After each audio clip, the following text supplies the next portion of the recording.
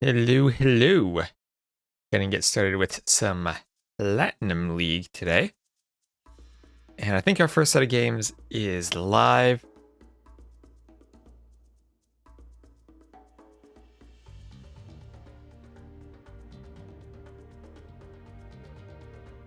And let's see, there are some Gold League games going on, but I think we'll maybe do them in between. There are quite a few Gold Leagues today, too. You got Song Song, Derp, Dogao, Overtaken, Bad Boy Heart, and Slam Whitecourt.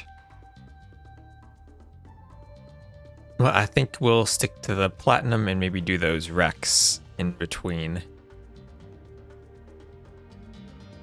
Or after. Maybe we just cast forever today. Oh, hello, Hatch. And you know, while we're waiting, let me open up the dashboard. And I don't think Viper is going to be ready yet. We could go watch what Nilly's doing. As silly Nilly is playing some games against Doubt while we wait.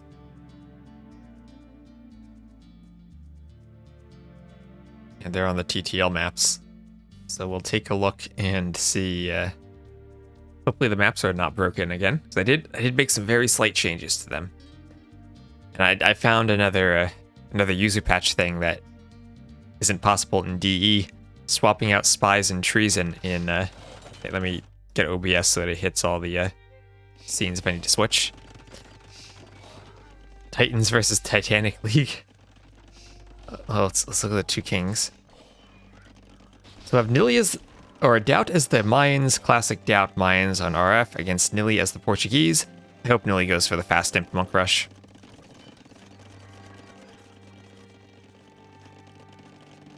Maybe I should add a bit more randomness to the farm positionings. I think like if I'm really gonna edit this map ever so slightly more, then I do it. But at this point, I think I'm really happy with how the map is turning out. I did take these forests and move them slightly further away from the walls. If you look on DE, they get right up next to the walls. And I did also make sure that the cliffs spawn a bit more consistently, but that's about all. We have a good 3 cliffs on this map, kind of in out-of-the-way locations. That one wolf in the middle. And Nilly's just gonna boom. Alright, so booming Portuguese against Mayans. Don't know if that's a good idea. I feel like the Portuguese don't have great answers to plumes.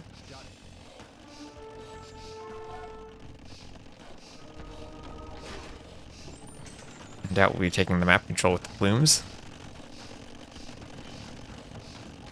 Oop, a score from the other day is still there. If I clear that, hopefully it's ready for Viper and Sebastian.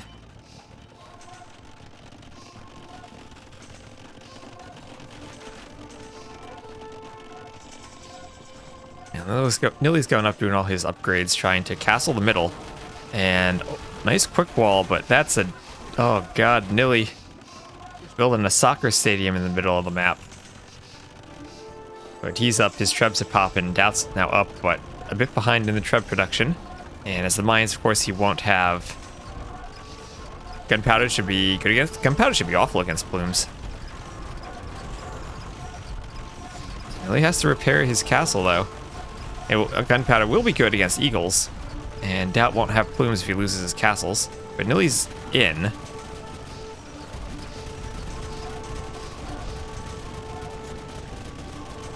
And he can just go skirms to fight plumes, but mines do have the better skirms. And eagles pick off the trebs almost, but Doubt can repair against that, and the skirms can finish the treb. And Doubt still does have 20 more vills. Portuguese going champion even. Okay, Nilly using the full tech tree there. If I remember from my quiz show with Masmara, they get fully upgraded champions aside from squires. Nilly's not in the Platinum League. He's just playing a best of 11 against a Doubt, and I'm just going to look at this game because we have another 5 minutes or so before Platinum League gets started. Yeah, no squires. And Nilly has controlled the middle of the map, and Doubt needs to be careful about where his king is. It's back in that town center. And he's expanding to the side, going for ranges for the skirms, barracks for the eagles, and a couple of castles for the plumes. As he actually has managed to sneak out here, and Nili has not noticed that Doubt is securing that hill with a castle and taking that gold. I did try to balance out the extra resources a bit, and Doubt doesn't care about that. He's just going to secure them with his castles and start taking them. So despite the early losses, I kind of like Doubt's position. If he needs to save the relics though. If Nili gets 5 relics, then it's probably over. Cannoneer is not paying attention. Eagles will snipe off at least a Treb here. They get 1, splitting up between 2 more. But losing a Treb, not what Nili wanted there. Losing a second Treb to one of Doubt's Trebs didn't have the Vils in position to repair.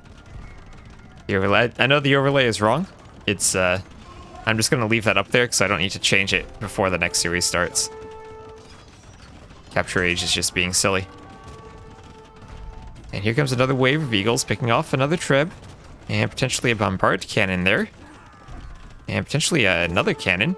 As the skirms, ooh, that's the low HP Treb. The skirms just need to finish it off, and Nili's losing all of his siege as Doubt retakes the score lead. And this is where I start to like Mayans. Really strong skirms. And really open map where they can use the mobility of their eagles and their plumes. Now Nili had to move his king to a back castle. Oh, but that... Imagine Doubt comes in with a few petards. I mean, it would take, what? Maybe 5 petards to get the gate and then get the tower, and then you have a few plumes to snipe the king.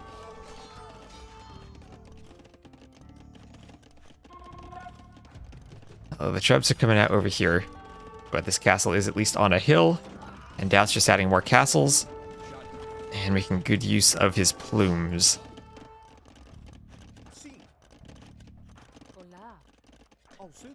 Now, you can do champs and hand cannoneers to fight eagles, but they don't have the mobility that the eagles do. And on Fortress, remember, it's not arena. You can run all the way around the outside of the fortresses. You have a lot of room to maneuver your army. And again, Nili with Trebs undefended. Doubt just doesn't have the eagles out there. He's on full skirms. Okay, 5 Trebs, 6 Trebs even. This castle should go down. Does Nili have any Fetorias? He does not. That'll be adding some ranges in on the left side. And score is still even. A lot of that gold has been mined for Doubt. He's trying to repair with 3 Trebs on a hill. He can try to snipe off some of these Trebs, but he needs to get a quick snipe. His castle's going to go down. But in the middle of the map, Nili's still continuing to push. Doubt is really trying to protect his Trebs and take out that castle in the middle. And I think he really does need to take out these Trebs from Nili. You have to be careful here. When your Trebs are packed, they die in one hit to enemy Trebs. Like right there. And the Eagles can pick off 1, maybe 2 more, and Nili's losing a lot of Trebs. Trebs are very expensive. And if Doubt repairs that castle, it should stay up. The Eagles are here to pick off more Trebs. And maybe even a cannon there. So lots of siege being sniped off for Doubt. If he pays attention, he should repair that castle. Doubt, don't lose your castle on your gold like that. Anyway, Skirm is still picking off the cannons. Doubt lost a Treb there. And now Doubt won't really have much in the way of Treb production. Just 1 castle and lots of skirms. So it'll be a skirm war, but the Mayans do have the better skirms. Well, Mayans are the classic Regicide Fortress Civ. And here's where Doubt losing that castle will hurt, because now his gold will be raided. A few Eagles coming out, and Eagles, they're the unit you can kind of add in even when you're low on gold.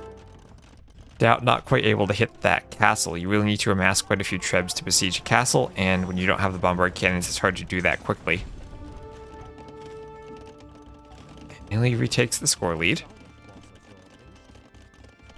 Doubt, though, still mining that gold at the top right. Nili not really taking control of the map, and he's able to add in some barracks and get some raiding done. And I still like the way Doubt is controlling the map, even if he has to long distance mine that gold. Dealing with the champions will be difficult, though, if you can't add in plumes. Plumes are the Mayans' answer to champion. And right now, Doubt on only one castle, and potentially at risk of losing that castle. Needs to get the champions out so the Eagles can snipe the siege. Champion numbers are starting to dwindle. There are some more in the back. And you don't want to fight the champions, you want to be sniping the siege. And that's exactly what some of the Eagles at least are doing. As one cannon goes down, but you just see how the champions absolutely shred the Eagle Warriors there. Really trying to wall on the left, but he is still open. And Doubt still does have a few plumes there. Oh, he does have this castle here. And Nilly going to finish mining those golds. Is El Dorado in? It is not in. They only have 60 HP. But we're getting Elite Plume now, and that'll help to deal with the champions and Skirmisher Elite Plume. Kind of what the Mayans want to be going for. And cannons running right into the skirmishers. That's sloppy from Nilly losing 2 cannons there.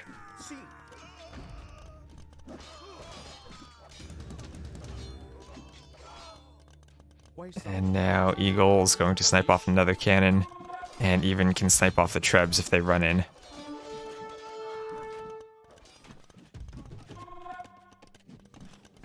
He wants a barracks right in the middle, and here comes the Onager for him. That'll give him an answer to deal with the skirms at least. But there we go, El Dorado for the Eagles. Doubt doing all of his upgrade, and Doubt still has 2,300 gold in the bank. And now, as some of the champions are cleared, if he could get one good push of Eagles, he could clear the Trebs and clear this army. And at the same time, he is starting to push into Nilly on the left. Nilly does have those 2 castles in the middle and is making onagers, but if Doubt could get a good push into this base, gotta remember that king is there. King down here also for Doubt, though. Nilly's champion is getting close to it. Hello, Mr. Yes22.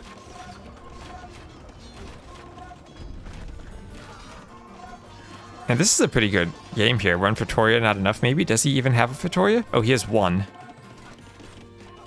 That'll be useful as he starts running out of gold, because Doubt's still mining the gold in that corner, has mined the gold in that corner, and Doubt still does have his own gold to take if he can secure it. Losing that castle, not repairing it, though, I think is really going to hurt him.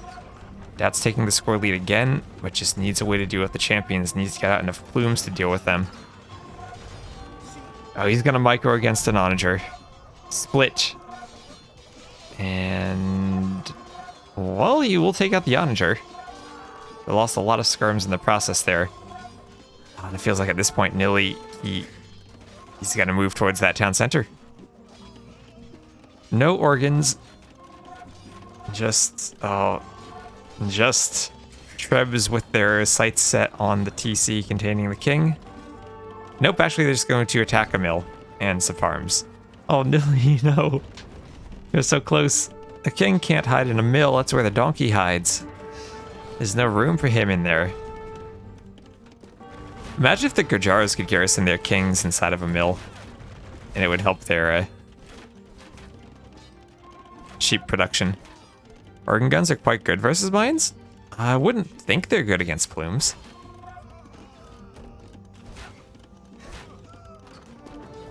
Or even that well against eagles if the eagles can get us around on them. And here we see now the plumes. As long as they're microed, can deal with the champs very well. As long as they're microed. And so far, they've dodged everything. Oh, Doubt. What is this micro? The split.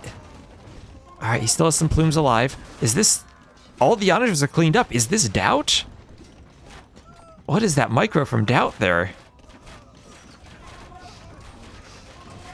Well, Nilly continuing to destroy TCs. Oh, where'd the king go? Doubt lost the relics again. Where is Doubt's king? Oh, it's up here in this castle. He ran it away. He's keeping it safe. He's aware he knows how to play Regicide Fortress. Nilly's king. Where is that king going? And it's going into the castle. Alright. Now he's got to be careful not to ungarrison it. Yeah, oh, the Khmer Kings can hide in houses, yes. That they can.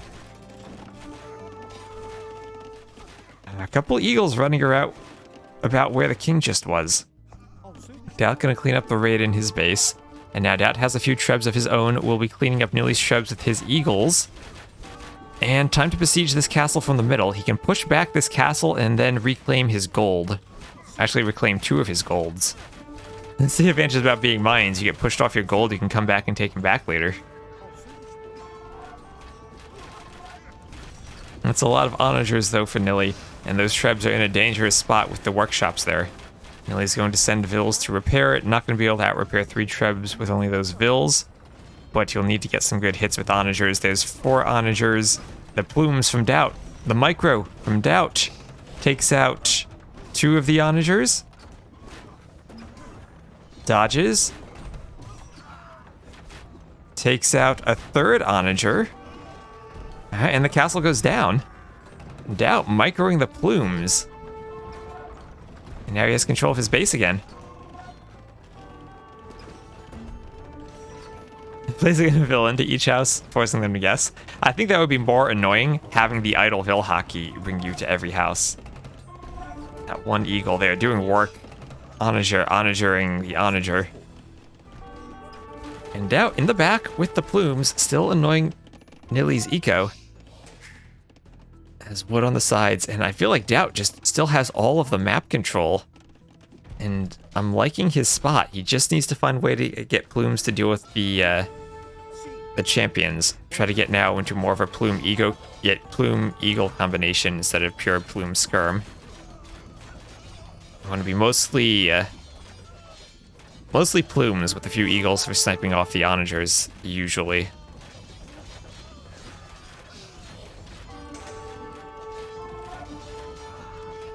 Hard to make the ram transition against champions, as Nilly's going to try to keep taking the middle. But he can't dislodge Doubt from this side of the map. If Doubt could get a treb or 2 over here to start taking out TCs or working on that castle, he could give himself more room to push in.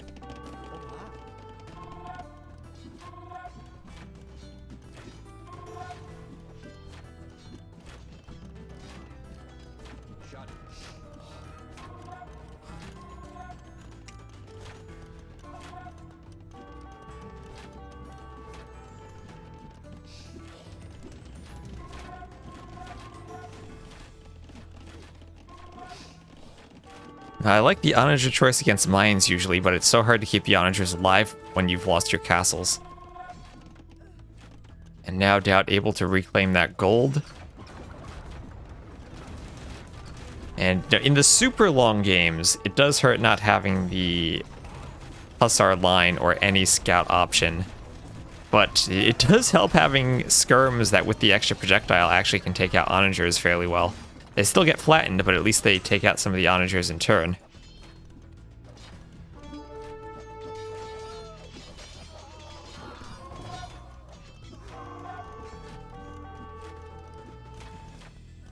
I feel it was just so costly for Doubt not repairing that castle early on. If he had that castle, he would have had this gold this entire time. And now champions, they are pretty cheap. You can keep adding them in when you don't have much gold left, but that is exactly what Nilly has. Not much gold left. He has 1 tile left to mine, just about 80 gold left there, and the rest of his gold is taken, and he'll be relying purely on that Fatoria.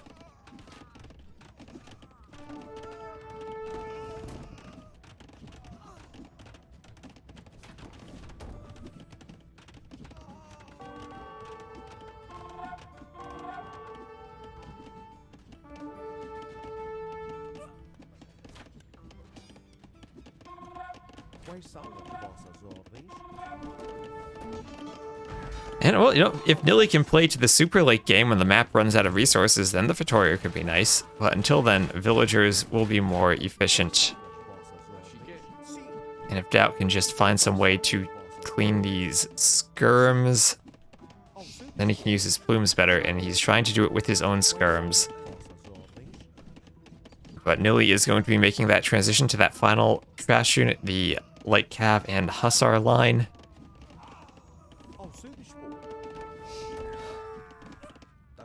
Yeah, Mayan skirm's probably the least skirm you want to fight with that line because of that extra javelin, but still will be useful, and perhaps even more so than the onagers because you're not going to be wasting gold. I has ACCM in the scoreboard because he was in the scoreboard yesterday and we're just casting one game before Viper's series gets started.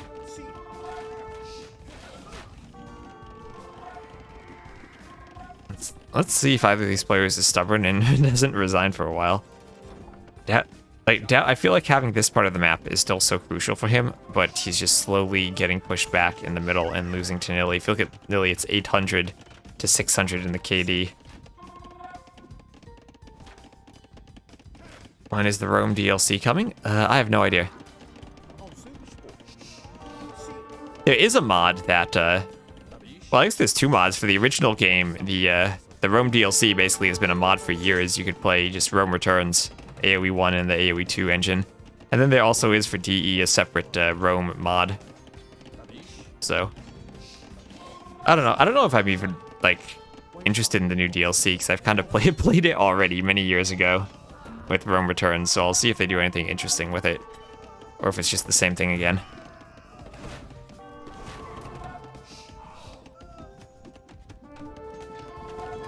Yeah, probably after the console port that's supposed to come out, but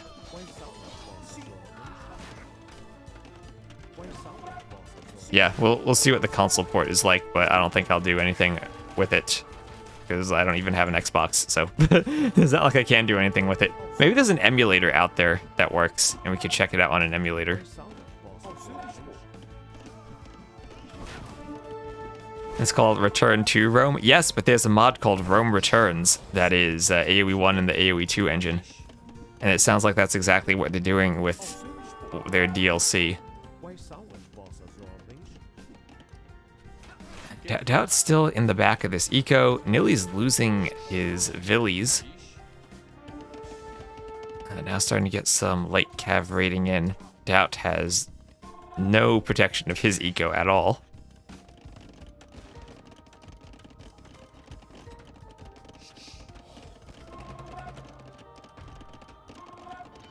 It's just going to be Xbox, not PlayStation or Nintendo. It will be on Xbox, but Age of Empires 2 actually is on the PS2.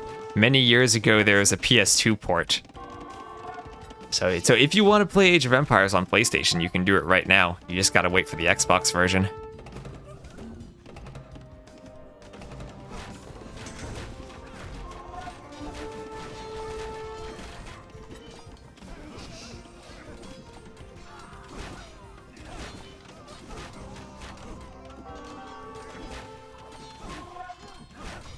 The PS2, probably a 75 pop cap. I don't think it had all of the features. And Nilly's gonna call the GG. And Doubt wins it. Alright, Doubt. Never doubt the mines on Regicide Fortress. If you look at that economy, about 4,000 more gold collected, 2,000 more stone. Part of that's being the mines, a lot more wood. But part of that was just that early map control, mining the gold that probably should have been Nilly's, and also mining the stone over here that probably should have been Nilly's. So good push initially. Was actually kind of close to getting Doubt's king, but couldn't quite get it. And well played from Doubt. PS2 is the best console there is. Alright, we'll actually check out the real games we're going to cast though. Viper is starting off on TTL 2 Arabia versus Sebastian. And it will be Chinese versus Mayans. I'll grab their drafts after this, but welcome to game number 1. It is play all 3, so we'll get all 3 games no matter what. And oh, look at this. I do like this Arabia a lot more than a DE's ladder version. Not completely satisfied with the forests, but I'm okay with them. Resources are not on grids. Hills are actually a bit plateaued. And about 5 minutes in, we'll join as Viper is pushing a deer to his TC. And he'll be playing as the Chinese against the Mayans of Sebastian. Mayans will be going for the early barracks and the pre-mill drush. Chinese usually weak to that very early pressure just because of how awkward their start is. It takes a while for the vills to pay off. And also, if you are pushing in these deer early on, it can be harder to scout and react to that drush.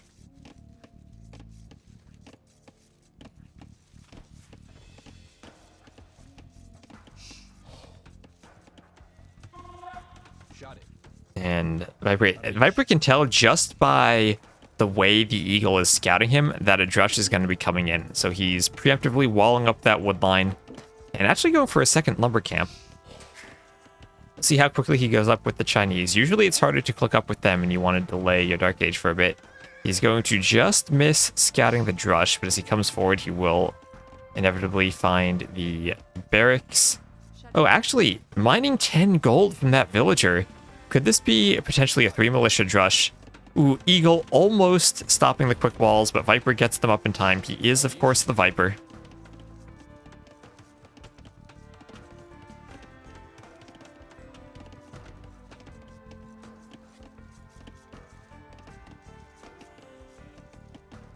And Sebastian will be safe at his back wood line. Viper didn't actually see the barracks right there. Doesn't quite know where Sebastian is walled, but might have had a pathfinding issue with the scout running back. And the militia will just be running around, laming the deer. What a lamer. The deer's going to walk back just to find more militia. Viper will add in another house, walled a bit by his wood line. We'll finish walling that in. And both players are up at just about the same time. Viper with a bit more idle time, but as the Chinese, only 22 seconds of idle time is pretty good. Oh, but the Viper isn't fully walled. The 2 militia, Drush, and the Eagle are in on the wood line. He does have Loom, of course, because he's the Chinese, but he will lose 1 Vil. And will he lose a second if the militia can pathfind? He needs to block and keep that Vil back from the TC. I think that Vil will get away. But Vil kill for the 2 militia drush. Viper not fully walling. He overchopped the tree. And, well, good value out of that drush so far from Sebastian. Forced up a lot of small walls and even managed to get a Vil. Forced some Vils off of the lumber camp. And forced Viper to be chopping those stragglers around his TC.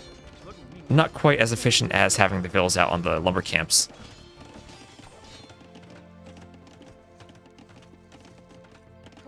Now Viper will be moving out to mine some gold. We'll palisade those Vils in.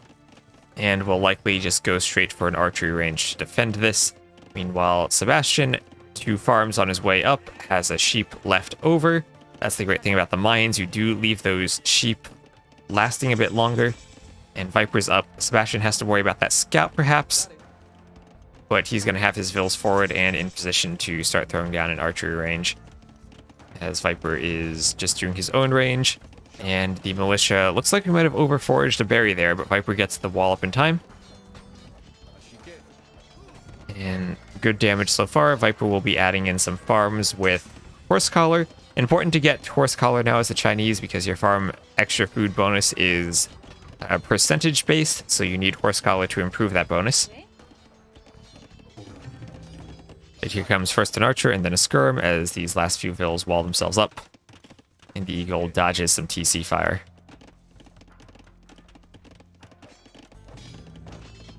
So Archer will be there to clean as we have double range even for Sebastian, double range before the blacksmith. That's what you get with the 2 militia drush. You have the eco to add in those 2 ranges right away. And the question will be how quickly does he follow up with fletching? Viper himself, though, not going to get a fast fletching either. Just going to fend off the drush with the archer and the skirm. Add in some more farms and won't have the eco for the blacksmith and upgrades yet.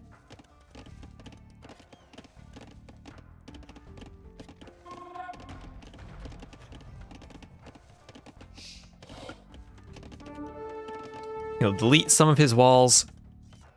Let the Vil get back to the gold. And Sebastian will start coming forward with this archer skirm mixture. One of the nice things about having the militia alive is that you can kind of use them to push back skirms, and you can be a bit more greedier with your archer mixture instead of going purely for a skirm.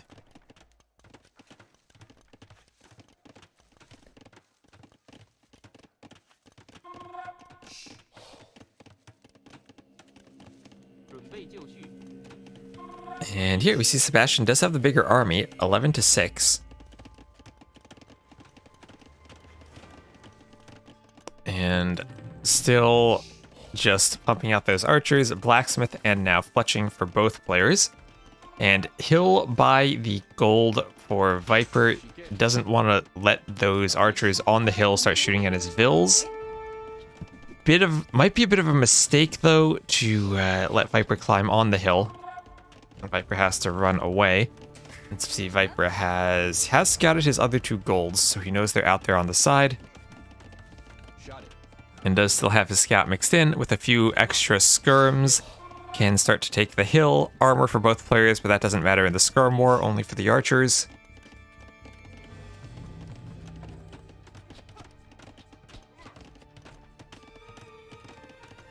And the first blood there, as Viper takes out a unit from Sebastian, and Viper had lost that Vil earlier. But still, he is the Chinese, so he does still have a 1 Vil lead despite the loss.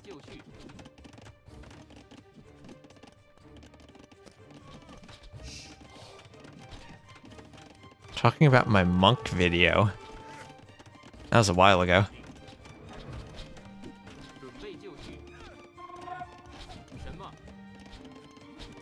Anyway, Archer goes down. And quick gate. Going to trap this army as Viper likes his position on the hill. And going to take as good a fight as he can, using the scout and a few vills to help out. Deletes the gate.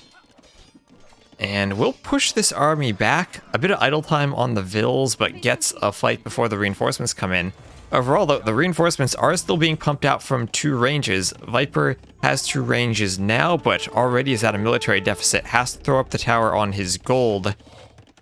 Will he be able to get that up? As the skirm army here from Sebastian, still quite formidable, but he does get the tower up, so he is safe for now. Does still have the Vil lead. And Sebastian has had to idle that TC quite a bit. Even as the Mayans, 57 seconds of idle time. Viper has only 32 as the Chinese. Very nicely managed food economy, keeping the TC running. Oh, that one? Yeah, the Bloodlines is a scam. Scams you out of half HP.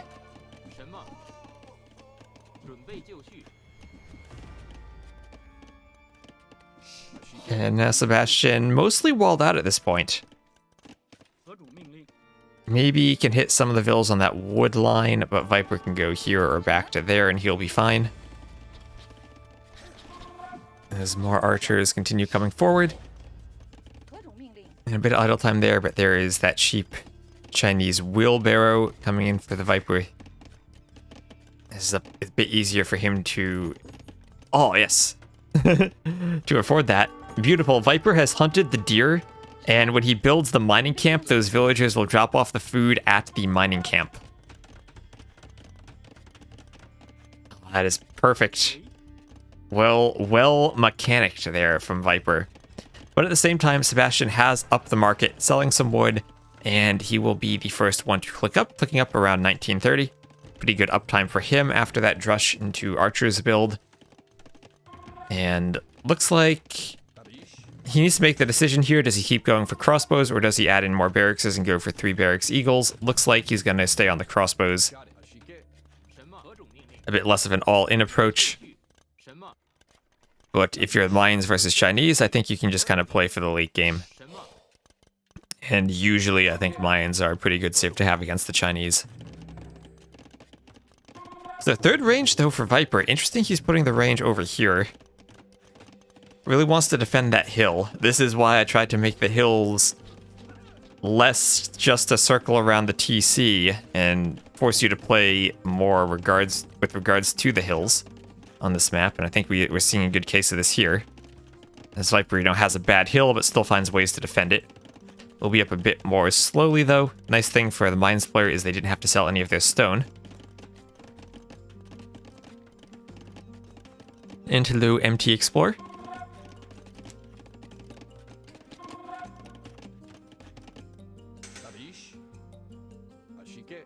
Now, Archer army for Sebastian trying to come around on the right. What he really wants is the timing here to get up, do crossbow bodkin, and then get the skirm upgrades.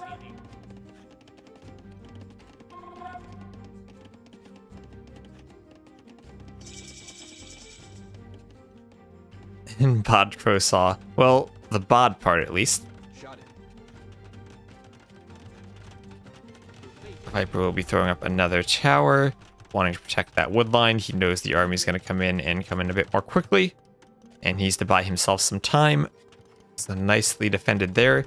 Puts archers in the tower so he doesn't even need to idle any of his vills. And now even if this becomes crossbows, it will be kept away. And Tadea, thank you for subbing with your prime sub. Welcome to the Baltic Fleet. Podcrow wheel saw. There we go. And Viper might need a house here. But other than that, he is pretty safe and very well walled up. Actually, he doesn't need a house there. There's nothing over here that can hit him. So, good job keeping his base safe. Sebastian tried to sneak a crossbow behind that wood line, but Viper's not having any of that. Just keeps his skirms out there to take care of it. And now, Thumb Ring along with bodkin and crossbow. So as the Chinese, your techs are cheaper, so you can afford Thumb Ring pretty well, and he's going to do it. And that's going to help him take these early fights. If he takes a straight-up fight, he should now win, and should do so quite convincingly.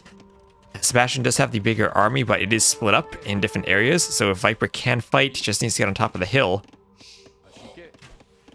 You can't really tell that your opponent has Thumb Ring until too late. And yeah, Viper's doing a good job using that Thumb Ring here. And I think this is going to be a pretty good fight for him. Both players will lose a lot of their armies, but Viper was down in numbers to begin with, so if you're down and you still take a good fight, that's good for you. Has to abandon that wood line and come forward with a few more skirms. And I do wonder if he'll be getting elite skirm, but going for ballistics. So 3 ranges, Thumb Ring and ballistics, has the armor already. Viper's just going to be pumping out archers as well as he can. Sebastian goes for a defensive mangonel and a second TC, a third TC even. So Viper will be on a timer to do some damage. And if he can clear this army, he might be able to do that damage. Sebastian still does have the military lead, but Viper can dance his crossbows a bit with ballistics and take a much better fight as long as he micros. Some of his army is still forward. That mangonel is going to take a long time to go across the map. Viper still does have that score lead, but Sebastian is starting to pull ahead in the vills. And I'm just wondering if we're ever going to see elite skirm for Viper, or if he's just going to go full-on crossbow. Oh, and the Froman Guard, thank you for the raid. Welcome, we're watching the Viper be the Viper here.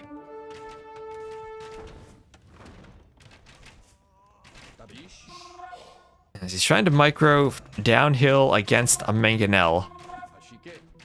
Can he pull it off? No vills to repair it. Mangonel's got a couple of shots in, but I think Sebastian is losing some of his army. You see how Viper is splitting, like microing every unit individually here, basically.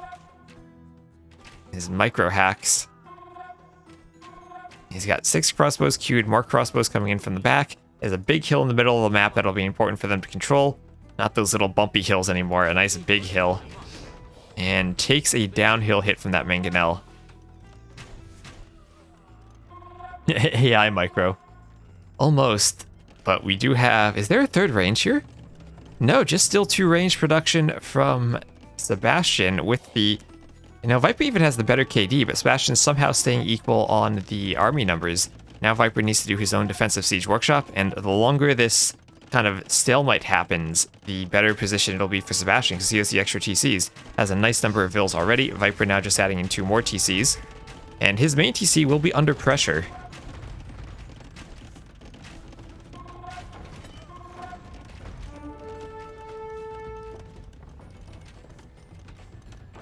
Oh, were you playing in some Huang Rush games there, Froman? Nice mangonel shot there from Sebastian, and Viper now needs to go back to this hill to defend. Still no ballistics, though. And Viper's going to try to use his crossbows to pick off some reinforcements. Still microing like a madman on the hill.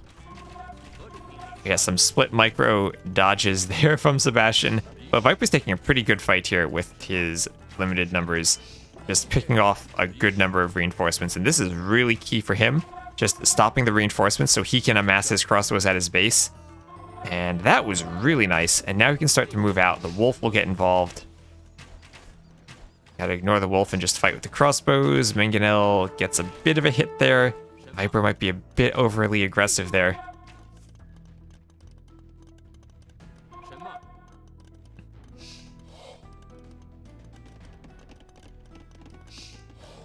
But still pumping out the crossbows, now has his own Mangonel. Needs to make something happen soon though, down by 20 vils. And adding in his own market, hasn't marketed yet. And dodges? Even when downhill. But that's a very low HP Mangonel now. Ends up using that Mangonel to help the crossbows trade off the other one. That Mangonel will get some more HP added back, but now it feels like Viper at 20 to 17 military with his own Mangonel finally starting to get in a good spot. The hill bonus still helping that Mangonel stay alive. Viper needs one more shot. Oh, it goes down. Doesn't even trade off his own Mangonel for it. Vil goes down, and now Viper is starting to take the middle, take the initiative, and take this big hill. And we see just how crucial it is to control these hills on Arabia now. Shot goes over the top of the crossbows, and with the hill bonus, they can start to take out the Mangonel, even with the repair Vil, and it goes down. Another Mangonel dead for Sebastian, doesn't get too much value out of it, and Viper can continue pushing forward with his siege. And might even be Viper's turn to start building his workshops in the middle of the map. Problem is, though, we have Imperial Age just now. Those resources went away. It will be queued behind a villager there at the TC, and there it goes. Sebastian, with the mines, is up to Imp. Viper has a small window during which he can now do damage before we have Imperial Age mines with Arbs. And we also have a castle about to come up too. If Sebastian can get up a castle, he can keep himself safe. And Sebastian might be able to take a game from the Viper here. Where can he get the castle? Viper already is securing the hill. The castle will be downhill, but it'll be in front of the farm eco, protecting the gold a bit as well. And with the Mangonels, with now 3 ranges of his own, he has a lot of excess production. He could add in a 4th range and try to even up the production. And can Viper stop the castle? As Viper doesn't have much food of his own.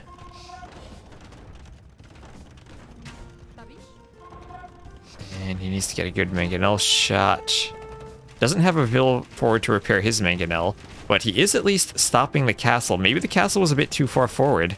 Maybe deleting a farm, putting it back here could have been a better location. Oh, Mangonel doesn't get a shot off. Finally, it's Sebastian's turn to get a good Mangonel trade. And the castle will go up, and that will slow, at least for the moment, Viper's push. Now, all the crossbows are inside of the ranges still, so they're going to not pop out until the Arbalest upgrade is researched, or as I say that, he pops them out and they take a Mangonel shot. Ooh, another Mangonel could go down there. Again, nice micro for Viper, and yeah, the early crossbow ejection has led to their deaths as another Mangonel goes down. Viper still with the score lead, although that flip will flip just as Sebastian gets up to Imp. And now Viper has to retreat, buy time for he himself to click up to Imp. Still a 20 vil difference, but it's not like Viper has no villagers. He can go to that wood at the back of his base, have a nice safe lumber camp there if he has the wood to build a lumber camp. And the big score difference now is because Viper isn't up to Imp yet. And he can continue being a bit annoying with his crossbows, just needs to make sure he doesn't take a fight against Arbs. Can force Vils to idle a bit, get off that stone. And some of that 20 Vil difference was just spent on Vils trying to throw up the castle as fast as they could. And now adding the castle to the middle of the map. He'll be securing this hill, and Viper will be securing the hill to the right, taking the gold and the stone out there.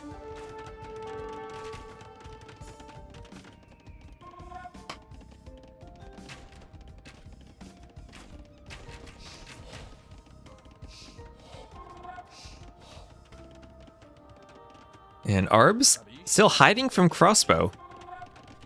That's what the micro of the Viper does to you. Makes you hide your Arbs from crossbows. So TC out here in the middle of nowhere, just to protect Vils.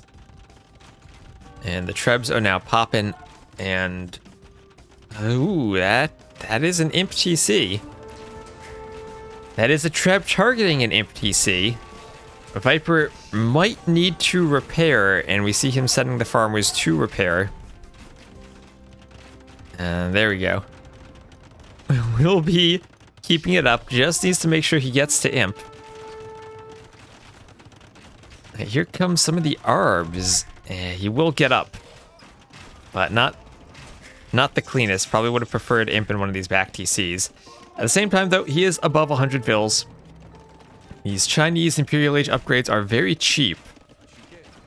And he just needs to do Bracer and Chemistry and get out his Arbalest upgrade. Has Elite Skirm too. And you know, even with their Elite Skirm with their upgrades, Mangonel pops out of the workshop, forces the Arbs to micro. Doesn't get a hit, but still forces them to micro and be taken out by the Skirms. So it loses the TC, but he's already abandoned this area of the base, and nice around here will clear some of those Arbalists with his Skirmishers. And at the same time, his crossbows can come forward, and still, crossbow Arbalest upgrade is very expensive these days. And take not the worst fight, but he doesn't want to commit to that with the Arbs there. Arbs with their upgrades. Ballistics! No ballistics for Sebastian all this time, and Viper will just be pumping out more ranges. Look at his scout. I was going to say, has he scouted that extra gold? Of course he has, putting the TC there right now. Castle nicely positioned on the hill, so Viper will be able to defend it from the Trebs for quite a while. No HP upgrades yet. But here we are, Arb and the armor and some Skirms, and this feels like it could be a good fight for Viper with the Skirms mixed in, as long as the Skirms are attacking Arbs. You have to make sure the Skirms are attacking the Arbs and not the Trebs, and Viper, you know, you want, as tempting as it is to try to clear the Trebs to keep your castle alive, you need to focus on the army. You can clean the Trebs later. And there's a Treb for Viper. We have a castle foundation here for Sebastian. Still throwing his Arbs into this fight, and Viper not winning the fight like he might have wanted to. Still have 19 Arbs there, and 7 Skirms, 9 Arbs. This feels like Viper is starting to fall apart there. 4 Trebs, he's not going to be able to repair that.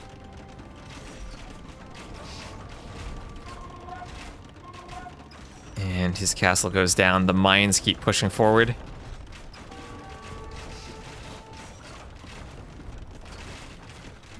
And his Treb will be taken out, not being repaired. Still, though, Viper is clearing this army slowly but surely. It's a cheap army of Mayan Arbalests. Viper does now have handcart. He is still expanding to the sides of the map.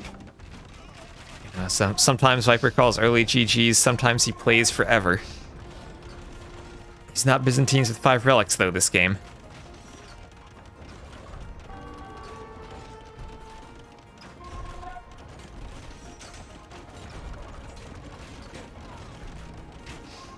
Vil goes down, who's attacking the range. And now Sebastian might have wanted that gold, but he will discover Viper already has castled it and TC'd it. And 160 Vils, that might be a bit of an overboom.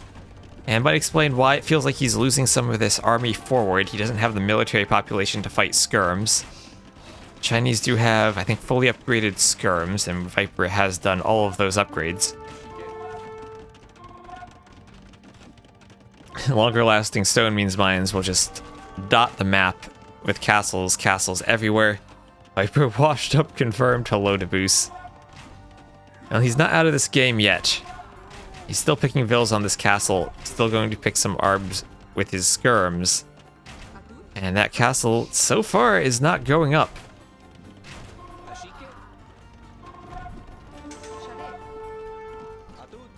And looks like it had to be deleted there, or 2 Trebs might have even destroyed it. Sebastian does still have some stone.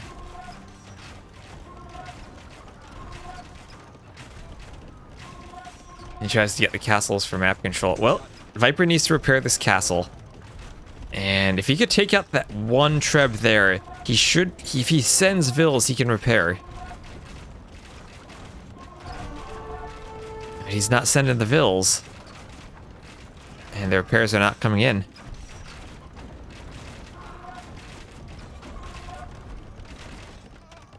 Now, Viper has now got up to 130 vills. Problem is he doesn't have the map control, and the Mayans player does.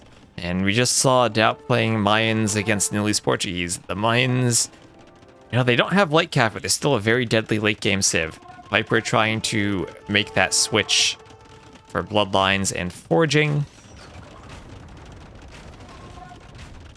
The Chinese do have a full blacksmith, I believe. They just get light cav instead of hussar.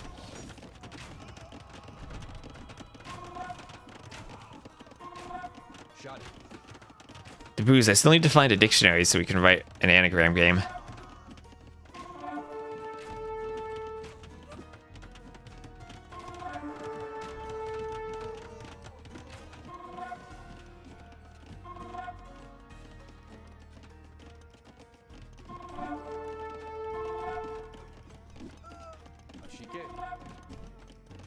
And ooh, that's going to be a forward castle.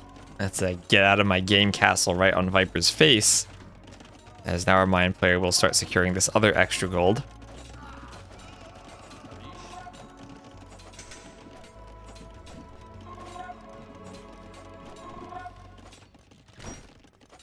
And the light cav pushing the, or not even light cav, just scouts for the moment.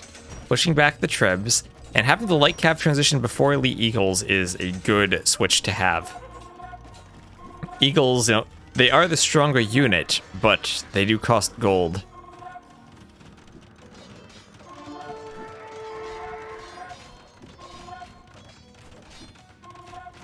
One more castle in the east. Well, it is Viper who's putting up the castle in the east. And this neutral gold still out there for anyone to take. Sebastian will have a gold to the west, well within his line of sight. Viper hasn't actually scouted that.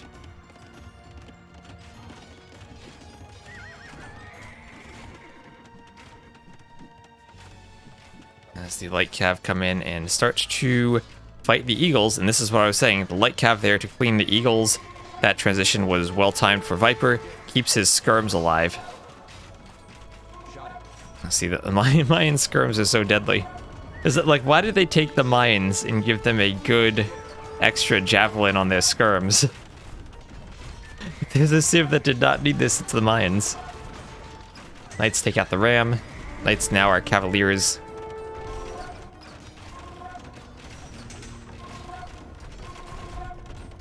And now, Sebastian, in this Treb fight, this will be a crucial fight. Viper needs to keep his Trebs prepared. You always want to be attacking a castle with Trebs and not attacking Trebs with Trebs. Now, can Viper keep the Trebs alive as Eagles come in? He's trying to get back. The castle stays up for the moment. The Eagles will take out 1, 2, and all 3 of the Trebs. And that there might be the end for Viper, as his score is falling apart. He still has some gold left in the back. But now the Mayans are really going to be able to Mayan their way forward. Plate mail armor coming in. That'll be the final armor upgrade for the Eagles. And now the Eagles can just be tasked into the eco to raid, while Viper has to keep his army in the right to protect his castles and try to secure that gold.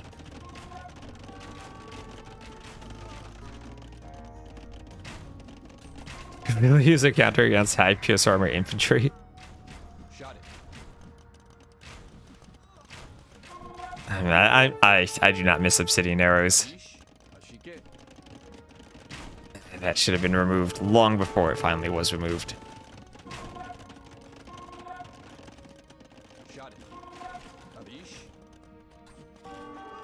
Now the Eagles are getting in, and this is what I was saying, the Eagles now can just run amok throughout Viper's economy. Cavaliers have to peel back to defend, but that's going to give Sebastian an opportunity to fight on the right.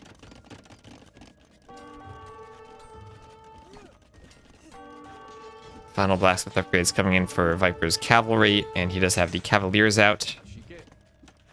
Cavaliers should be able to deal with elite Eagles. And at the same time, Viper has some skirms out by that gold. Maybe he's surprised Sebastian isn't taking it. Sebastian, though, focused fully on the front gold. As here comes some light cav trying to take out some forward vills, break down a gate. And now it's time for the light cav. Sebastian has to make that switch into halb. And light cav going to do some work as the cavaliers come in from the side. And if the halbs can be taken out, then the trebs will go down. But just enough halbs there. One treb goes down. Can the cavaliers finish off the treb? They can. So this castle will stay up for the Viper. And he needs to now play this so that it goes into a long trash war. But long trash war against a mine player who still has an extra gold after having taken the first extra gold. That's going to be a rough one for him to win.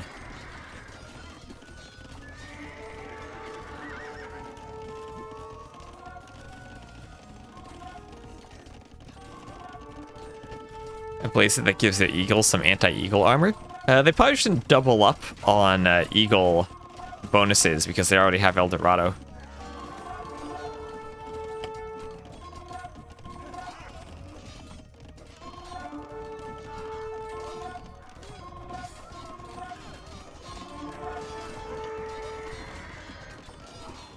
Give them something useless, like allow them to train stables so they can make Shalot warriors.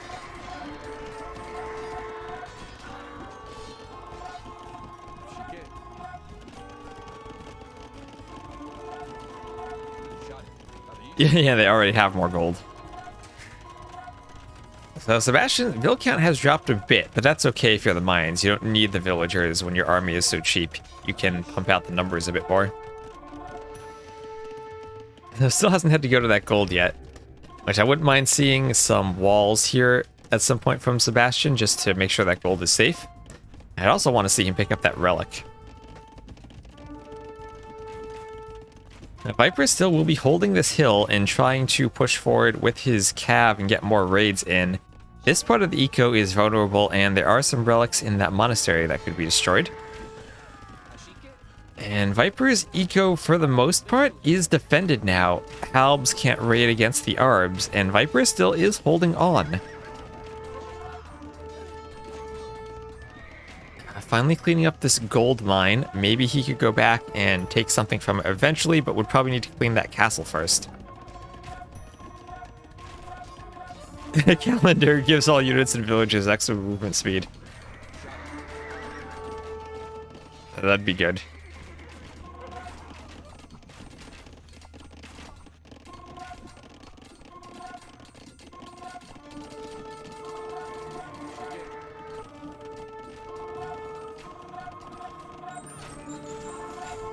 I actually think that could be like a thing for plumed archers. Slow them down slightly in early castle, but have a tech to speed them up.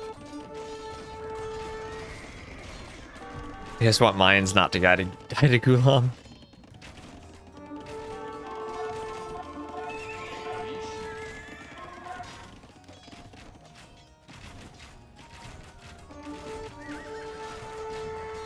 Anyway, here come the raids. But if there's one thing Viper it's used to, it's defending his eco from being raided. We've seen him do that for hours on end in a few games we've casted. And now it's Viper's turn to start getting some raids, and Sebastian's losing vills down to 84, 85. And he has some halbs out to clean this, but needs to start adding in some more vills of his own to replenish his losses and keep his farms going. Sebastian, pretty much out of resources right now, doesn't have huge queues. Viper still does have 50 farmers working and has a lot of light cav queued. His base is secured. And a castle even will help defend against that army of eagles. 2 trebs are out, and if the eagles die to the castle, they won't be around to protect the trebs, as that castle no HP upgrades. And Viper's ready to start sniping it off. Needs to protect his trebs though. Don't send your trebs unguarded by barrackses. And here comes some halbs to start attacking them. And Viper might be a bit overzealous with his trebs there, but while the halbs go for that, the light cav can come and again fend the villagers off from the gold and start hitting the trebs. And the skirmishers, can they keep the trebs alive? They can't keep both of them alive, but can they keep one alive? They might be able to. Sebastian's out of stone, and he's out of gold to buy stone. This castle might finally go down. Viper's using the market like a madman. And he will clean this castle up. Sebastian cannot afford to repair it. Down it goes, and now, crucially, Viper again has what little gold is left on those 2 mines.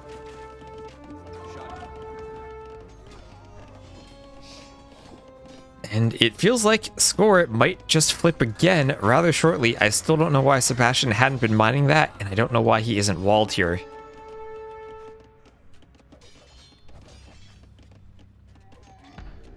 Those camels just chilling out.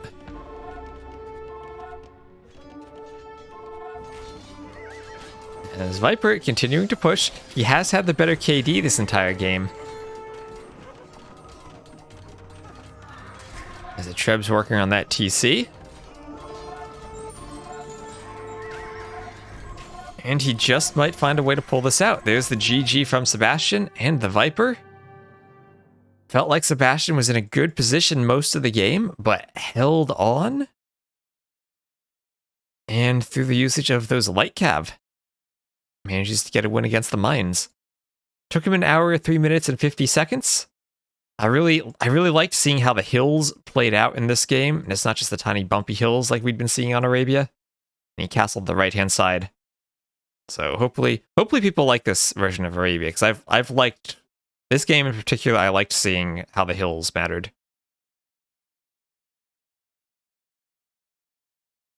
We'll head over there, check these stats. Better KD for Viper. Better Army High 2, was taking some good fights. Better Eco for Sebastian, pretty much all the way around, especially with 7,000 more gold. And over 1,000 more stone, but couldn't turn it into the win.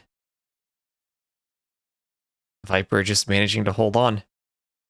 That's the thing. Sometimes people get really caught up in raiding Viper, and he ends up defending from the raids very well, and the raids aren't as effective as you'd want them to be. And just hanging on by a thread. Keeping that one castle on the hill to protect his wood income. Because if he had lost this castle, then all of a sudden he loses all of his wood access. And, no, close for Sebastian, but can't quite finish it off as well. Tab out, give Viper that win, and I'll also, let me grab the Civ drafts.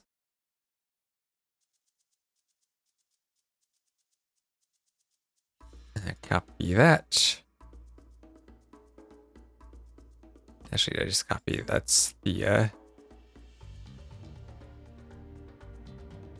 civs.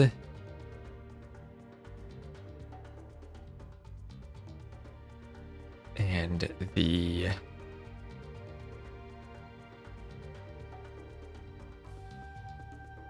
maps, and there we go. And we'll give Viper that win with the Chinese, a loss with the Mayans. And Viper picked Arena as a home map, Sebastian with Arabia and Cross as his home maps. And I have to say, I liked that Arabia. I liked it a lot.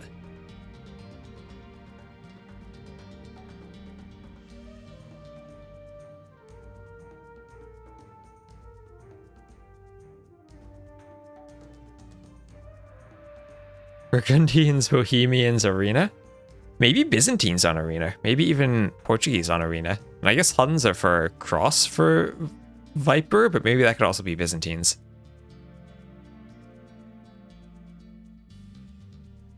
We might see Britons on Arena for Sebastian. If Viper uses Byzantines for Cross, I think Britons would be a good Arena civ. I think they're good against Portuguese, and I don't know against Burgundians, to be honest. But I think they should be pretty good if they can get to their longbow halb combo. Huns versus Mongols on Arena. That could be a Cross matchup. Could be Dravidians for Cross, though.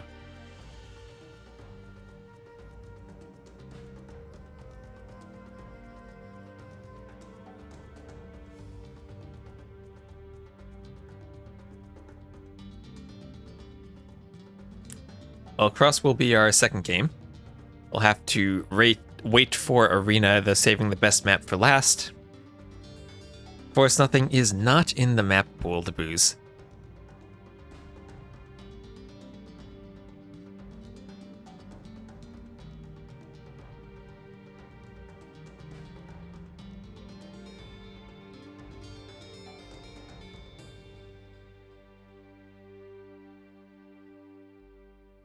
X256 force nothing. That's the Tatoh tournament. Bog Islands is not in the map pool either. We do have shoals that just have water and shallows, but no bog islands. And oh, I didn't launch the game because I didn't leave the last game. Oh no. Now we're launching.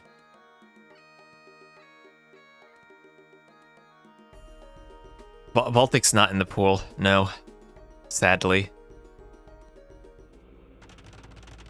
And here we are on cross. Sebastian, blue Dravidians, Viper, yellow Huns. So fish in the corners for them. 8 fish per lake.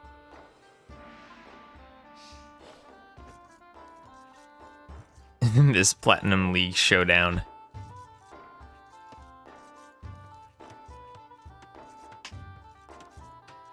You know Arabia now has a giant lake in the middle? It's just we've had dry Arabia for so long, it's time for wet Arabia.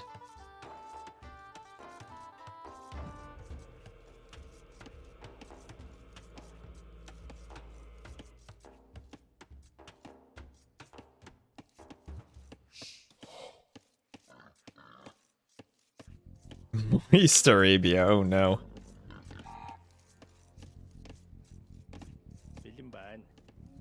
That sounds horrible. Anyway, lots of extra golds on cross. But very open map here for Viper, can wall to his TC. But the front will have a few hills by it. Sebastian, wood at the front he can use to wall, and also can come back. It might be hard to wall that gold in. Sometimes you even see players wall across the entire map on cross. Arabia on Shoals. Shoals is in the map pool, indeed.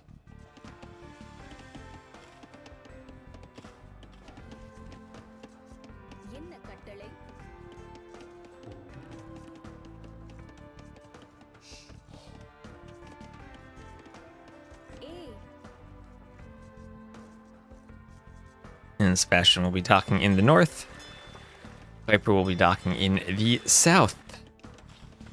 Arena, but it's all on the buildable water, but the walls themselves. I'm not arena, but the walls just can't be destroyed. So you got a siege tower over them. Now, Viper's main gold is a bit forward. The extra resources are spread usually pretty evenly around the map. We'll have one here kind of by Viper, one, I guess that's kind of accessible to either of them, maybe closer to Sebastian, and one here very closer to Sebastian. And Viper will have that extra stone over here on the side. And then Sebastian will have an extra stone there too.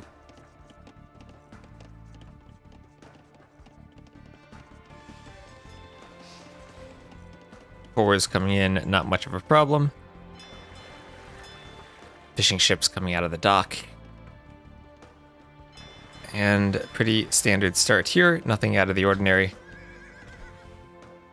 Sebastian doing a nice loop around Viper's TC. Viper with 6 on wood.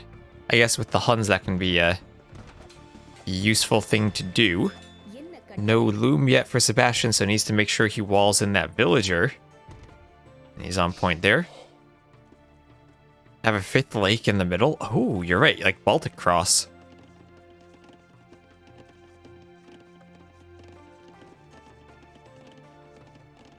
That'd be like 5 Baltics.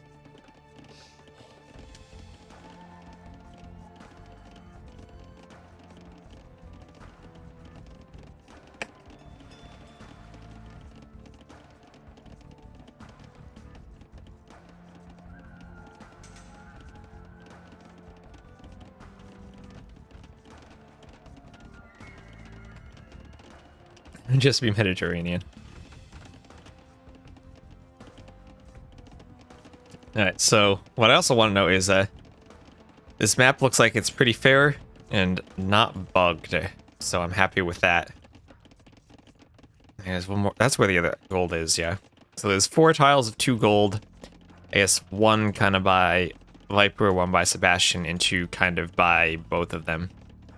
A bit more equal. So, good map generation. That's what we always got to check and make sure that I haven't broken anything. When will we see Arena in any IRL maps? You mean like Byzantium Arena? Texas Arena? Oh, Texas Arena. That sounds like a good map, Texas Arena. We'll have to set that up sometime.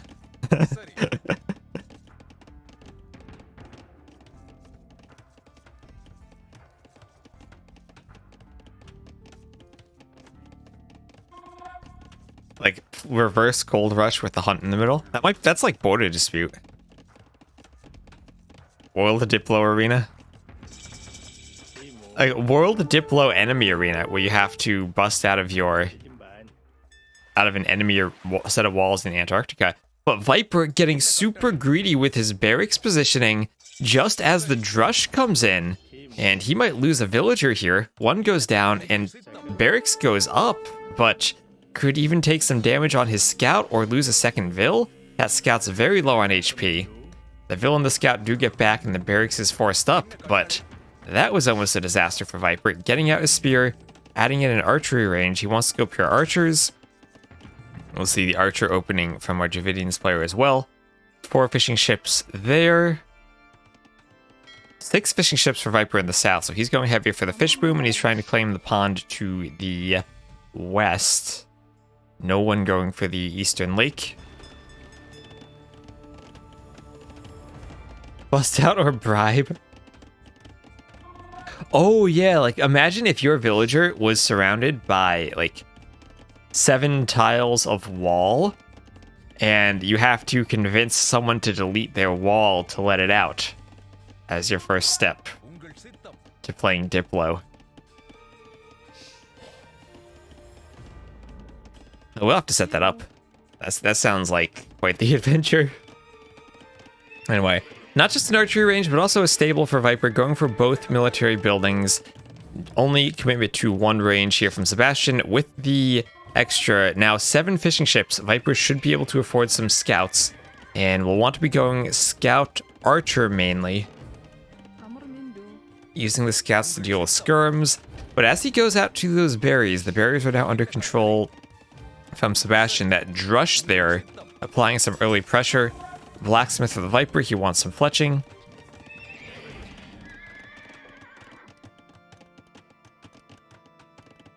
Without a peacetime, oh gosh. Imagine like a 40-minute treaty in that game mode. You couldn't even bust out until you convince someone. Oh, that would be... We gotta set that up sometime. That will be glorious. Now the spear coming forward for Sebastian, it's crucial that Viper picks off the spear. And he doesn't. The spear gets a poke in and a scout goes down. That one spear is the crucial part in all of this micro. How does Sebastian keep the spear alive, and how does Viper snipe it off? It has a tiny bit of HP left, and Viper get a shot on it.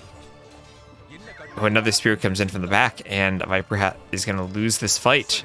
This feels like it's going well for Sebastian. Viper's own spear is getting javelined down by the skirms, and needs to get out a few more of his own archers if he's going to make this combination work. Oh, some skirms, though, getting overzealous. Sebastian not paying attention to them. The players will start microing on the left, and we have a pause. And hello, John the Impaler. He is your countryman. As I don't see the players saying anything in the chat. We just have a pause here. Hopefully this isn't DE dropping me from the game.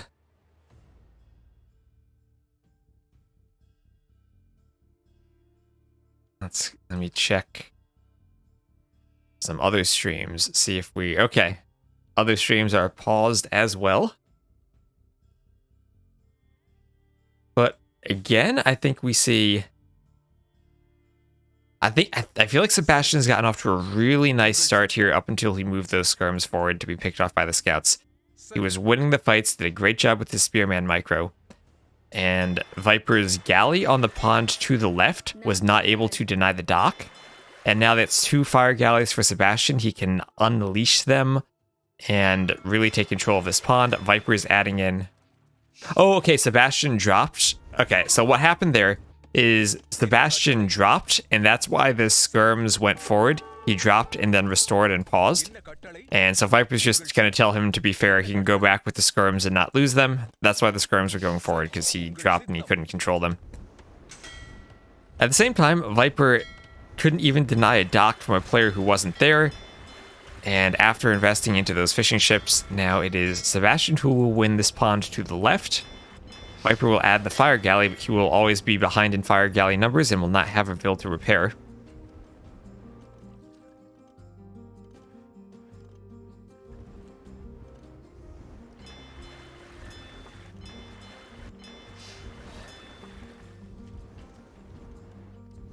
And oh, what? How did that villager get there?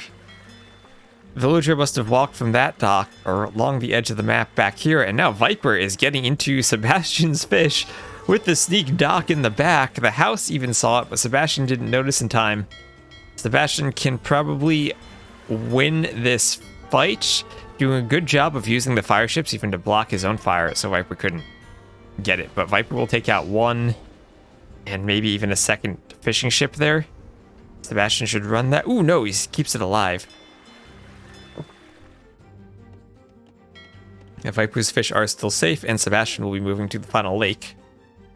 So, nice sneak there from Viper, but we'll need a demo to deal with fires before continuing his own army production there.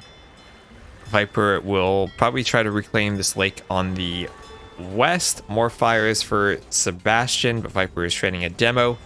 We'll see, will the demo amount to anything? Oh, his skirmishers moved the fires away just as the demo would have popped.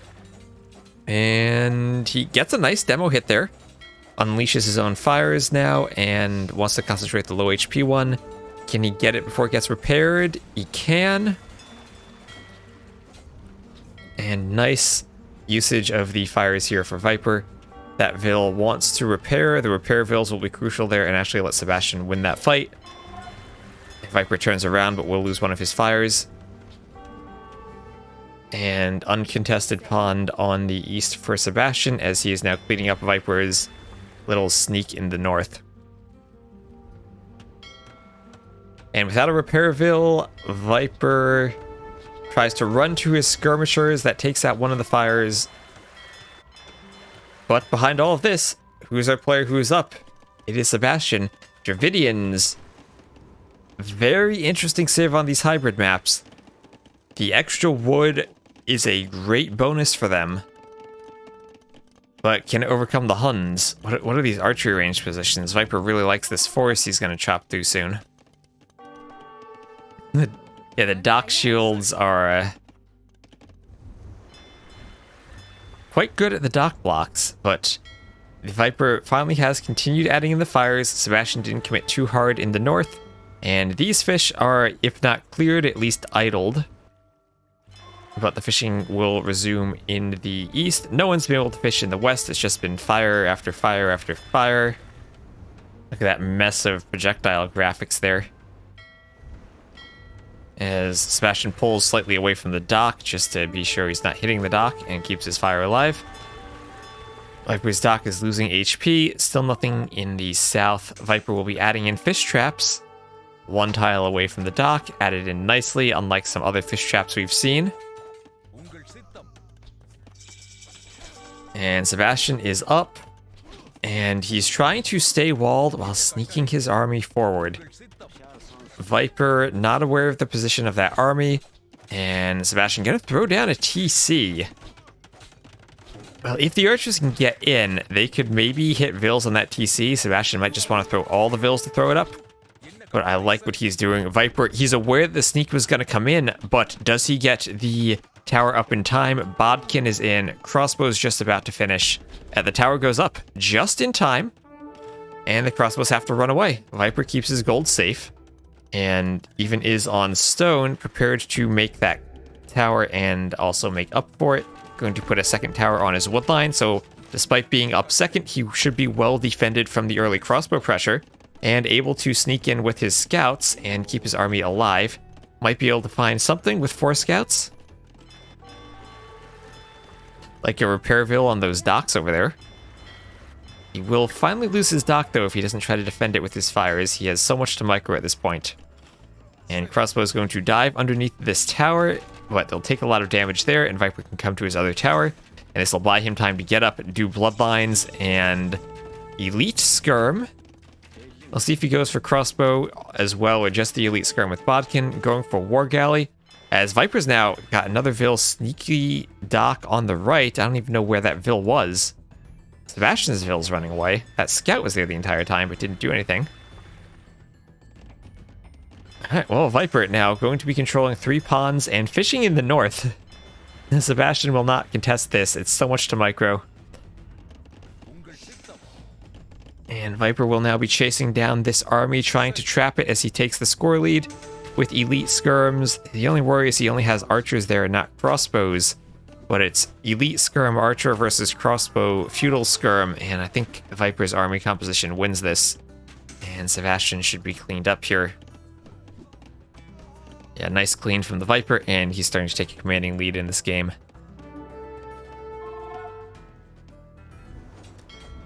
Still winning the pond on the west despite not having a dock. All he needs to do now is stop Sebastian from fishing there. Viper has enough fish everywhere else.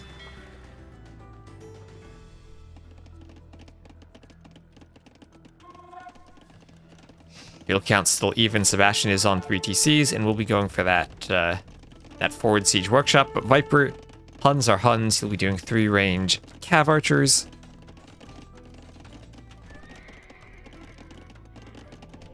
And defensive monastery even for the Dravidians. But this is Dravidians. They have good skirms. That's probably the only real answer to the cav archers. Another little scuffle in the middle as the mangonels start popping for Sebastian, but mangonels, they're not as good against cav archers as they would be against crossbows. Will Viper spot and stop the relic? No, he won't. Sebastian will get that in. That'll be his first relic. Unless the cav archers do discover the monk university coming up for, that'll be for ballistics. Viper doesn't have ballistics yet. Monk dropping the relic and goes for the conversion. And gets it at just the last moment.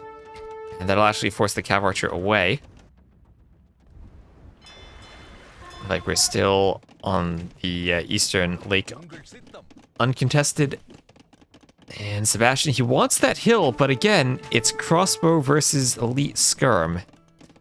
It feels like the Elite Skirm are getting the better of the crossbows here. Viper's just trying to time the splits.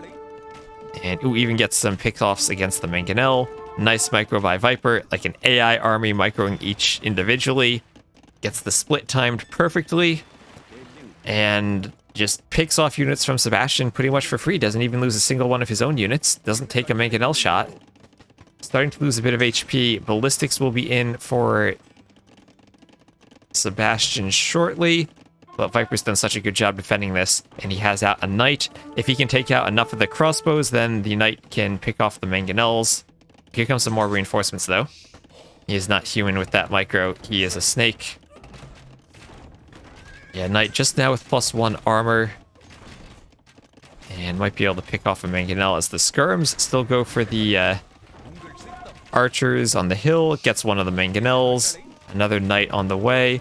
And the more crossbows you can take out, the easier it'll be for the knight to take out the mangonel. And now 7 crossbows. Can that defend against a knight? And, ooh, just barely 3 HP. The mangonel escapes. But the skirms even will pick off some more crossbows from atop the hill. And if Viper could catch that, he'll be okay. Now it's time for Viper to add in more TCs. Cleared the dock on the right. Cleared the dock on the left. Viper now has all 4 of the pawns under his control. That the calculated 3 HP mangonel escaping.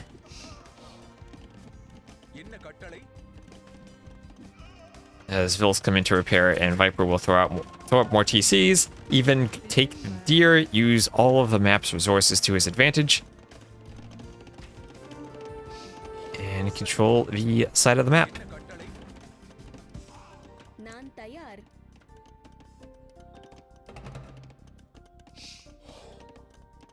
Crossbows going down there to the skirms. Viper just with all that's going to be so much fish for him. If we take a look before a fight comes in at the eco and the food collected, we see Viper with those pawns really just pulling ahead. As the Mangonel comes in. Okay, Viper's going to run. We can take a better look at that. Like look at that. Kind of even. Sebastian might have had the fishing advantage there for a while, but now, boom. You can see Sebastian loses fish as Viper's food eco keeps running smoothly. That's a nice graph right there.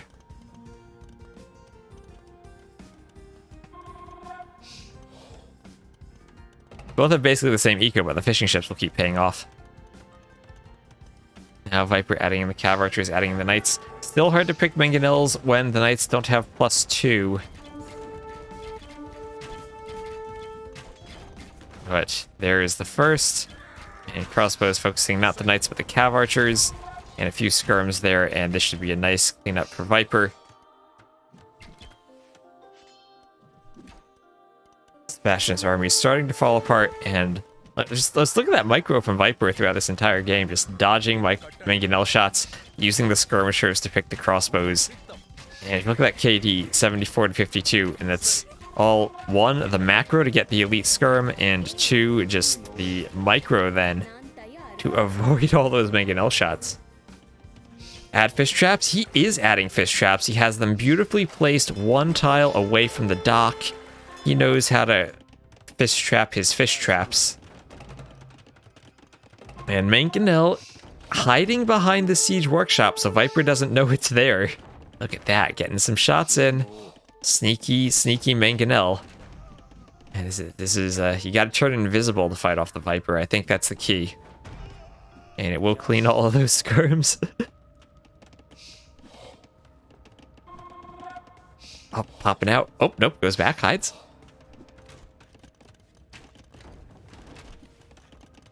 Anyway, on the left, Viper has a hole in the wall with the Cav Archers he could run through. Only 8 crossbows. Cav Archers could probably win that fight if they force it. They have so much more HP. And that extra attack. In the north, Viper will finish that fish and probably want more fish traps there, maybe. Fish trap in your enemy lake, that's the spirit.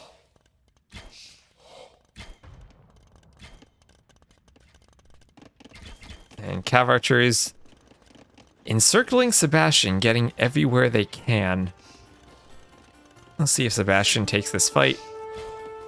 In straight up fights, Cav Archers are much better against crossbows.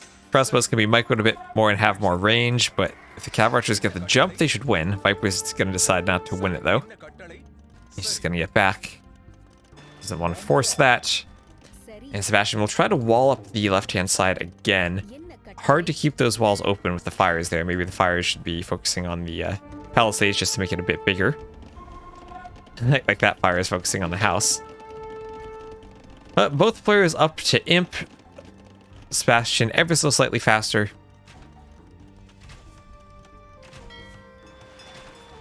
But Eco very heavily in favor of the Viper.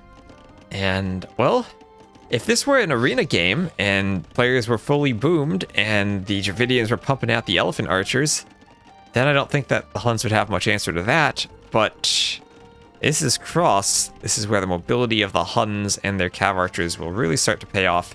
And we'll probably see Viper add in maybe some light Cav, or maybe even if he's feeling it, he could go for some Tarkans. Adding the castle.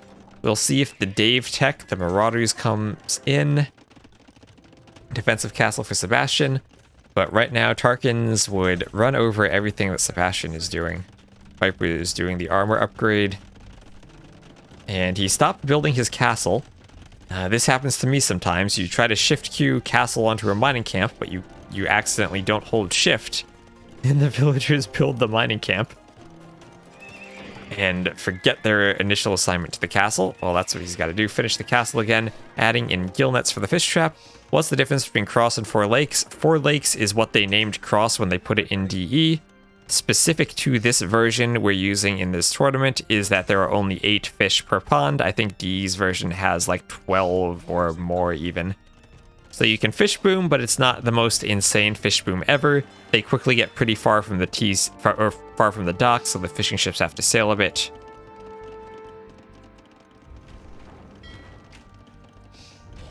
And there isn't as many of them, so you do have to go for the fish traps. And look at this Viper. He plays Black Forest. He knows the beauty of a well-placed fish trap here. Oh, that fishing ship decides it's going to sail around for some reason, so he needs to micro that. But other than that fishing ship, this is very well placed. You don't need any fish to fish boom. You can just fish trap and fish boom. That's what we saw on Samaro doing on Kilimanjaro.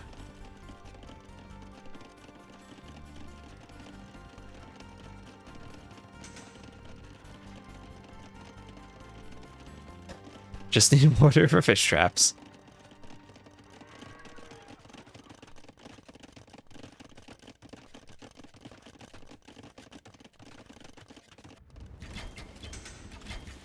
Now the Cav Archers want to break in. Oh, but here comes some Arbs. Ballistics is in. Viper doing a dance. He's going to be trapped, though.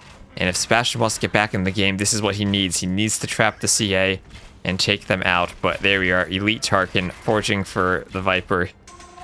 He's trying to break through the walls just so he can get away from the Arbs. But you will get a few Vils at least. Viper making these Cav Archers as valuable as he can. The Arbs coming from behind, and oh, clutch house there as Viper tried to right click, but the house was up so he couldn't. And that army all gets taken out.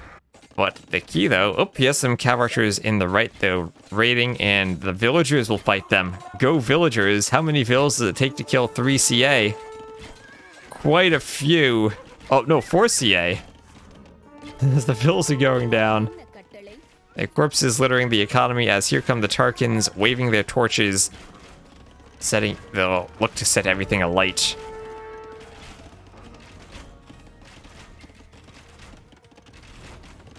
I think DE has a bug right now that the Tarkins don't make any attack sounds, so there's the GG. Viper takes game 2. As we get to see the Tarkins, but we don't have to sit through their attack sound not working if the game is broken. Oh, great job by Viper. I felt like Sebastian had maybe a bit of an advantage heading to the Castle Age, but Viper equaled it out with his sneaks on the ponds. And took a good fight early on with Elite Skirm versus Crossbow, and just felt like he was ahead ever since. Especially with all 4 of the ponds on Cross. The light fish traps are still sick, but yes they are, and they're cheaper. And I think that the cheaper thing is what really matters for them. And look at that food collected again. You see Sebastian loses the fish, and Viper pulls ahead even in the total eco there.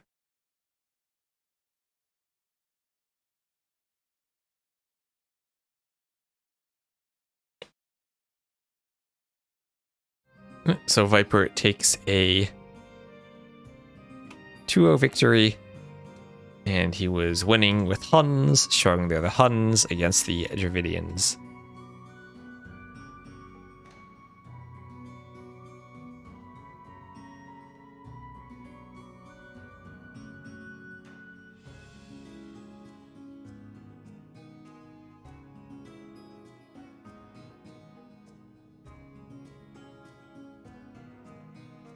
It is all games played, yes.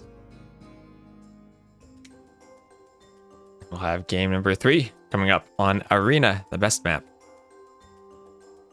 Best map in the map pool.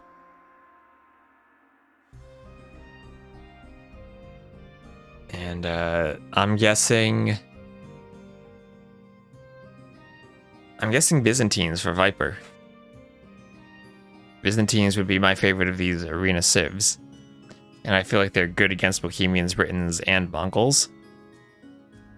Burgundians or Portuguese, I think, could struggle against Britons.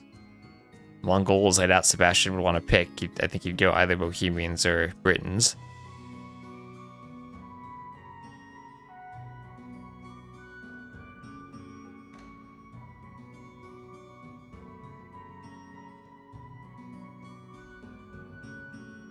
I think Ports versus Bohemians.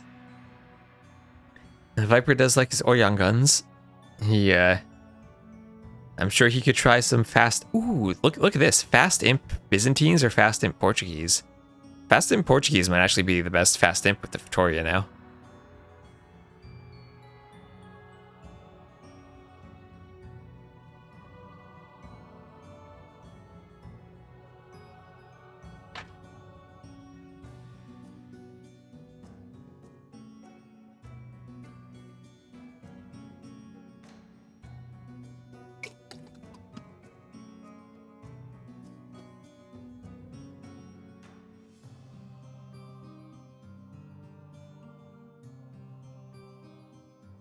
I doubt he'd pick Mongols on Arena. I think Mongols were a backup cross pick.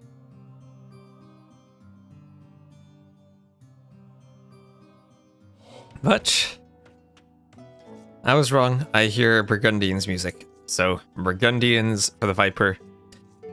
Not picking the best civ in the game. And he will be against the Bohemians of Sebastian. Let's just double check. The walls go right to the forest. Yes, they do. And they have all their resources. They both have 2 boars. The map is not broken. Good. Everything is as it should be. This is a bit of a smaller version of Arena than normal. Relics look pretty evenly spread between the players. Maybe slightly favoring Viper a bit. That's his map hacks, but I think this is a pretty balanced map here. Map isn't broken, the civs are. Well, I guess we can take a good look at Viper's build order here. I think as the Burgundians, it's really crucial to get the deer in under your TC right away. Just because you want that hunt food so you can afford your lumber camp upgrades early.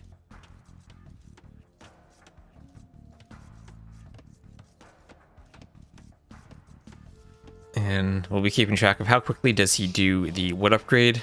And I think we'll just see something standard here from Sebastian, pushing in the deer. Going through a nice lumber camp nook for him, going around the back of that little circle of trees that the map has.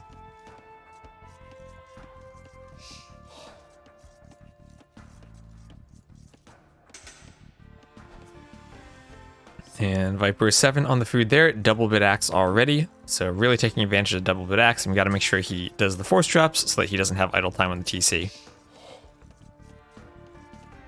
You like this matchup? I wonder if Viper will click the buttons. I wonder if Viper will boom for 200 vills and then click the button that should have been removed before it was even added. But now with a double bit axe, his villagers will be chopping that wood extremely quickly. Needs to remember to build a house. He does have that extra vill on the sheep there. Ooh, and I think Viper might actually get housed here. I think he's not paying... Oh, nope. He realized it. That's the snake instincts there. Not getting housed, and he has one more deer to push. I think I gave them always 4 deer on Arena here. So it should be fair. The pushes might be a bit further, and the boilers might be a bit further than on DE. I didn't move them very close to the TC. I think your stuff does tend to spawn a bit more in the back, because there isn't as... I prohibit it from spawning outside the walls. But it should be fair nevertheless.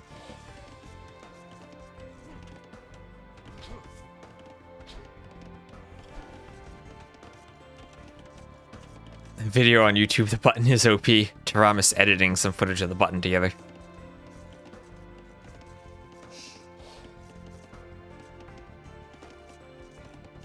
And we'll see this Viper, he doesn't take the deer until he absolutely has to. So he's just going to be sitting the scout there, pushing it back and forth to the TC. That boar has a good 200 food left on it. And we'll see if the deer ever walks back. He's just going to run a loop around the TC to push it in.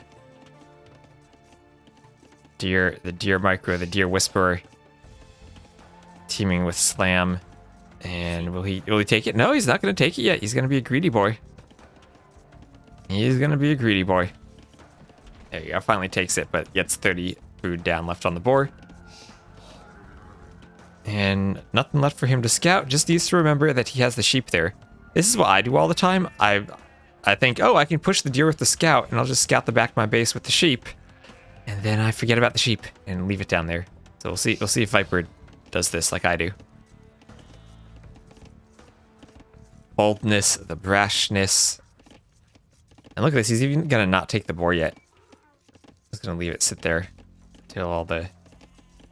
Yeah, he's gonna block it with the scout a bit. And get it in. Not gonna shoot it with the TC until the deer runs out. Save like 10 food, totally worth the risk.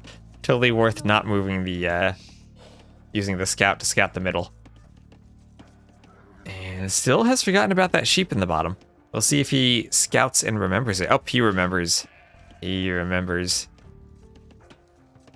That's one of the things I've kind of like started to ingrain in my, as I click the feudal age, bring the sheep back, check, make sure I check the corners. You can scout later. You don't really need to scout on this map. And it's very small in the middle. You know where everything is, pretty much.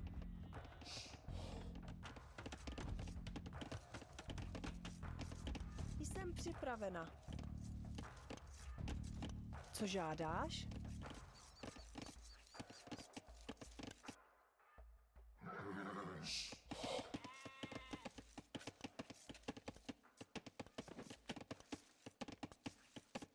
And he'll just keep taking the sheep. We'll be in the Dark Age a bit longer because, of course, he did do that wood upgrade.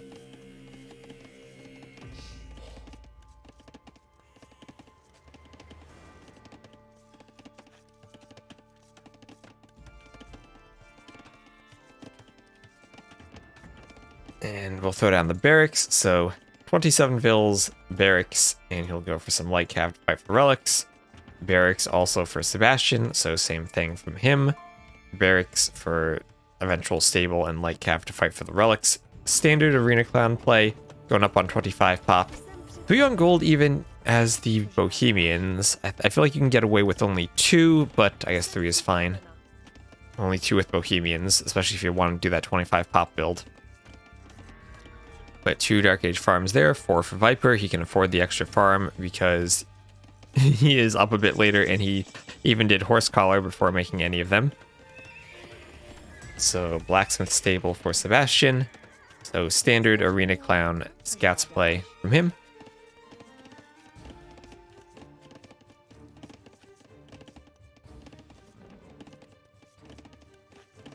And Viper will have his 2 vills queued already and be in position to transition up to the feudal age.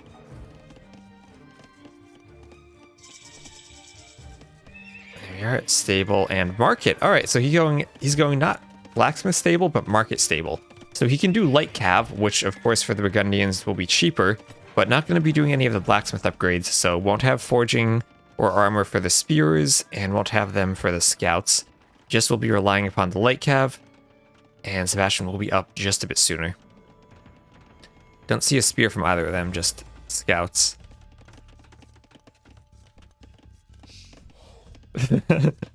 This arena is pretty consistent, I'd say.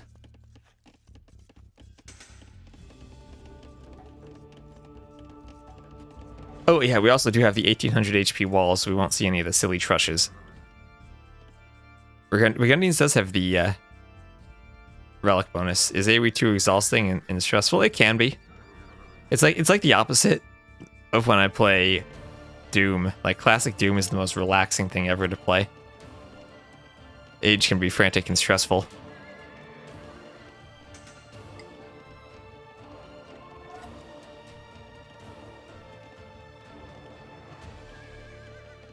And Castle Age for Viper. Still not much idle time from either of them. A few more seconds for Sebastian. You can also play AoE 2 full on new mode. Yep, and also as Hera says, the Burgundians, when they collect the relics, will have the bonus that they generate a trickle of food as well as gold. I might mango your monk. I did mango Ornlu's monk when he tried to steal a relic from my base.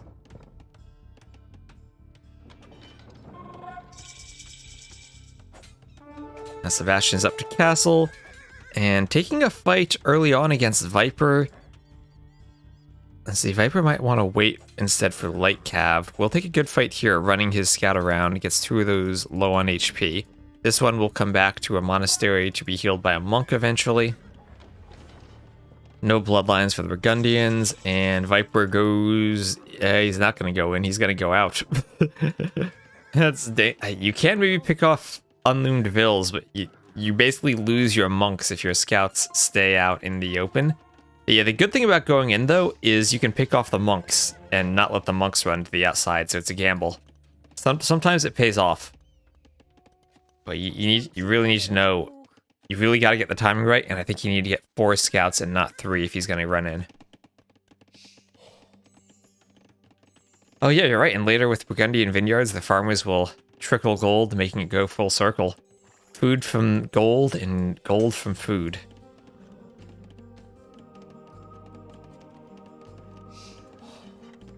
Yeah. You can tell this is the civ where they really tried to add in some of the more gimmicky bonuses. Oh, hello there.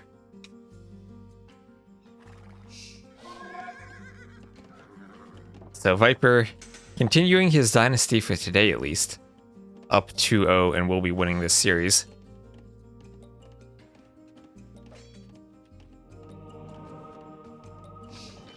And generate another resource from gold mines. Just what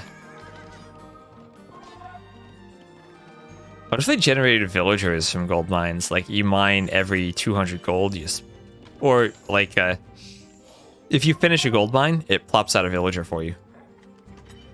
If only the UT was paper money. Oh yeah, that'd be insane.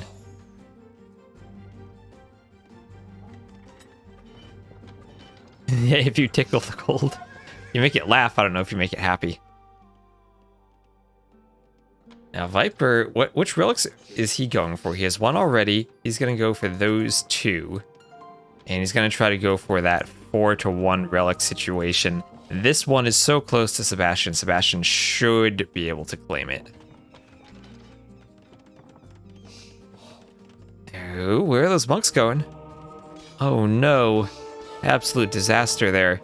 Losing 4 monks, not a single conversion. We'll lose the light cav. And that is not what Sebastian wanted. Did pick off a monk, and will pick off a second monk. But now there's the risk that Viper gets all 5 of the relics. There's a serious risk of all 5 relics going to the snake. Sanctity was in, so a monk wasn't even being created to grab that. And he pretty much claimed... He has 1, those 2 are pretty much his. That one could be his, and this one running away from the base. Oh, he stopped it for a conversion, but wasn't aware of the light cav in the back. Oh, he had a chance to move it just a few tiles more this way. But so far, he's even in with a couple of light cav, and the vills do have loom though, so nothing here can be sniped off. Even the boar villagers, or as I say that, maybe a vill could be sniped off if Sebastian isn't paying attention. And yeah, Viper does get 1 vill. Viper still wants to be a greedy snake. No, he's going for the safe relics now.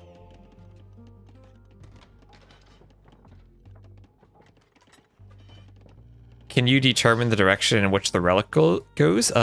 I don't know if the monk can when the monk dies. With the monastery, if you set your gather point, the relics go towards the gather point like any other unit does when it ungarrisons. So like if your monastery is being trebbed, you want to set your gather point in the back so that the relics pop out where it's safer and not towards your opponent. But I'm not sure about the monk. Maybe we'll have to experiment with that.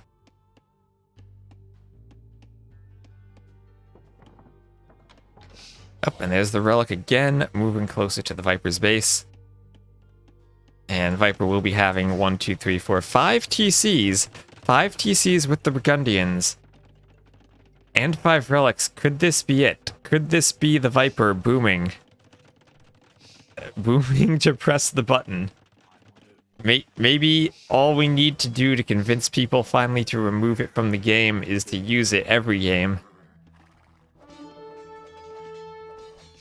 And the light cav still being picked off. And I think this is 5 relics for the Viper. Want to see early vineyards? Nobody researches that. Early vineyards? He's on stone. Maybe we see a castle. We do have 2-man saw. Just waiting for crop rotation. Tell Sebastian not to resign before it.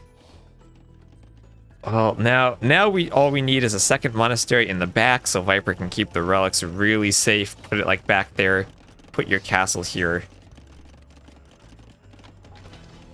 And 1, 2, 3, 4, 5 relics. Generating a trickle of food as well.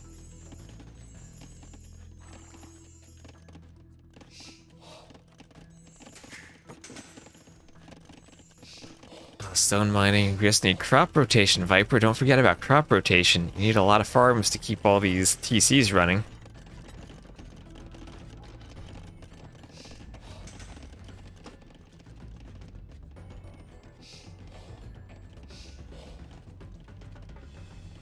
If you convert a monk with a relic, does he drop the relic? Nope, he continues carrying the relic.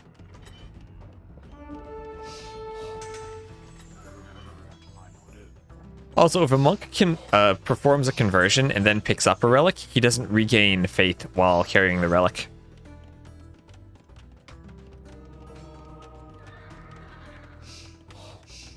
Looks like Viper is going to play serious, though, and go for a forward castle. Burgundians also have a very good monk tech tree. I like their monk rush. He's done atonement and will be trying to convert these monks, force them away from the wall. Bohemians have a great monk tech tree, but not the investment into it yet. Just for the vills. We do see fervor being added in to make the vills speedy.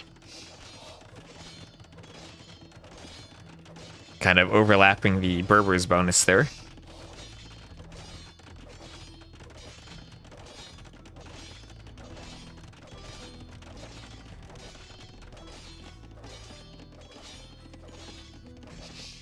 Yeah, I think a converted monk that then picks up or drops a relic gets swapped to the other player. Cavalier.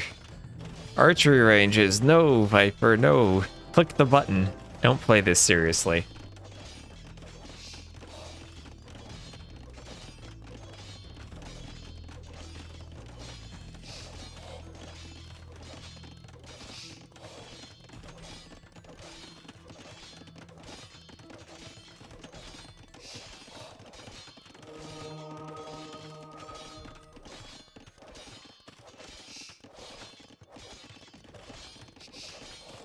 Here come the ranges.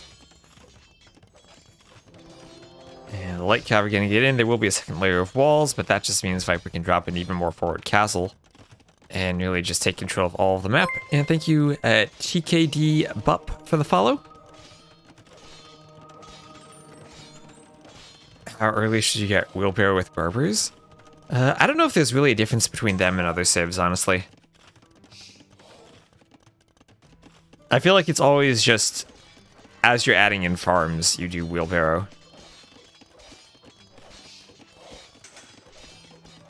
Yeah, I mean, I know it affects them more, but I don't think it really has that significant of a change in eco-efficiency for your farms that you need to prioritize it that much more. Like, it also affects Khmervilles, too, because they walk across the farms faster.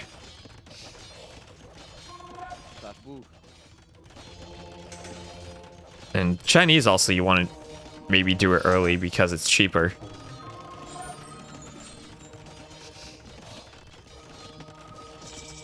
Yeah, it does affect Khmer. Okay, now we have a conversion, which gives Viper a bit of vision. If he just walks that Vill, Speedyville.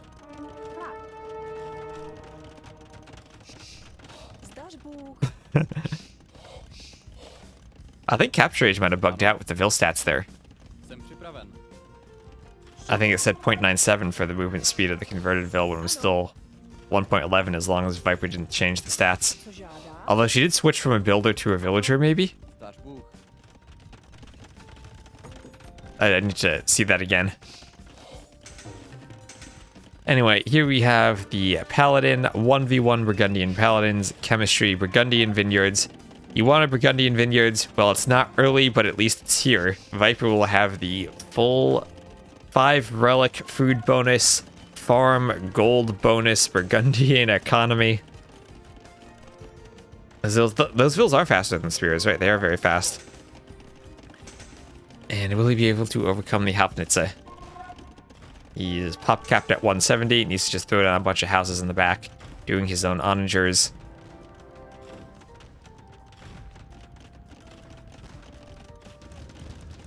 He doesn't quite have the resources for Hauptnitze right now.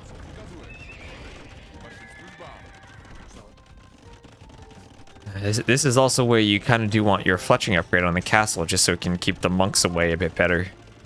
Just if you go down that fletching line, get an extra 3 range. It makes it much easier to use your cannons underneath your castles. Oh, the monks split micro on the monks from the Viper. Look at that.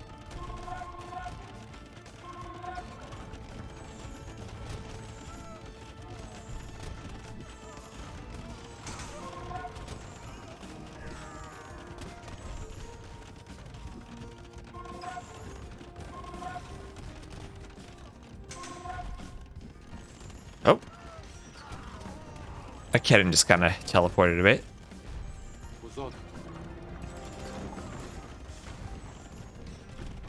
And here come Light Cav from Viper. Oh, Viper's gonna cut. That's what the orange is for. He's cutting on the side.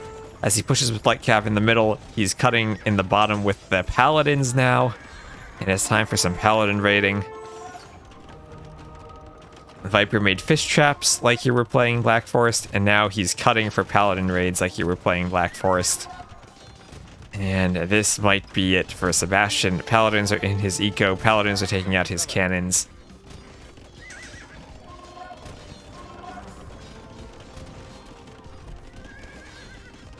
And the Viper has now nothing to do but press the button, but Sebastian will call the GG. And Viper will take his series, perhaps expectedly, 3-1, but Sebastian gave Viper a very good run for his money in that first game. Close KD at the end, but let's look at that eco. Burgundians.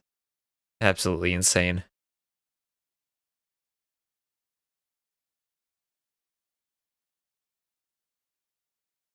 No button required.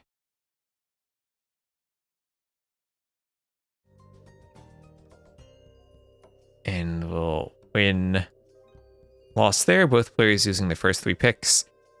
And Viper takes that 3-0.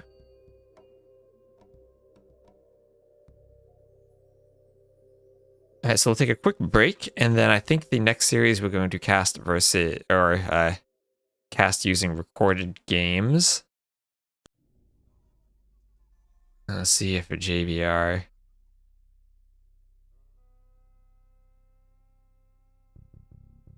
posts this anywhere.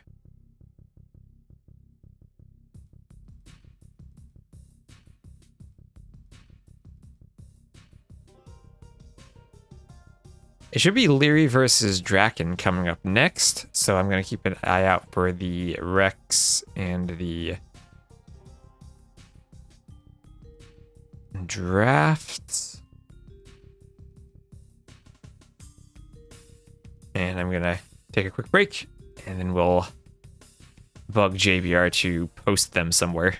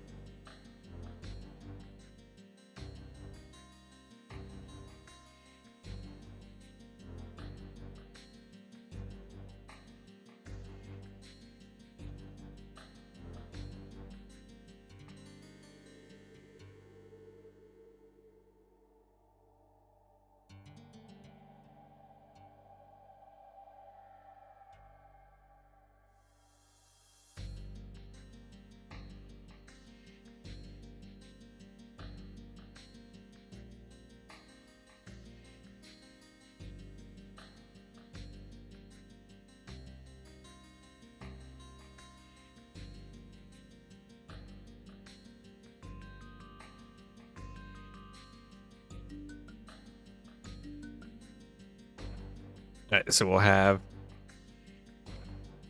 Liereyy versus Dracken.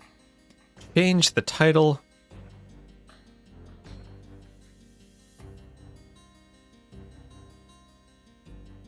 And type the scoreboard in there.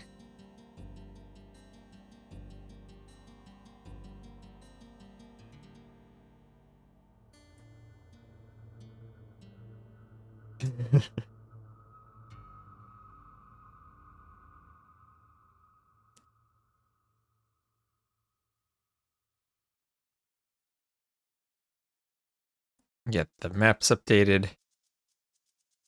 And we'll get the civs updated. Unknown versus Mr. Platinum.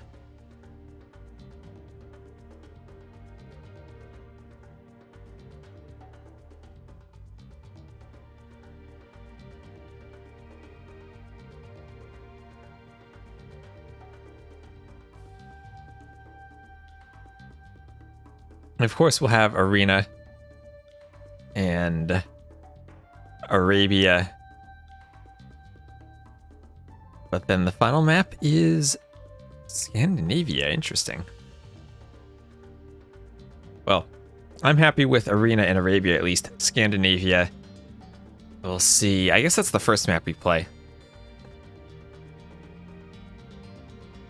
I'd love to see, like, Arena, Arabia, and Fortified Clearing. Or even, like, Arena, Fortified Clearing, and Regicide Fortress. That would be the dream matchup. That's we need to get, like, Modri and Dracken playing each other for that beauty of a set of 3 maps.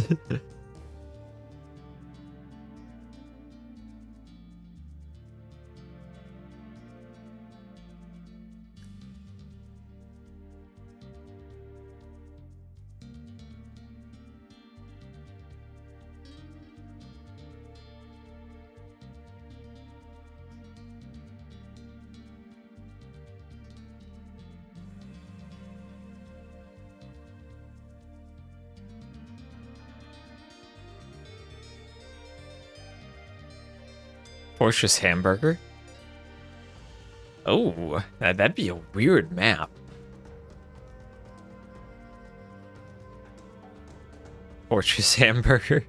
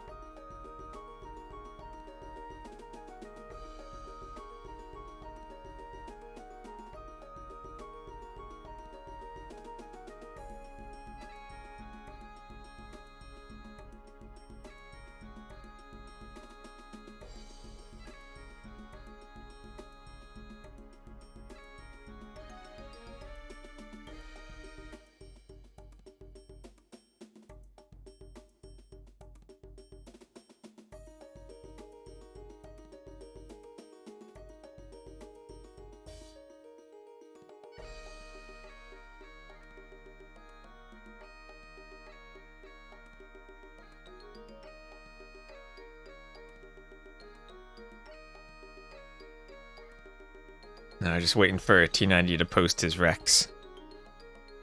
He said he's aiming to start the series at 1:05. I guess that means 1:05. And not he was waiting for 5 minutes.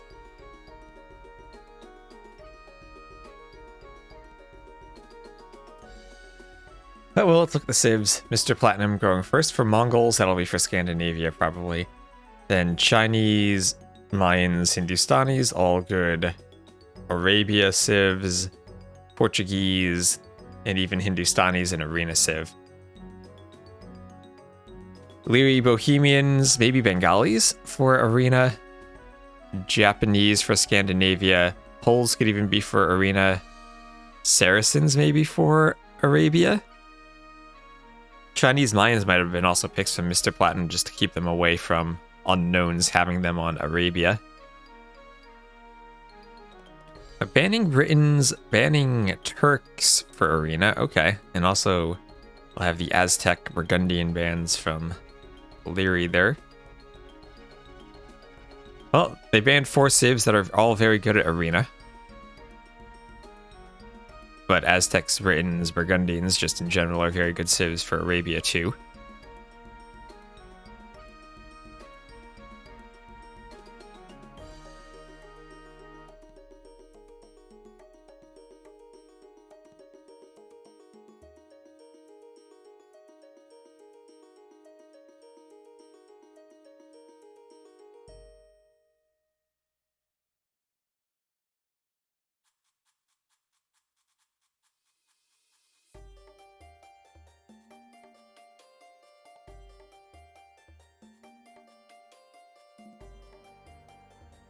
Highly likely we see the Portuguese Bohemian Arena this time.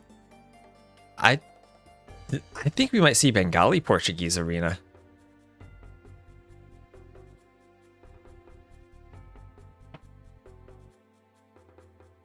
Maybe even Pole Portuguese.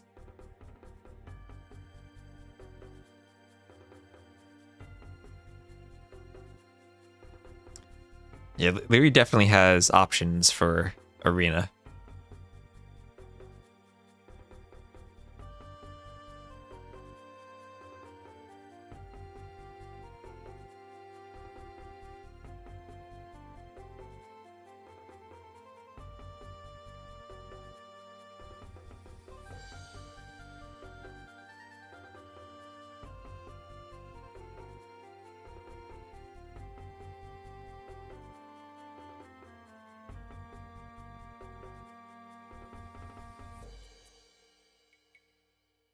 Yeah, I think Bengalis is actually a great arena civ.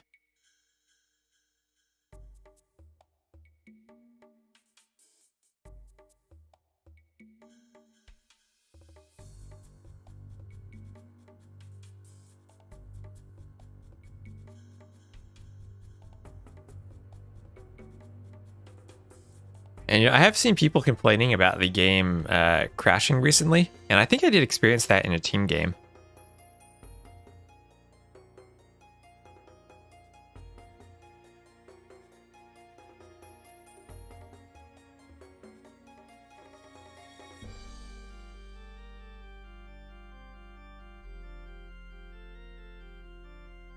Liereyy leaving arena open is weird. Well, I think you only get one ban before people pick. So he banned Fortified Clearing. So you can't ban all the clown maps. He just banned the clown map he most wanted banned. And then Dracken didn't ban Arabia. So that was Lierey's first pick. And hopefully in 1 minute, we're going to see post here T90 putting the Rex in. My folder open, ready to copy and paste them right in.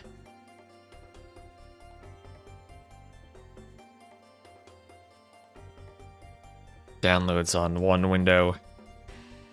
Save game folder on another window.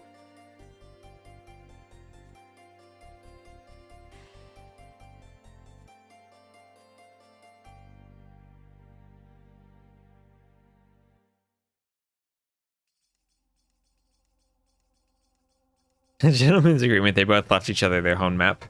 That's fair. But, I mean, as long as Dracken does get at least one of the clown maps, he should be in a decent position to pick up some points throughout the series, and he should get one of either arena or fortified clearing every time. Don't know if he's that experienced on RF.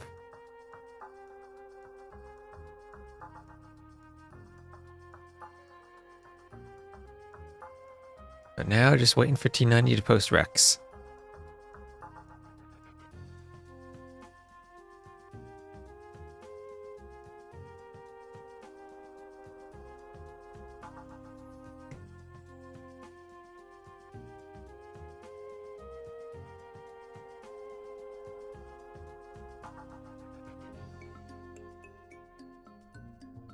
And there we are. Continue, it might be harmful, but that's okay.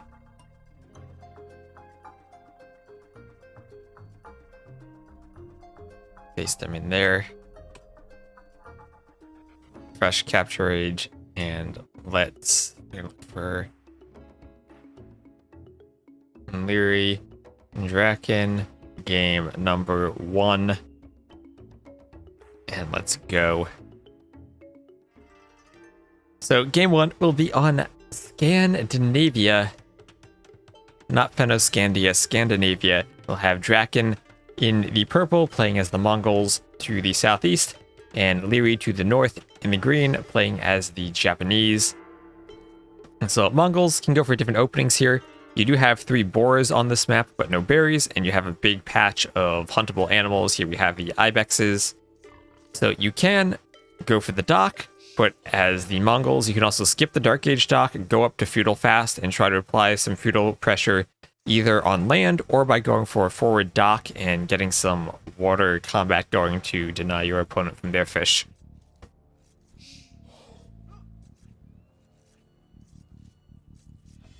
Now, you don't have the biggest body of water on the sides. How close he is, gold mines next to each other? That's true. Maybe I could adjust that. But they're all to the back, so that's fine.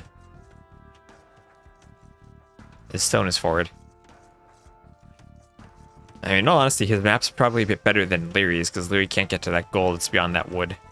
Liereyy does have a very safe main gold, though. Doesn't even have to wall that, like he's practically walled already. At the same time, Drakken's gold is to the back.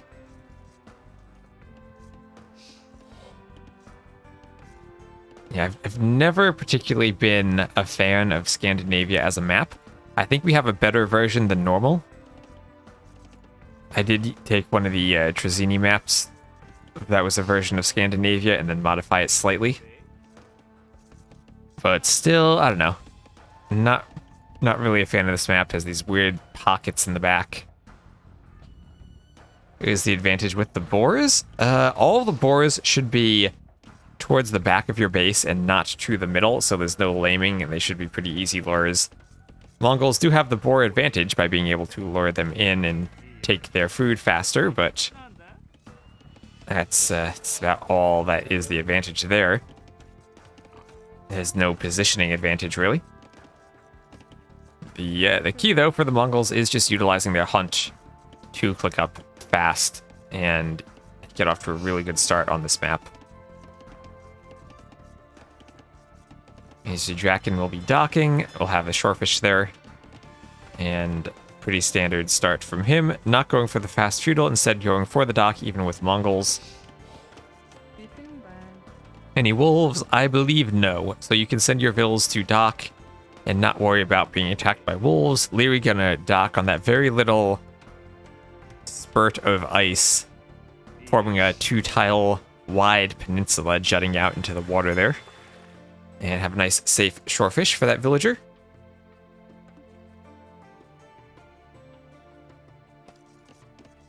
Dracken, meanwhile, will just be enjoying his delicious, delicious boar meat to the south and getting some scouting in with that scout.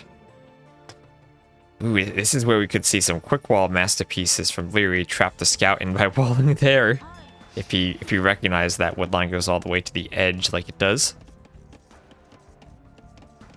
Dracken will just get out, realize that he hasn't found Liereyy yet, and actually, by virtue of docking so far out, Liereyy has escaped the line of sight of that Mongol scout by 1 tile, and that could actually throw Dracken off by making him think Liereyy has docked this side instead. Bloom for both players and will be going up at the same time, but missing that scouting there could be crucial for Dracken, and we'll see does he place a second dock, and does he make a fire galley or galley out of his dock down here, thinking that Liereyy might have fish on this side. We see that's where he's sending his scout right now. But maybe just not being quite familiar enough with the map to know he needed to scout the edges of the ice. Because he did what you want to do, scout and find where your opponent docked, but he's just ever so slightly off.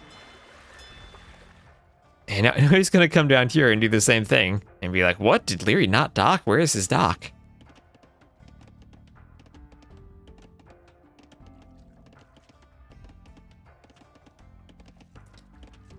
So that 1 tile of scouting going to be a very nice benefit for Liereyy, as his fishing economy still is unrevealed. And Dracken's just going to wall up. And this is what the lack of scouting might do. The Dracken might be thinking, oh no, Liereyy skipped the dock. He must be going very fast up to feudal to do something to me. But no, he doesn't need to rush these walls up that fast. Not like it'll hurt him too much. He could just wall, almost fully walled off to the edge of the map, just goes by that stone and he'll be secure. But he did pull a few vills to rush that up quickly, as though he were afraid of being attacked in the feudal age, when really there's nothing coming, just an archery range for Liereyy, but not out yet. He's just content to fish boom and no other sneaky docks. Yeah, and Dracken adding in the fire galley, because he's afraid that Liereyy has snuck a dock on this side of the water somewhere. But really he hasn't. Does win the scout war, which is very good for him. And we'll be moving out with the scout. The scout just to see that... Oh, now he's going to catch the Vill. Can't do anything about that, but can send the fire galley over. This is where you wish you had a galley instead of a fire galley. The Vill can wall herself in or hide behind the dock and be safe from the fire galley attacks. A galley would be able to keep her from building this if it were out right now. Will it actually get there in time? If it were a galley, it would have been close. Dock probably goes up either way, but at least Dracken now has the advantage in the fire galley fight.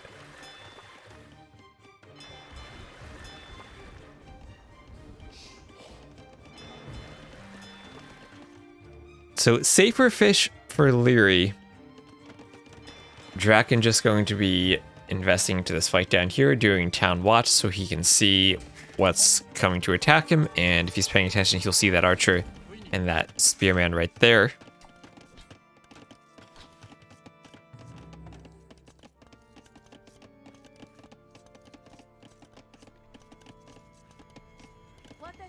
The Vills are still mining the gold in the back.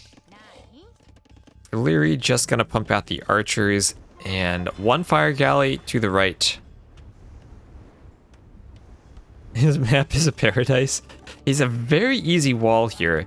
I think it could be awkward for him later on trying to get out to the back of this wood line, but as long as he can control this area of the map, he'll be fine. And Dracken with that monk, he still is just missing. Oh, he's gonna send the pigs over to Liereyy. What a nice player. Send the pigs right to him. Oh, Dracken, no, don't send... When you steal the pigs, you gotta use them to scout. You could find the dock with them.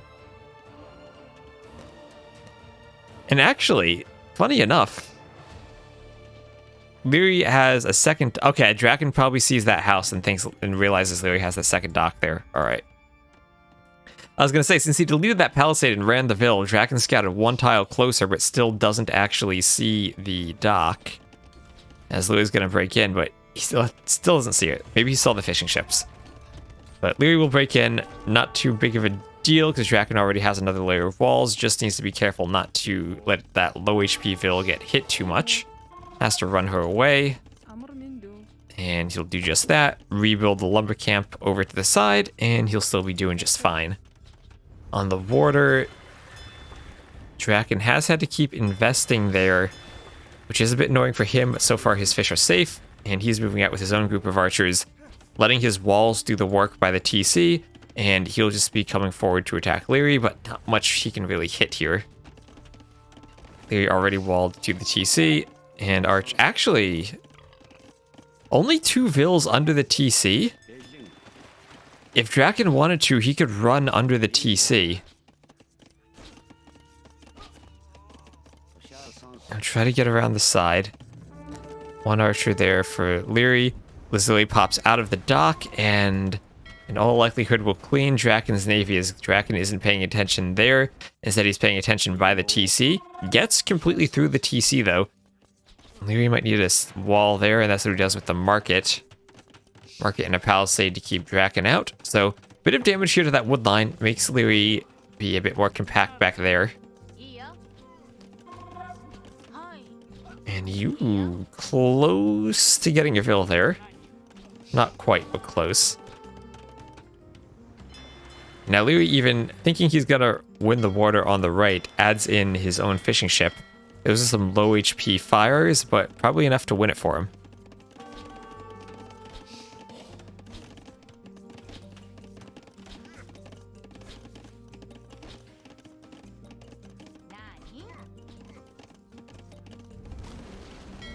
And the fires will go down. I mean, the fishing ships will go down to the fires.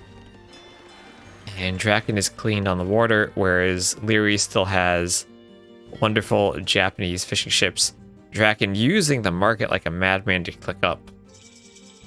But Lierey's up already. His archers didn't do too much damage to the very well-walled base of Liereyy. Both players walling their bases up very, very neatly.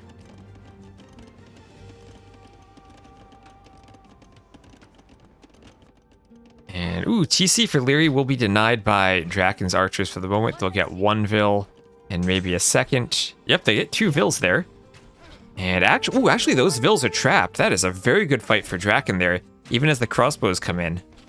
He'll lose the forward archers, but pick a few vills. And that'll help even up some of the difference that those fishing ships are making. And he's even gonna get crossbows there. Nicely microed there from Dracken. He just needs to click the right one, and he gets it. Actually, if he could eliminate 1 more crossbow,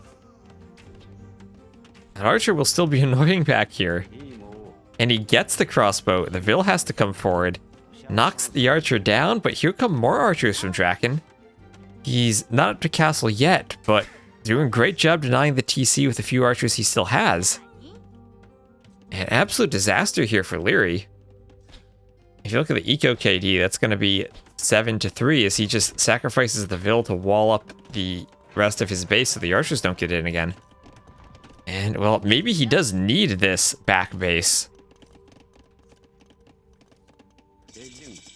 This is true clownery indeed.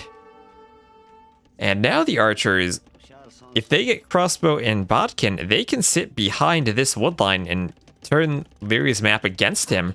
But right now, forcing him away from here, a couple crossbows over here start pushing this side, and all of a sudden Liereyy starts finding himself very trapped against the edge of the map.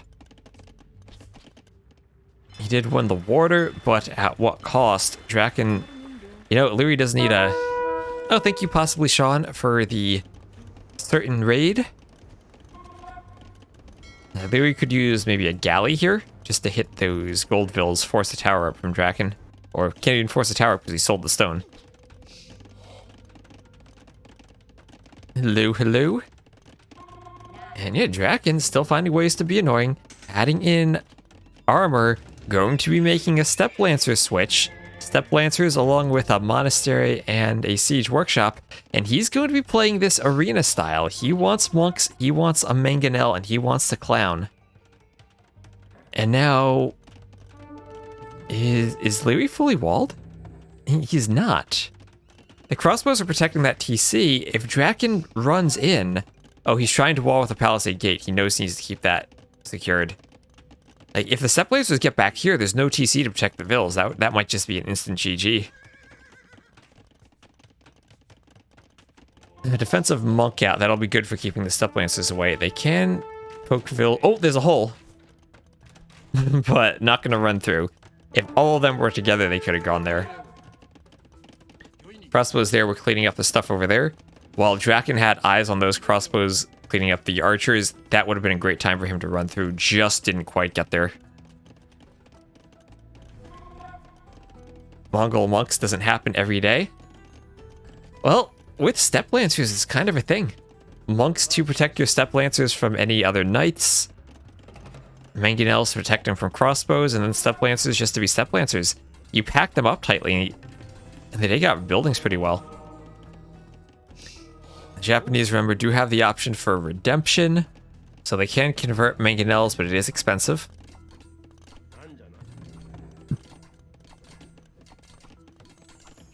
There is Sanctity right away, as Mangonel just forced the monks back, and Liereyy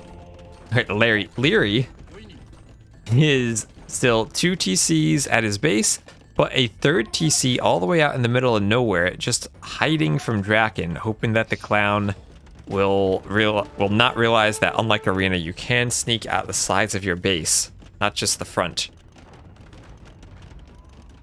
Mangonel is hitting Vils on the wood line.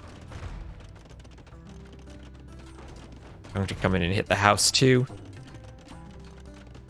Rather get guard tower defense. Does set you up for Yasama. But, oh, he deleted the Mangonel, didn't want it being converted there. The monks will just heal themselves up now. And now with redemption, it will be hard to stop this push, but Dracken will have a hill. One thing he doesn't have on Arena is the presence of hills. And 2 Mangonels on a hill will at least force a lot of wood being used to repair the TC.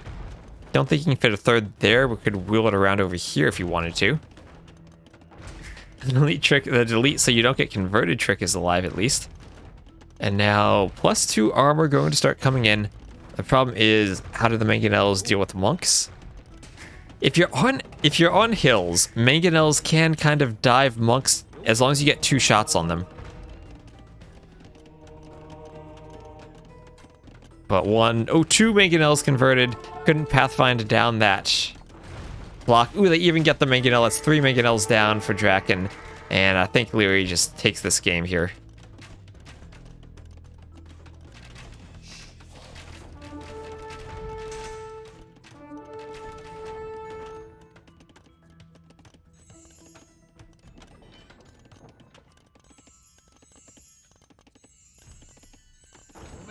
Healing up the crossbows. He's microing 1 crossbow to keep him alive.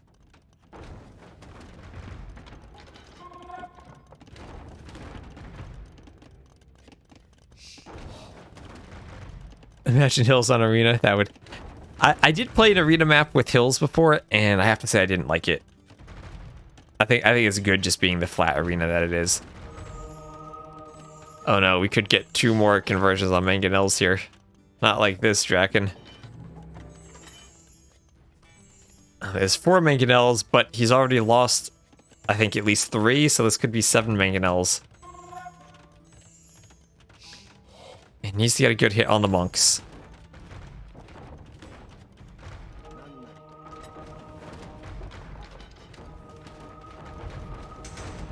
And, okay, takes out the monks, doesn't get converted there. 1 more monk, but the Mangonels need to focus him. And, okay, stays alive. Now he has 6 Mangonels again. And 6 Mangonels can tear through buildings. Liereyy, though, in time to get up a castle. Oh, Dracken Mangonels is on Mangonel. And he wants to stop the castle. Wants to stop it. 1 more monk could go down.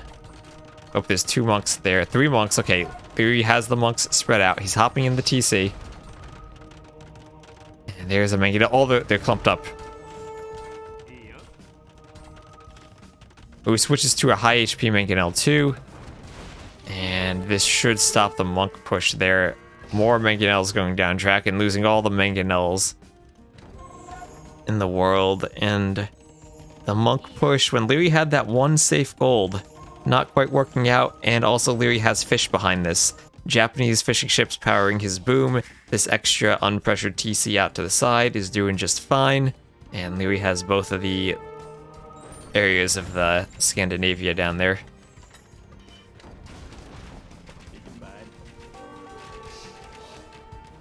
Remove the relics and add hills. Yeah, I'm not sure about that. Well, Dracken going for his own castle. What, call him the GG. And Liereyy takes the win there. And I wonder if Dracken plays that any differently if he does see that one tile of scouting he missed and sees where that initial dock was. I wonder what was going through his mind when he scouted this coast, saw that Liereyy didn't have a dock, and then thought he would come down here. Like Scandinavia, knowing it's located by Baltic. I think we should just remove Scandinavia and put Baltic in the map pool. That Dracken made 14 mangonels, but they all just kept dying or being converted. Yeah, even KD, but the units Dracken lost are mangonels, and the conversions, the 5 conversions, were mostly mangonels.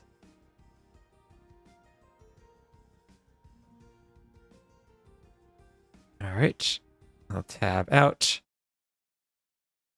Give a win number 1 to Liereyy there.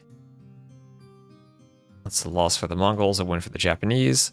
I think I'll take a quick break before the next game because they're wrecks, and I'll just make sure everyone catches up, and then we'll cast the next one.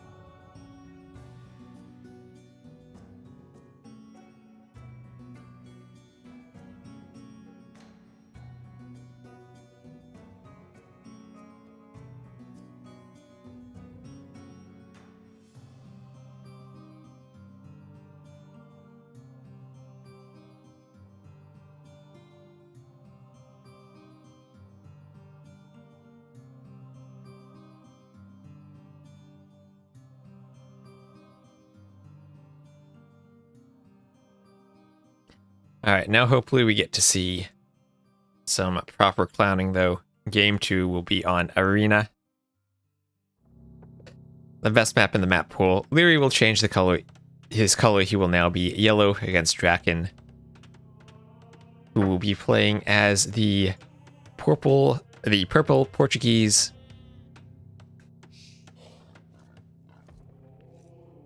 Perhaps wanting to go organ guns. So resources mostly towards the back. 1 gold forward for Liereyy. berries forward for Dracken. Other than that, this stuff is in the back. We see Liereyy already pushing in a deer.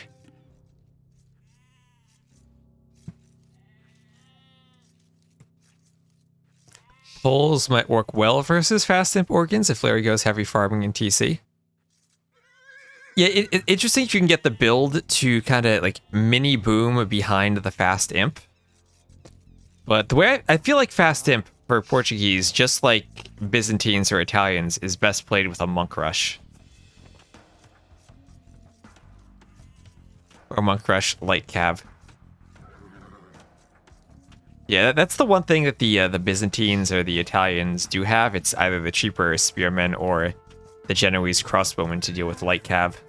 Byzantine healing also helps keep your monks alive. For the Portuguese, I'm not as sure.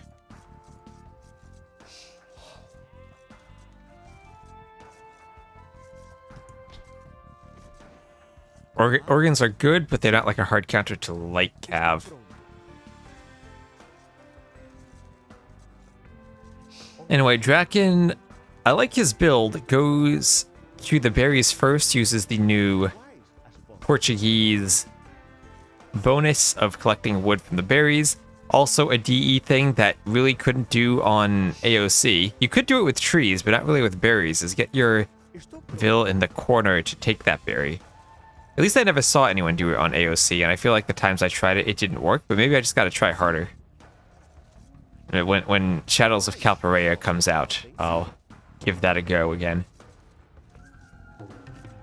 And actually gonna do the old terror build order of building the house before taking the boar. I remember reading Chris's book back in the day. This is how you lured boars, you built houses first. DE pathing? No. DE pathing is a huge step backwards from the original game that Voobly used.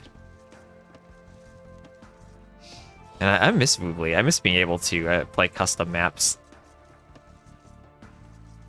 as ranked maps.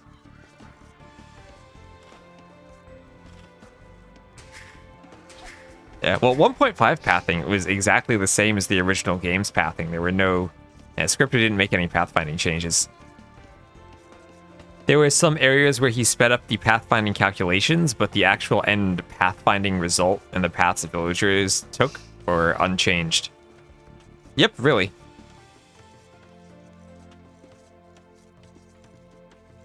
Is it better in user patch?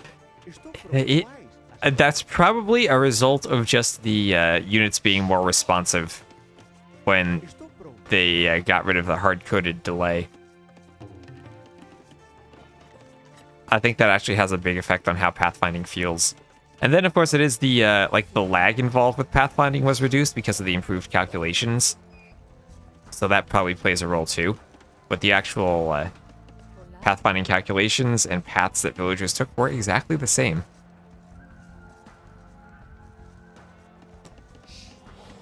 The pathfinding was made worse in the HD edition, so if you were comparing to HD, then of course it was better. But should still have been the same as 1.0C, 1.4 Game Ranger. HD.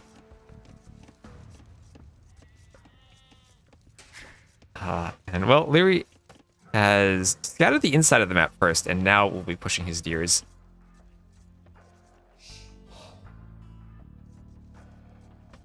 As what relics does he see? He sees 3 of the relics, so that's good for him. Didn't get the last 2, but Dracken has everything pushed. And going back to gold now. So will this be just for a boom? Will this be standard arena things? Ooh, it will be stone. So 23 pop up for Dracken as he sends 3 vills to stone, 3 to gold, and finishes taking the boar. He has 4 on berries. The spec overlay? No, that wasn't me. That was, I forget who it was. I think Nbrain did one of them.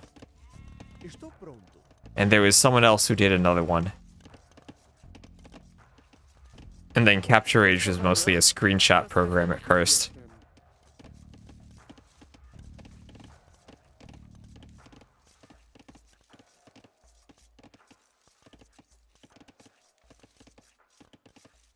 That reminds me, there's a message that Ray sent me and I need to respond to. And I got lost in another conversation.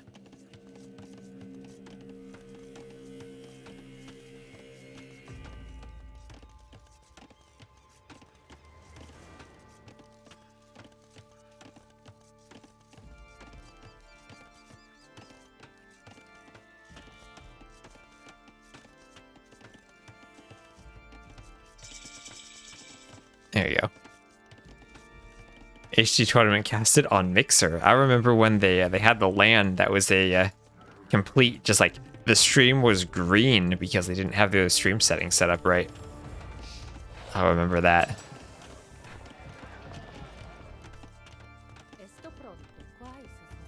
Weirdly enough, was still a better experience than the tournament that had the censored Nilly joke.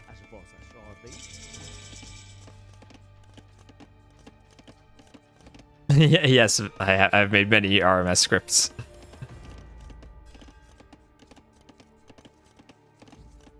In fact, I made the one we're looking at right now. Anyway, we'll have market stable for Liereyy. Pretty much what you'd expect from polls. Has been going heavy on the stone. You'll see him probably sell some stone and buy food to click up, and then go for...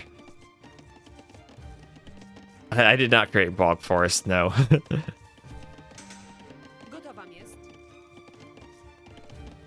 You'll see him probably go for Horse Collar before any farms, and even Heavy Plow before doing too many. Dracken, meanwhile, did go heavy on those berries, and now is using the berry villagers to go forward. Liereyy, I think he saw that. He sees... I don't know if that's a capture age thing, but the gate looks open. I created this version of arena that we're looking at right now. I didn't create the original arena.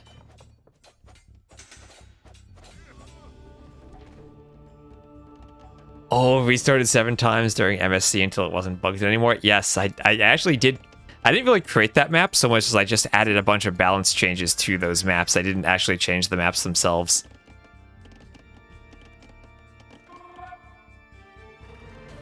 Oh, Dracken is up, and it's castle time. Castle on the gold. He has spotted the gold, and that's going to be where he goes for the castle. Scouts shouldn't be able to stop a castle drop. You do need to be up faster and get a knight for that. Bug Forest for a reason. Yeah, I remember talking with Mem about that, and we were just like, let's not play this map. That was such a weird tournament. Mem came to me one day, and he was like, some guy gave me $10,000 to do a Mangrove Shallows tournament. What am I supposed to do? And then we had a very huge rebalancing effort for all the things.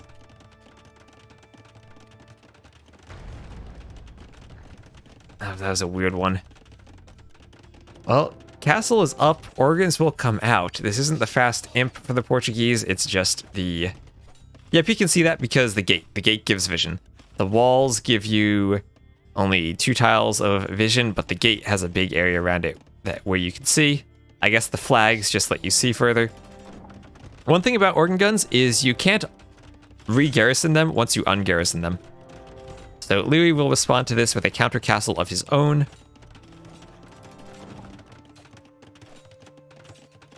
And this probably just has to turn into 1 TC imp play from the Portuguese now, as they need to treb down that castle in order to do damage. Liereyy will only have 1 gold in the back, and Dracken should have free reign to take the relics as long as he can avoid the scouts.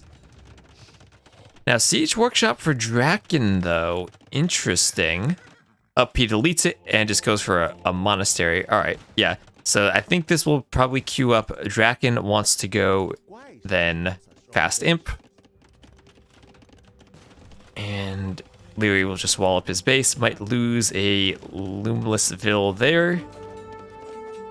But the walls will go... Oh, the scout was low HP, though. Will the Vils survive? Oh, a Vil gets taken out, but so does the scout.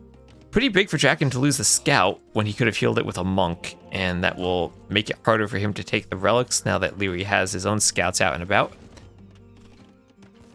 Oh, due to the people in the gates opening the gates? You're right. You're absolutely right about that. And now Dracken's going to try to break in and go around to the other side, but this is already stone-walled. Defensive monastery for Liereyy. And I do feel like the only option for Dracken here right now is that 1 TC fast imp. And for Portuguese, that's a very good option because they can add the Fetorias and actually have something of an economy behind it. Lierey's just going to go full Ornlu mode and defend with as many stone walls as he can construct in a short time. He lost 3 vills to the castle. Oh no, Liereyy has lost 4 vills so far. 1 to that scout and then 3 to the castle then. And here it comes down to the scouts, already 1 relic in. We've never seen a monastery that close to a town center. It is adjacent to it, and this is the classic Age of Empires bug that the town center wings appear on top of the buildings next to them. Yeah, good old Z-axis illusion not being handled properly by the game engine.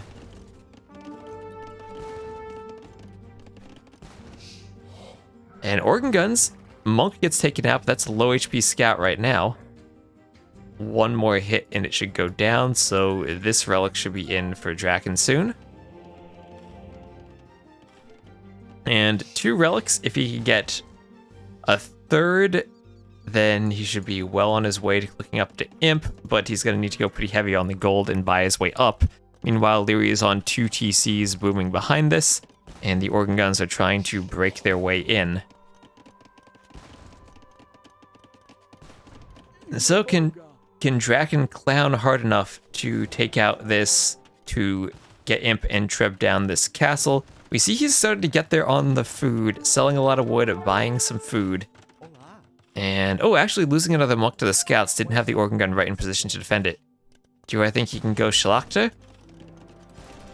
Remember, it takes more than just the upgrade. You also have to produce knights from it.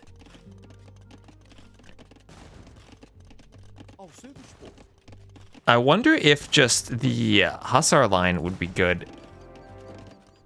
If he gets to winged Hussar, they should have an attack bonus against the gunpowder units of the organ guns. So that could be an option for him later. But Schlachter for Cavaliers, they would be tankier. And has to go full castle. I agree, he does have to go full castle now. Once you add in that 2nd TC, you kind of force yourself to stay full castle. Which I guess if you're gonna surround all of your Folvarki with farms, you can do it. And this arena, you do have a bit of a back pocket, so you can withstand the forward pressure for a while. Oh, thank you, Ask Courier 34 for the follow. For the follow, I can speak. Thank you very much, and welcome to the stream. And oh, there's your Schlachter privileges right there. And he will need more stables. He's adding them in. He can fit another Folvark or 2 over on this part of the map.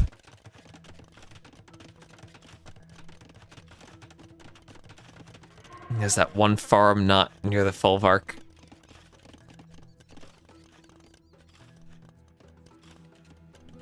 Very early for Schlachter. Well, he needs to time it against the fast imp.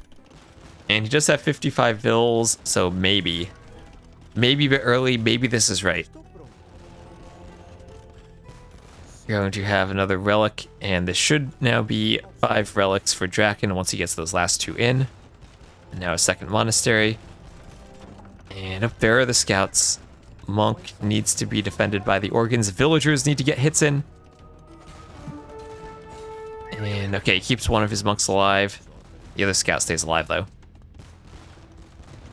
There's husbandry from Liereyy, still is lacking the blacksmith upgrades. Oh, actually, husbandry could... Okay, it does come in. The stable... it goes down just afterwards.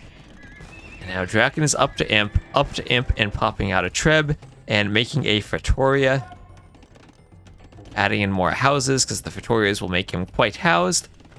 And he can very quickly start to close up that eco gap by virtue of adding in more Fatorias.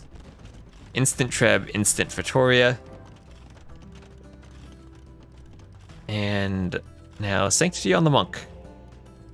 Still, those few light cav from Liereyy have done a great job of ensuring that Dracken's relics were delayed. So he hasn't had 5 relics all this time, he's just going to be picking them up now. But now we all know what happens when trebs start popping. We know that castles start dropping. And 3 stable Schluchter privileges, knight production, as 4 stables even now are added in. Block printing for Dracken, but he has been losing a few monks here and there. Doesn't have a big massive organ guns, only has 9. And we'll be going for a barracks now.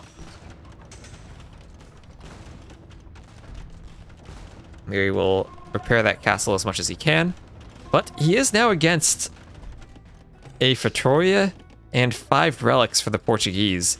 So were he any civ other than the Poles with their Folvark farms, Dracken might actually have the better eco here, but Liereyy with the Poles, this is the strongest eco bonus in the game, I think, the Folvark.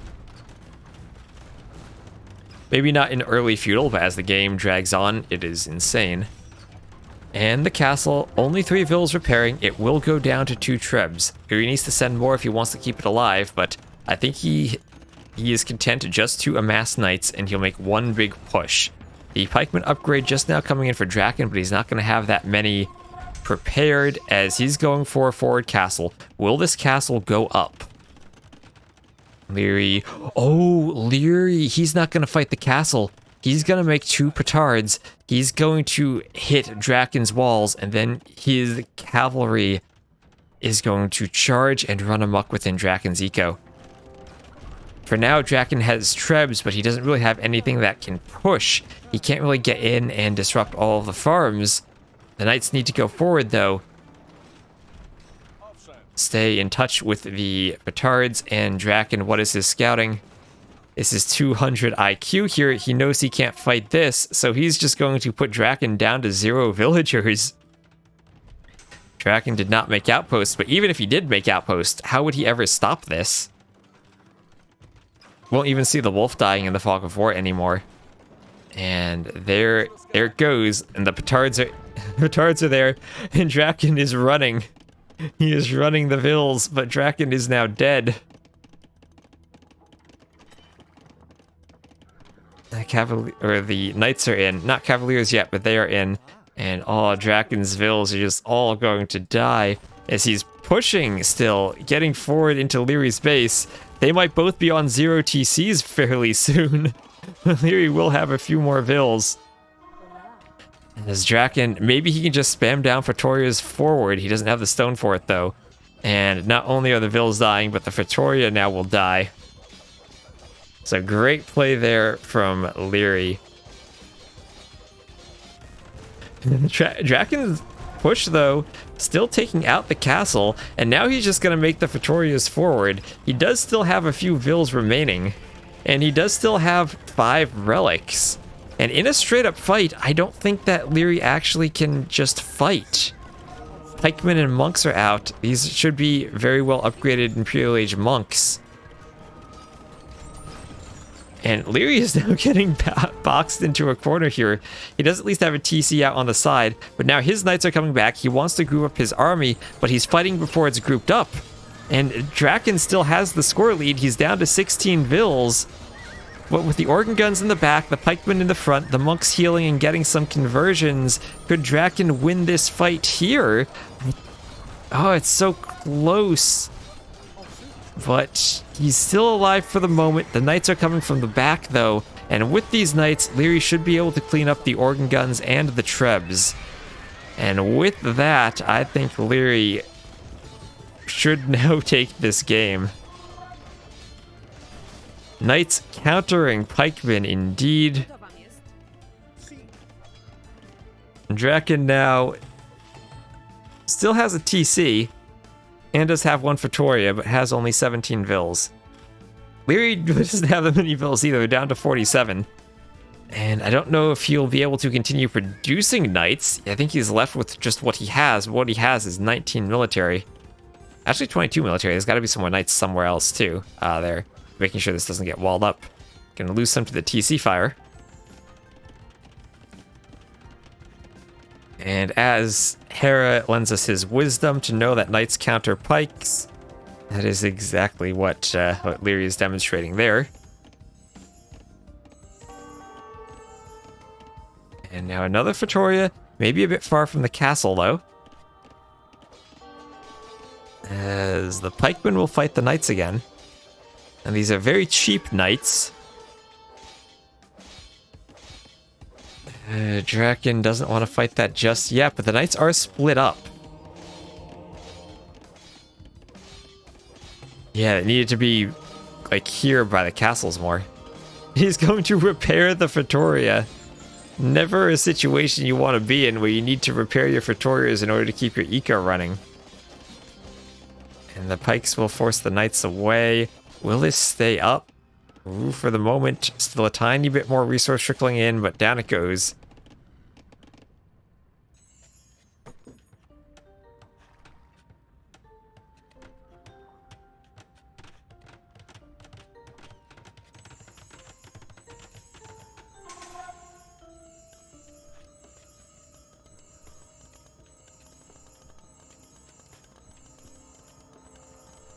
Knights will be healed up. Now Halb is in. You know, if Halb would have been in that earlier fight, then maybe Dracken could have done something. But yeah, if that Fatoria wasn't in a good spot. But Dracken has gold. He has Halbs and he has gold. And he has a lumber camp. More cavaliers running throughout his eco. Or more knights running throughout his eco. Lierey's just booming with TCs on the sides. Scores are still very close. The Dracken down to 11 villagers. 10 of whom are on that gold mine. I don't know where the other one is. Probably up on that gold mine to the north.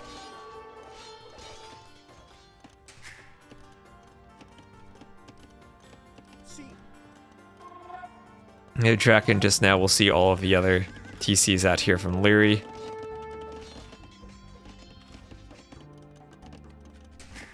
Is it possible? Can Dracken do it from this position? He is imp. He does still have a market. If Liereyy wants to be really annoying, he'd be targeting that market with all of his knights. Expo incoming. The Vills are... Oh, the Treb's packing too soon. Could have taken out the TC. It's going to leave that TC there. Try to intercept the fleeing Vills.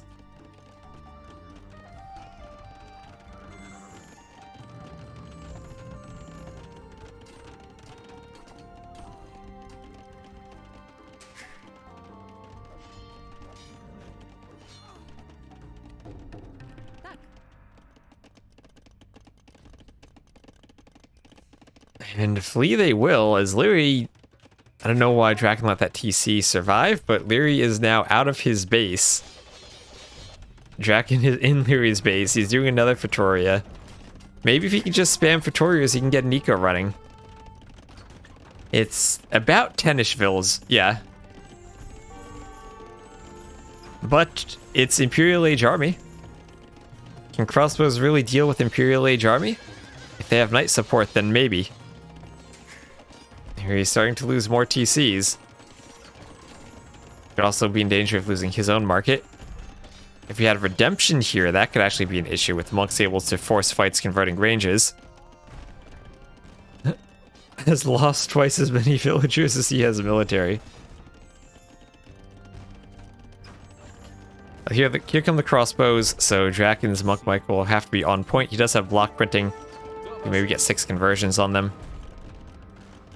But if you convert the crossbows, then you'd have nothing to convert the knights with. And here come halbs.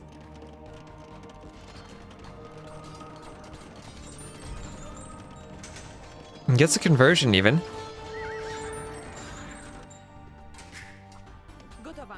I don't know why he left this TC alive. He needed 1 more treb shot there. Maybe 2 more treb shots.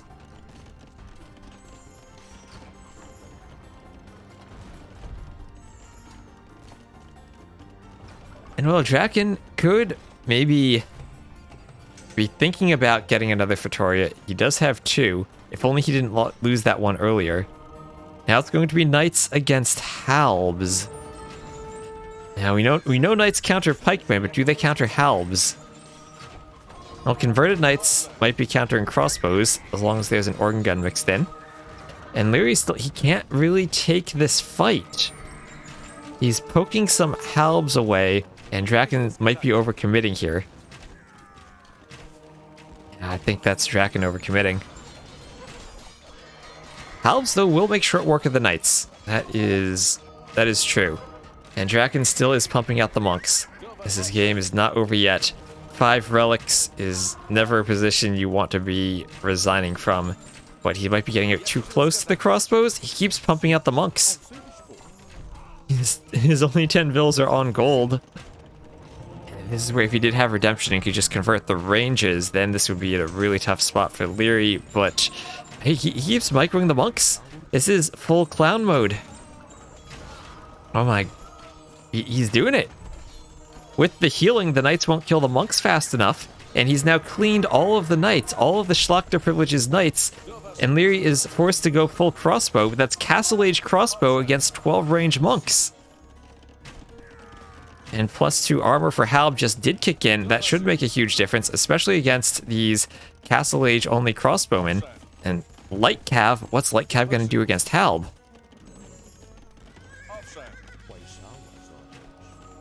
Here we can have more conversions.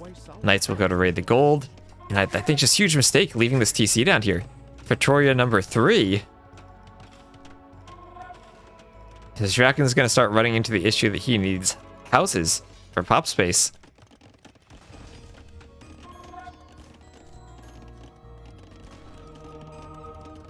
And after all this time, Lierey's only on 68 vills.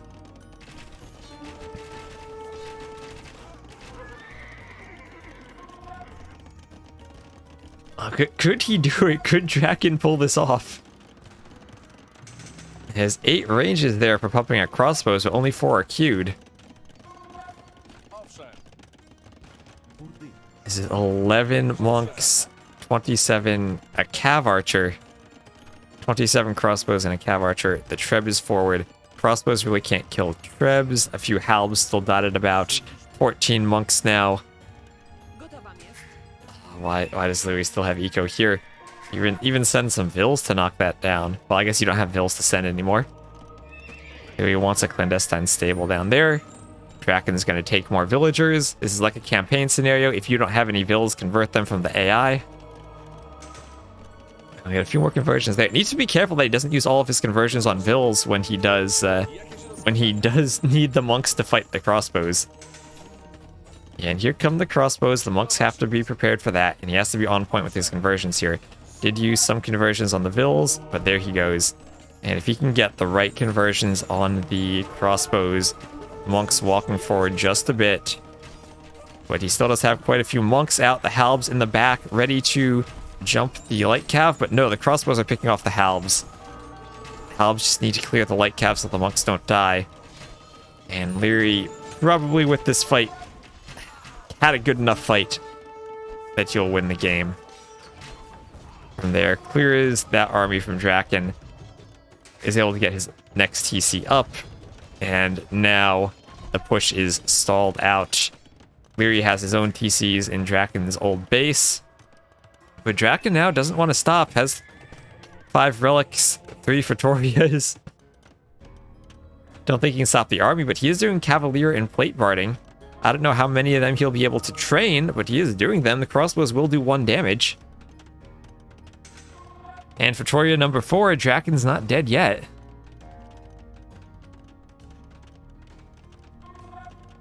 "13 vills and a dream."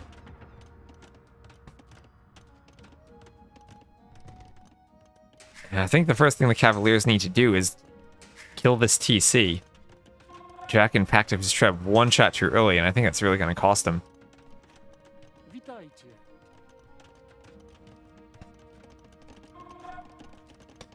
Can he see that he can see one of Lierey's TCs in his original base by virtue of having that mining camp nearby?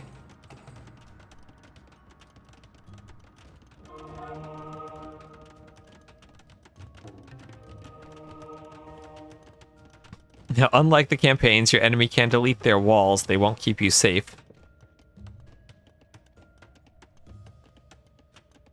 Pop is so close. I know Pop is so close because of these Pretorias.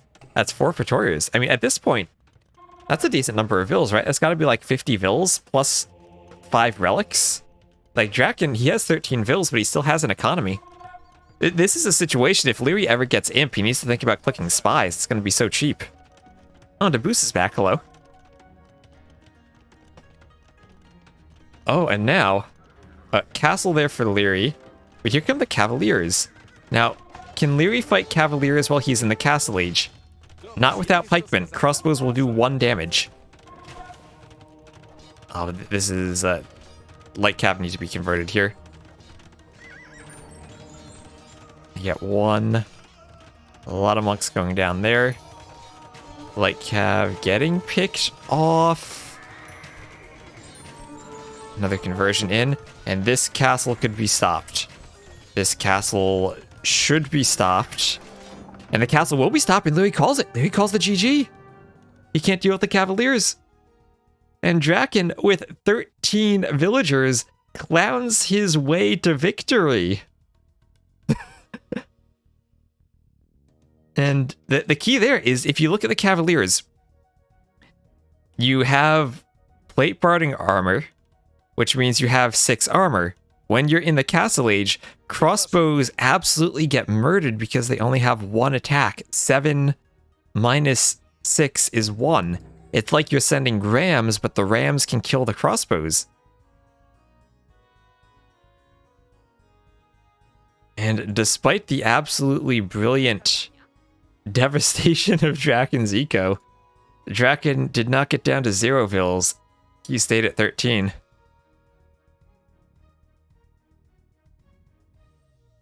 And despite even losing 2 Pretorias, he could keep adding them in.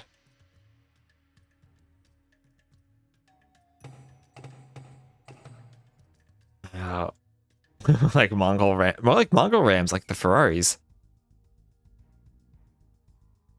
And I still feel like Dracken should have finished off that TC down there, and then killed those 6 vills, but very well clowned.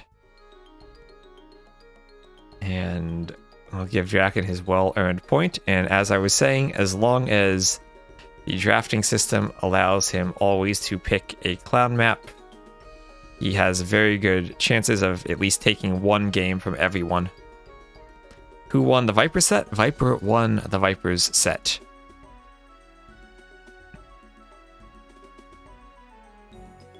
Anyway, I think we can just hop right into game number 3, because we do have the Rex.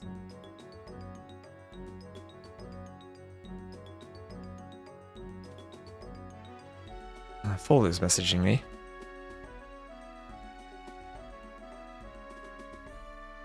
And Liereyy Dracken game 3.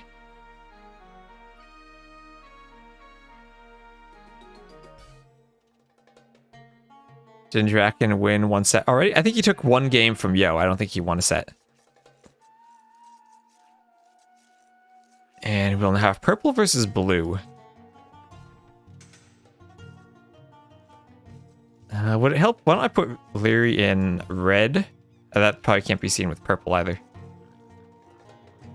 I want to make it cyan red there. Next pacifist campaign when I get time to edit. Hopefully next week I'll finally have the editing stuff done for some other videos, and then make time for the pacifist ones. Anyway, game 3 on Arabia. This is Lierey's home map. Saracens versus Chinese. Actually, why don't we do this? Why don't we make it like green Saracens, like the campaigns? And then what? Chinese have lots of different colors in the campaigns. We can probably make it green-purple. I think that's visible. Put Liereyy in his green color. Anyway, Dracken, difficult task to win against Liereyy on Arabia, but this is one of those Arabia maps where, as I said, I'm not very happy with the forest generations, but I did do the similar thing to DE, where I put the set number of forests per players. So 2 forests here for Dracken, 2 for Liereyy, but Lierey's are a bit more spread out. And we'll have some cliffs in the map. Nice cliff in the... You can't have a cliff in the middle in DE's current Arabia either. That's just kind of because there's a dummy land in the middle for doing some actor area stuff before new commands were added, and it also displaces cliffs.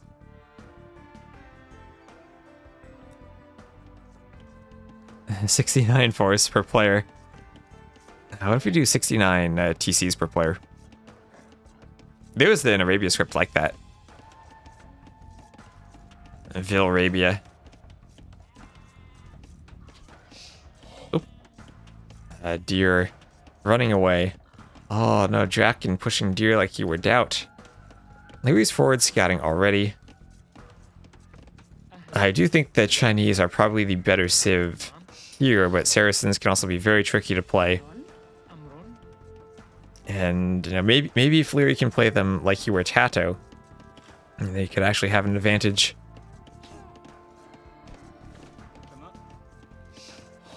And finally a deer push getting in for Dracken there. And he'll be milling the forward side of his berries, trying to get a better surface area for the Vils. Liereyy will see that. You think of old Mongolia map? Yes. Wasn't there a TC challenge where you had to make one TC for each Vil? I've never heard of that, but that sounds horrifying.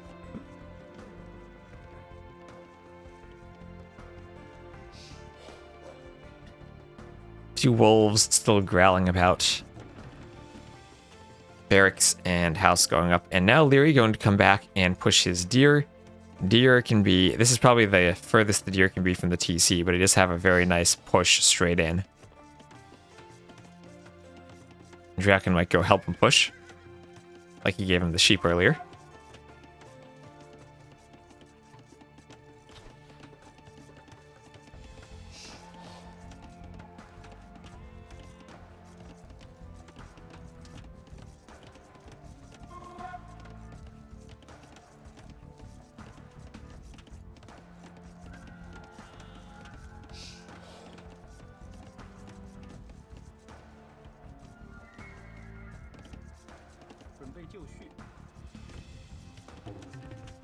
And have a bit of house walling from Dracken. Can wall there to his TC. Can wall around the back of the wood line there.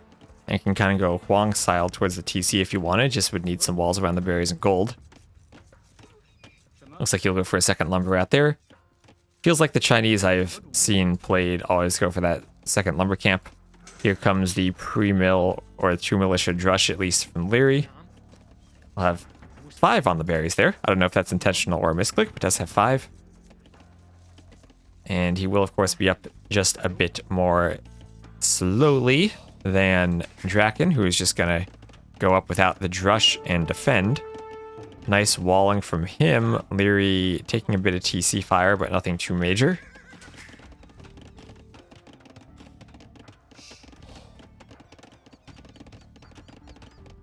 And Dracken will complete the walls around his berries there.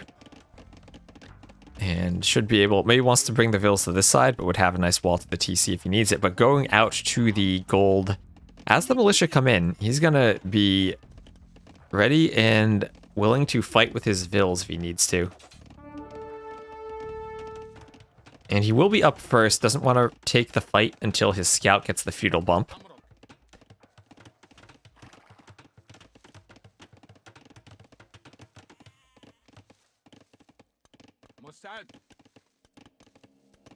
But he's there, he's waiting, and as soon as that scout gets up to feudal, you're going to see him fight. Or maybe right before. So a bit premature on the fight there from Dracken, but does get a militia, and will be chasing down the scout. Nice usage of the militia there from Liereyy to shield the scout from the feudal scout.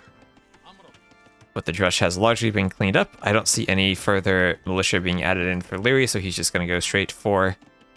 I was going to say straight for a range when he gets up. Is he going to go sending Vils forward instead? Might go for a forward. Dracken could potentially scout that. Could see the deers running when the Vils walk past. If he's paying close attention, he'll see the deers run, and he can see the Vils. Okay, he's not going forward. He's just hunting the deers. And there's the archery range at the back, and the question is, where is that Saracen's market going to pop up? Now archery range for Dracken.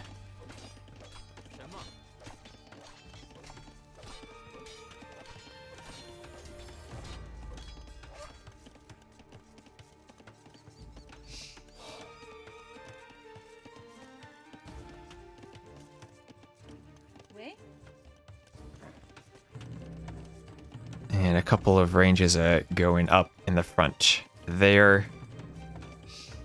So 2 range for Dracken, 1 for the Saracens, and 3 on gold in the back. So Lierey's just going to try to wall up his map, but he only have 1 wood line.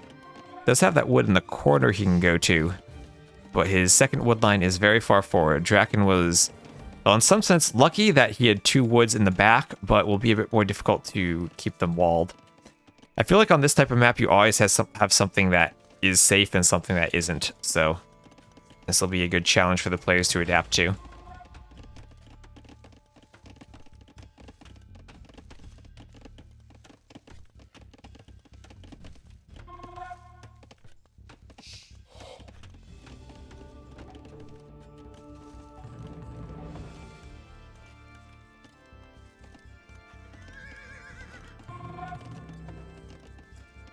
And Dracken actually going straight archers, doesn't have any skirms mixed in. Do have a few skirms here for Liereyy. So we'll see how this fight shakes up, as we would need a stable transition here to be able to fight against skirms. No fletching yet for Dracken either. Liereyy going right away for fletching and the armor, and does have double bit axe. Dracken will need to fight to maintain his hill. 1 archer and 2 skirms, not the biggest worry on the gold, but they can't just be ignored, especially as another skirm comes in. And Dracken's going to try to go forward and apply some pressure, while at the same time making skirms in the back to defend. He's going to fight with Vils. It's only 1 archer, so the skirms can be fought with Vils.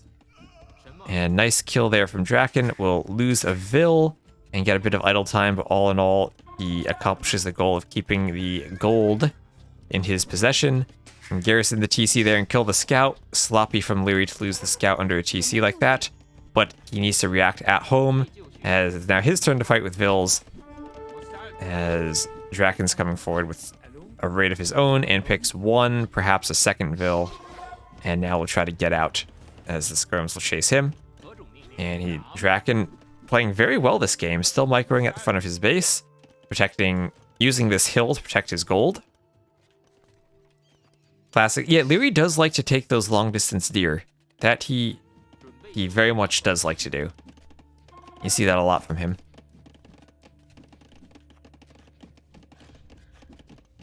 Oh, 2 wolves. Oh, the wolf again. They're going for the skirm though. Oh, if they were going for the archer. Wolves can get skirms though because of the minimum range.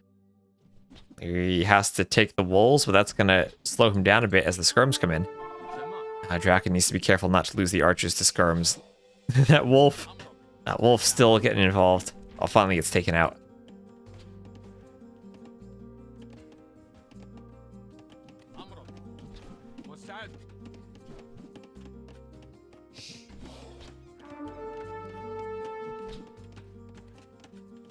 Don't lose the skirms to wolves.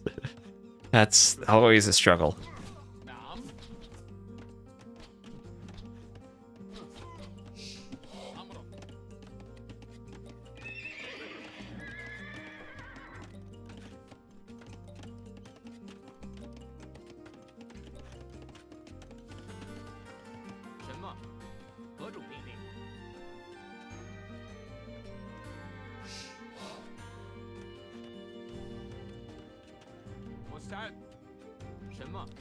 And a castle first, or a castle for both players at just the same time.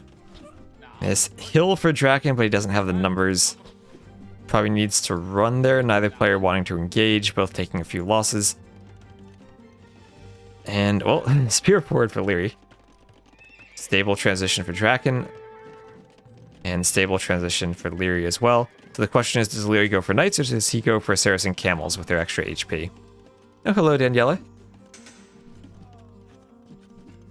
I heard you played some games against the Fromen Guard earlier.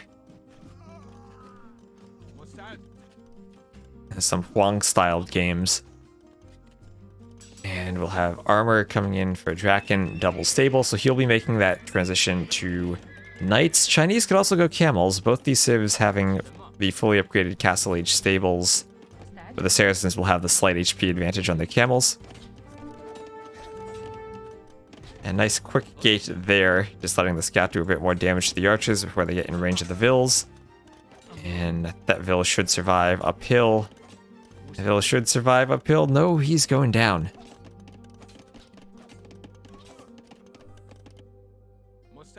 And Dracken up with a 4-vill lead, being the Chinese, paying off, and going for a third stable. Now, this is where it's only skirms, so they won't do too much damage, but Dracken still does need to pump the knights as soon as he gets out to deal with them. He does have bloodlines and immediately 2 stable knight production as a third stable's going up.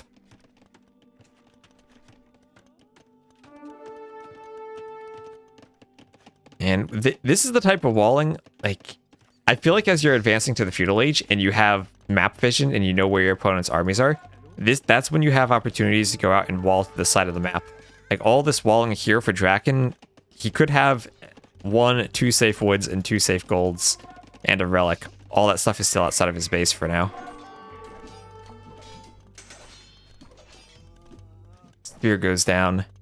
And 3 stable knight production, or knight and camel combo.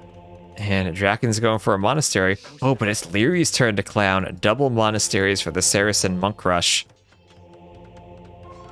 And Chinese used to have a really good monastery with the cheaper upgrades, but they no longer get redemption. Won't matter in the monk war, but Lierey's starting to get some monks out, wants to get some conversions.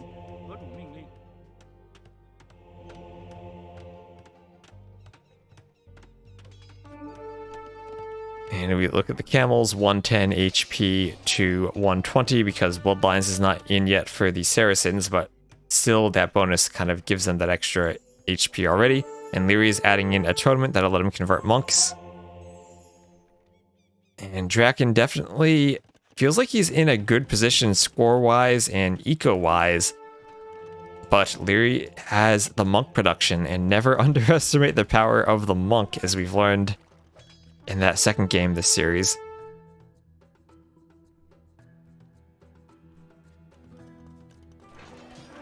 And 2 safe golds in the back for Liereyy. 3rd gold even part of his wall. Nice protected base for him. Dracken could have a nice base as well. Full Clown Arabia. As we said, arena with extra steps. And now crossbow transition back for Dracken. Chinese, you can go for all these transitions and still kind of afford it.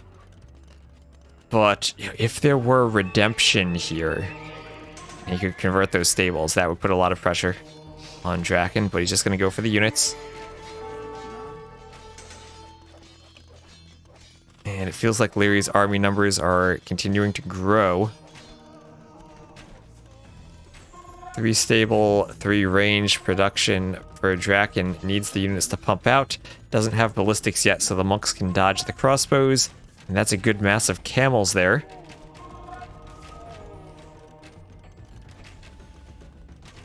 As the crossbows still can't hit the monks, the lack of ballistics is apparent as another wolf gets involved in this fight. Wolves are everywhere.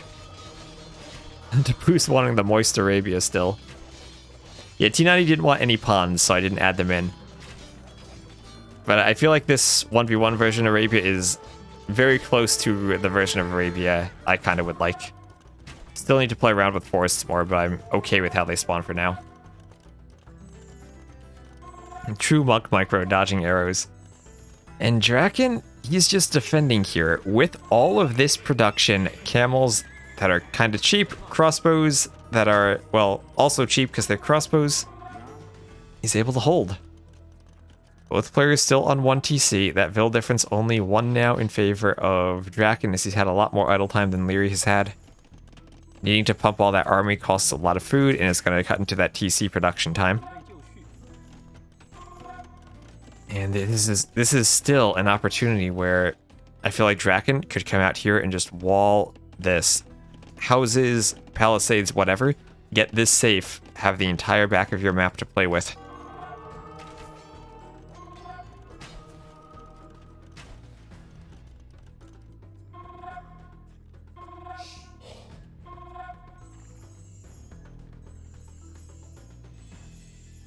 And I like the healing from Liereyy, keeping his monks and knights at full HP, but slowly but surely the crossbow mass for Dracken is rising.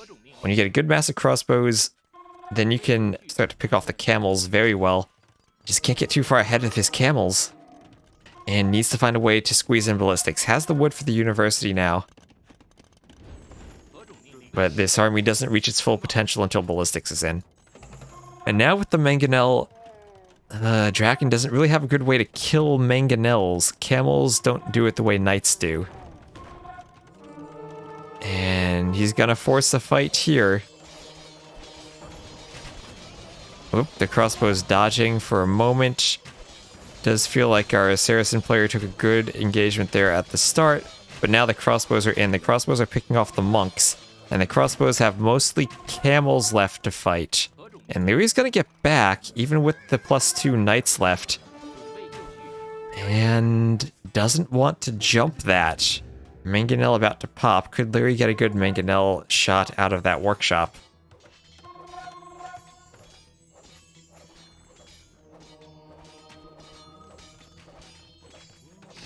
And he could. It's one hit. Can he get a second shot off? No, only one shot off. Vill's walling to trap the crossbows a bit, and I can't help but think Dracken is overextending ever so slightly with his crossbows, but he still has camel reinforcements on the way. Will lose a lot of crossbows in that choke point, but still has 20 left, and still has his camels to deal with this, showing the power of the Chinese. And the Saracens, there's the market, but Liereyy not really using the market any more than Dracken is. Not Tatoing his way with the Saracens, and Dracken, with this forward army, going to buy himself time to add in a second TC at home, protect that wood line, and I don't know where these vills are going. Oh, they're going to that gold in the back. This is where, again, just a bit of walling in this area would be tremendous for Dracken.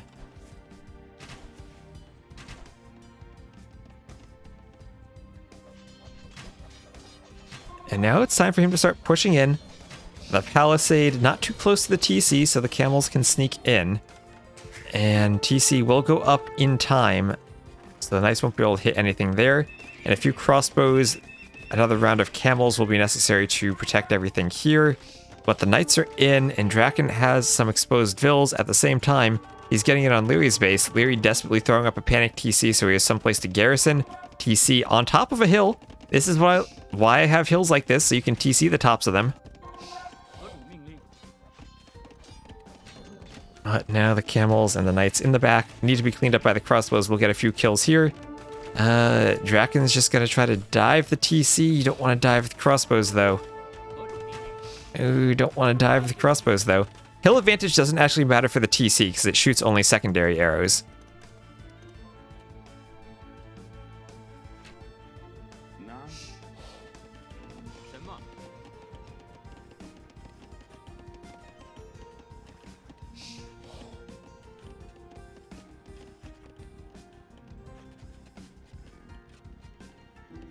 Ballistics is in for Dracken, and with ballistics, crossbows will be much deadlier. Does still have a 5-fill lead. Does have a pretty good score lead, but Liereyy definitely isn't out of this yet.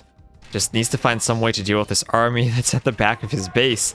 The 2 golds that were safe are safe no longer. The wood line that was safe no longer is safe, as Liereyy has to go out to his 3rd gold, which, good for him, is in a good spot. Chukonus versus Mamelukes 1v1. That's a good matchup. The Mamelukes need to get a really good jump on the Chukonus there. But if they do have more HP, so maybe they still could do some damage. But usually you do think of archer units as counters to Mamelukes. Archer units, and strangely enough camels, because the Mamelukes don't get their cavalry bonus against camels like they do against other forms of cavalry. And this is where Dracken needs to be careful. Those crossbows could be picked off. How will this fight go for Liereyy? Is it something that Liereyy needs to go well for him as he tries to close the distance to the hill and get us around with his knights and the few camels there? And looks like he is starting to get the pickoffs he needs. The monk has to continue chasing, but that will force the crossbows back.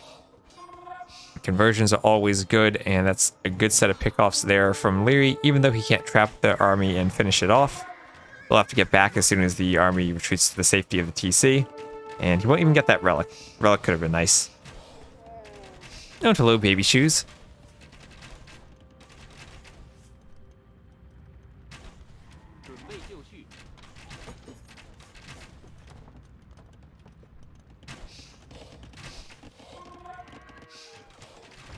Mangonel, ooh, getting hits on the crossbows. Is Dracken paying attention? He splits, but too late.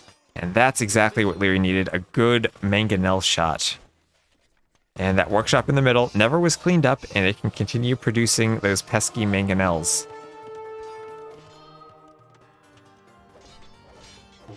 Same time, Draken is just going to hit some houses, make sure that his army has an escape route, and take those 2 golds away, but he hasn't actually scouted Lierey's 3rd gold.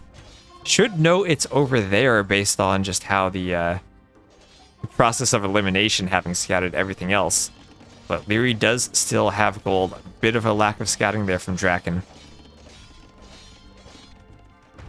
And Liereyy is continuing to push.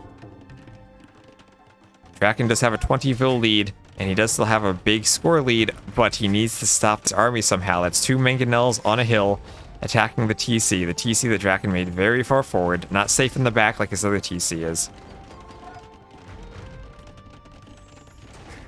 And there's Wheelbarrow. Good to run your Vils away faster when this army comes in. And 3rd Mangonel, this is where some Saracen Redemption, converting the archery ranges, could apply some more pressure. And will Dracken just concede the TC? No, he's going to repair.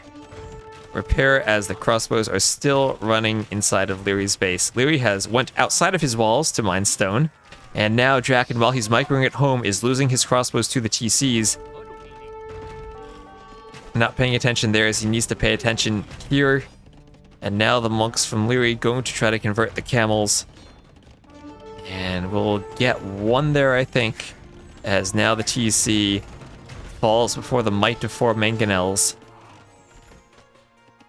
And Dracken has to retreat, has to find some way to use his eco advantage. He's up by 22 villagers still, but now all of these crossbows that had been pressuring forward, their number has dwindled. And their control of the golds is waning. Liereyy needs to fix his idols. Everything is idle for him as he's just concentrating on this forward push. He is playing clan style. Can he get a good Mangonel volley on the camels? Can he get the conversions in? And ooh, Dracken just dodging the Mangonel shots there. The camel is trying to pick off the Mangonels and looks like they might be successful. And after losing a TC, after the push has to come down off the hill, it loses some of its power. And Lierey's going to continue pushing. And you can't run his army away because the monk was grouped with it. We'll take out the camels. We'll try to get another Mangonel in. And now knights. I guess this is another thing. Do knights counter camels like they do pikemen? To some extent, yes. A couple conversions from those monks. Dracken doesn't necessarily want to garrison the TC. He wants to keep the Vils working. Up by more Vils, but who could lose Vils to never want to chase Vils or chase Mangonels with Vils because they get attack grounded. Well, sometimes you do, but it's very rare. It's like a towering to stop a castle type of situation. Sometimes it works, but those situations are rare. Well, 2nd TC now being Mangonelled. 2 Mangonels are in, and are 4 monks enough to stop the 10 or so camels from sniping Mangonels? Maybe, but I still would like to see redemption for converting those ranges. And actually, at this point, Liereyy has the stone for a castle, and the Vils are going forward. Where will the castle go? As Dracken is sending his Vils forward. Ooh, a nice Mangonel shot there. Can we get another Mangonel shot? No. Oof. Yes. And Dracken, he still has the larger army, but with the Mangonels can't take a good fight. Using the villagers to force back the Mangonels deletes the range. And he just wants to dive the Mangonels, but there's a lot of monks here for conversions, and the camels can't get to the Mangonels. The villagers are trying to get there. Villagers might be able to pick off 1 or 2, but the Vils will go down. There goes some of that Vil lead. There goes some of his crossbow numbers. Nice mangonel hit there. That's on very low HP, but the armory for Dracken now is cleared. And Liereyy has the freedom to place that castle. Oh, I would have liked it more forward, but that is a good castle too. And Dracken now just taking advantage of those goals in the back of his base. That's the only reason he's still alive after losing all of his army at the front. And a large problem is all of the farming eco he has. Dracken floating tons of wood. He is floating tons of wood, but his... Look at that. Wood price. He's facing the Saracens. He's already been selling wood. And new notifications. And there's the GG from Dracken as Liereyy was very put on the back foot. Had his base raided. Combination of losing those crossbows to the TCs and just not quite having the army to defend that push. Did it in for Dracken.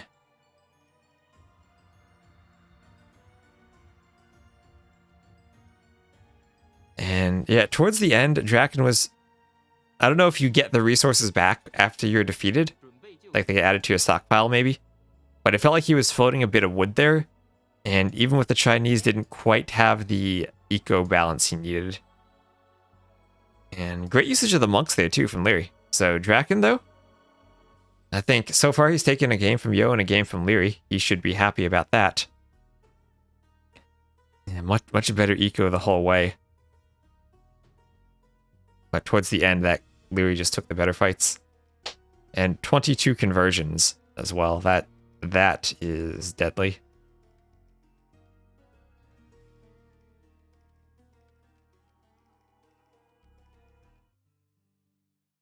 Alright, well, we will give then a win for the Saracens and a loss for the Chinese. As we have Liereyy taking it 2-1 over Dracken.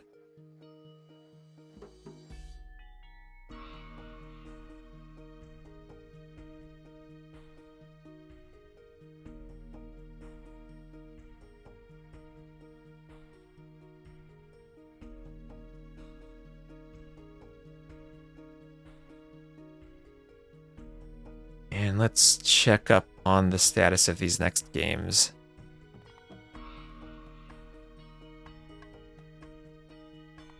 It's supposed to start in about 30 minutes. I don't know if they'll start early. But it should be Hera versus Kingstone at 20 GMT.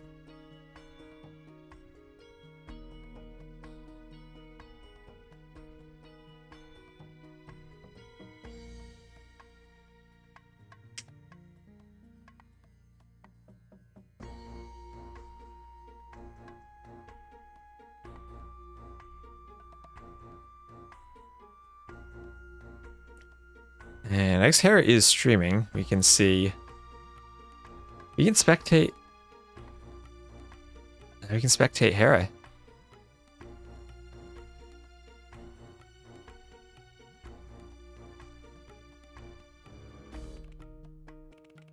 And just see what he's up to. If he's in a game.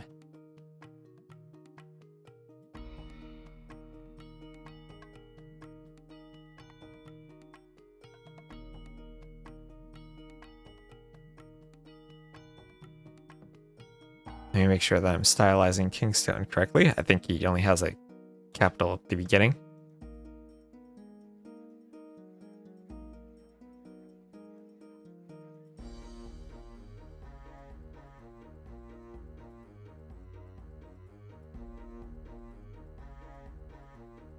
Alright, let me turn that off. Hera 0. Kingstone 0. Title is updated. And we're just going to go to find the games that Hera is playing on the ladder, and we'll spectate him for a moment. He's playing against Dragon Star.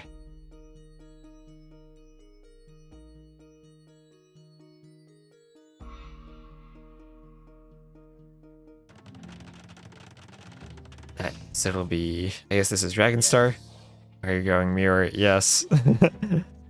Put him in the red then. So Dragon Star, red Italians, Hera, blue Italians, a bit of mirror practice.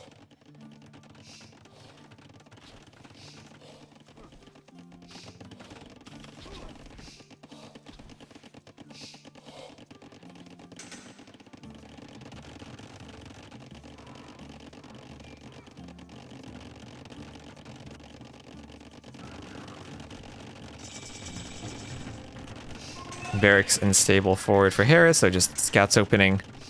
Scouts opening also for Dragon Star.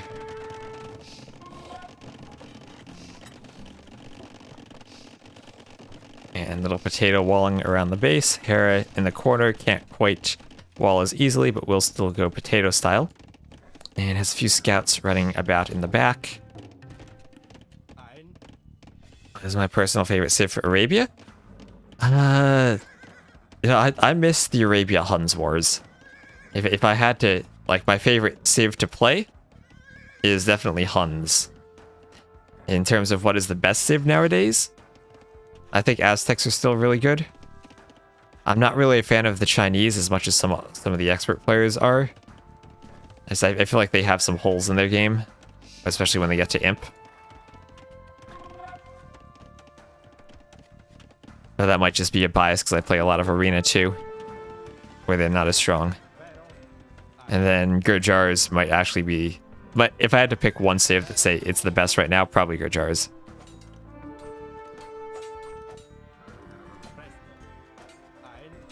And that civ is just insane. A nice pick of the spear there from Hera, and the spear will force these scouts back. But I think Arabia is, in some sense, there's a lot of civs that are good on Arabia now.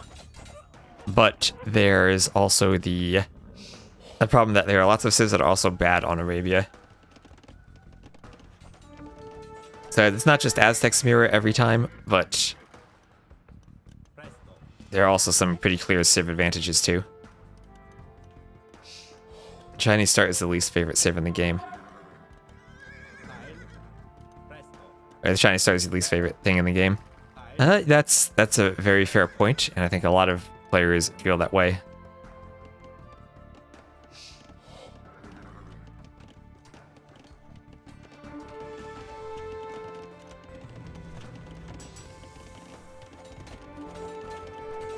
As the gates being taken out there, palisade gates are always the weak points in your wall. And Hera will be the first player to click Imp using the advantage of that cheaper Italians, or the first player to click Castle using the advantage of that cheaper Italians Castle Age. Civ is less important on Arabia compared to other maps, definitely, but I think that Chinese, unless you're top level, are tricky to play. It's not just from the start. I think it's because they're a very strong mid-game civ where you have to be extremely aggressive in the Castle Age to play. And when I see a lot of low-level games, that's when they're most passive, that they're just kind of in their base booming. Unless they're going for some type of YOLO castle drop, but that's also not... It can work with true canoes, but it's not really what you think of when you think Chinese. And if you, like, hold till late game, then they kind of drop off in the quality of units they can make. Oh, hello, mass puddles. I'm doing pretty well. You can see how the wood lines on this Arabia and the little hills, you can kind of see how Hera's map works, where there's a little hill. I don't know if this is his base or the base loops around it, but little hills just on the borders of the terrain that can't pass from one terrain to the other. Either there's a valley there or a valley there right around his base. Looks like the valley might actually... I think this is his base here. And then this is outside, and then the inside of the base doesn't have too many hills, just little bumpy ones. He'll be going immediately for 2 TCs though, so not going to be an aggressive play as the Italians. Can be hard to get aggressive with them because the knights die if you go Genbo.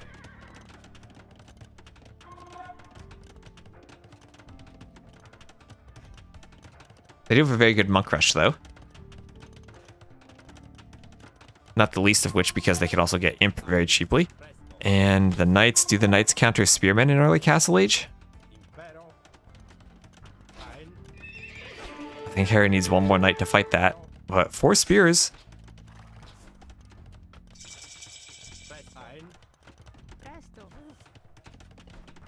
I know Hera doesn't like TCing his main gold because he always feels like you should just protect it with your army and you already have your buildings near it. But gonna be idled off of that gold for just a bit at least.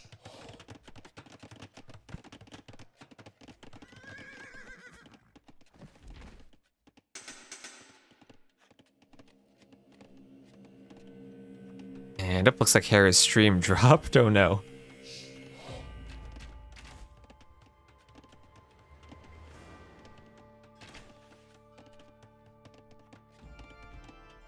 I had his stream open so I could pay attention and see what he was getting ready for his games. Oh, those knights are standing still. Did Hera's internet just die? Yeah, we're here.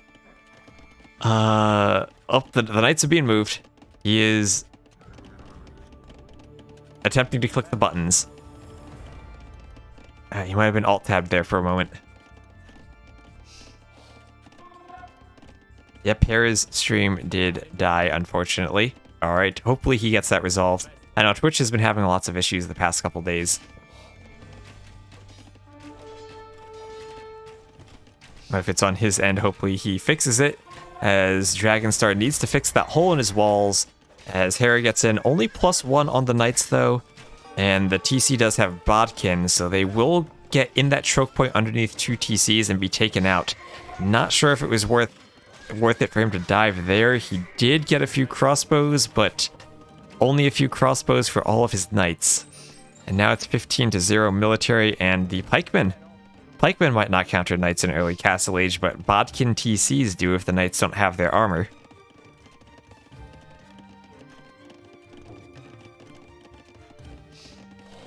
Once the cab came in through the hole, his stream stopped.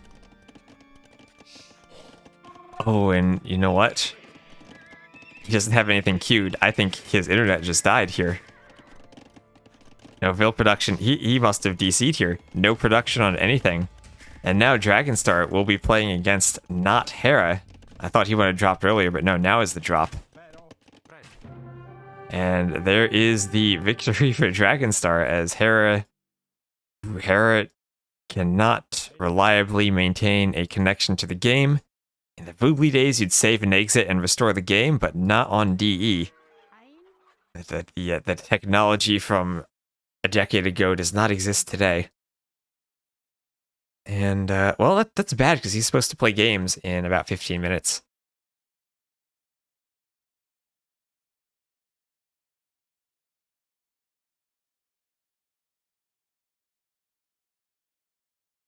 And it looks like the stream is still down. Oh, I hope he gets that resolved.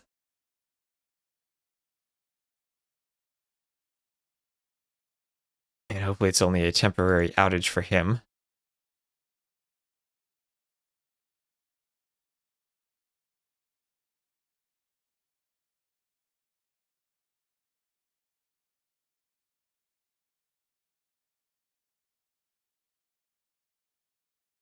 Oh, some people are already playing Nations Cup team games, I see that. You've also experienced game crashes recently. This feels like it's the entire, like, his internet just dropped, not necessarily a game crash. But I have seen a pretty big uptick in bug reports on Reddit and the Steam and Age of Empires forums about the game crashing. And I did have this one weird team game where 3 of my teammates and 3 of the enemy teammates all crashed at the same time, and I ended up in a 1v1 against the nearby flank. So, yes, I have been experiencing that. He was coaching some people this week with crashes, yes. DE has been pretty unstable the last week or 2. Yeah, there definitely has been an uptick in instability, I think it's safe to say. So, I was going to cast Hera until we casted Hera, but now it seems we'll have to find something else to do. We'll check out the achievements at least. 49-49 as Drakkenstar pulls away with the stronger internet.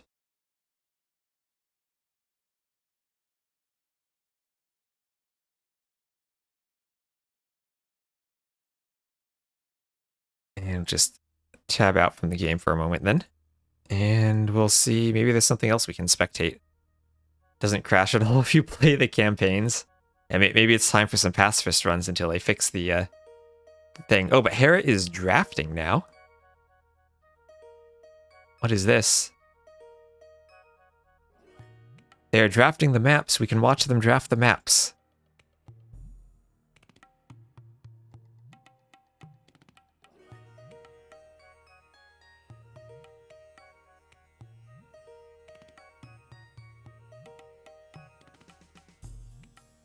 Draft is starting. I don't know if Hera's stream will restart. His stream is still down, but the draft is going on. So he randomly banned Shoals. So maybe he's not back. Oh no, and we picked Arena for Kingstone, who banned Arabia. That's a good point. Like Lynx, it might crash if you play the co-op campaigns. Is Hera just gonna get a random draft?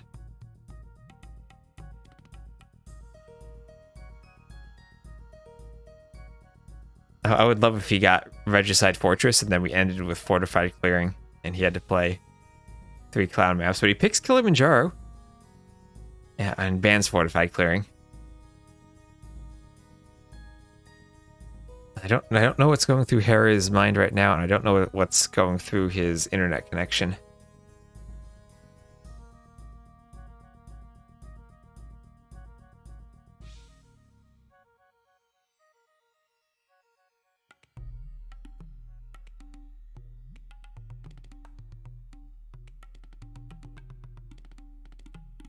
Random draft resolved AI versus AI. I think it would be cool if we had an expert player AI tournament. Maybe like a 2v2, you gotta write your AI teammate.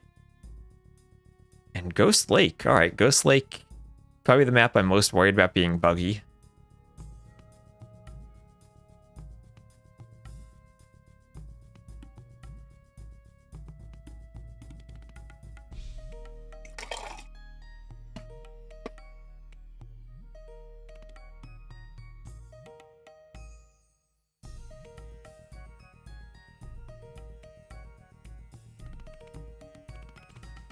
Let's see now if they have the civs going. An exclusive AI tournament. There are AI tournaments going on all the time if you check out the AI scripter community.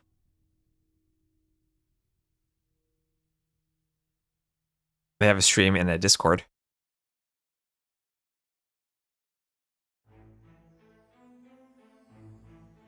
Let's see, it looks like Hera's stream is still down.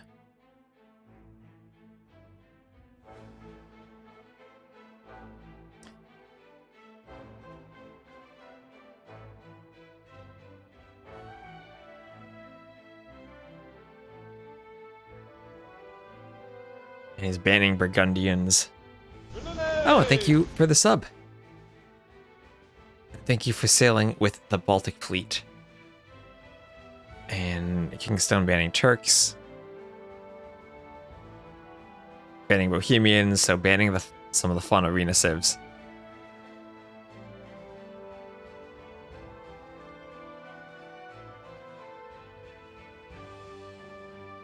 And banning Poles, alright, so 4 bans are for arena. And players pick whatever they want for arena, Ghost Lake, or Kilimanjaro. And Britons for Hera. Guess it makes sense as the first pick. Ghost Lake in the past has been dominated by the Mayans. But people might be better at microing and playing with the Britons now.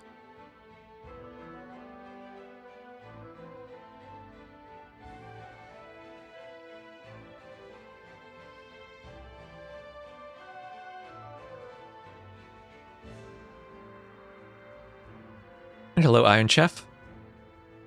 And Vietnamese, Portuguese. Alright, so Portuguese would be arena. Vietnamese, not quite sure. Ghost Lake, I guess. Maybe Ghost Lake thinking to counter Britons there. Britons could be on any of these maps, really. Maybe preferably for arena or Ghost Lake. Kilimanjaro, they might lack for mobility.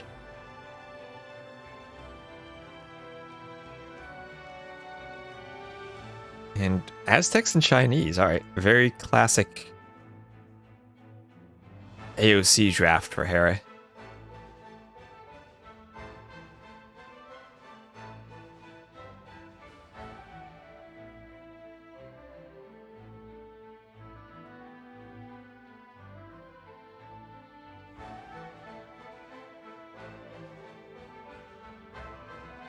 And Hindustanis, good pick there. And Gurjars.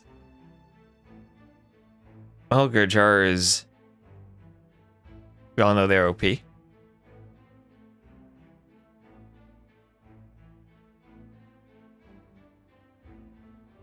Humans, Khmer.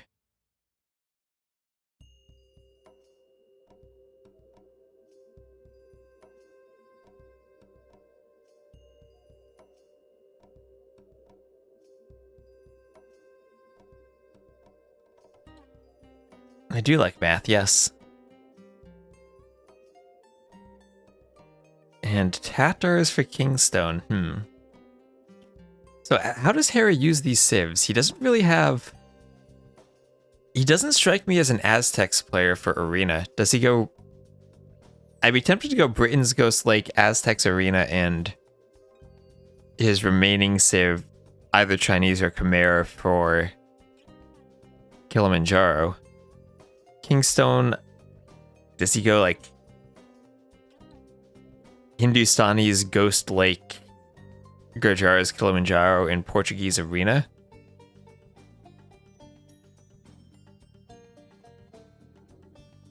Does he go like Vietnamese Ghost Lake, Gurjara's Arena, Hindustani at Kilimanjaro?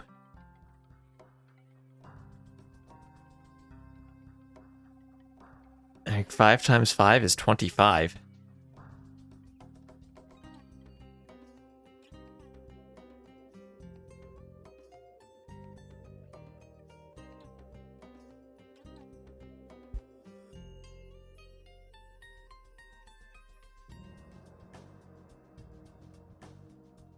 And I'll keep an eye out now for these games to get started. I don't see Hera on live just yet. There's also Clown Legion League going on.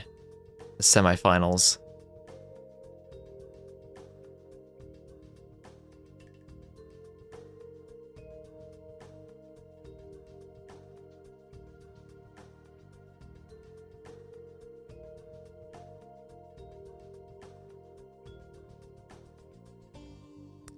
I believe that is just called multiplication.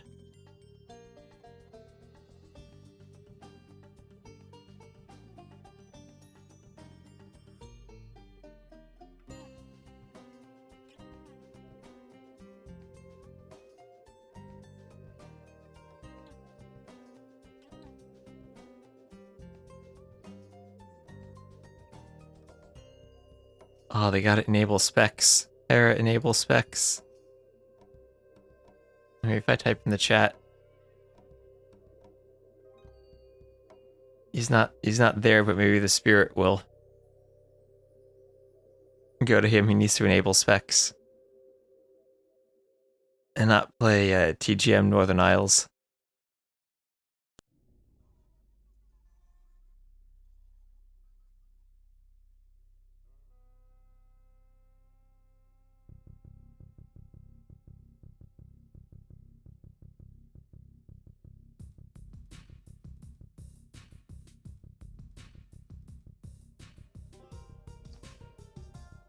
The symbol might mean different things. I mean, I haven't used an X for multiplication since grade school.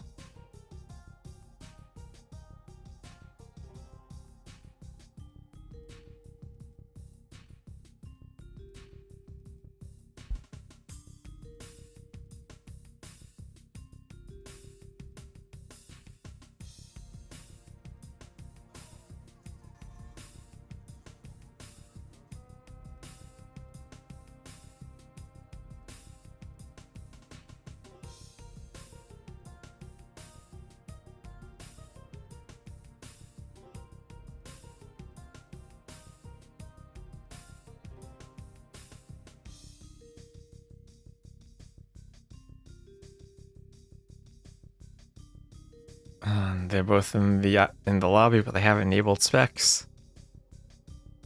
Someone ping them. They gotta enable specs.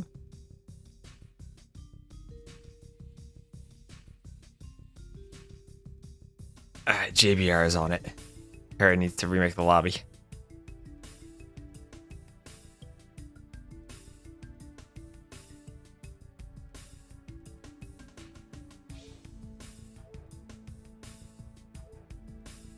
Alright, they have remade.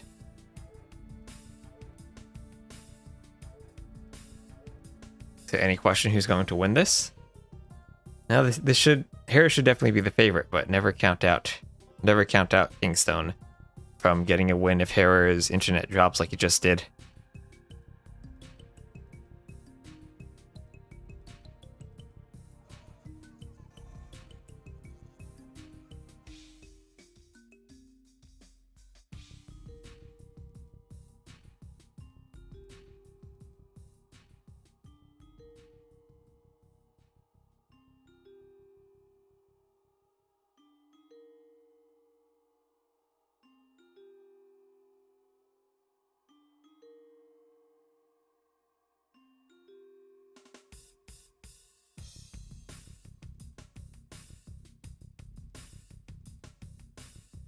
Rooting for an upset isn't everyone.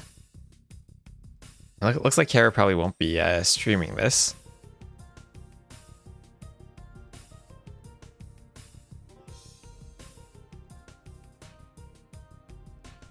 Kingstone should be, though, if you want to see a point of view.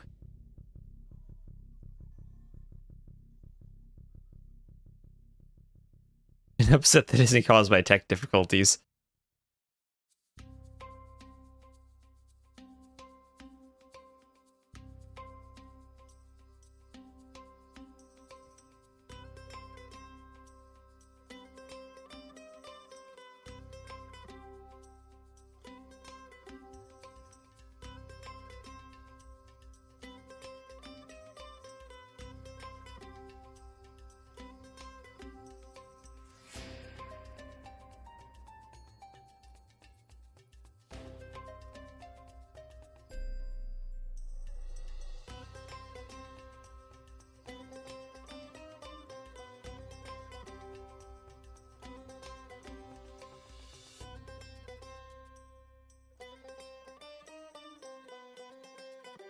Oh, sounds like we have our game going. And there we are. Hera going for humans on Ghost Lake.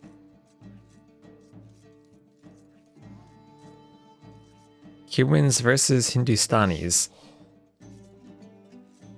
Interesting. So the question is, will Hera be able to get a 2TC boom going on? The thing about Ghost Lake is one of your biggest gold is always forward on the lake. You should have another gold somewhere to the back of your base nearer to your TC, but your main gold always will be forward on the lake, and because of that, very difficult to wall. Oh no, it's maintaining Dragonstar's name from the previous game. No, how do I reset that? Bad capture age. I just delete that? No, I didn't. Kingstone. There. A bit of a scuffle in the middle. You do have the extra sheep on the lake. We reduced that to 8 sheep total, so you don't have quite as many. And the shorefish are not millable because you can't do anything on the ice, and they're not dockable because this is deep water. It's like a frozen over Baltic. And then, of course, lots of snow and patches on the outside. No seals, though. Maybe we could put some penguins here. Make it Antarctic Ghost Lake. No Gurjars or Britons for this one. You know, that's a good point, but I don't think that the Gurjars sheep bonus would matter too much now that it's logarithmic. In the past, before their most recent change, then maybe.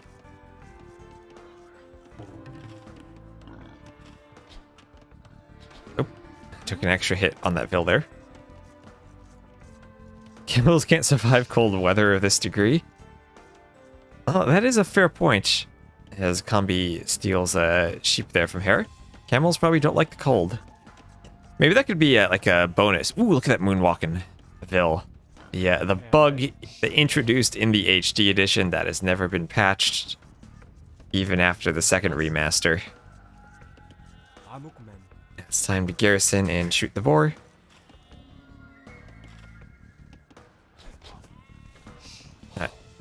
Not the cleanest, but gets the job done. He does have Britain, but he might be saving them for Arena. He might end up not using Aztecs, despite them being his second pick.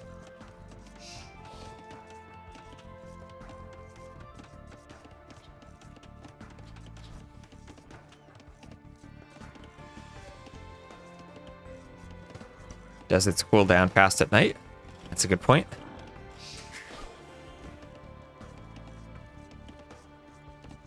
They probably don't have to deal with snow, though. Maybe they'll get trapped in the snow, or slip and slide on the ice. Different air moistures.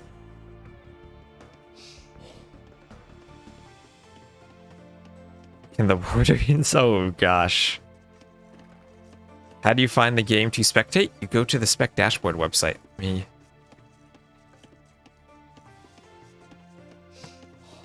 Go there, you can either find Hera or see the Tournaments tab.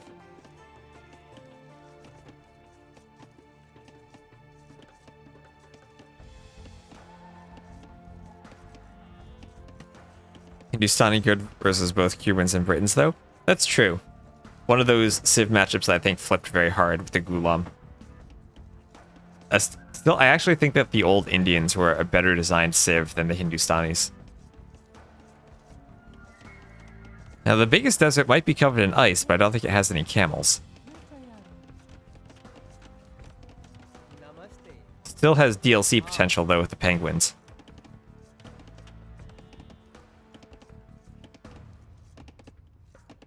You agree about the old Indians? Yeah. Like, I think the Elephant Archer was better as a unique unit than as an archery range unit, and that the Ghulam just doesn't fit in with the Civ.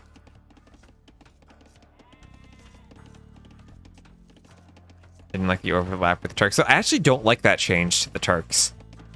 Like, I think the Cav Archers were enough of a change to kind of fill in their weakness against archers that they didn't need the Pierce Armor. I think that's just kind of an unnecessary Civ. That just makes them even better at closed maps and they were already good.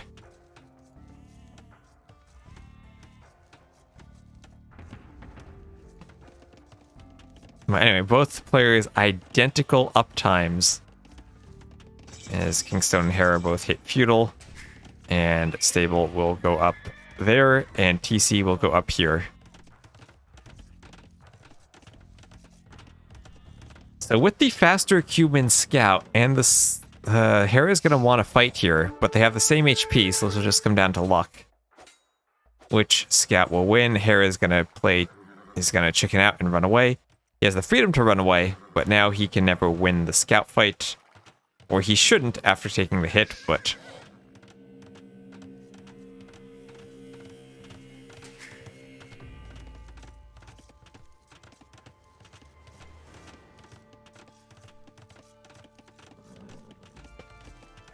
Greedy Hera. Now he's TCing. Nice TC location. I mean, it's on a wood line, a stone, and a gold. He can wall out here and be very safe on the left. But here come forward Vills. Forward Vills and a forward spear, and the walls should not go up. It's time for a Black Forest style Vill fight over walls. As Kingstone is in, the walls are not up. And Hera just wants to get a poke on the Scout, but not going to get it. A nice wall there, tries to funnel the Vills towards the TC. And seems like it's tower rush time. Wherever the tower might finally go down. And part of me might have preferred the tower being on this wood line. Just because Hera can counter tower under the TC and then send Vills to knock this down. He's also moving out to stone already. Can't immediately react with the counter tower though. You need to mine some stone first.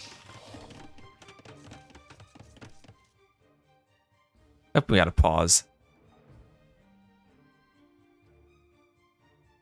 This tower couldn't kill a repair Vill? Yes.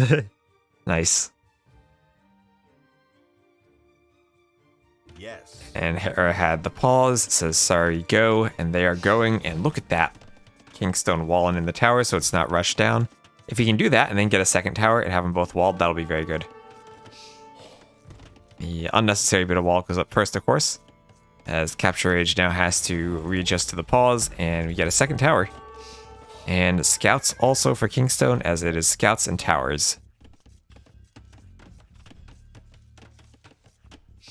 Rush, very risky versus 2 TCs, but also the other option is just letting the guy boom under 2 TCs.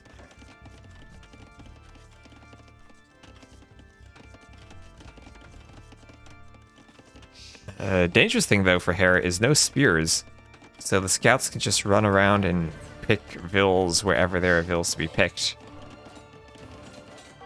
Ghost Lake can be a fairly wallable map, and Hera did want to go for that wall TC boom, but Kingstone's not going to let that happen without a fight, as he lost some HP on those scouts, so I think he really does need a good 5 scouts now before he can do more damage. That's the hard thing about Ghost Lake, you can't make forward buildings because of the ice. Music is cringe when capture age slows down. Is it? Is it the in-game music? Oh, hello, Maxos. Hope you're having a good day.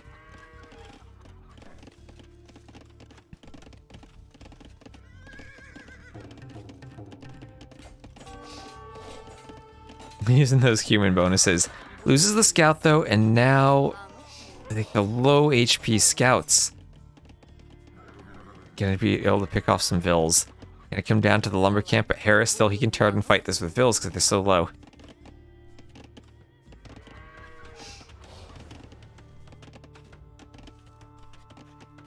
Only problem is that Hera has no wood problems. Hera still does have this lumber camp, but tower could change that. He does have 2 more wood lines you could go to, though. You were too bugged while you were winning and stopped playing. Oh no.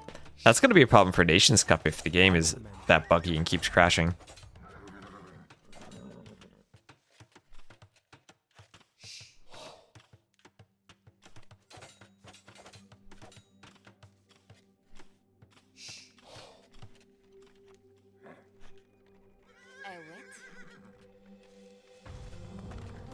You don't have problems? I had other people in a game with me who had problems. So I don't know if it's related to mods or just people crashing. Maybe it's... Imagine if it's one of the event mods.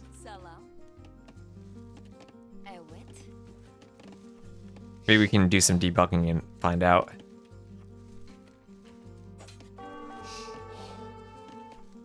And 5 scouts now should be able to do some damage to vills. Could even be a forging opportunity for those scouts. Because still, there's no spears to pick them off. You can keep running more scouts in, just don't lose them to the TC. Have forging so you can really take out the vills. And there we go, he's thinking the same thing. Do forging, if you can get that 6th scout over with these scouts, then all of a sudden you massacre the vills, especially if you have the hill bonus. Just don't fight until forging comes in, try not to lose your HP. The theory is because they haven't done server maintenance in a while. I guess they haven't. And he's going to try to throw up a tower as fast as he can, but here are scouts with forging. And he has enough vills there he can turn and fight. Will this be a good fight for Kingstone? With forging, gets a few vills, but Hera is still up 52 to 39. It's so hard to stop the Cumans from booming. And the tower's up. Hera has 1 wood line, and that's it. Could be towered from out here. That probably would have been a good time to build a tower while the scouts were fighting there. I do wonder, do we have now double stable scouts? No, it's just a boom from Kingston. He's probably going to be content just to go up. More towers from Hera, and with camels, you can't really raid under TCs like you could with knights. And Hera does have 1k gold. He hasn't been taking wood because of all those towers, but he has been mining gold. And might even be the first one up to the castle age, and feels like he's in a good spot. The tower is able to hurt him, but not able completely to suffocate him. Use the early ram bonus to clean up the towers. That would be something, wouldn't it? He could use the early siege workshop bonus just to have a workshop ready to make a mangonel when he gets up. That could be useful.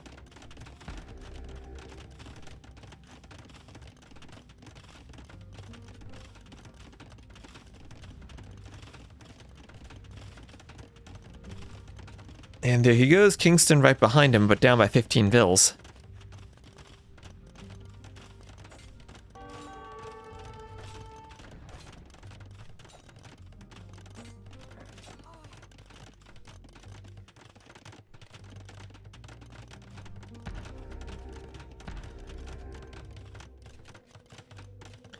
And now another tower for Kingstone. Hera will have to take that out. This will just be a bit annoying. I don't think you really need to bother walling that in. Hera's pushed out through one tower, and now even those forging scouts, not quite able to pick vills. There was just so many.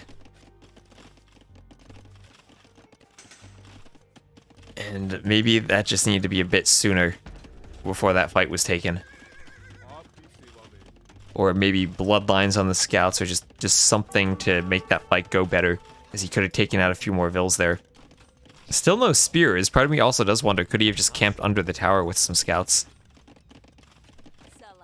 Hera's been doing a good job of using this very defensive map to boom. Kingstone himself has lightly committed to walling, but nothing major. This map is pretty defensive anyway.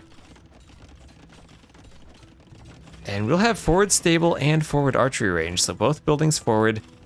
But Hera still looks to be in a good spot, doing wheelbarrow. Or nope, not even doing wheelbarrow. He has that already, just gonna be up. Hasn't had horse crawler on his farms. We'll see him needing to reseed them just now. As horse crawler is coming in, Hera's gonna be doing a defensive castle. And might even be able to go for some kipchaks.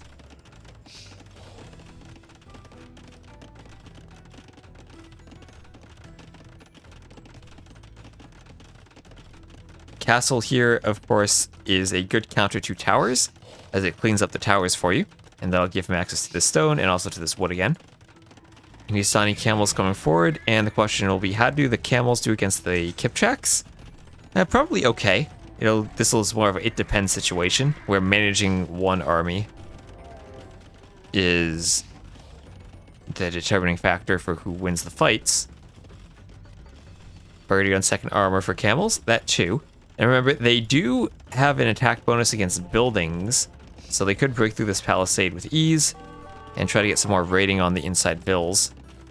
Monastery there, not going to be denied, but tower will of course help the camels get in. Awkward place for monks if the camels get in the back. Hera trying to wall in his lumber camp vills. Looks like he will be successful there. And just wants to keep the camels out as much as he can.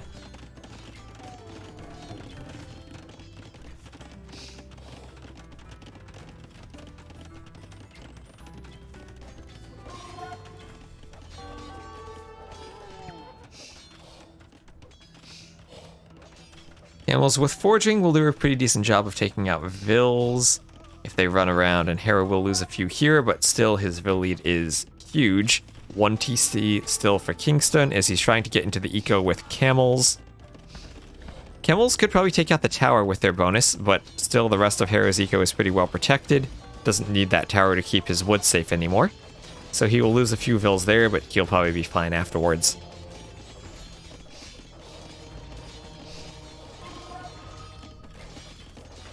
Yep, having the armor to protect from the extra damage against the TC arrows is very important.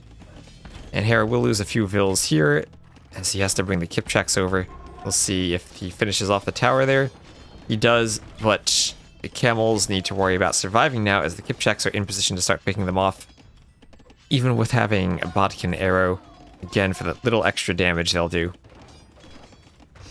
For the kipchak arrows? Oh, that's a good point. And, good mangonel shots there from Kingstone. Oh, excellent mangonel shots there. And at the same time, Cumans have to defend their watchtowers. From 2 mangonels, that tower should go down. Might need 1 mangonel to move forward just to hit the repair vills.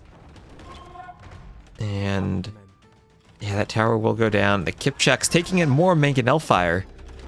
Alright, I thought Hera was in a good spot, but now with all the mangonels, he doesn't have a way of dealing with the mangonels right now.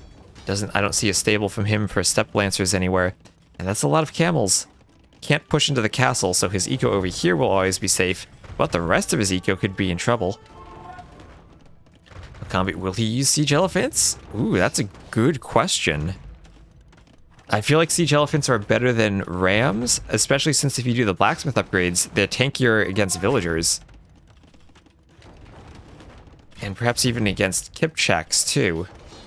I don't know how the Kipchaks do against elephants. They're usually good against rams, but probably not as well against the elephants. It's about their secondary projectiles.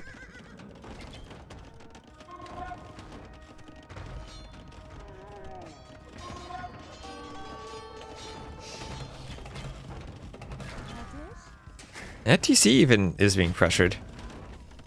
Hera's a bit more on point with his Kipchak micro though now. Oh, still takes a mangonel shot. He's switching to a stable, maybe for step lancers. Ooh, don't run mangonels into castles. Ooh, just escapes on 1 HP. Doesn't receive the bonus from Chukonus or Kipchaks when it has the armor upgrades. Nice. Why doesn't he add pikes? Because he knows pikes don't counter cavalry units in the early Castle Age.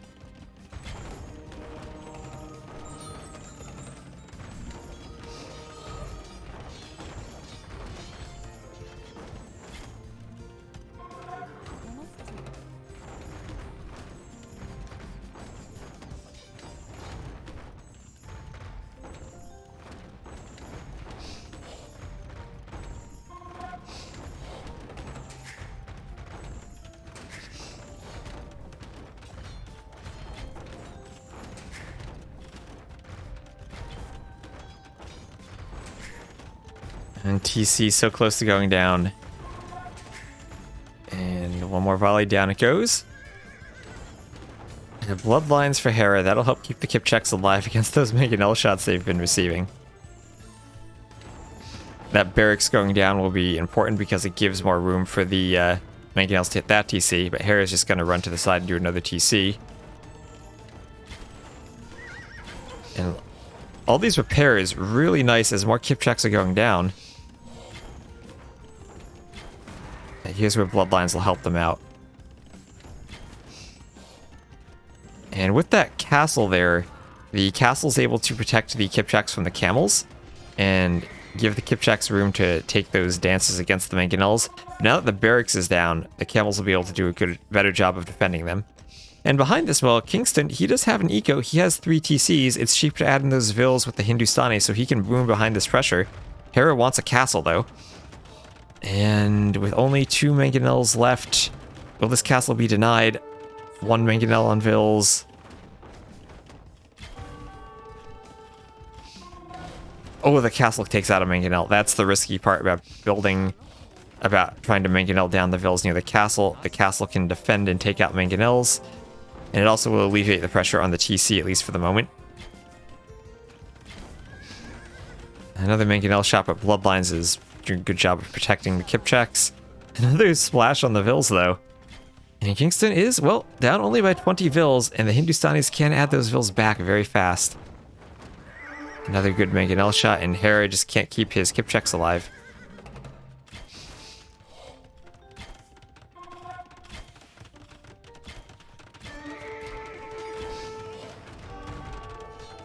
And he will finally get the castle up. But it took some losses in doing so. Opening up the Vill lead again up by about 30 now. And has in 4 TCs. But at the same time, Kingstone is dropping his own castle. And his top eco is safe. Well, it'll be safe if he can counter castle. So if this castle goes up, Hera can send all the Vills and the castle itself will stop this one. The Kipchaks are there. The camels can't chase them down. Trying to quick wall, but not going to get it. And I think this will probably win the game for Hera when that castle goes up. Now Kingstone has to retreat. He wants to retreat and then just hold on, play for a late game situation then. And hope that he can overcome the Cumin boom. Maybe with just some heavy camo, Imperial camels. But yeah, couldn't keep the mangonels alive. We'll try to use the market. But Hera's going to start doing light cav and armor. And he can go imp or he can try to raid. Now light cav, difficult to use against the Hindustanis. Scorpion out. Even getting some shots forward. Deleted the workshop to get a castle up.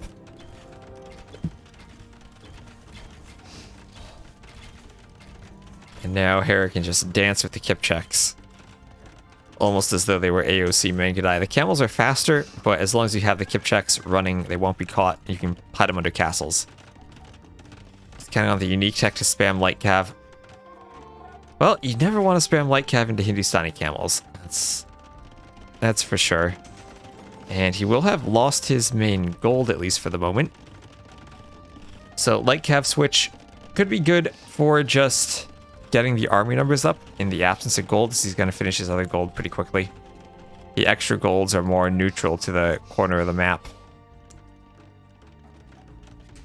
Not really something Hera or even either of them can leak out and take at the moment. Ooh, this TC needs to go up. Camel's just out of position there. It will definitely go up though, and the camels from the back can take maybe a good fight as the Kipchaks need to run. Now the camel's just going to dance and run away. We'll go 200 pop Castle Age. That definitely is an interesting way to play this. But difficult when that castle is forward on his main gold.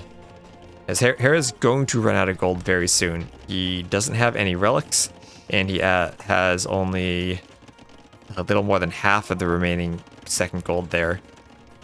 Oh, and hello, Peruna. Hope you're having a good evening. And, oh, Kipchak's there, but at least walled out for the moment. Workshop won't stay up forever. And it's going to be time to spam out as many camels as Kingstone can. And it's going to be about the camel numbers now. 107 vills to 150. Can he get the camels out to the point where he can force these fights to be poor for Hera? Now, workshop going up. Camels still in the back, but idle for a moment, running into a fight they don't want to take. And a few of them will be picked off. Those Kipchaks just so, aside from their short range, so easy to micro. Oh, and there's the capped ram. We're gonna see Cuman Castle capped rams.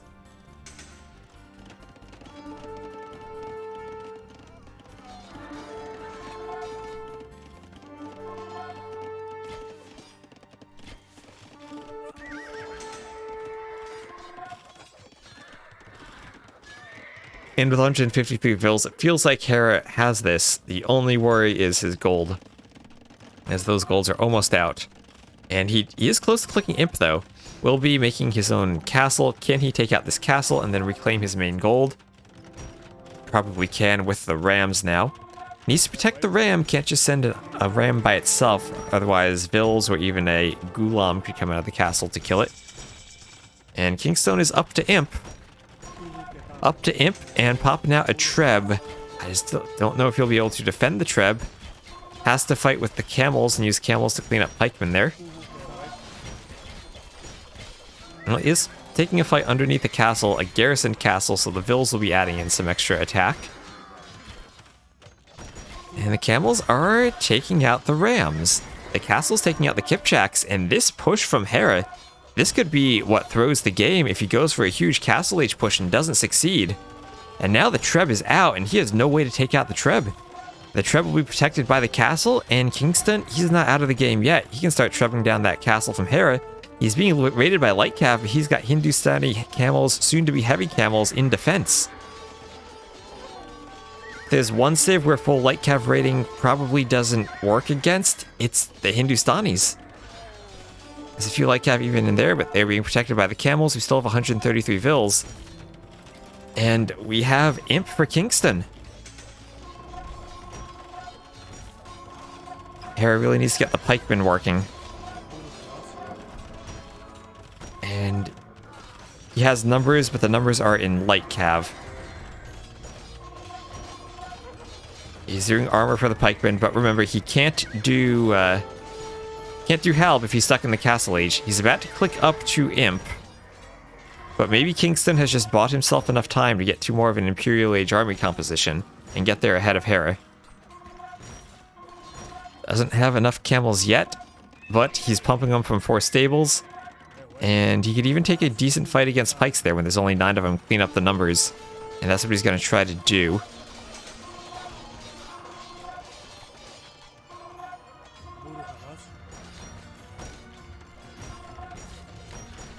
So Castle does finally go down, but not after Hera has been idled for quite a while in terms of his inability to take gold. Does that just in time as his other gold's going to run out. And now the question is, how does the Hindustani player deal with the Halb? You can't go pure camel against Halb, and it's going to be from some pikemen of his own.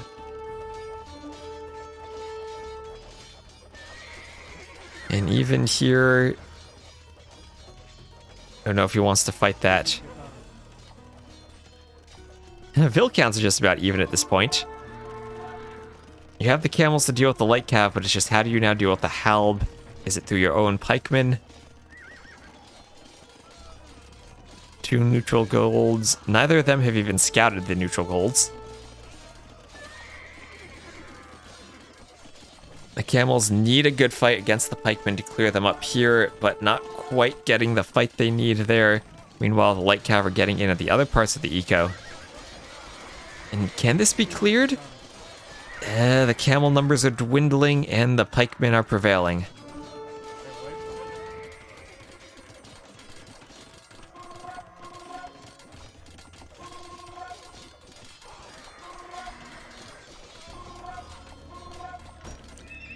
Some little skirmish going on to the west too, but the main action is at the front of the space here. Hera's up to imp. Still is at 200 pop as Kingstone's pop has dropped. He's lost his army. He's doing light cav. Doesn't have control of his main gold with all this raiding.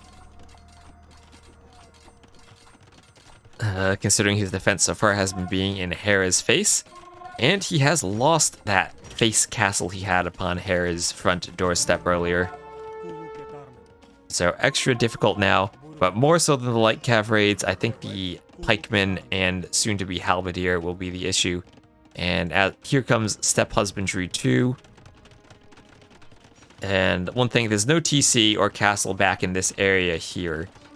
So if light cav get in there and nowhere for the vills to go.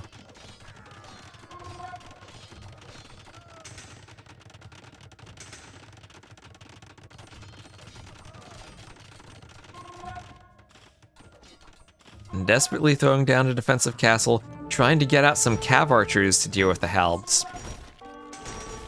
But there's the GG, and Hera in a very interesting game, I have to say.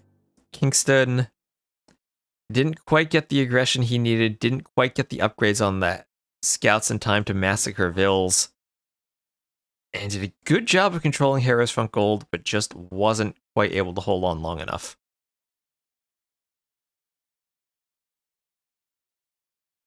Even with the better KD, when all things were said and done, but that human boomin' eco, very strong.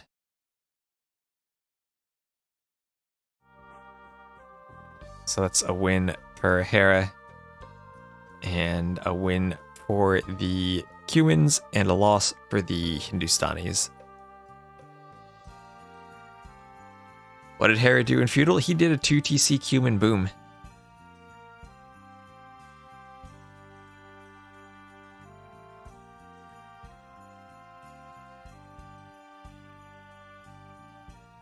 Didn't wall out the Trush in time, but that didn't stop him from booming.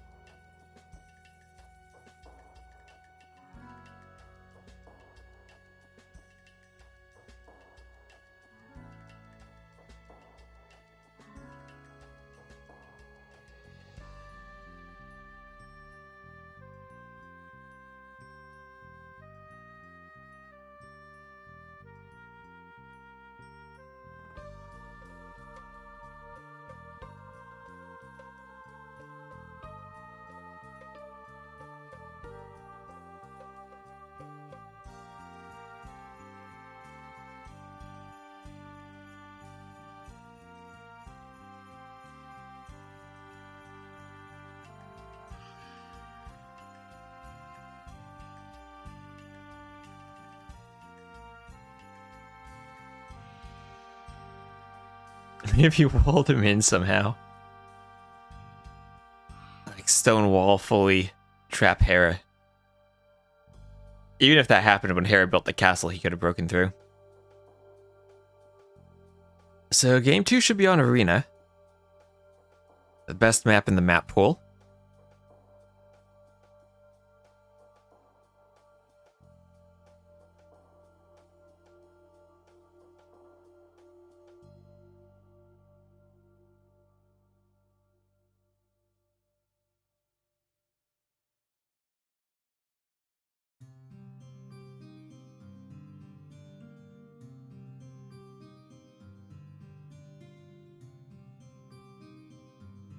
No, Maxos, the best map is Baltic. Oh yeah, Maxos, you miss... You should go back and watch Dracken playing Arena earlier. You would like how he played the Portuguese. I have some breakdowns I'll need to make.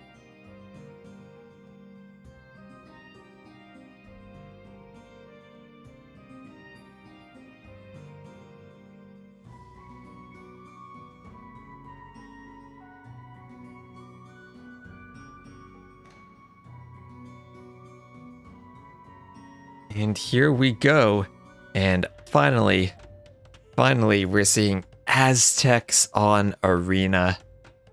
Oh, the beauty and glory. Are you just trying to counter Britain's Aztecs against Vietnamese? Not the matchup that Combi wanted with his Vietnamese pick. Vietnamese probably die very hard to Aztecs.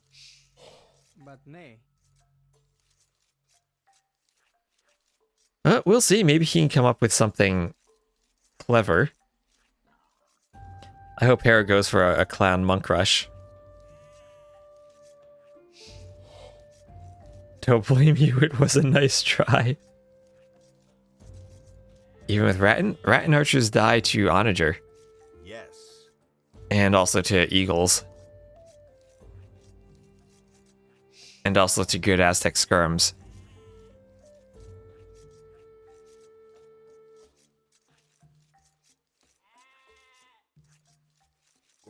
Hera just gonna push in his deer. The push is a bit longer than it is in DE's arena. So you don't always have a free deer, you gotta work for them a bit. But it doesn't really matter in these 1v1 maps. Relics maybe slightly closer to Kingstone, like all of them. Aztecs usually should get 5 relics. I hope that Hera goes for like the 23 pop monk rush. I will see if he actually wants to do it. Elephants versus the best monk save, probably not. Oh, Hera, look at that, typing in the chat. And while typing, he has pushed the deer but failed, and the deer walked back.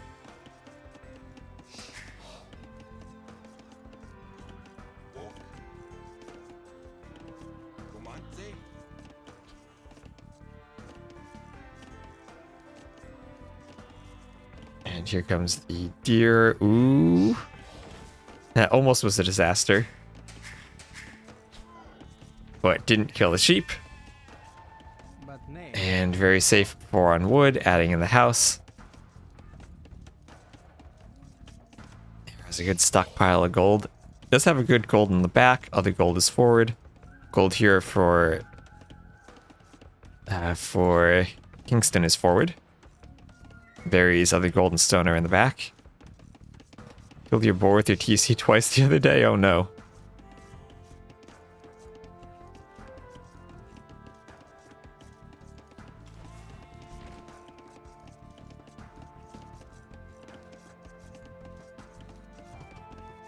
And it's never good. Now, the one thing that you have to be careful of when you are the American civs is that the Eagle Warrior dies to the Scout in the Feudal Age. So sometimes you want to go forward and scout the map early on, but on Arena, not always necessary when you know all the resources will just be spread about throughout the middle. Can help to find the relic locations if you're the Aztecs, but you'll probably find them once you get out a spear or a couple eagles yourself. Do they get Tankator news? Let me check the tech tree real quick. I think they do. Oh, they do not. They do not get hand cannoneers.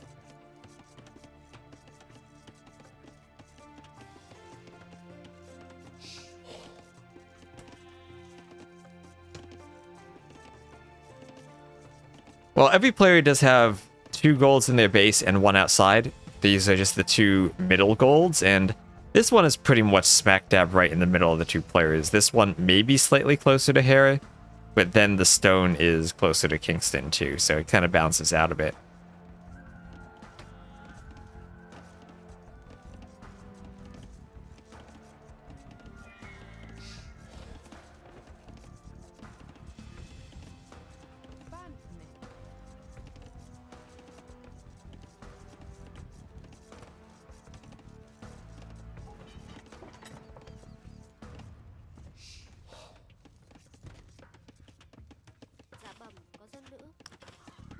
And there's the next boar for Kingstone. Pulls it in nicely. I'll have to see if I can do something better with how the lands spawn in the back of the arenas. I'm not the biggest fan of those.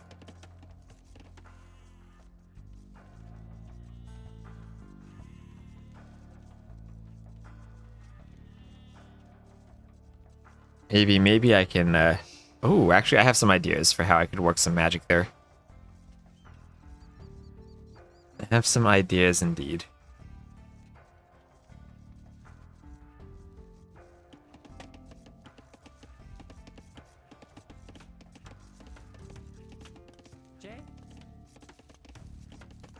Well, farm time for Hera, he's going up 24 population. Aztecs can do a variety of builds. 24 pop works for them. You can afford sometimes to just do 23 pop, 1 on gold, because you start with the extra 50 gold.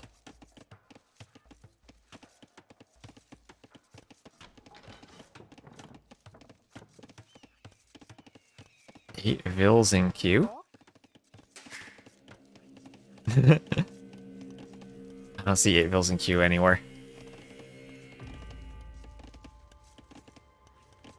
That is probably just the number of lumberjacks he has there, if you're looking at the value above the Vill over there for Hera.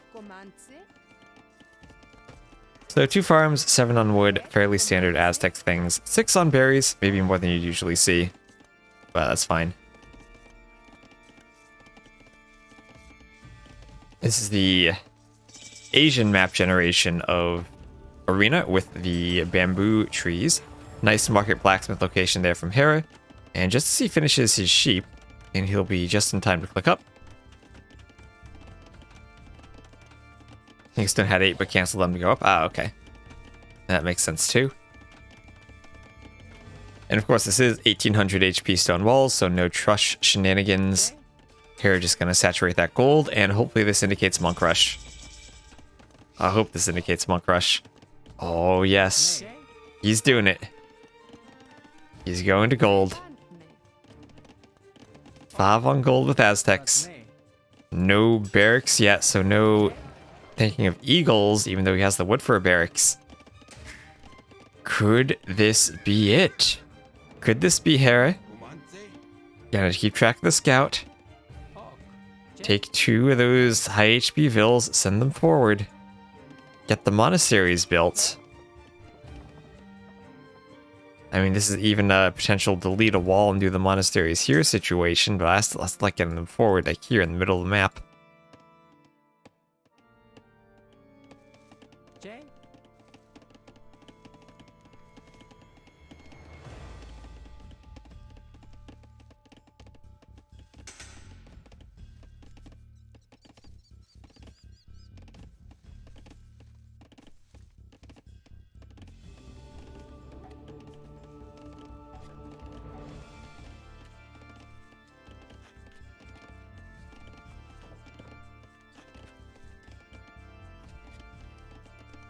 And, well, Castle Age for Hera. There's 2 Vills inside the TC. There they are. They're going forward. With the walls, you see... Oh, no, they're going to the straggler.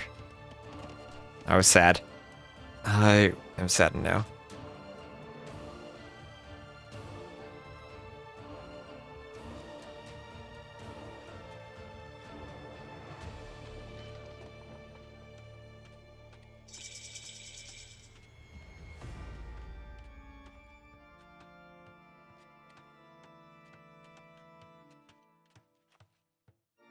And stable, preventing for Hera, these monasteries, they could be here. Could be here. No racks from Hera. Hello, survivalist. Oh, and Dave Hun, thank you for the raid. Just in time for an arena game. As it will be Aztecs, no barracks, just pure monks against Vietnamese going scouts. Already 4 scouts out. Looks like a boom, but a 2 monastery boom in an attempt to get the relics. And I don't know about this. As the Aztecs, sometimes I like you do the barracks as you go up. You make 1 spear, and then you can get the monasteries right in the middle of the map. Protect yourself from scouts with the eagle. And when you get relic, then I don't know. 4 light cav out already, and this is just relic city now for Kingstone.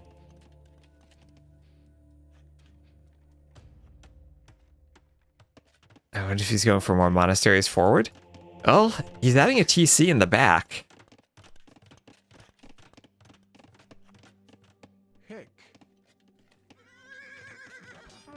So I don't know about this. And still, he needs to do upgrades on the monks. Sanctity and Fervor will give you 50 HP. But after that, those upgrades get expensive just for purely picking up relics. Not clowning hard enough, yeah. Oh, I don't know if you saw this earlier, Survivalist, but we had a very good clown game on Arena where Dracken ended up with 13 villagers.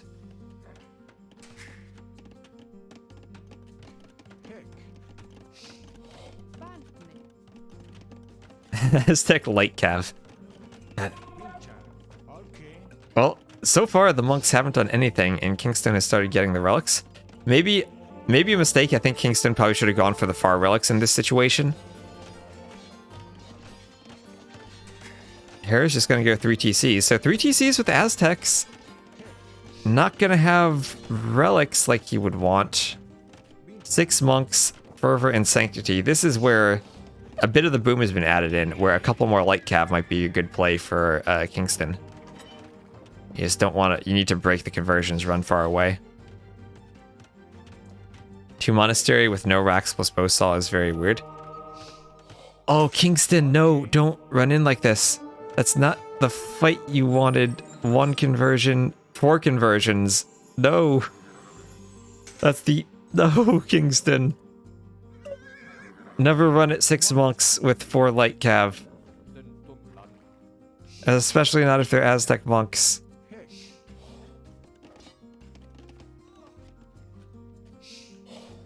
Well, after all that... No, that wasn't lucky. That was just a poor play by Kingston. And oh no. 1 tile outside the gate. The monk didn't make it.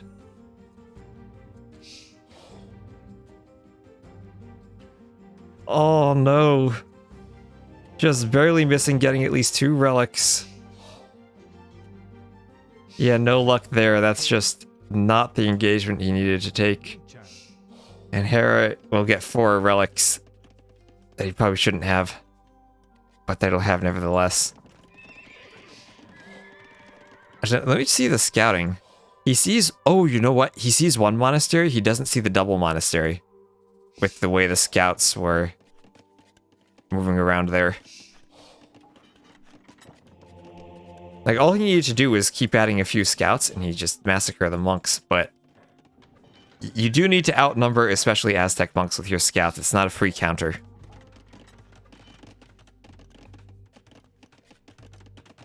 And after all that, the booms are the same. The workshop is forward. It's like expecting 4 pikemen to counter 6 knights. And somehow Hera's double monastery opening defensively in his base has gotten him 4 relics. But as Survivalist wrote, I feel like with Aztecs, you can always open with a barracks and get maybe 1 spearman and 1 eagle, and that gives you your villagers the ability to make the monasteries forward. It can be risky against like a castle save like the Vietnamese, but then you can castle 1 TC imp and treb down, and you'll probably win that because Aztecs have a good eco. Why is it not using the monk with relic icon? Oh, I never knew that. I'll pay attention to that next time.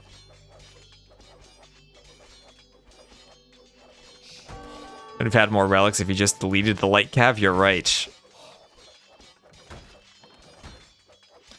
Yep. If you convert a unit, it stays with the units it had, or with the upgrades it had, in most circumstances. So even if you convert it back, then it won't gain or lose upgrades. There are, of course, exceptions to that, but that's generally how it works.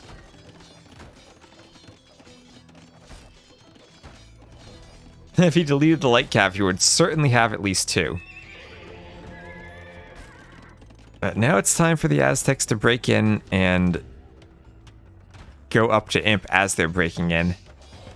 So there's the barracks from Hera. Kingstone is adding in outposts, so he can see his impending doom.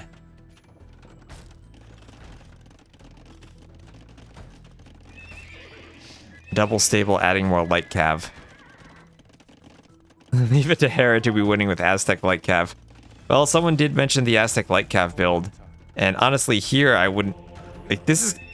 I don't know if you want to spend the gold on it, but redemption to like convert the stable and the market, and even the blacksmith here, that can be really annoying to the person trying to defend the monk rush, needing to spend all that wood making your buildings again in the back. And we just need some Aztec spears here. And monks, even more monks going for conversions. I heard that successful conversion sound. And it is just light cav time for the Aztecs player. Shalom, warrior or riot. A redemption to charge conversions against the light cav play is too. That's a good point. Is good too.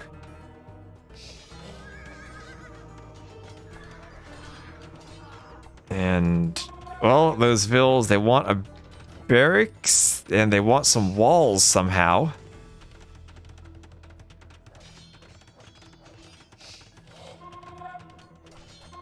They want double barracks, triple barracks,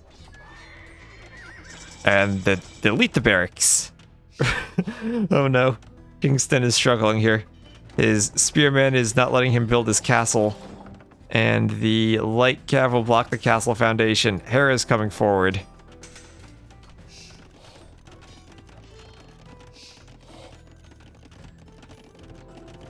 Castle's in the back.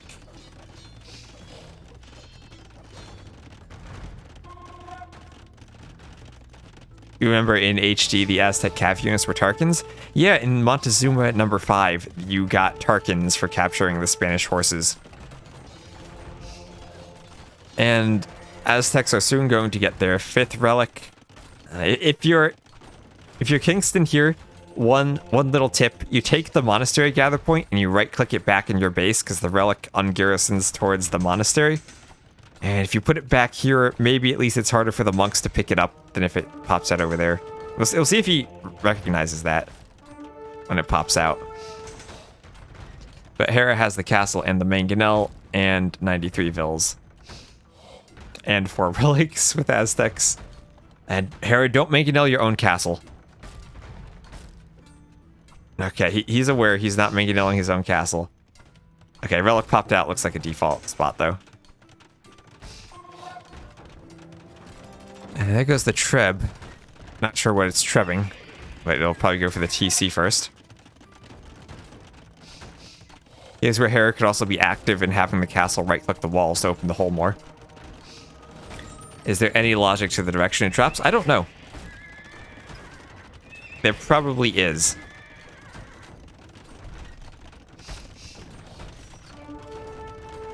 There's probably some TTF racing player who could tell you exactly how the relic drops work from playing the minigame over and over.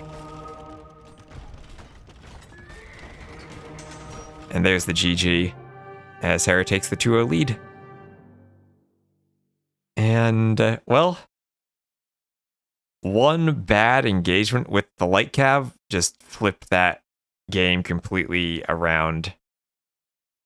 We're questioning Hera's opening but I think a pretty big mistake from Kingston let that opening work.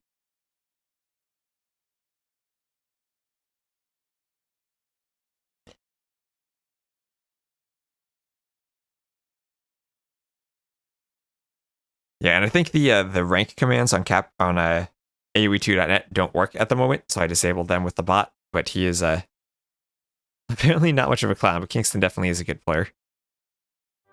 Anyway, we'll chalk up a win there for the Aztecs. Finally get to see them on Arena. Loss for the Vietnamese, and then 2-0 for Hera. And we'll have game 3 coming up. This is play all 3.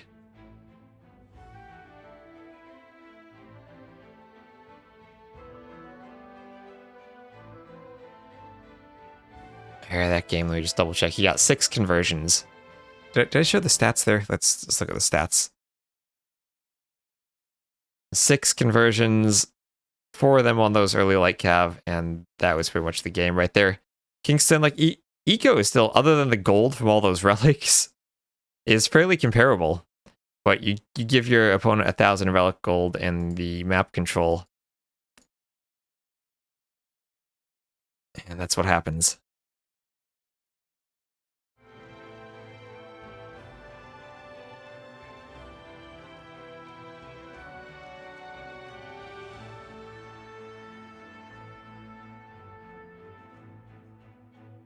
And game 3 will be on Kilimanjaro. We did see some very epic fish trap booms on Kilimanjaro earlier. Which I don't know if we'll see that again, but that was one of the craziest things I ever saw, where Samaro full stone walled and boomed with fish traps in the ponds.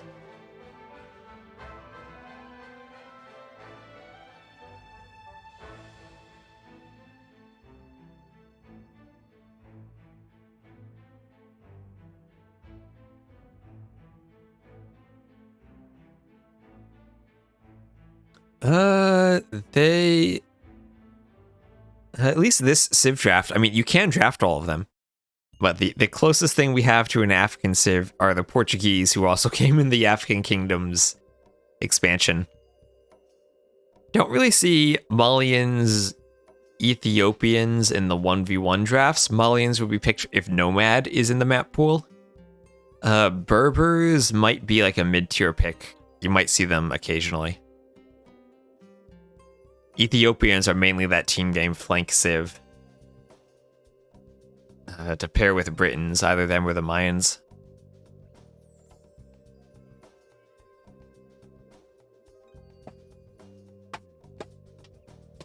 Or they're also a good BF pocket civ.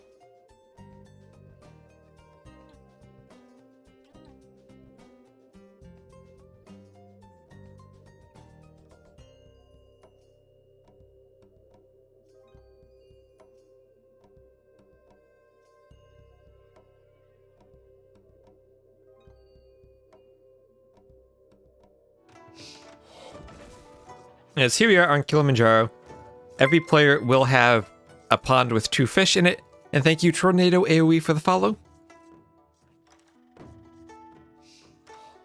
And it'll be Tatars for Kingston to the west in the red versus the Chinese for Hera to the east in the blue. Interesting to see how the Chinese get started on this map, and if they do try to go incorporate the shorefish into their build somehow. Usually you want to be pushing in your deer as soon as you can to try to get the Vil production maintained at the TC. About 25 idle seconds at the start for Hera, had another second between his second, or before his second Vil. And now he's got the deer on the way. We'll keep 8 on the sheep at the start. Now your woodlines are very thin, but they are acacia trees, so they do have 150 wood.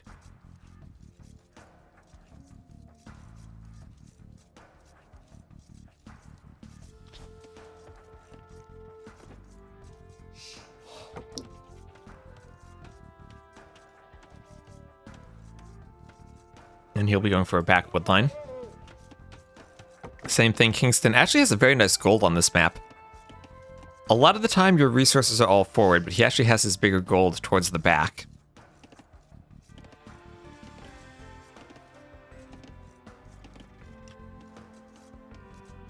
And that is a potential change we could make to the map. We could just say all your resources always have to be forward. Aside from potentially the shorefish pond, I don't have much control over that.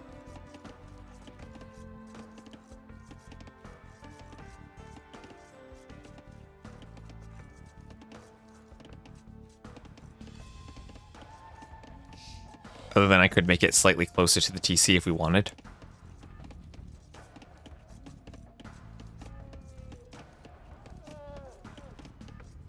Now the elephant is coming in for Kingston. Let's see if he's clean. Once with the TC, twice with the TC, and finally with the Vils. Finds the rest of his goats in the back. And clean for him. Hera wants this last zebra to get in, but it's misbehaving a bit, running around to the front of the TC. But he should be able to get it in just fine there. So the question now is, where do they mill? Do they go first for the berries or for the shorefish? Oh, looks like he's going for the shorefish. Part of me does hope they go for the dock on the shorefish and play it BF style. Because from what we saw, that might have some potential for working.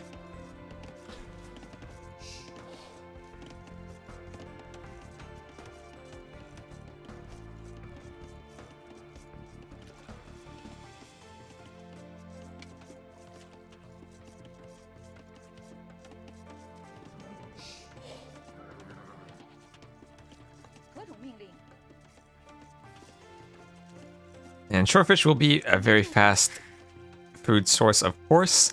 And the question is, will Hera try to wall up this very difficult to wall base? That's what this map provides, very open bases that you can definitely wall them, but you're walling yourself into a very small corner and you're foregoing any hope of expanding to your forward resources if you do so. Your golds are not all that big. This map does have a lot of golds and stones around the outsides. And then also at the top of the mountain, I feel like maybe the top of the mountain could use some more resources too. There's not much there, but there is at least something there. On the lightly snow-dusted hilltop.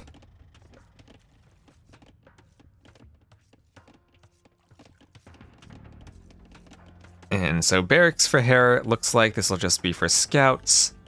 And going to gold is Kingston, so might go for an archer opening. Could actually wall there, wall to the TC, wall to the edge, and be very safe from potential scouts. Even if he gets the ranges over here, that I'll control a gold and can wall to this acacia forest down there.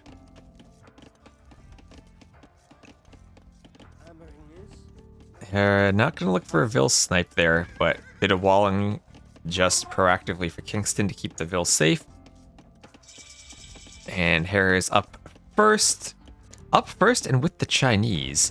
Interesting, and he's going not for scouts immediately, but for an eco upgrade and for a mill on the berries. So he sees the drush is just coming out right now, and he's not threatened by it yet. So he might not actually go for scouts here. He's just going to put down an archery range and go for maybe some skirms to try to defend from the drush. Well, I guess this won't actually be a drush. It'll be a men-at-arms play. I haven't seen men-at-arms as much recently. I feel like the 2 militia drush has kind of been taken over in favor of the men-at-arms. It's like you get the attack in earlier, you invest less, and you get a better eco. And you still don't have the same drawbacks of the late timing like the full 3 militia drush. But Kingstone will be playing his men-at-arms, and Hera will be defending with an archer. The archer will be out before they even get close to him.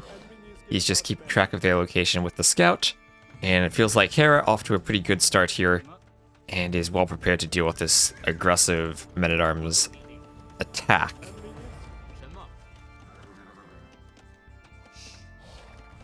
Wants to poke at the scout, uses the spear to help do so, and just needs to make sure the archer doesn't die to the militia. Scout gets involved, loses a bit of HP there.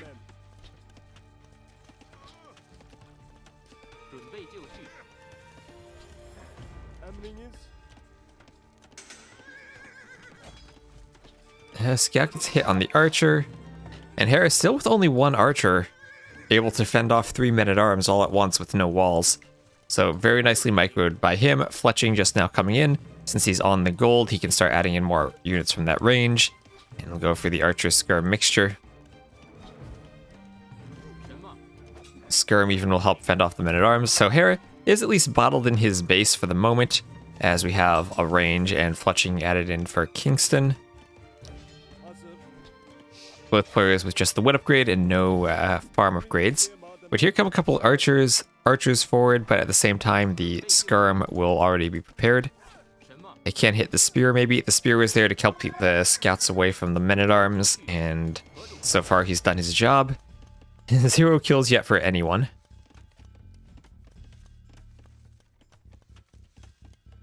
Hera with the Chinese is up by 4 vills. And finally draws the first blood, takes out the men-at-arms, but loses his scout. But now Kingstone, not microing his scout, microing the men-at-arms too much, and gets poked down.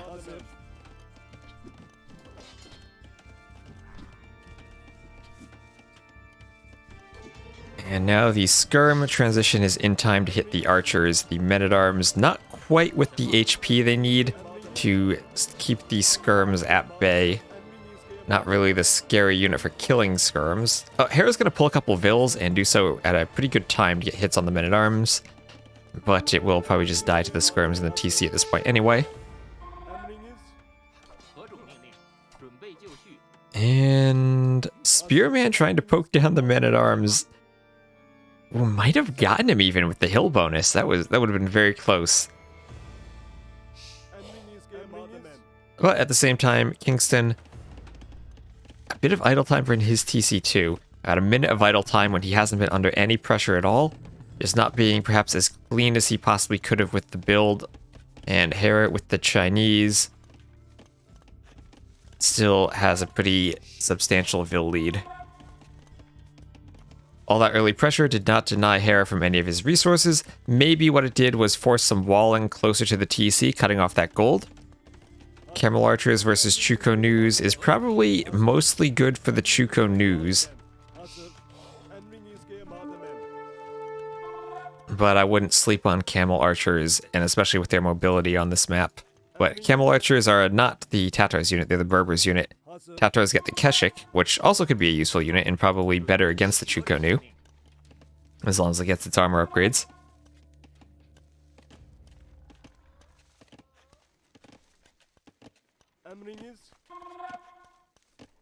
And Kingstone still coming over the hill, and Hera is content just to defend.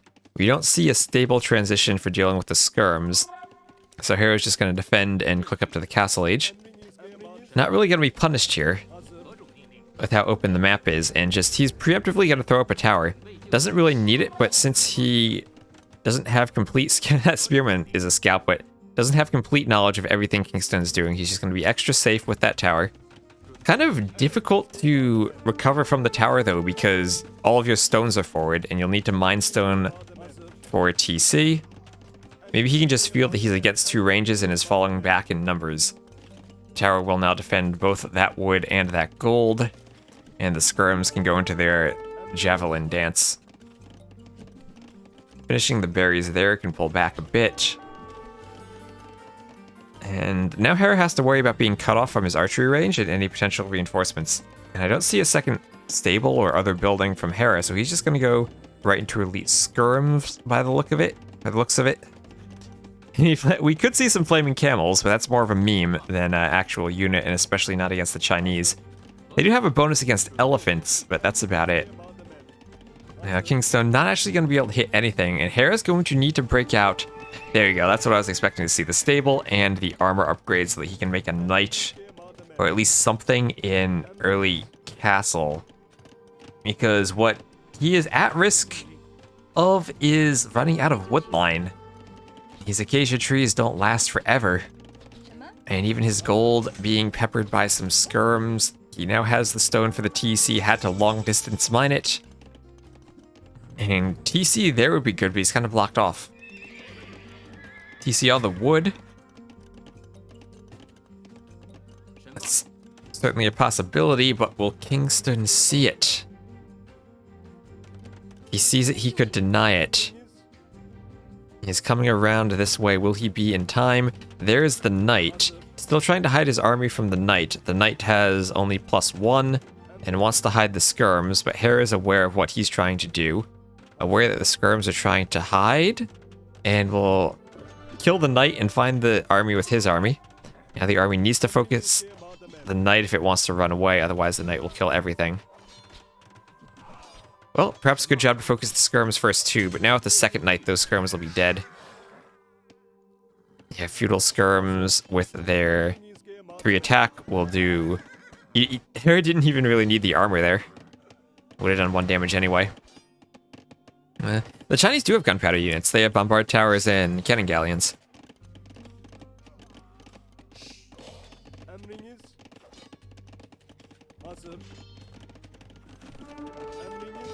And yeah, there go the skirms down to the knights.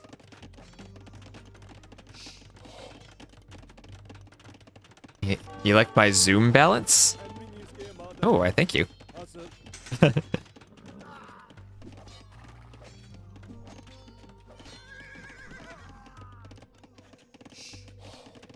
And we'll zoom out a bit.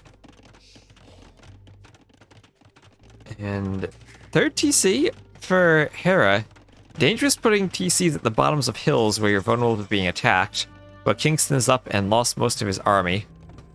Tatohs, if you can get to CA on the hills with their free thumb ring, and eventually their extra Imperial Age upgrades for the more armor, then that could be scary. But against the cav archers, the Chinese could also opt to go for their camels.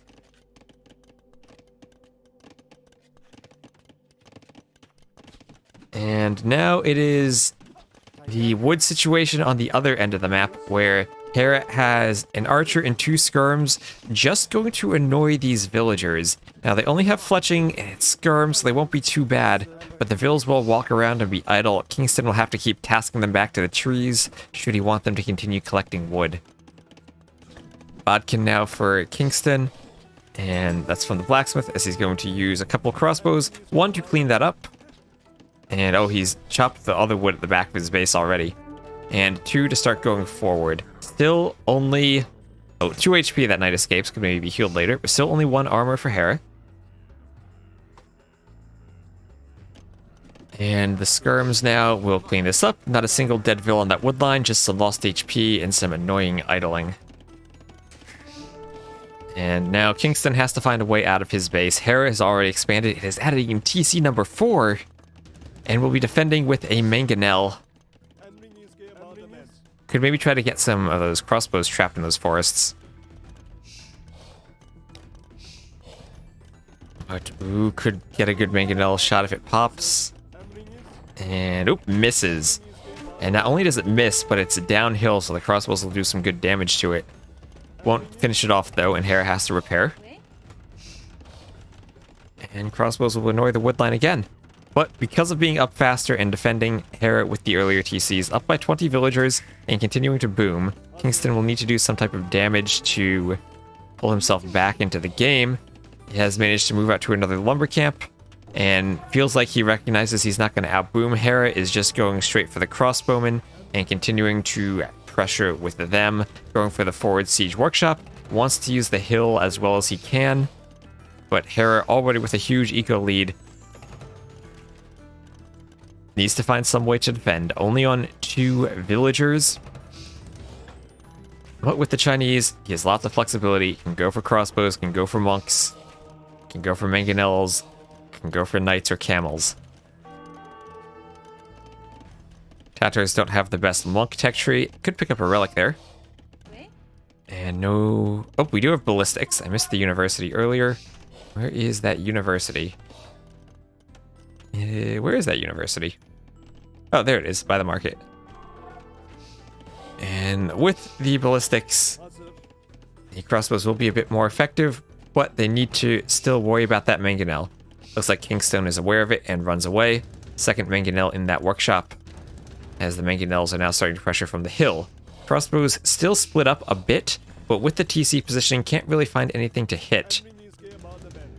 All I can really do is delay the mangonels. No more redemption for the Chinese, so they can't convert the mangonels. And from the hill, it'll now be Kingstone's turn to rain rocks down upon Hera's stone mine, as Hera still needs to find a way to get to his other gold. Has one of the golds by the TCs, but that's annoyed by the villagers, and Kingstone pays attention, dodges the mangonel shot. Score feels like it shouldn't be close. Villager-wise, it's not. Army-wise, this is with Kingstone, he needs to push. If he can win mangonel fights, then he'll be in a good spot. If Hera can defend evenly... Oh, we have a pause. Game paused by Hera. Why doesn't he attack the TC? Yes. Oh. Is he's worried about mangonels. If he can clear the workshop, then he gets easier fights. Oh, he loses 2 mangonels for free. That is the opposite of what he needed, and Hera has out his 3rd mangonel now. Doesn't have a Vil forward to repair, and loses, 3 HP left. And there's the GG. Kingston. Well, if that had been the opposite, and Kingston had killed both of Hera's mangonels, then he might have still been in an okay spot, but not with that Vil lead. Losing the mangonels, that was his hope to continue. And even with the hill, the mangonels were clumped up, and the mangonels came out of the workshop to have a nice attack ground right on top of both of them. 29 crossbowmen can't overcome 6 skirmishers. Never let someone tell you the skirmisher isn't the best unit in Age of Empires. And yeah, look at all that food Hera collected with that eco just skyrocketing.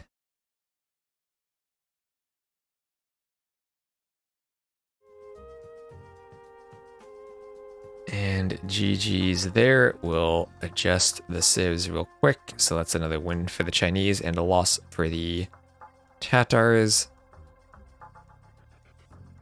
Yesterday they were all 2-1. Today we've had some more sweeps. And we did have Dracken taking that game earlier, so that was a 2-1.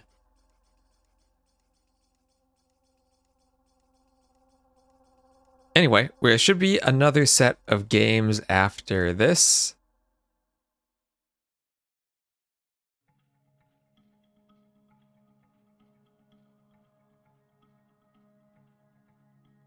And it should be Tatoh versus Barles. So let me update the title.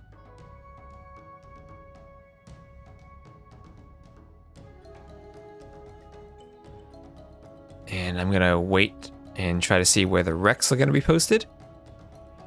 And I'll take a short break between the end of this one and the next series.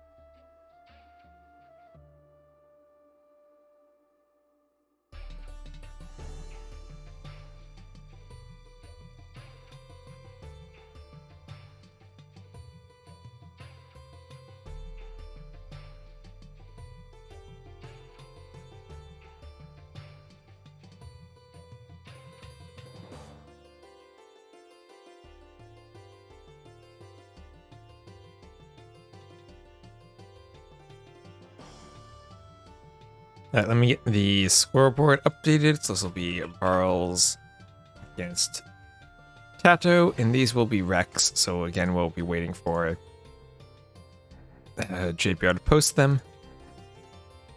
Let me just get the overlays updated.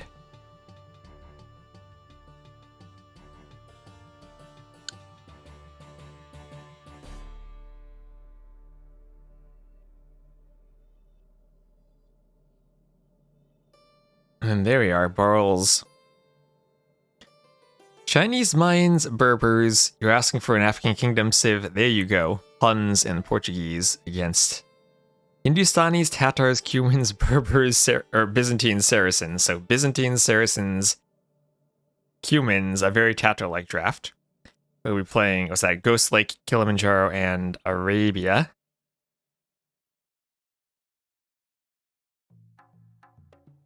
Oh, and hello, Gem the Sorceress.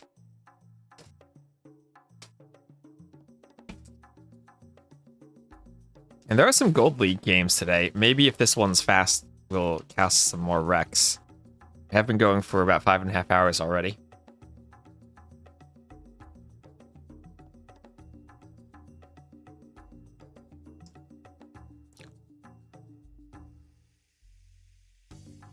Yep, so we're just going to have a few minutes of break between the two series here before this next one gets started. And let me know what you guys are thinking of the maps, because if there is anything we want to adjust, we can adjust it. But personally, I think I've been liking the stuff I've been seeing so far. We did have that one instance where Dracken had all the 3 golds together on Scandinavia. Maybe I want to think about adjusting that, but I also think that's fine to have too. I've been liking seeing the Arabia played with more normal hills than the bumpy DE hills, and I think from seeing a few games, I actually am really liking that.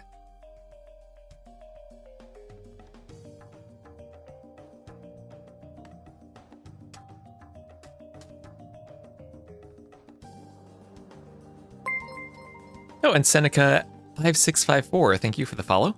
Welcome to the stream. You are follower 4,882. I think OBS takes a second to update the count. So we're closing in on 5,000.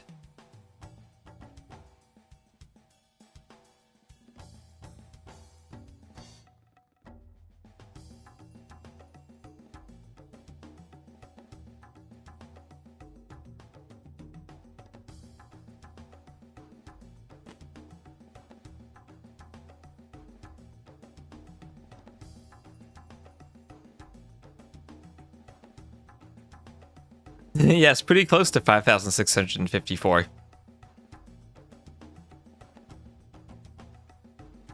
Yeah, that would have been something, wouldn't it?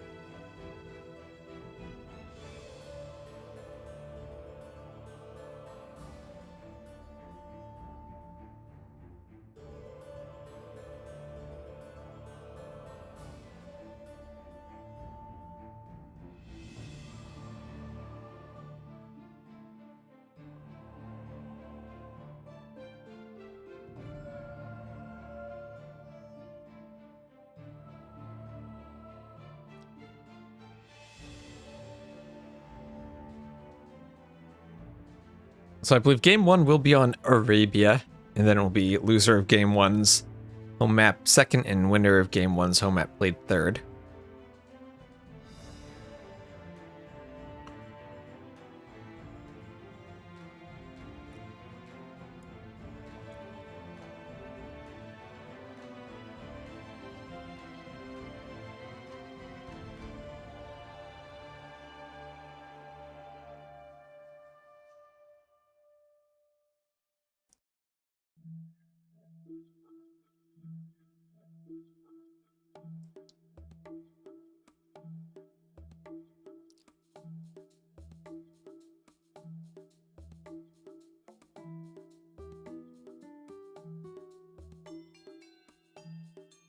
And I'm guessing that JBR will post the Rex in just under 3 minutes. When the minutes get to 30, wherever you are. I guess there are some time zones that are not quite 1 hour off from other ones.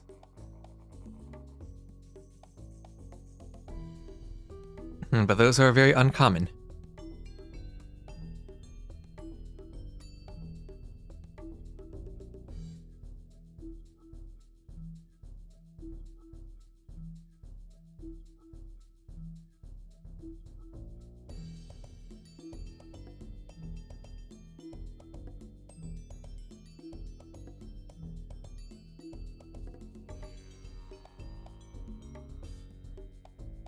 Has one at 45 minutes off the GMT. Yes. Yes. There are ones like that. And, I don't know. I feel like that's going to be very weird.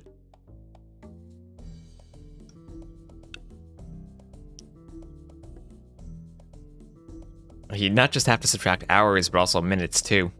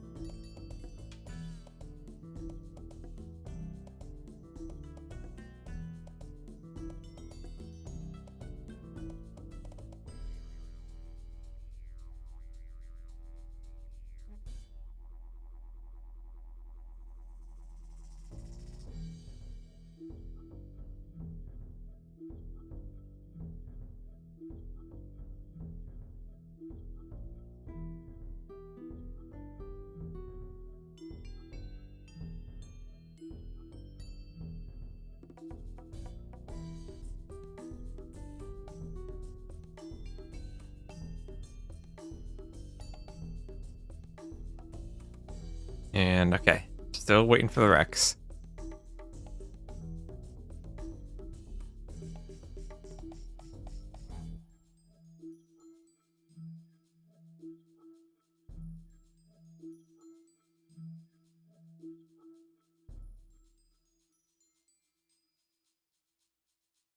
And wait, are they posted somewhere? Oh, there they are. All right. Discord wasn't showing them for me. Extract that.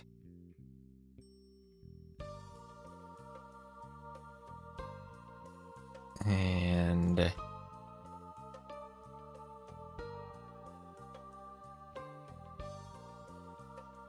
rush, find Barles. Game 1, and here we go. So, game 1 on Arabia, Barles will be to the north, playing as the Mayans in the red, and Tatoh will find himself to the south of the map, playing as the Byzantines in the blue. So, Byzantines against Mayans. Now, a matchup that on Arabia, I still prefer the Mayans, but the Byzantines do have options to counter them. Good skirms to deal with plumes, and cheaper skirms that are more numerous to deal with the upgraded mines skirms, and, well, eagles die to cataphracts. If you look at the maps, we have forward berries kind of for Tatoh. This is a 2 woodline version of Arabia, so both the woodlines spawn to the back. Hello, Han Solo with extra Han.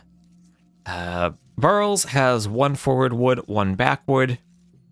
And the left side of his map here will be very open.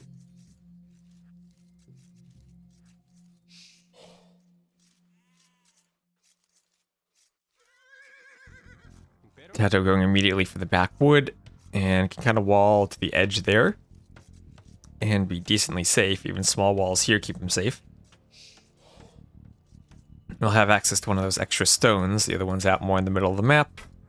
Gold to the right, and then gold over to the southwest edge of the map here.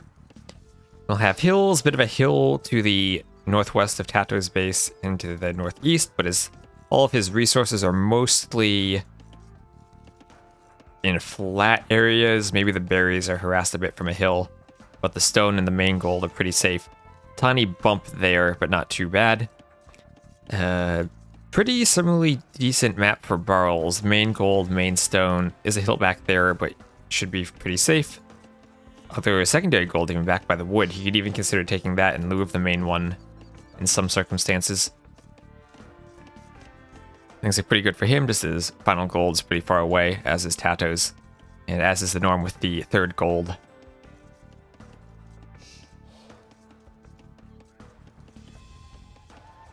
And players, like, once again, opting to push in their deer from far away.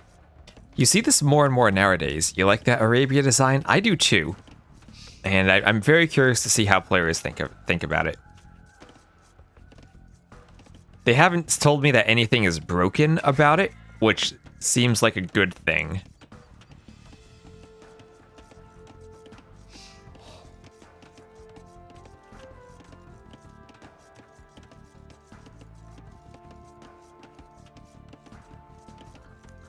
The design, there are different versions of Arabia out there. If you look at the DE version on the ladder, you're going to see lots of small and bumpy hills instead of these bigger, flatter hills. So it's kind of like, it's simultaneously less hilly, but it feels more hilly. It can be 2 to 4 woodlines. That too. That is a random thing. This, I did something similar to DE, but I toned it down just a bit. So that you consistently have fewer large woodlines compared to DE having lots of small woodlines. But that's like globally about the map, but also by the players, you have a random number of woodlines from 2 to 4, and the distances they are from the TC can also vary.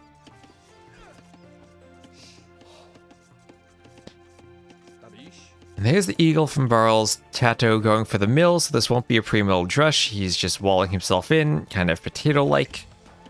And we'll have to play to defend the berries. Meanwhile, at the front, Barles is going for the barracks, but after the mill, as he has been pushing in the deer and taking the boars.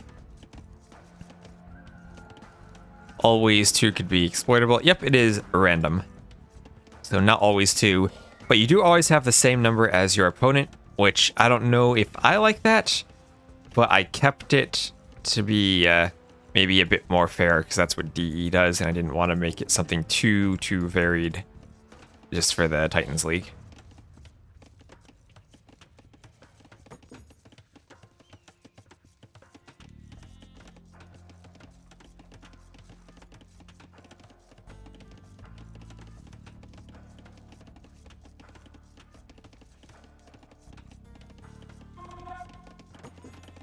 And here come the militia.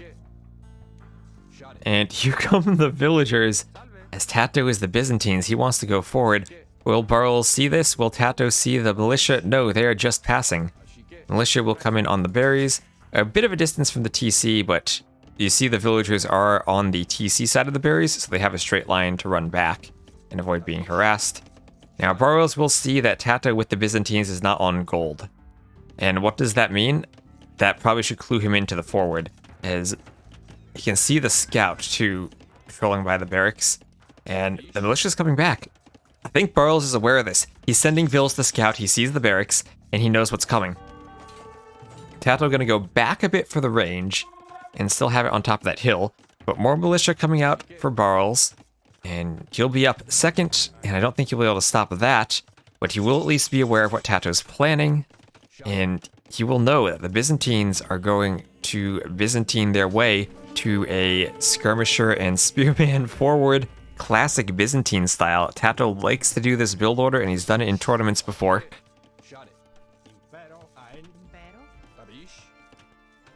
And have to be careful. In the feudal age, the scout beats the eagle. And here come the spears. Spears against the Mayans. You just have so many of them, and they're so cheap as the Byzantines, you can pump them out.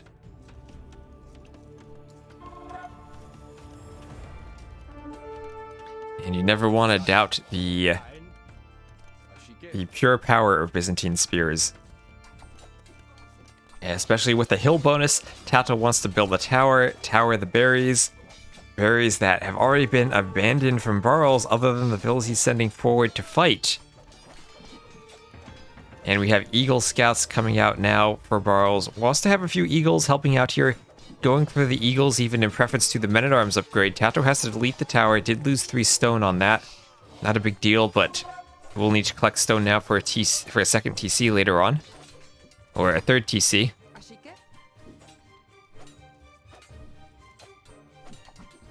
And Barles getting drawn out a bit with the Vills, but so far fighting this off and doing so quite well, forcing Tatoh back.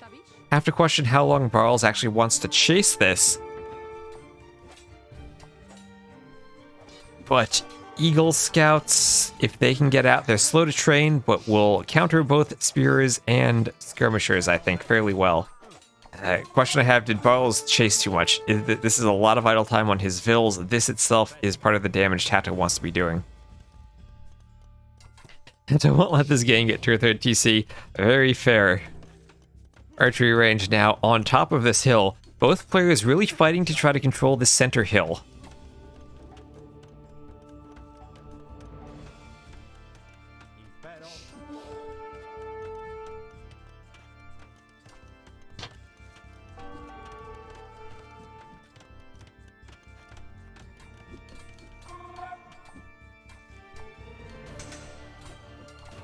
There is double bit axe. And the archery range is up. And up for skirm, but skirms versus the Byzantines. I guess mines. Wait, does the mine archery range discount apply to their skirms too, as well as their archers? I don't think they'll be as cheap as Byzantines. Well, that's something I never actually thought of. I usually play mines as team game flank nowadays, so I know their archers are cheaper. But Tatoh finally fighting forward. No, it does not? Alright. Thank you. That's why I never thought of it, because it doesn't apply. Just the archers that are cheaper. You know, I wonder if instead of the archery range, double barracks eagles could have been the play here. Tatoh wants to wall that in. Fun fact, you don't actually have to wall the corners. And units still get trapped inside. But it doesn't hurt to do it anyway. Will the tower go up for Tatoh? And yes, it does. So the Tatoh tower is up, and the archery range is being walled. But if you don't defend the tower, Vills can run and knock it down, and it looks like that's what Barles wants to do here. And I think I might have accidentally called Barles Kingstone a couple times because of that last series, but if I did, I apologize. His name is Barles. Yeah, the mines definitely do need their skirms. It's not enough just to make archers. And, well, the tower is down, but the range is walled. And, well, the villagers are still foraging on the berries. And this wall here won't stand up too long. It's a very big wall, and the villagers are ready to batter their way through. Nice wood line on the left of the map here. That one tile blocked by a tree, stopping Tatoh from running around and making a bit of an easier wall for Barles, who actually has scouted that and made sure the wall goes all the way to the edge of the map. Good job by him.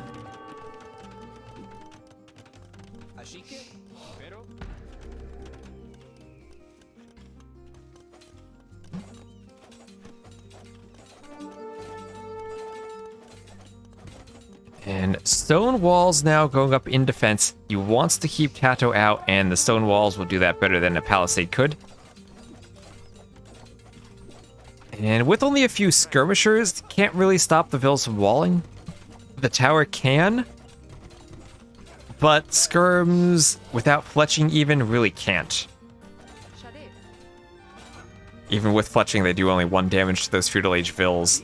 The bigger worry, though, is the tower just picking off a few of those gold miners here and there. But that shouldn't be a worry for too long, as Barles can retreat to his rear gold mine, and has a pretty good map set up for defending. And despite the forward pressure, Barles still surviving, and actually has a 1 villager lead, by virtue of still being the mines. It's a bit more idle time, but has been managing to stay alive. Barles up. Barles also is up to the Castle Age. Up, using the market just a bit to be the first one to click up. And, well, that's the hard thing about playing the Byzantines. You don't have an eco bonus. Tatoh will be taken off of his berries by those eagles. He did wall them out to stop them from getting to the back of his eco. Now, if only that archery range were not walled in, then a single archer could force Tatoh to abandon some of his resources here. Or at least force into building a defensive tower, but just eagles can't get past the walls just yet. Although Tatoh, running his spears into the TC and into the tower, and he'll run them away. An eagle could pop and clean the rest of them there. We're going to have a blacksmith. And Castle Age coming in soon for Barles. But he's lost his gold. And I feel like he might be in need of another barracks for eagles. With eagles, he could clean this and probably the towers. He's going to try to punch his way through these walls and open up the archery range again. A few eagles still are forward. And we'll see first squires and scale mail armor. So faster moving eagles and +1 armor. The armor, I think they have enough armor just by themselves to deal. It should be two Prius armor. So the skirms actually don't matter. It's just the tower fire that would matter for the armor. Would I cast Bad Boy versus Heart? We'll see how much time we have left after this series, and maybe we could do a set of the Gold League Recs. I know there were a few Gold League games played today.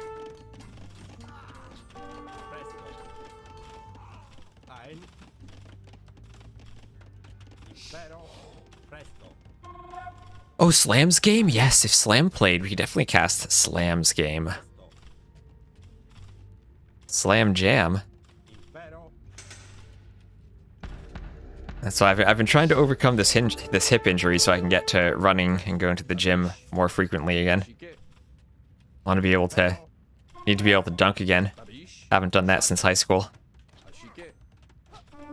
Get some IRL Slam Jams.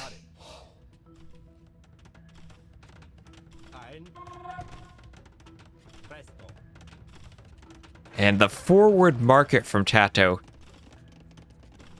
This is where you make a trade cart and go to Barles' market. But Barles has stabilized, adding in the defensive workshop. Maybe a bit of an overcommit to the workshop there, although he does want to take out the towers. Is moving over to the stone. Tatoh has fully walled himself for the moment to keep out eagles. We'll even be going for some stone walls on the side. Dunk in the hip hurts again. I am 6 feet tall. Pretty much exactly 6 feet. I once had to book a plane flight with T90, and he said that he was like ridiculously tall and he wanted the aisle seat, but then I get there and he's like maybe half an inch taller than me.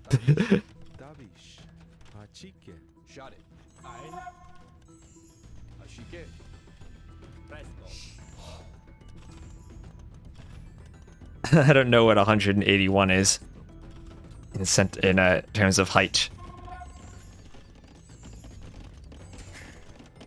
On second TC for Barles, Vill counts still even, but Barles will pull ahead slightly as Tatoh is spending time clicking up. Tatoh did have a bit of idle time there. And he got the stone wall up, but only partially. Needs another segment, and for now the eagles still have to be walled out. A couple skirmishers won't be too big of an issue, but a couple Vills will go down as they... Oh, wait, is that... Okay, that wall did go up. Now Tatoh's woodlines, it's one of those 2 woodline maps, and oh, I don't know what happened there, but the eagles got in. I think Tatoh might have deleted walls both wanting to send Vils out or wanting to save Vils, but Eagles get in and get on the gold mine. There's the stable, and things are just falling apart as the Byzantine skirm and spear forward, not quite working out for Tatoh. 183 is pretty close to 6 foot.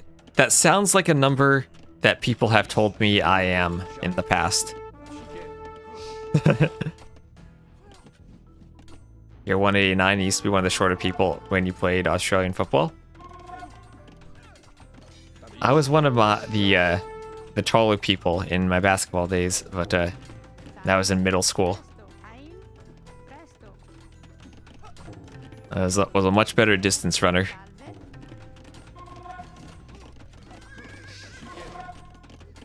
Now, there's the armor, but Knights still will not have bloodlines, won't have any attack upgrades. Eagles could probably turn and take them out. Oh no, they want to run to the monk. That's what they're doing. And the conversion comes in. Nice move by Barles.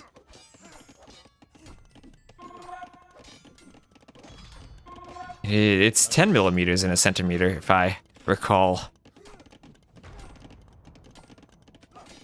And that would be why it's 25.4 millimeters.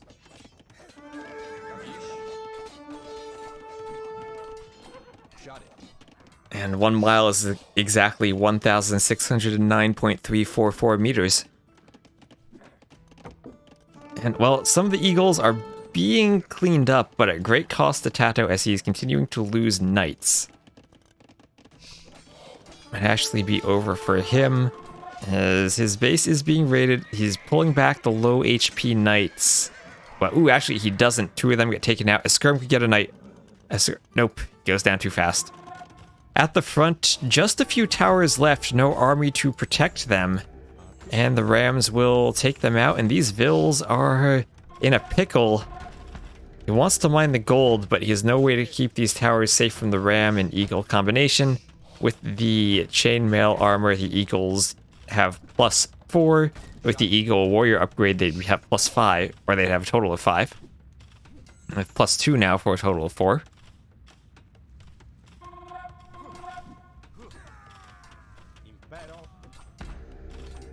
Towers could maybe take out a couple of Eagles, though. Eagles in the Ram for Barles. He knows how to play the campaigns. Putting the Eagles inside the Ram to make the Ram faster and give it a bit more of an attack bonus. I forget exactly how the attack mechanic works, but it does help out in somehow. Speed is definitely 0.5 speed for every garrisoned infantry, though. So our Mongol speed tower, siege towers can be so speedy. High base speed and drill and garrison, those things just zoom around. And well, there's the remnants of Tatoh's fort being cleaned up, and Barles will look to build his own castle upon this center hill. Castling in counter to Tatoh, who has constructed at the base. And will... oh. Light cav or scouts running at monks. One of them will probably get converted. One of them does get converted. And down goes the monk. Yes, converting meters to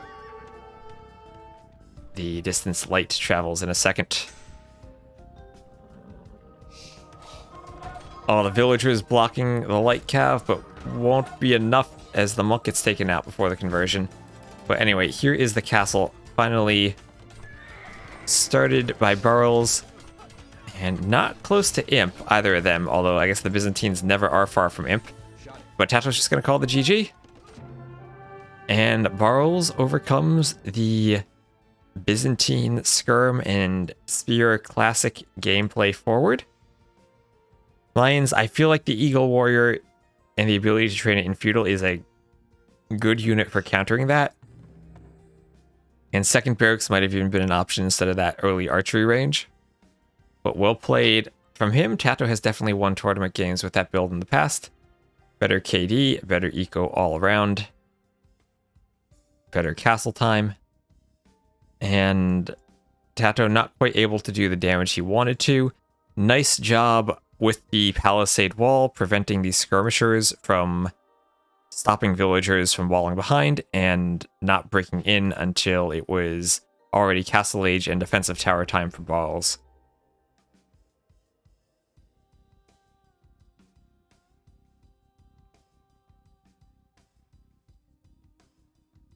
And well, we're going for Rex, so we can just keep going. That'll be, we'll quick say, a sad loss for the Byzantines, a win for the Mayans, and a 1-0 lead for Barles. And it is play all three, but every game does count, so Barles won himself a nice and shiny $40 from that win and from each subsequent win he might get. And game 2 will be on Ghost Lake.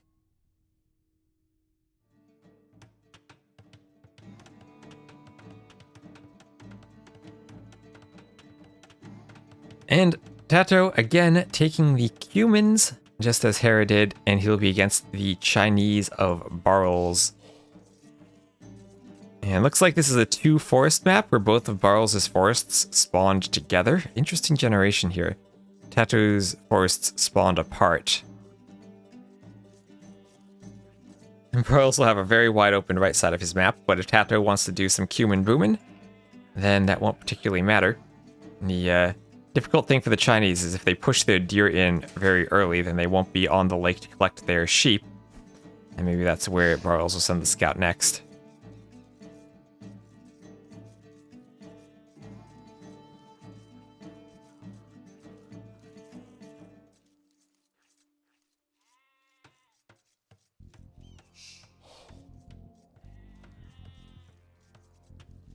Nope, he's actually just pushing in more deer.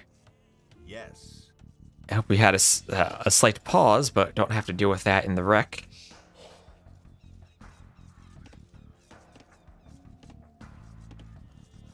Well, we wouldn't have this version of Ghost Lake. We'd have the DE version of Ghost Lake, which T90 and I looked at it, and we were actually kind of scared at it with how some of the resources could spawn.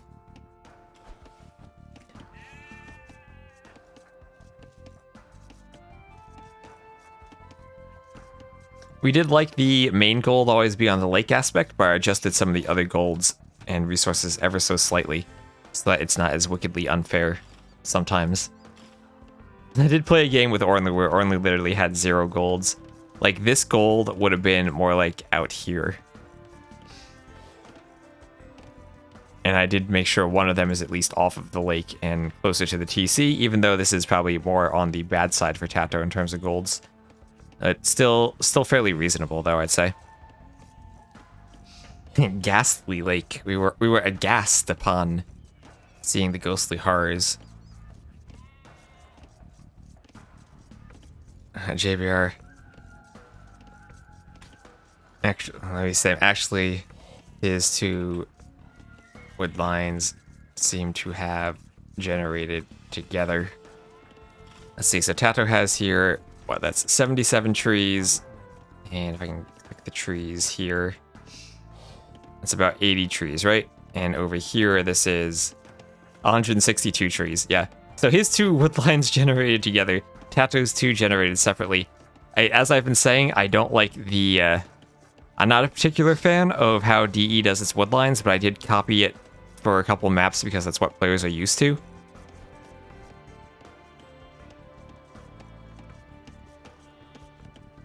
And so, we'll see. Hunter Lake. This is also, and not so. I really don't like this, but this wood lines are one of the most finicky things for a map scripter to control. How does DE do wood lines? It basically makes a ring of terrain around each player, then places wood lines on that ring. But the problem is, the ring is like 6 tiles wide, and you can't put a spacing to other terrain types on the terrain you put there, because then it would just be spaced away from the edges of that ring and wouldn't spawn. So when you do that, there's no way to stop what we just had here of 2 wood lines spawning together. He's just gonna go for a huge wall off there. Now, we could adjust this by always making 3 wood lines, but then that's kind of not the spirit of the randomness that DE has.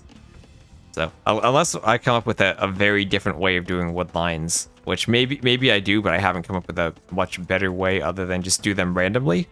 But that also has the chance that maybe players have absolutely zero wood lines. Barles has a hole. He has scouted it though. He is aware and he can wall it up whenever he wants to.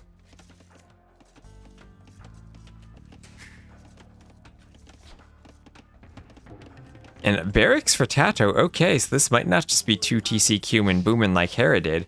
This might be going aggressive.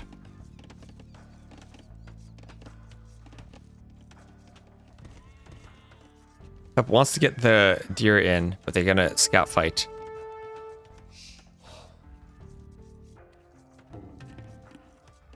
Can't I just cut roads in like 45-degree angles from the TC spot to make sure no wood line becomes so long? No, I can't. I can have terrains avoid the TC in a circle, but I can't do specific roads like that. I can connect other lands, but that is after the terrain generation section. Like when VF does the roads.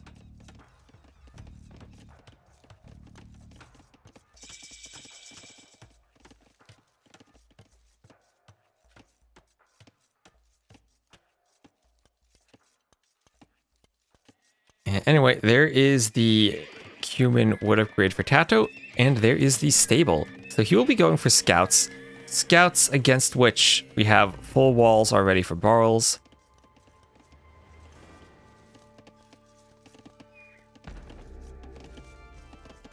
And Tatoh will counter the full walls by a forward tower. So Barles, looking at those resources, might have been thinking of fast castling in order to punish the cumin boom. But Tatoh isn't booming, he's just flushing. The other thing you can do with cumins, and he's just going to attempt to tower rush as Barles walls him out. And now the question for Barles is, do you continue fast castling behind this? As Tatoh will eventually want to go Kipchaks, using the Chukondu arrows against the Chinese. And fast castling behind this certainly is still an option. There's the market. And where is the blacksmith? I don't see the blacksmith yet. Could go over here, maybe. Somewhere, just as part of a wall. Oh, double market. Oh, okay. Double market it is then.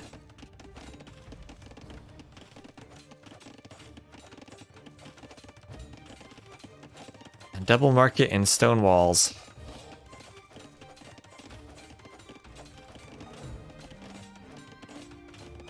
No fletching yet for Tatoh, but he is still trying to break in. I can't help but think that market could have been a blacksmith here, and then you just do a couple tiles of stone walls, and you're up. Barles is using the market to sell, but oh no, he doesn't have a blacksmith. Barles is going to trade with himself. He just sold the wood for clicking up, but oh, disaster, Barles doesn't have the blacksmith. He did 2 markets. Oh no.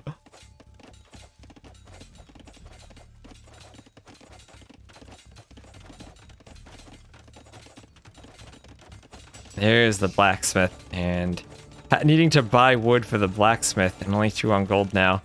Oh, also long distance mining stone.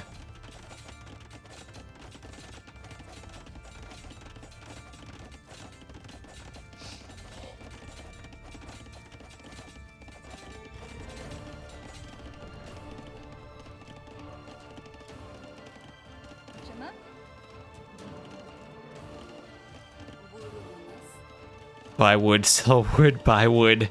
Use the market to its fullest. And, well, he's still stonewalling out Tatoh. Can't fish boom on Ghost Lake, but can stonewall in normal boom. Tatoh's adding in TC number 2, but behind the fast castle, if Barles might need a tower over here.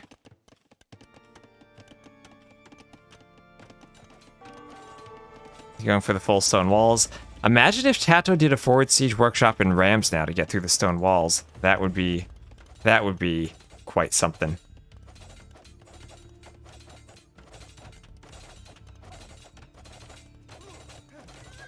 Yeah, the thing that I particularly don't like about the Cumins is the way they have their faster moving scout bonus on top of the Feudal Age scout.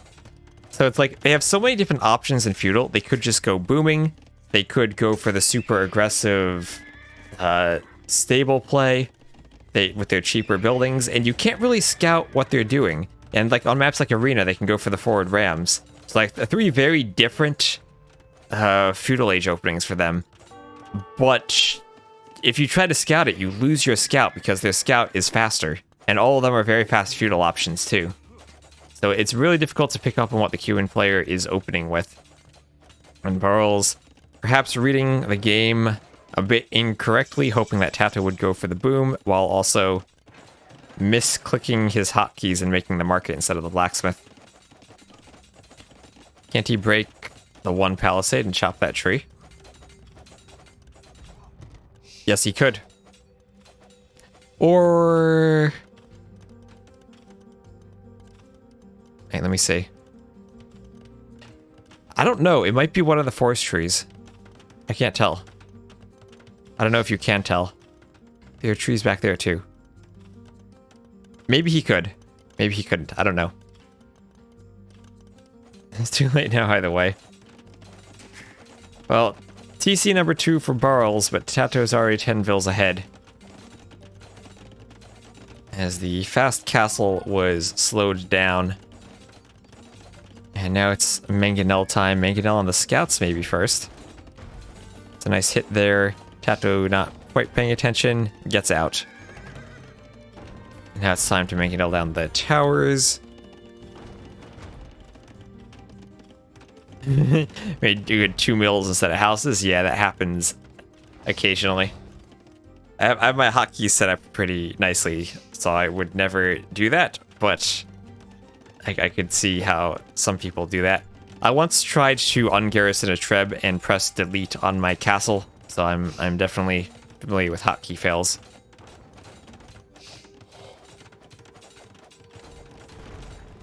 And, well, Barles will Mangonel down his own house before finishing off the tower, but eventually gets the tower down nevertheless. And I like how he builds the house in front of the Mangonel to make sure that no pesky light cav can come in and snipe the Mangonel. Good move from him. You don't just want to leave that open.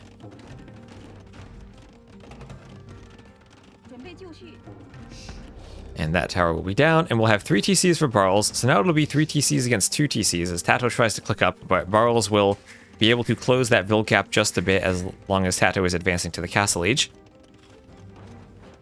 And with this TC, you can take out that tower too.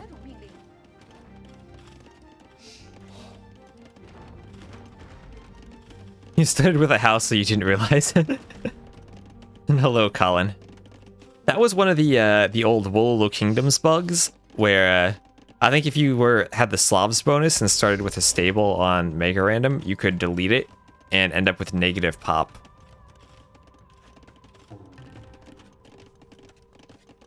Something weird like that we fixed a while ago. I don't know if the fix ever went public, but it was a weird thing like that.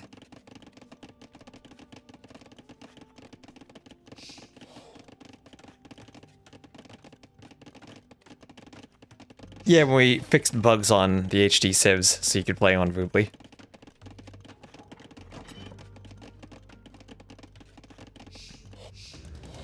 And there is the workshop for Tatoh. He's going to look to push, but push into a Barles who is mining stone already like a madman with 8 villagers, and perhaps would look to get up a defensive castle.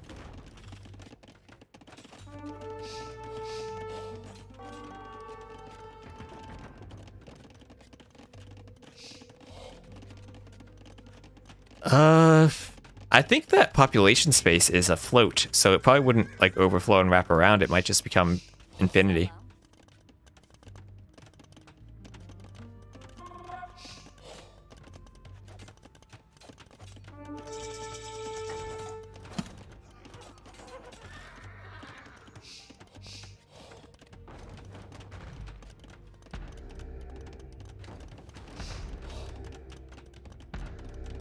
Nice outpost there from Barles, along with Town Watch. Knows that double workshops are there, so it is double Mangonels from Tatoh. And here's the question, can Barles get up a castle in time? Oh, there's one tower from Tatoh to be very annoying on that wood line. Barles can very well see this, but needs to react to it, not paying attention just yet. More preoccupied by the mangonels encroaching on his base from the north.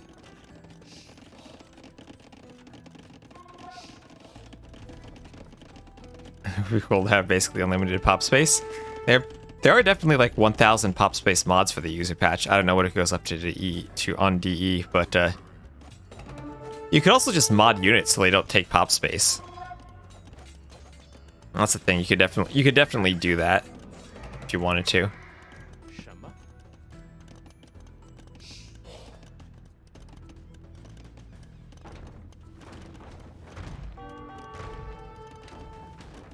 TC's being mangonelled down, but at least there are repairs here for Barles. And 398 stone, not enough for a castle. Could you potentially do guard tower? Oh, that wasn't a tower, that was a... oh, it was, but it was mangonelled down. Barles was paying attention, and he sent over a mangonel. Tatoh wants a monastery for that relic, and Tatoh's going to be adding in TC number 4, this time securing his main front gold. 1,000 pop space on BF. Oh, yeah. Tatoh escaping the mangonel there. And the will she repair the mangonel enough? She just will not. And it goes down. Nice snipe from the knight there from Barles, who actually does have the villager lead now. Tatoh, if we check the resources collected, though... oh, actually, there's a mangonel fight that Barles is winning, and now towering his woodline. If we check resources collected...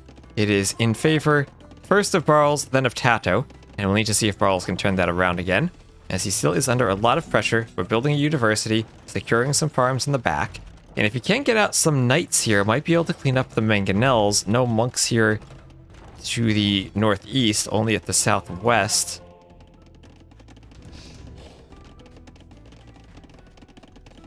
And Barles now ahead in the vills.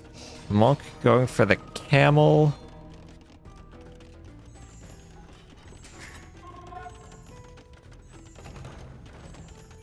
3 mangonels for Tatoh, but we have 2 stable knight production, 2 barracks idling. And Barles, he just needs a good mangonel trade, and he needs to not run his mangonel to the middle of the TC that's being attack grounded. Ooh, attack ground from Tatoh doesn't quite get in time, and he'll trade 1 for 1. At least that slows this down for Barles, as he gets a conversion too. And slowing this down means if he can get out a couple of knights,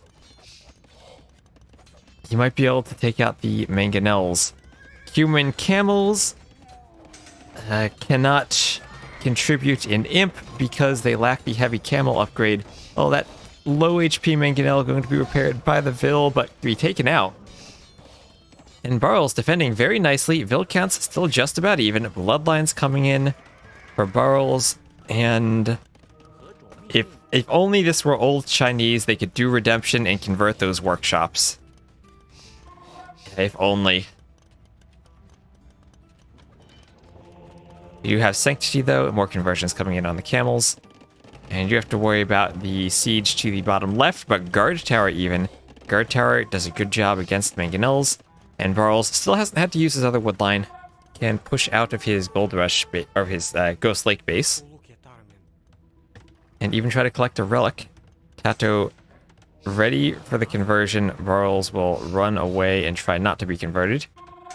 Ooh, but here comes a light cav. 2 monks trying to get the conversion on the light cav. Will it come in? Swap targets to the camels. Ooh, he actually catches the light cav, though. Double conversion for all the monk juice, though, and the light cav will go down, and the camels will follow it.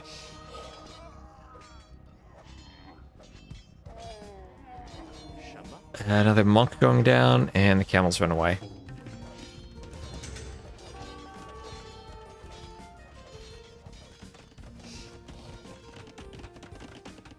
And more mangonels being taken out here by knights. As Barles can run under the tower, we'll delete the house to come in and then go to rebuild it. And tower can snipe off the monk there. Tatoh not reacting, the monk not running away. Arrow right to the face. And Barles, despite the double market and the early pressure he's been facing, might want to delete the market to go to stone, and he's been hanging on. Tato's thinking about Imp soon.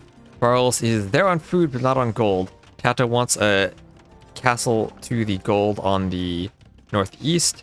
Did Barles get guard tower? He did get guard tower to stop the mangonels from harassing that wood line. And now Tatoh wants to go step lancers. I wouldn't be surprised to see Tatoh go step lancers, step husbandry.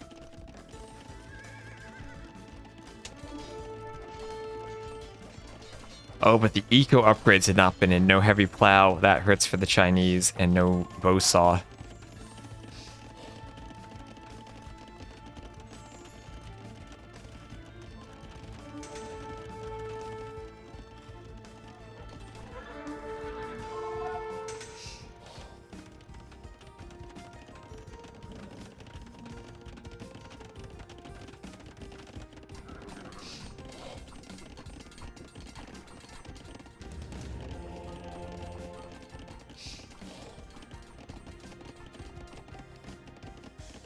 There is Emperor Tatoh.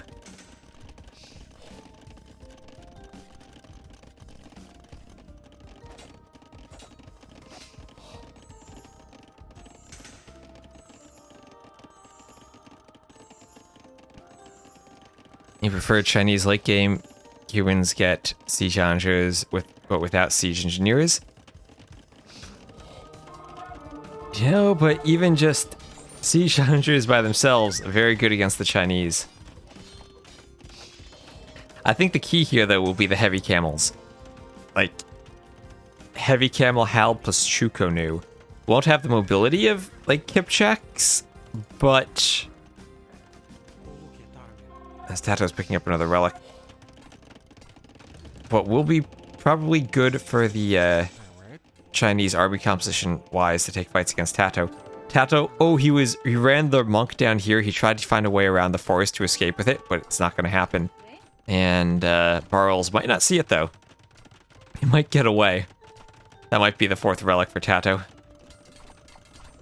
As he does have a castle on the hill on the right. Onager with Siege Engineers gets the extra range, because Siege Engineers is +1 range. Siege Onagers doesn't do any range.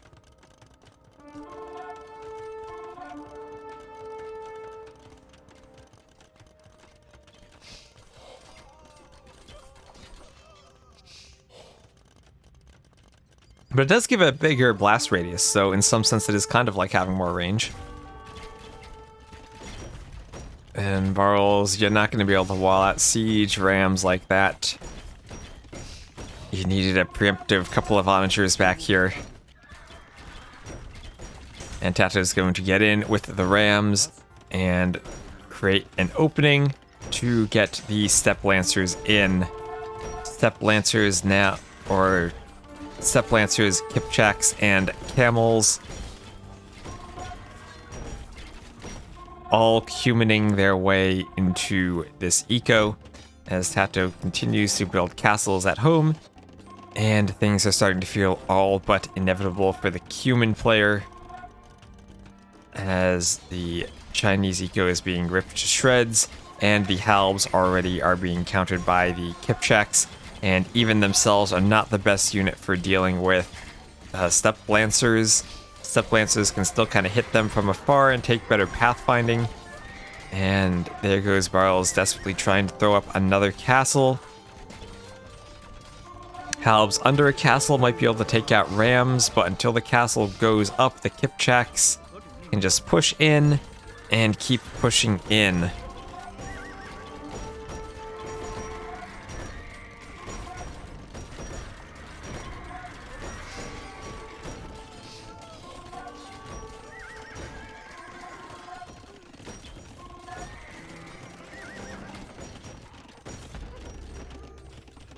And, well, the wood line is completely chopped at this point. Barles has to go out to the side.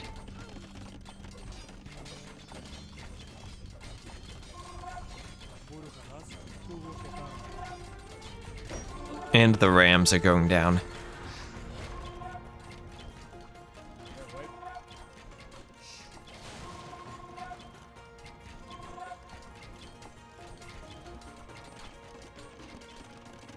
Well, even after that, Barles does still have 111 villagers, but Tatoh just laughs at that number as he pushes in with more siege rams, prepared to take out another castle.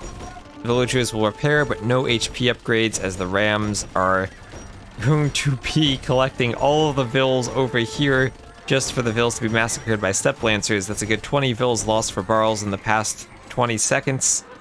Down goes the castles, and back go the rams, ready to ram another day. 14 on food as the Kipchaks still micro their way against the Halbs. Halbs poking the rams, actually. The rams might not get to ram again another day if the Halbs take them out.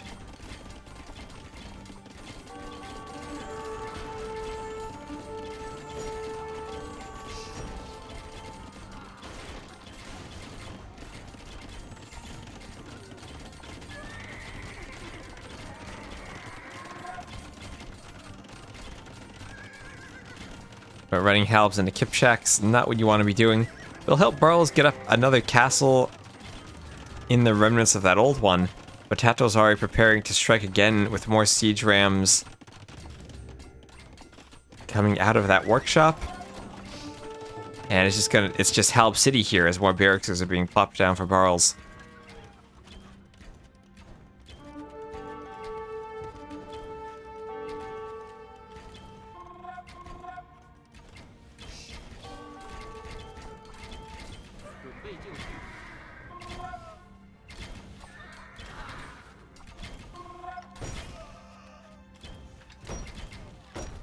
And Kipchaks will take out some Halbs there. And just keep pushing in. And this feels really good for Tatoh. There's the GG for Barles. And Tatoh on a very awkward map, but I can't help but imagine things would have gone much better for Barles if he had made the blacksmith instead of the market and been up to castle 2 minutes earlier without needing to use the market like he did. As he was up in Vills at some point, just not there fast enough. Tatoh with the better eco, the better military, the faster imp time, and overall more villagers, both having good ecos at the end, but Tatoh was able to transition a bit better. And that'll even it up at 1-1. That'll be win for the Cumans, loss for the Chinese. And we'll be heading into the final game on, what's that, Kilimanjaro?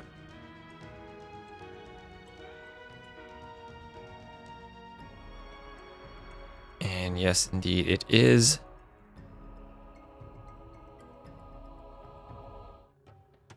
And here we are at Tatoh to the south as the blue Hindustanis, Barles to the north playing as the red Huns. Well, I don't think he necessarily would have won if he put down the blacksmith, but it definitely would have helped him. Now I'm wondering, should I put 1 min distance from the map edge for these things? That's probably fine. But Kilimanjaro, you have acacia trees with 150 wood, but the wood lines are very small. And you have berries, you have your shorefish. The shorefish and the berries are separate. You can push your ostriches in. Those should also be separate from the shorefish and the berries, I believe. And you have 1 elephant, so a big food unit to lure in. Top 3 worst of matchups for Huns? Yeah, I don't know. Huns can still pressure with pikemen. And you get like a pikeman knight combo. And any set that can do that, I think, has a good shot against Hindustanis.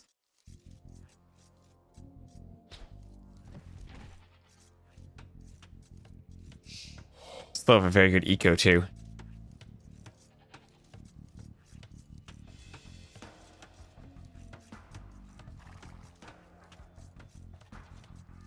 I'm surprised even in these tournaments, players are electing to push their deer rather than to take their goats. Or to scout for their goats.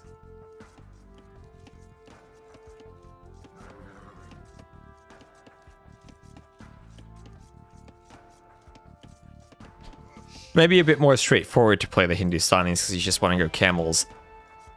But it's how do you complement the camels when Huns do more than just knights?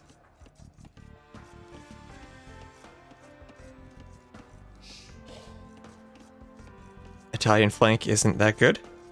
On Arena? I think Italian flank is one of the best if you can get to Genbos. It just kind of hard counters all the cav units. And you still have bombard towers and cheaper cannons for dealing with siege.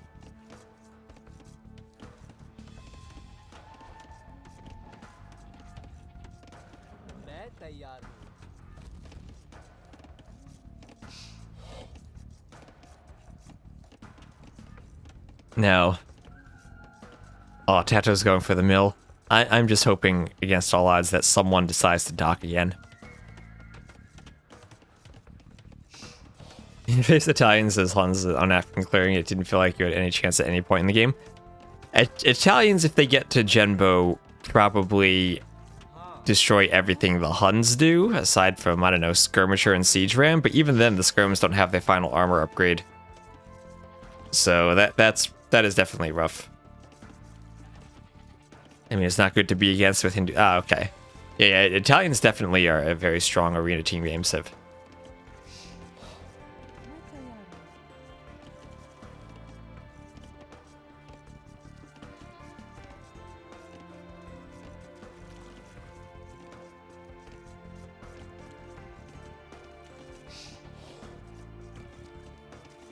Now, final goats coming in. Oh, look at this. Look at this gold mine here. How are you ever going to make a mining camp there? Maybe I got to keep this in the back of my mind and think. Just increase the distance these things have to be from the water. That's the second gold, right? Yeah. I just take a screenshot from my notes there.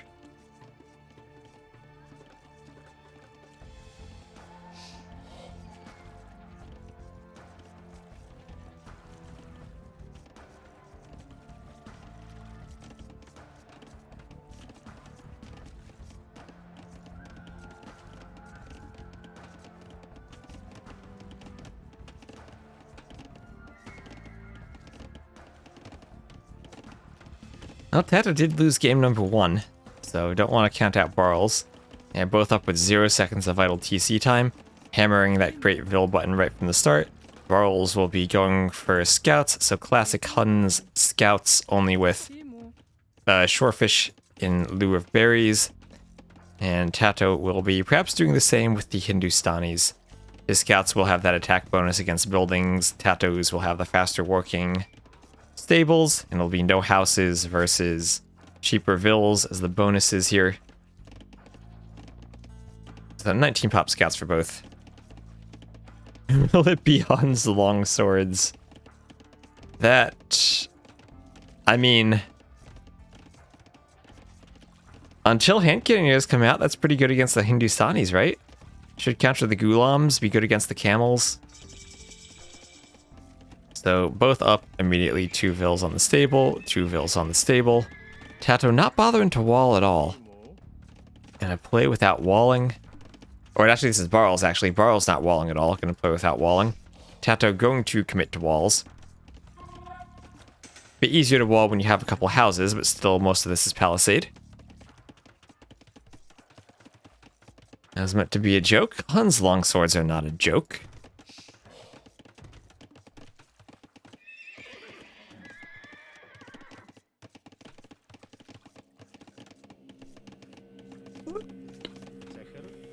And now here come the walls.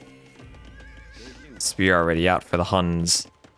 And nice usage of the hill from Barles to fend that scout away for a moment. And spear out for Tatoh too.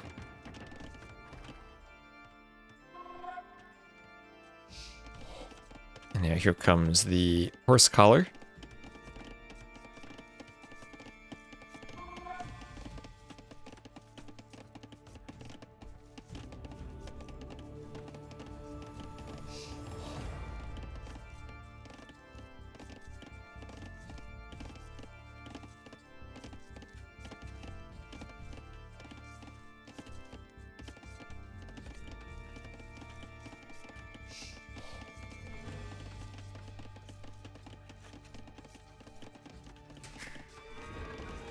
And nothing really happening so far, just some scouts just scouting around. Just Scouts can afford to fall behind slightly in scout production because their faster stable will catch them up. But Barles not committing any more to the scouts, just going very heavily onto the farms. You have to remember to make that transition from the shorefish to the berries. And is Tatoh actually walled here?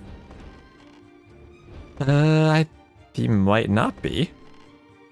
Or actually... Oh yeah, look, we can see the palisade through the middle of the mill. Yeah, okay. He is walled there, then. Look at that. Anyway, he's going to get in, but we'll have a spearman defense here from Barles. Needs to be careful of his scouts not to run them into a spear. But he should be able to defend with this. Second spear out, and that should force Tatoh away. And I think if someone wants to check if Slam did play, we can try to cast one set of Rex after this one. I think I'll have time for one more set of games.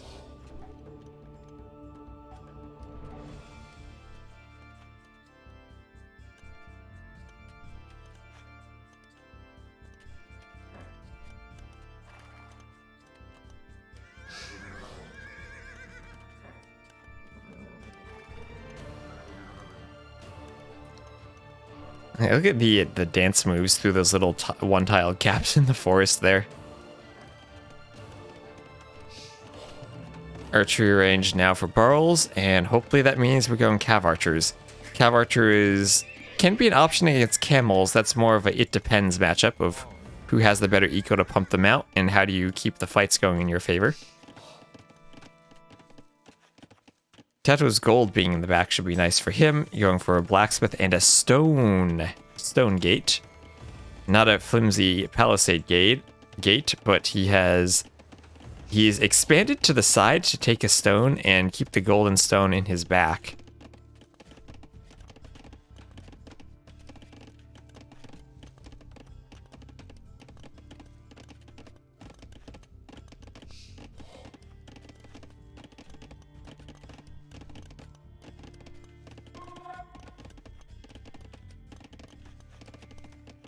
Zero on gold. Just heading over to gold now. It's only about 15 minutes in, so I think Tatoh just has a very smooth 12 farms, go late to gold. He'll eventually do wheelbarrow and then click up without much army build. As a few scouts out, nice quick wall there from Barles. Can he repeat the feat on his wood? No, he can't, and that should be at least one dead vill, as perhaps two dead vills as Tatoh gets in. The scouts do have forging, so they're doing a bit more damage. And quick wall here. No, not in time. Barles does get a poke with the scout, and Barles will be our first player up to the castle age. Tatoh will have at least seen that archery, so knows there might be a transition here. And that one archer or so comes out already during the transition. Scouts here taking a fight. But the forging upgrade is, of course, in favor of Tatoh. Just needs to stay away from the spears. And we'll have a bit more walling from Barles, expanding out his base a bit more, and going to be collecting that stone inside of his walls.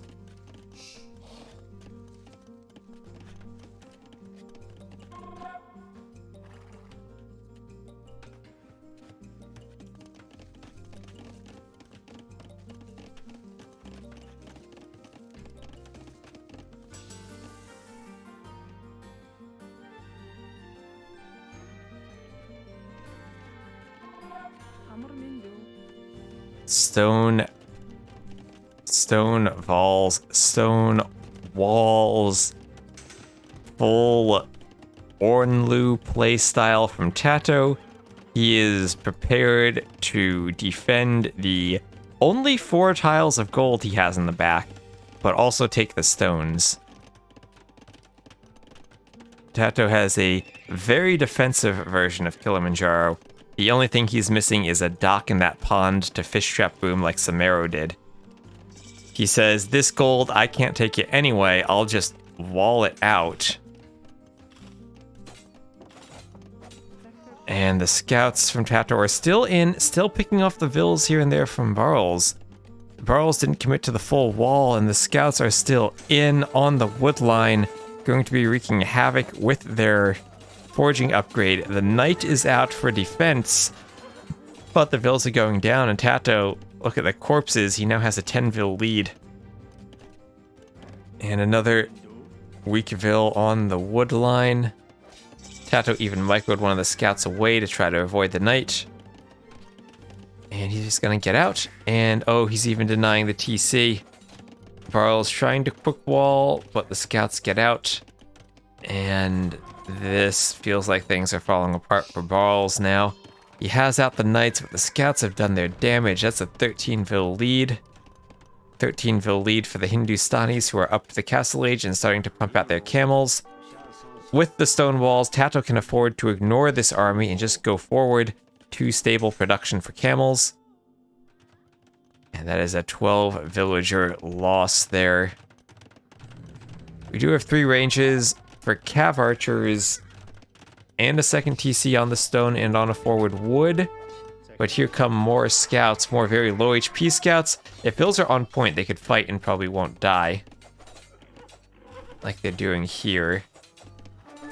Nice awareness there from Barles, only losing a vill.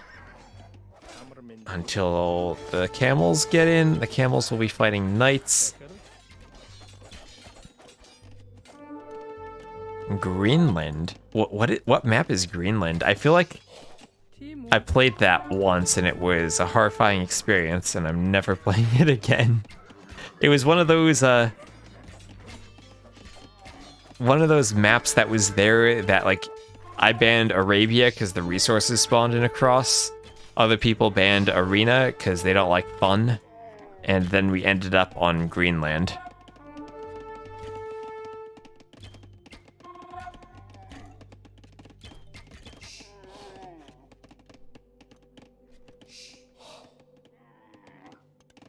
Now, Barles stabilizing a bit, goes for a defensive monastery, but Tatoh has a second TC, he's just gonna boom.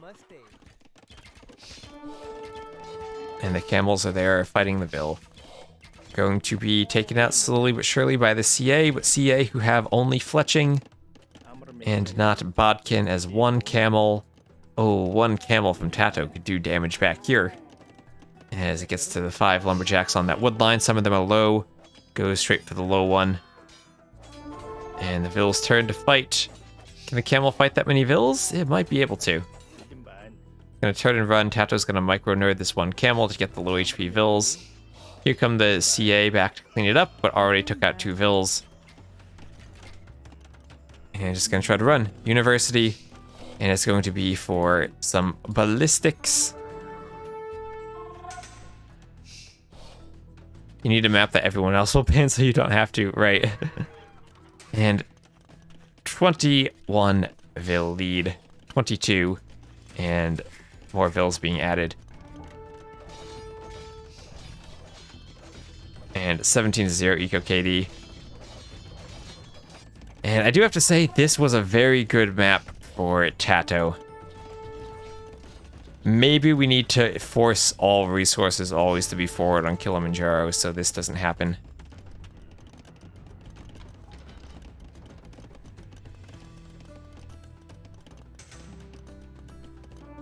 $1,300 hideout. I imagine that's people who either boom or who go all in for one very specific strategy and die if that strategy is defended.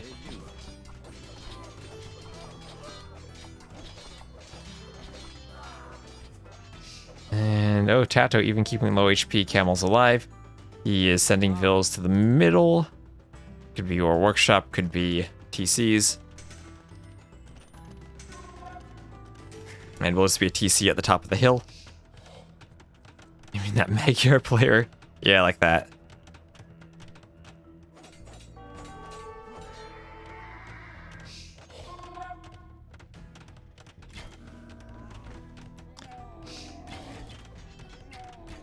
Alright, we still do need ballistics.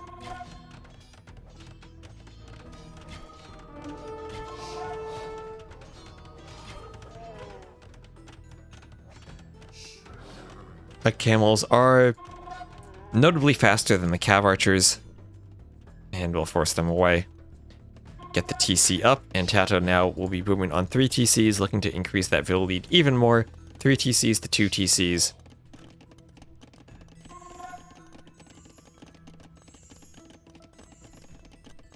Greenland looks absolutely awful.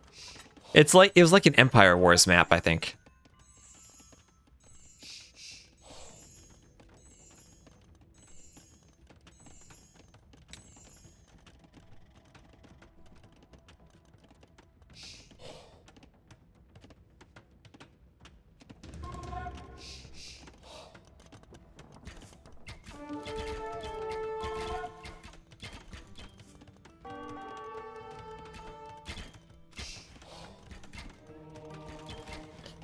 Oh, thank you, Ritzel, Zukcher for the follow. Only eco difference is right. And there's the forward workshop, and Tato's looking to end this, continuing to pump out camels.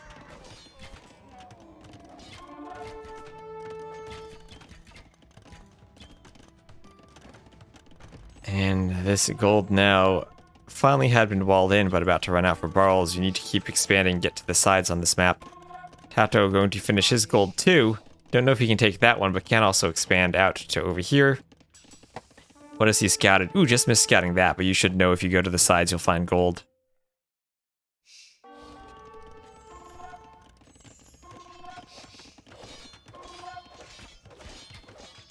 Does Tatoh throw this? I don't think Tatoh throws this. I think he's gonna live forever and ever, and Barles is gonna live forever and never.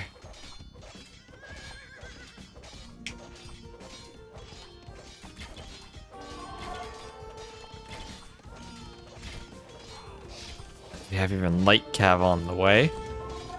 And scorpions. Scorpions in the workshop to fight the CA.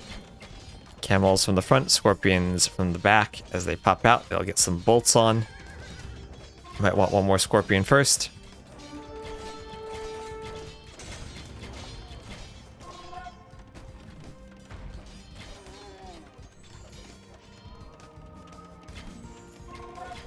There, I see it.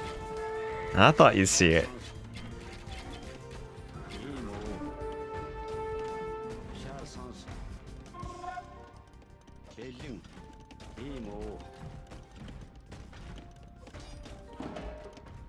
And now 91 to 44 vills, over double the vills.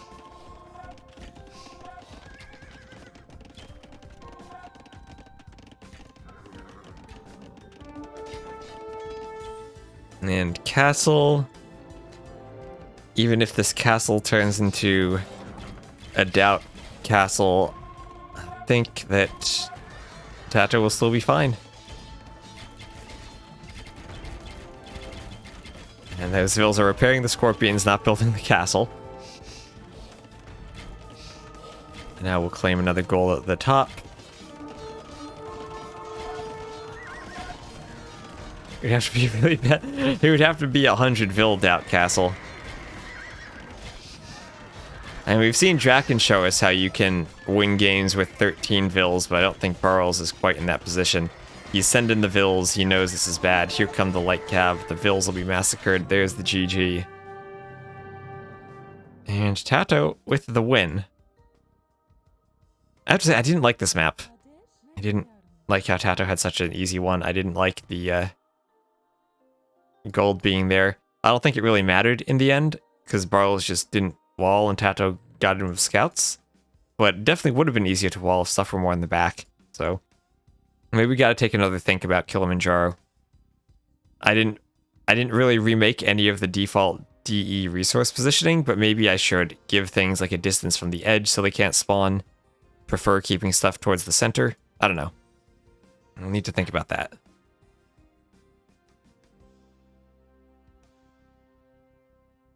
But anyway, that is a win for OC the Hindustanis, loss for the Huns, and overall a 2-1 win for Tatoh after his Byzantine attack failed. So now the question is, someone had mentioned Slam had Rex. Is this true? Does Slam have some Rex from this tournament that we can cast? Gold League. Whitecourt Slam. I don't see the drafts, but I see 3 games. Let me download these. Slam. Whitecourt game 1.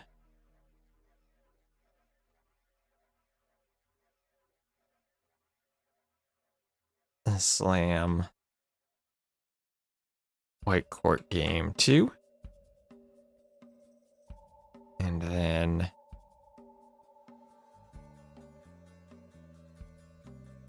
we have an Arabia game too. So Slam, Whitecourt game 3.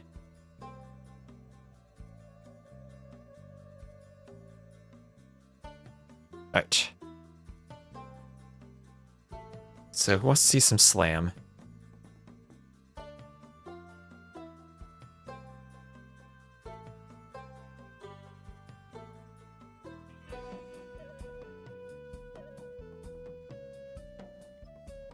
Gold League. How many divisions? There's 4 groups in the Platinum division, 4 in Gold, and then there is a lower division below that for a Silver. But Silver, I think, is played at a different time.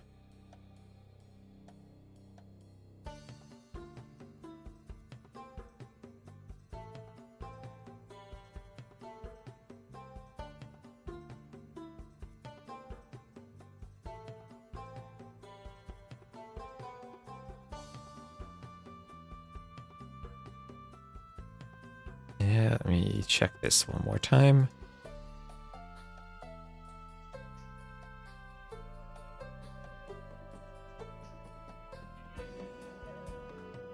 Slam Whitecourt, let me get those drafts. And let me reset this overlay. So this will be Slam 0, Whitecourt 0. Not filters, properties, maps 1, and civs. No bronze, no bronze, at least not yet. So everyone, give me your predictions here. We'll have Ghost Lake, then Arabia and Kilimanjaro's home maps. And Slam, Gurjaras, Britons, Aztecs, Huns, Saracens. That's how you do a Civ draft. Whitecourt with Burgundians, Lithuanians, Tatars, Franks, and Poles. I have to say I like Slam's draft. I like it a lot. Slam 4-0. You can only win 3-0.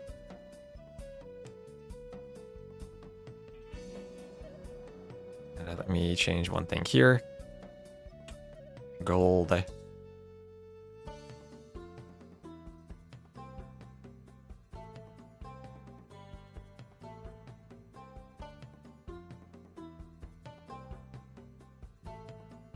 And let's get started. If I can find which window I have capture agent. There we are.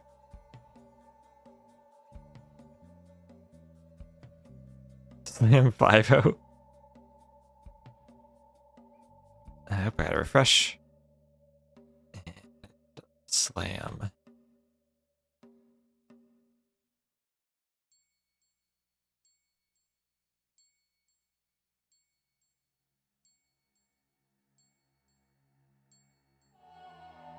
All right, so Slam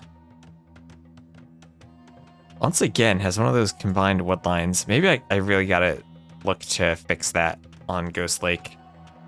I'm not liking that. I don't have a good way of fixing that. I'll need to take another think there. But anyway, Slam, does he have gold? He does have gold. Whitecourt has the combined woodline. So Whitecourt will be in the yellow to the north. Slam will be in the blue to the south. It'll be Gurjaras for Slam against Tatars as Whitecourt. And I really don't know how the Tatars win this matchup. I think the Gurjaras make camels and the camels go burr. And Slam wants to find those extra sheep in the middle. Hopefully Slam understands his logarithms and knows it won't be that big of a bonus. Oh, Whitecourt turning astray at just the wrong moment. As Slam will get 2 of those sheepers there. I think Whitecourt already found some from the middle. Looks like Whitecourt might actually get 2 more. I think the sieve is really the thing that'll do him in. Full boom into flaming camels. Maybe Mongols for the scout here would be nice, so you get more of the sheep. Is Slam the sheep whisperer too, like he is for the deer? Could he? Oh, he's gonna pick these up. He's heading right towards him. Travampsh go burr. I think camels just go burr. He's gonna turn and get the sheep. Oh no, Slam, you missed him. You missed him. You get your own sheep and your own deer though.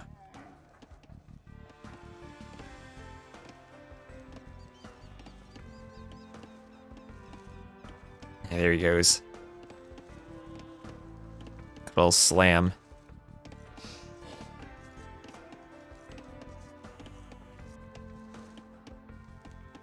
Slam gonna be jamming those sheep into the mill. Actually, you know, maybe if you get this many sheep, if you get more than 10, you just eat them. Like, he's gonna have more sheep than he can fit in the mill. Oh, thank you, Bigger for the follow. Yeah, look at that. He's gonna need a second mill. Mill the deer. Put the extra 2 sheep inside a mill out there. At this point, it's probably worth it just to take the sheep, but 10 sheep Gajar, nothing to laugh at. Who would do that? Maybe Slam will do that. That sheep is under the TC there. He might be thinking about it. He's not pushing his deer yet. If Slam's not pushing his deer yet, he's got to have some dastardly plan up his sleeve.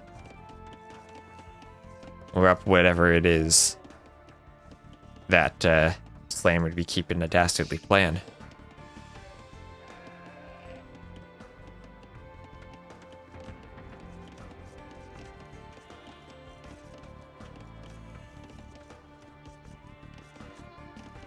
And Whitecourt will be luring in a boar. After the 5th sheep, you don't get much more food anyway. Yep, it is logarithmic, so 10, not as good as it used to be when it was linear.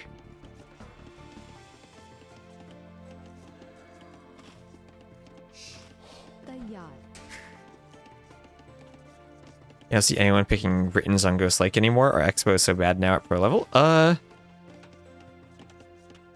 feel like...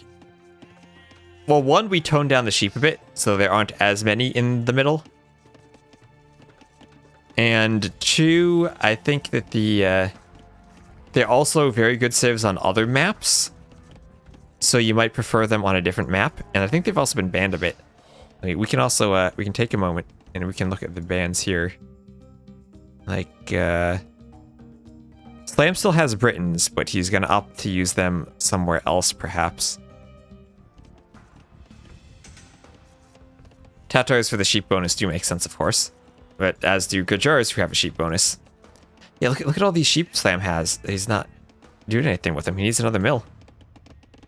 Slam would totally be the player who does another mill, and he might do another mill out here on the deer. Oh, Slam.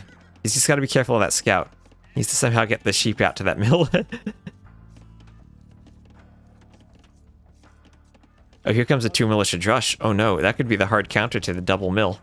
If the drush denies the mill. Oh, there's the mill. Now he just needs to get the sheep to it. This is the silliest thing.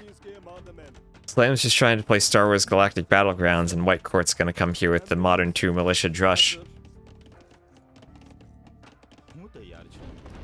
Try to start hacking away at that mill. But okay, Slam, you see the drushes come here. Now you have the opportunity to move the sheep over there, get them in your mill. It's gonna take the berries from outside the mill, it looks like. You don't need berries with this much food, though. And there he goes, there he goes. He's sending them over. Another house, and he's sending them over to the mill. And immediately he'll be doing a stable for some scouts. Oh, Dave, thank you for the raid. And fresh whole milk. Fresh is how I like my milk. And Mango is old, thank you for the follow. Now we're just watching Slam here. Slam is just sneaking his sheep away to get to this mill over here on Ghost Lake. And he will have a total of 14 sheep from the Gajars in his mill. And oh, leftover Matt123, thank you for the sub. Welcome to the Baltic Fleet. And Raymamoto, no good names are left. Maximus Creatus, Harza TV, and Zara Thalth, thank you for the follows. Slam trying to get his vills inside of the berries, deletes the palisade, but the 2 militia drush is just going to run away. So he will now be content with 14 sheep. Whitecourt. So this is what I was saying earlier. If you saw the Barles Tatoh match, sometimes I generated woodlines the same way DE does for Arabia, and sometimes they just spawn together. So this woodline here is both of Whitecourt's woodlines. And I don't know if maybe that's something I want to look at changing. I've never really been a fan of DE's wood, but yeah. Anyway, thank you everyone for the follows. Adoso of Milk and Retrofly and Back Stab Bandit and Flasker, thank you for the follows, and the Tower Defender and Mike Dugai. And Drush could come in here and pick off the Walling Vill from Slam. He needs to be careful. And, ooh, the Vill running on the wrong side of the walls. Whitecourt will try to block, and it is still a good distance from the TC. The militia not quite getting in front of him, and he will get back. And thank you, Endogene, Parapic35, and DupZ for the follows. And we are almost at 5k. I have 4,900 right now. And Fall W, thank you for the follow. How do you beat Portuguese on Arena? I don't know nowadays. That if you can win with 13 vills, you can win with anything.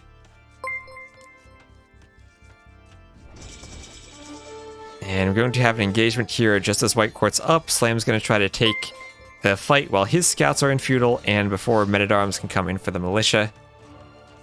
And oh god, it's too fast. I can't read them all. Thank you, your boys, Streamobert, Thunder Troy, Noonjay, Yo Vaka, Grim1, X86, Call Me Burnin, and Elendor, and Shadel Harry and Iceheart for the follows.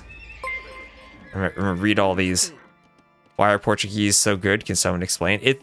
They were just changed so that they gather wood from their forage bushes. So they gather about 250 total wood, and that lets them do some fancy fast uptimes. And they also have a building that generates resources, so when you go 1 TC Imp like in that game Dracken did earlier, you can just plop down that building in lieu of needing to train villagers. Alright, and thank you Billy, 323-22344, Lordra, Melot, Norse Sucksat, and Gimme Those Vills for the follows. And well, right now, Whitecourt doesn't want to give up any of his vills. He has fully walled himself in. Might have saved some walling and been a bit safer had he just gone out to that wood line. But he actually has completely missed scouting the fact he has a second wood line a couple tiles outside. Oh no. Slam's going to go for some huge walls. Again, missed scouting the wood line at the edge of the map there just by 1 tile. Could have saved himself a bit by going there, but sometimes that happens and you just go for the potato wall. And Ragu-chan and Fantafart, thank you for the follows. So Slam moving out to gold, he will be up a bit more slowly than Whitecourt. And Whitecourt with 2 ranges, opening with crossbows, we'll need to pick off that wolf. Cav archers could always be a play on this map. Kind of Hun's fast castle cav archers were like back in the day on AOC a possibility on Ghost Lake. And Sharp26 and SHN09, thank you for the follows. As, ooh, this is risky for Slam. His 4 sheep are out inside of this mill. And who cares about whether or not you win the game? You care about whether or not you protect the sheep in your mills when you're playing the Gujars. And that palisade won't last forever, and he's still 30 minutes away from getting up. Let's see, he has the stable, and he's gonna go for another set of walls, but he needs to run the sheep. It's like when you're playing Arena and your monastery is under threat, you gotta run the relics back to another monastery. And Brindelli, thank you for the follows. And two Shravamsh riders will probably clean this, but he needs to make 2 of them. And instead he's going for the Siege Workshop. Alright, really, Siege Workshop Camel doesn't want to do any Shravamshes, just going for the Mangonel defense. And, well, there are the sheep, not being pressured. And Whitecourt's just gonna get back. It says, I'm gonna get my own sheep here.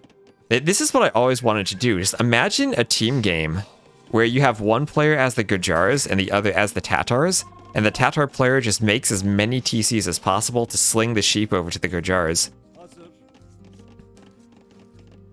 You need like a Portuguese player for Fetorias, for infinite stone. Then the Tatars make infinite sheep, and then the Gujars just put them in the mills. It would have been so much better if it was linear instead of logarithmic, but that would have been a masterpiece.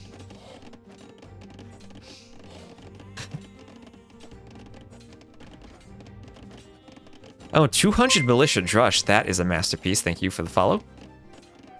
And a few camels will be coming over here, and going for this scout here from Whitecourt. Actually, not just the camels, just the scouts will do that. Are there any other sets to cast afterwards? There's a whole bunch of Gold League sets that were played today. Well, obviously they won't be live, they would be Rex. So we'll see how long I have for this one, as I have been streaming for 7 hours, and I do need a break at some point to eat.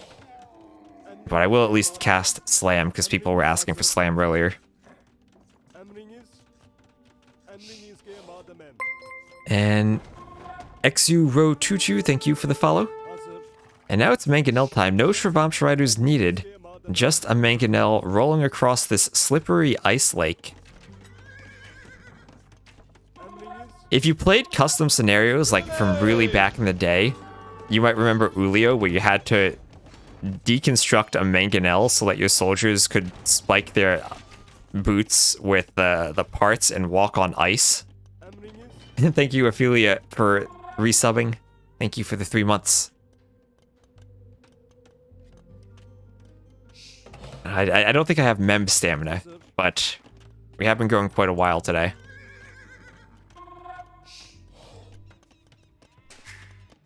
And Slam will wall up with some houses now. Palisades are flimsy when you get to the Castle Age. Houses are strong and sturdy. And Tatars do have camels, but you never want to fight Gujar camels. They do have their 30% attack bonus, so they will win in straight up camel fights. Question is, can you use the crossbows efficiently to pick off the camels? And thank you, Valundo, for the follow.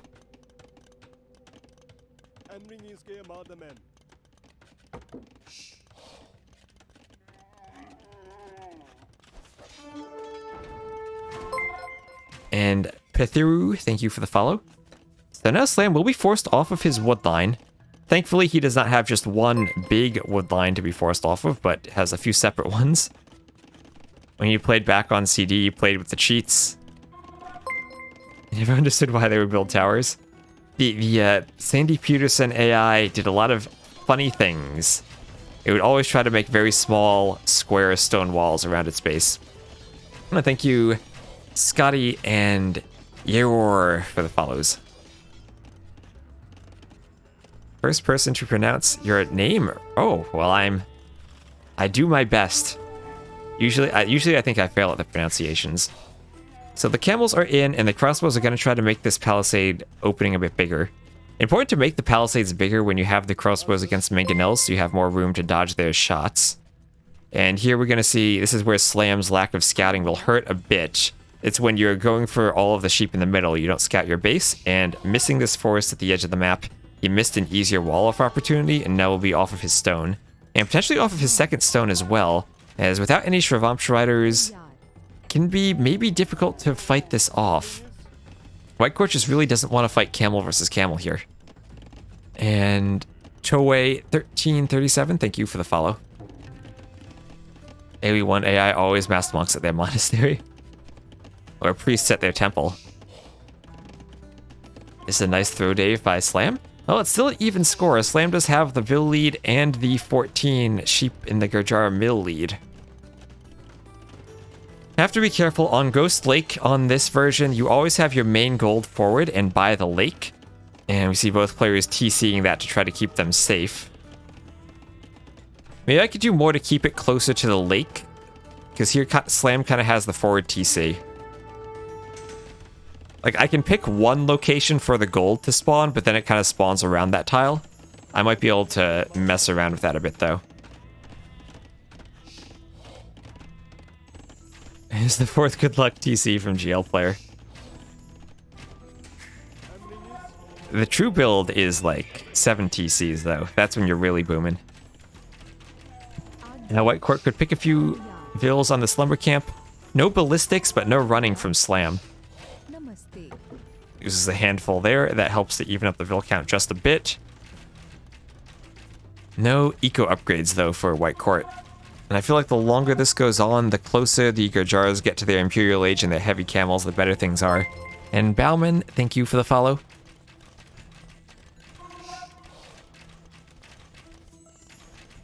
Surely camel versus camel plus archer. I feel like the camels still don't want to fight pure crossbows. You need the mangonels there. But the monks will help, and if the crossbows are split up, then the camels can get a good jump. And that was actually a really good jump because Whitecourt had his 2 crossbows armies split up. If he had them together, he probably would have been able to fight off the camels. But those ones over there weren't shooting, and Slam will now get up a castle to protect his gold. So Whitecourt not able to do too much damage, but isn't falling too far behind in vills. Only down by 3 right now. And just needs to find a way to take a fight without the camels actually fighting camels. As weird as it is to say, just Gurjar camels absolutely wreck any cavalry unit. While Mangonel goes down. And thank you, Tati the Woohoo, for the follow. And Whitecourt just now needs to be careful not to run crossbows into that castle. Better ask what can hit a Shrivamsh than what can't. Not much can hit them. Especially when they're elite. Definitely not my, definitely not at the top of the list of most well-designed units were I to make such a list.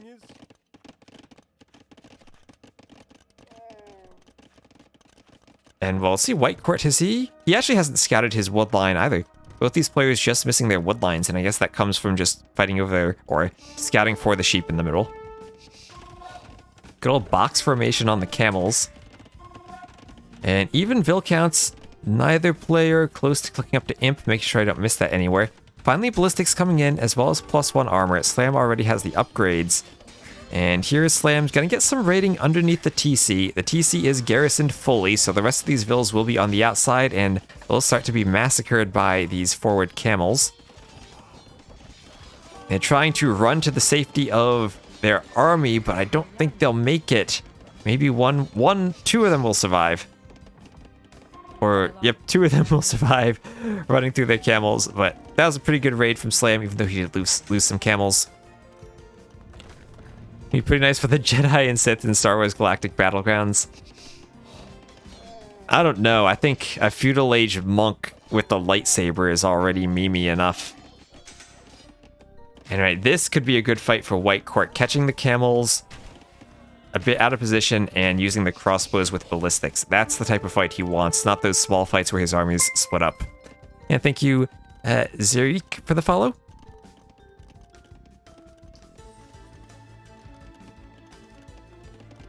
And those 2 vills still ice skating. And thank you, Shiverin, for the follow. These vills are shivering in the cold out on that ice, frozen in place, standing idle. Pretty easy for Slam to keep playing his main unit later in Imp. Whitecourt needs to think about the post-Expo game. Yep, and that is also part of the problems for Tatars against the Gurjars. They don't have Arbalests. They do have great heavy cav archers, but the heavy cav archers do still die if the Gurjar camels manage to jump them. Castle for Slam to the right also has one of the extra golds there. Other extra gold is more between the players. Whitecourt will be castling that and trying to fight over it. The 2 stones a bit more in favor of Whitecourt to the north.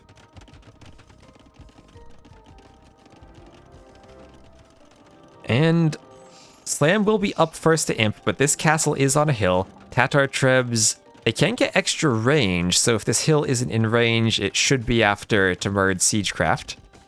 Did Slam see the castle? No, he did not. So that's actually big, because if he doesn't see the castle, he might not go right away to make Trebs.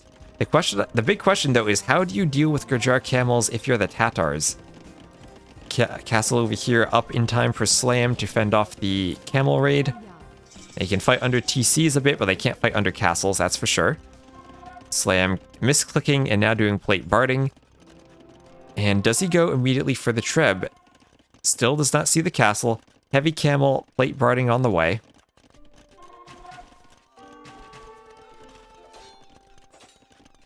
Helbs, that's probably the best answer, although they would die to the chakram throwers. And does Slam go for frontier guards? Does he want the extra melee armor on the camels? If he takes a fight here, he now has plus 40% attack instead of 30%.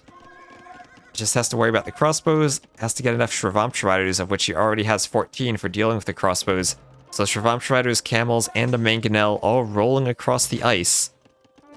And Whitecourt has to micro to take out the camels, but the camels now have the Imperial Age armor, and that's going to be 4 pierce armor.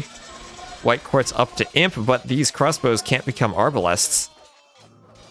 The camels will just melt the Gurjars, as you can't fight Gurjar camels with camels. And Whitecourt's army just now melting as the mangonel shots come in. And I have a big pile of yellow corpses fading into the ice there.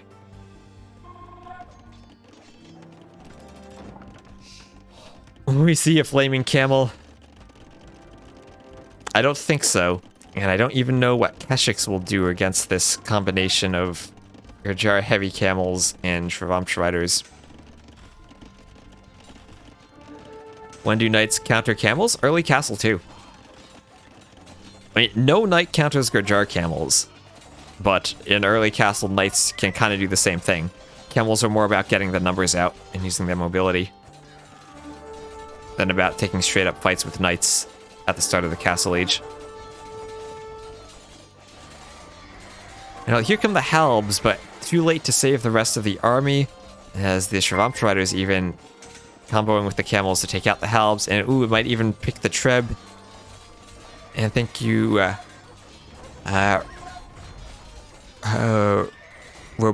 Robertito Gero for the follow. Hera Sicilia Knights versus Gurjar Camels, they die too. And GG, Slam will take game number 1 there. And 42 Shravamsha Riders, even more Shravamsha Riders than camels at the end there. And I have no idea what Tatars do against Gurjars. And let's look at that KD. Camels massacre everything. And look at that eco too. GG. So let me tab out, update our score here. So that is a win for the Gurjars, a loss for the Tatars. And that is then 1-0 in favor of Slam. And I guess that means game 2 will be Kilimanjaro. The best option is their worst as a Civ Halbs. Yeah. Is you can maybe get the timing for Pikeman Halb to work before the Chakrams come out. All semi-open maps. I know, Bloodless, you like me must be hoping for Arena, Fortified Clearing, and Regicide Fortress for one of these series. Anyway, we'll get to game number 2. Whitecourt will be looking to get revenge for that game number 1 loss. Lithuanians, Saracens, probably a much better Civ matchup, although you do kind of run into the Knights versus Camels roadblock again. One nice thing about Lithuanians, so when we redid this map for the map pack, T90 had pointed out that sometimes the 2 shorefish players were in separate ponds, so I made sure to put them always in one pond. So the Lithuanians, since they start with plus 150 food, they can afford to do some crazy builds at the start, and Whitecourt is going to take advantage of that by taking the shorefish with the mill right away. And thank you, CRRRS for the follow. Did you see? Oh yeah, Bloodless. If you didn't see it, take a look at Drakken's arena match earlier. That was quite the showcase. Did I work on all the TTL maps? Yes. Some of them we just took maps mostly from DE and plopped them in, or from other versions. A couple of them I really changed significantly, like Arabia and RF, and also Arena to some extent.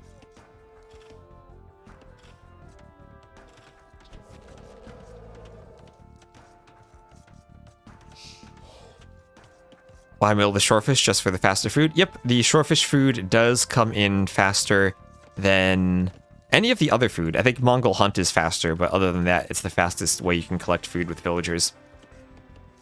Well, unless you have wolves. If you have food on the wolves, then villagers gather from them extremely quick, because they're villagers instead of hunters or gatherers or shepherds or foragers or fishermen. TTL Arabia is honestly the best Arabia at the moment by far. Well, I'm glad, because I've heard some positive feedback about it, and I really tried to balance out the hills. We'll see that for the next map. Yeah, Mongol hunt is faster than the shorefish, but it's not as fast if you have food on a wolf. Food on the wolves is the fastest. Ornlu gathers food faster? I think if you put food on Ornlu, it's the same as gathering from a wolf. So faster than Mongol hunt, at least. But anyway, this is usually a very open map. And I was talking about this earlier. Sometimes, like, the resources spawn in the back. This is happening on, like, the standard DE version of it. And I don't know, maybe we always want to make this player resource spawn forward. So, like, your gold, your berries, and your stone are all forward. In Tatoh's map earlier, he was able to wall in a lot of resources all at once, and even here, I didn't touch the extra resources. Maybe we should keep them further apart. Food on wolf in a scenario or on a custom random map script, like in Masters of Hyper Random earlier. Or last year, there were a lot of maps with food on the huntable animals. And also in Jaguar Den, that had been used in one of the T90 series a long time ago.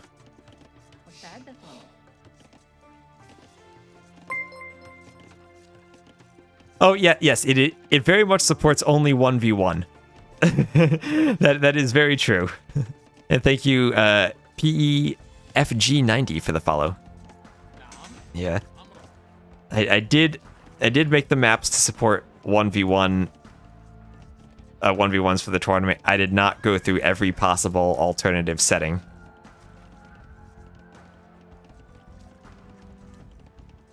So you will have to use the standard DE Arabia if you want to do 1v4. Maybe in the future, if I have time, I can tweak it more. But for purposes of just getting maps out for the tournament, I concentrated on the tournament settings. And it also makes the maps a bit smaller, so they transfer faster if you're sitting in the lobbies, which is also a nice feature. You're a big fan of TTL Gold Rush? I didn't do the maps for the first season, so if that one is there from the first season, that was not me. Anyway, we have the modern True Militia Drush from Slam coming in, going to head straight for those fishing ships. I almost said berries, but straight for the mill. And then I said fishing ships, and they're not fishing ships, they're just fishing villagers. And just going to hack away at that mill. Ooh. Oh, a bit of a masterpiece here as Whitecourt walls in the militia and separates out the scout. And Slam getting trapped here. And not only that, Whitecourt is up to the feudal age first. And since the scout gets the speed boost and the attack bonus, he will take out Slam's scout. Nicely done from Whitecourt there. Beautiful trap by him. And those militia will be contained by that mill. Not going for archers though, going for scouts. So won't be able to pick off the militia for quite some time, but we'll keep them contained. Slam though will be fully walled at home. Unfortunately, Slam, even though he is a BF player, isn't going to dock the ponds and make fish traps like we saw Samaro do the other day. This is why Slam is in Gold League, oh no. And while that mill is trapping the militia, even will have Horse Collar finished, and Whitecourt will go over to the other mill on the berries.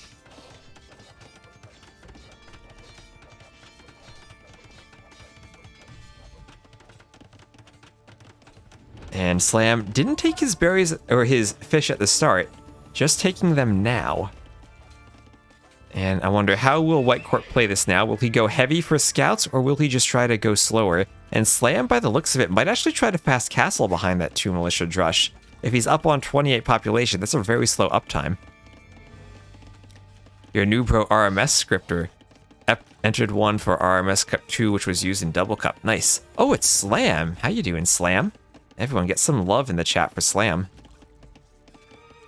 Slam, I don't know if you saw one of the games earlier, but Samaro had he made docks for fish traps. And I was hoping that you might do the same here. You know, Slam jamming in the chat. Oh, look at this, a third mill. One for the berries, one for the fish, one for the ostriches. Very efficient.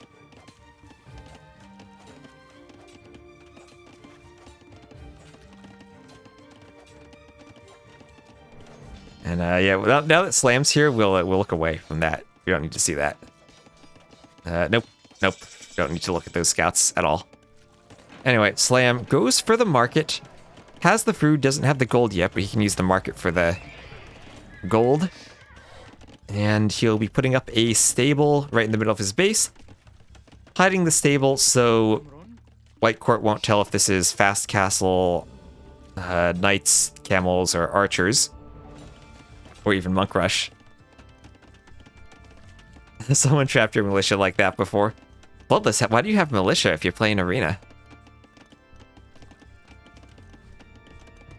Although to be fair, I have tried 5 militia drush against a pole player on the on a team game flank when I assumed they were gonna go for a tower rush, and I came out and wrecked their tower rush. You keep all maps open now, just favorite arena. Ooh.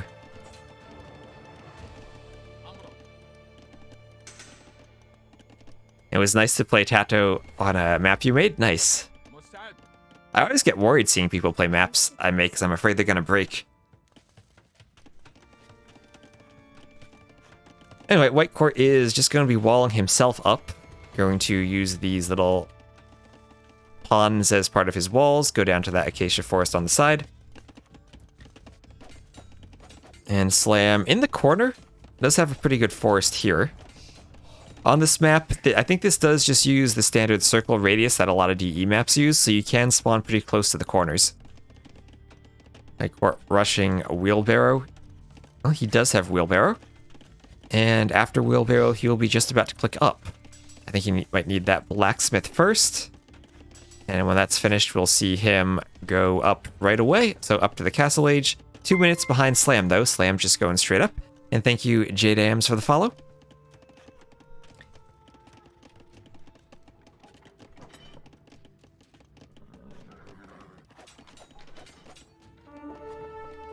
And just a few scouts out scuffling in the middle. Nothing too much there. And oh, here is a villager. Villager forward for Slam.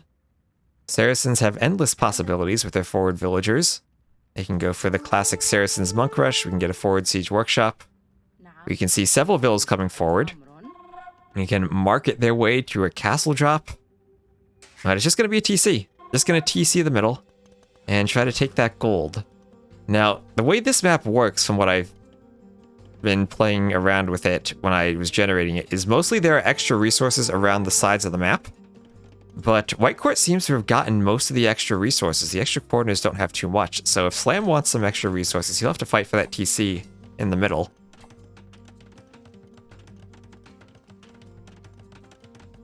And going for that Saracen Camel, we see the extra HP, 110 without even having bloodlines on it. And that will place fear in the heart of those scouts there. They do not want to fight Saracen Camels. And very interesting TC location for Slam. He really just wants to secure some gold. If you look at the scouting, ooh, he just missed scouting the gold over here by a couple tiles. This might have been a good TC location, but you know what? It's on top of a hill. He'll look to get aggressive and go for a monk rush.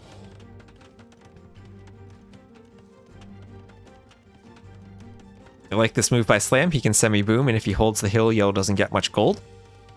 That's true, other than yellow, like the way the map spawned, it put all the gold down here. Maybe, I gotta add this to my list of things to look at too then, is default resource spawning on Kilimanjaro might need to be spread out more for the extra golds. Oh, and also thank you Lam Lalai and Sniper for the follows. Welcome to the stream.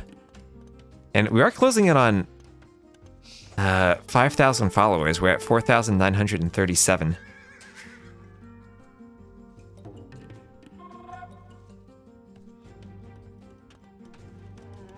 And a few relics coming out from the Lithuanian player. And you know, the nice thing about this too is that since it's in the middle of the map, that is going to prevent the Lithuanian player from moving out as easily to take the relics. You always want to have your map control when you're fighting the Lithuanians. And thank you Dopa, Brian, Geraldo, and AoE Yinzer for the follows.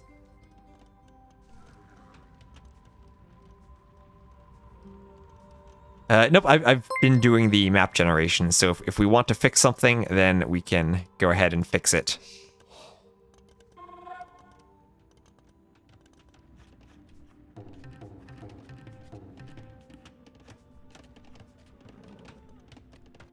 And 3 TC boom here for Whitecourt.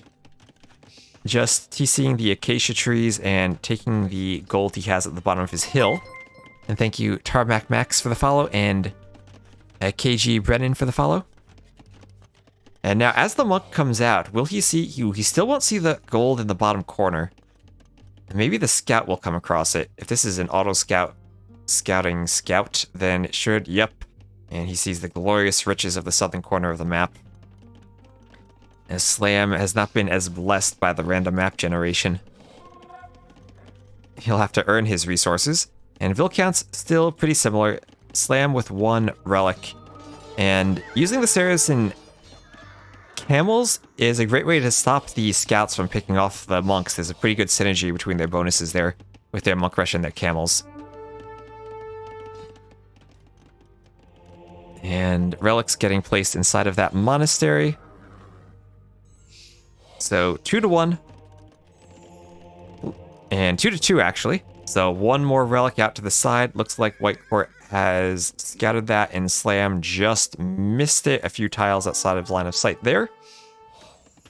But by virtue of collecting 2 relics, as long as he holds on to that monastery, he will at least prevent the full-on +4 maximum that the Lithuanians can obtain.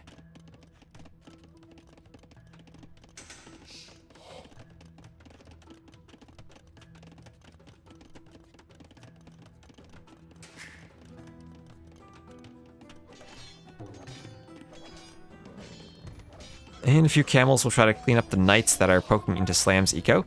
So Vilcount's still the same, but Slam does have just 2 TCs compared to the 3 of Whitecourt, so Whitecourt might start to pull ahead a bit.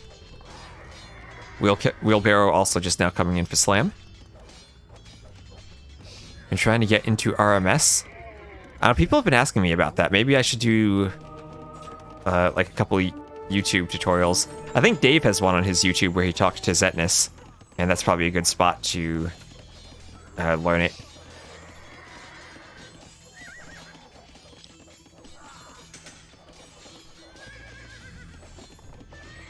You can't figure out how to code in the Viper map hacks?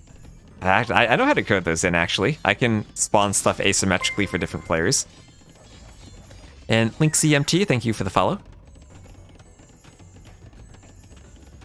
And Leto Atreides, thank you for the follow. Yeah, the Zetnus' guide is great, but it's also more of an API reference and not really a tutorial. He does have a tutorial on AOK Heaven, but it's mostly for old the AOC type of scripting and not necessarily covering the new user patch and DE features. And following your videos on YouTube for a while, really good stuff, my dude. Well, thanks for stopping by the stream. Save write code using a controller. Now that would be the ultimate test of his controller ability. Random map scripting with a controller. I mean, to be honest though, it's not really a coding language so much as a configuration file, so you probably could figure out a way to make it work.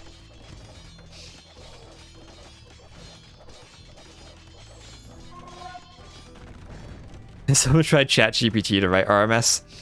ChatGPT has been, like, you can tell the potential is there for having a type of coding assistant, but I don't think it's specialized in RMS like it is for other languages.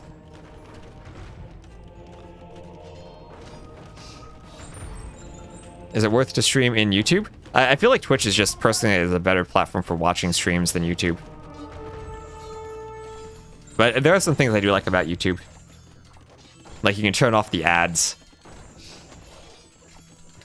And you can set custom amounts for, or custom prices for the sub tier, and you do get a 70-30 split instead of 50-50. Anyway, Slam is continuing pressure with mangonels, and there go the Lithuanian relics out of the monasteries, and forward TC into forward workshop for mangonel pressure has been very good, as now our Lithuanian player has to move the relics back. So a tip I've been saying a couple times is that when you are losing your monasteries, always make sure that you set your gather point to the back, because just like any other units, the relics hop out of the monastery towards the gather point. So if you have your gather point forward, it would be in range of the mangonels. When it's back, then he can run the relics away a bit, get under that TC. And now Slam, Vil counts are about equal, but the TC is real for Slam, as he wants to push with pikemen. Pikemen good against camels, but not really good against siege. They don't want to fight under the scorpions. They don't want to tank mangonel shots. And this relic over here, guarded by Whitecourt, but not taken by him. And the heavy camel composition, or the composition that relies heavily on camels, is a good way to counter the Lithuanian knights, even if they are going to get the relics. Now, if you do get +4 attack from the relics in the Castle Age, anything other than Gurjar camels probably still does struggle against the knights. But this is looking like a better and better push for Slam here. He'd even add in some Mamelukes, and that he is doing. Always love to see some Mamelukes. And Whitecourt still losing control of the front of his base. Is there redemption for Whitecourt? Yeah, I can't. I don't think I can check that in Capture Edge. I can alt-tab to the game and check it. But that doesn't matter because he's going to call the GG. So, camel composition? The mobility on this map also helps out. When the pikemen are in, like, the pikemen are the ones who want to be defending siege in narrow choke points. They don't want to be pushing into siege in narrow choke points, and that's what Slam was able to force by taking the top of that hill. Getting a situation where the camels could protect the siege, and the siege could mangonel down on the pikemen, so Whitecourt never really found an opportunity to take a fight that he wanted. Slamrasins. Saracen Slamrasins as Slam takes a 2-0 lead. And let's see here. Better KD. Never really had the big fight with the pikemen, but didn't need to. Whitecourt was already falling behind. More food, but other than that, look at that gold difference for the Saracens there. Fast castle time for Slam. And thank you, Timmy59100 for the follow. Do I have a map pack mod? You can look at the TTL map. It's, I don't think that's a good one to look at though, because I have like basically a preprocessor that does some macro expansions for writing the map scripts. I'll probably push it to my GitHub at some point. But I don't know if that's useful for anyone else to look at. Let's alt-tab out. So give Slam win number 2. And on the civs, it's a win for Saracens and a loss for Lithuanians.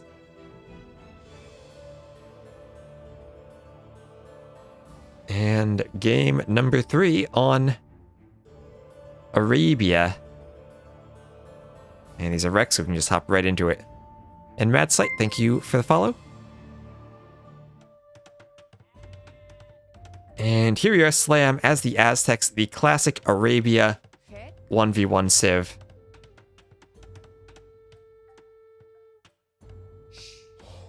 Versus Whitecourt with the Burgundians, the new potentially OP Arabia 1v1 Civ. So I actually do wonder, Aztecs, how do they deal with Cavaliers? I know they have a good monk rush, but the Burgundians have a really good eco that can push out the Cavaliers. But anyway, back berries here for Whitecourt. Gold and stone, still fairly close to the TC. Doesn't have a great wood line though. This is one of those Arabia maps where the wood lines are kind of far. Feels like the wood is much better for slam though. This one's kind of far, but these two could be kind of wallable. You can kind of wall to here, wall to the edge, go kind of like a half circle of walls around your base and play with your army over here. He'll be going out to build his lumber camp there, doing the masterpiece build of trapping the villager inside of that little hole. Ooh, is he going to trap 2 villagers? Aztecs should go camels. Aztecs might end up going cavaliers. Yeah, look at this beautiful lumber camp from Slam. Oh, no, the vills can't pathfind. Yeah, he's trapped his vills right in this little choke point here by the lumber camp so they can chop very efficiently and also be safe from a drush early on. And by the time archers come, they'll have chopped themselves out so they can run. And that'll be right next to his berries, so he only has to defend 1 spot. And Whitecourt will be doing his best to take this wood line. Now, the wood lines around the players, I did spawn them basically the same way that DE spawns them. But for the map scripting nerds out there like me, I switched the way the ring around the player terrains is created from land generation to terrain generation. So I was able to make the hills flow more smoothly between the player lands and the rest of the map. Aztecs go helicopter gunship, right? If they get a kill streak reward.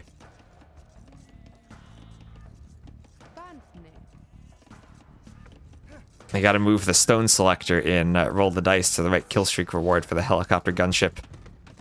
Anyway, Whitecourt going to be walling out his deer. Pretty straight push to the TC, but a bit of a long run. He'll need to concentrate. And, you know, it can be pretty intimidating if you're against Slam to be the one pushing the deer. You're realizing he might watch the wreck back and you don't want to disappoint him. As Whitecourt will also be bringing in the boar at the same time as pushing the deer, but doing a really good job so far, as he'll be walling up towards the TC. Takes the boar out, and one more push on the deer, and gets it in beautifully positioned right under the edge of the TC. Great lore from Whitecourt while multitasking. Now, let's see, what has he scouted? Oh, he has scouted how he can make a fortress map by walling to the side, and he'll leave 2 golds on the outside, but take the gold in the back. Oh, thank you, Strode, for the follow. Our master nerd, exactly. Oh, here comes the wolf, though. Wolf against unloomed Vill, but the scout will come to save the Vill. And Nayubola, thank you for the follow. Sup, just casting some Slam games here. Going on about 8 hours of streaming almost. I feel like I've gotten better at not losing my voice throughout the process of streaming an entire day.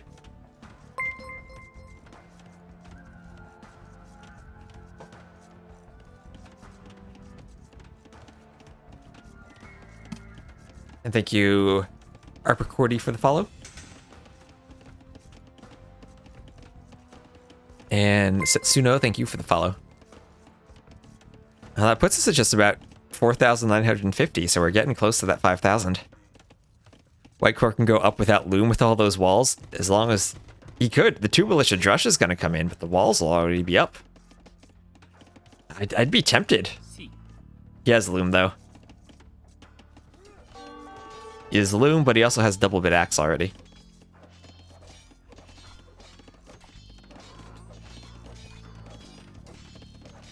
Okay, well, we're getting close. We'll get there soon, at least.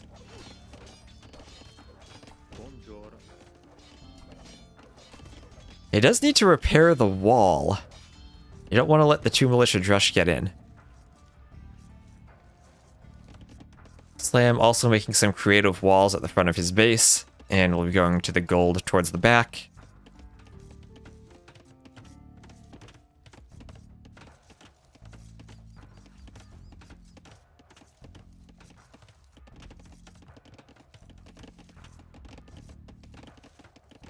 And Whitecourt didn't take all of the deer at the front, but did take a couple of them, is making his own barracks, and we've got to take a look what eco upgrades will a Burgundian player do as they are up. Double bit axe, horse collar, heavy plow, or do they just play normal? And Xander Lab, thank you for the follow. Such a good base. It's such a good walling layout from him. You know, he committed to the walls early, but if you're the Burgundians, you don't mind staying in the Dark Age for a while as long as you get that, the extra wood upgrade from the lumber camp. So now, bow saw, horse collar. We'll have horse collar before any farms, and also making an archery range.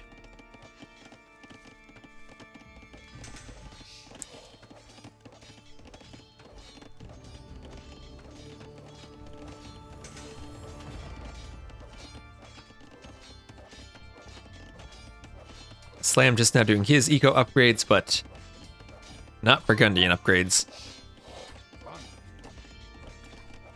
And you know, this is just such a good usage of not the primary or the secondary gold, but the third gold here from Whitecourt.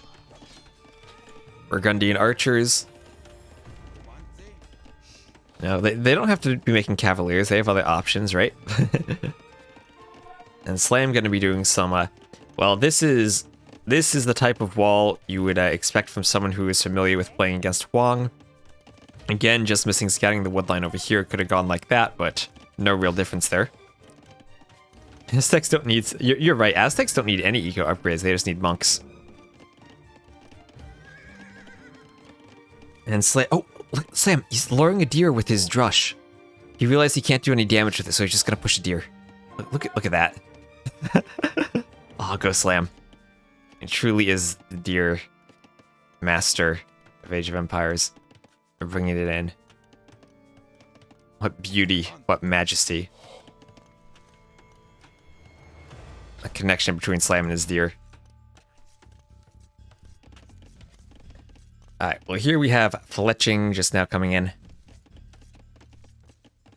And got it perfectly with the TC. That's if you hold Alt and right click, that's the ignore buildings. Like if you're trying to attack a vill by a foundation, you gotta hold Alt and right click now. But it also means you ignore deer, so you can use your militia to push stuff if you hold Alt and you don't risk killing it.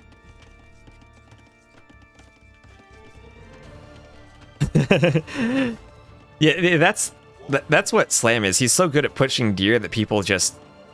He has a big group that follows him around. He ain't gotta push deer by himself these days. And well, Aztecs adding in a market. And if he sells stone, might be close to clicking up.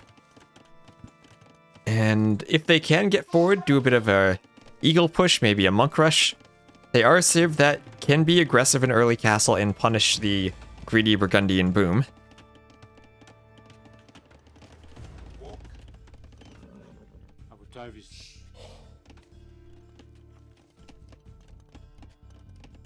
And there you go, using the market. Not quite up yet, though. Almost. But still, 16-minute click up to the castle age will be very solid. Chopping wood, too. Needs to be careful about over-chopping. Has that militia there, just waiting if anything comes by the wood line. You'll know he can re-wall. And a few archers forward for Whitecourt, but defensive archers for Slam. No armor for Slam, so has to be careful in this fight, but he does still have the numbers advantage. So he is up to the castle age. He'll be up quite quickly. And Whitecourt might look to push this, knowing that he has the armor and a skirm, and Slam doesn't. And if he can take out some archers, can stop a potential crossbow push, which will be a good transition for Whitecourt if he doesn't have to worry about the aggressive forward army.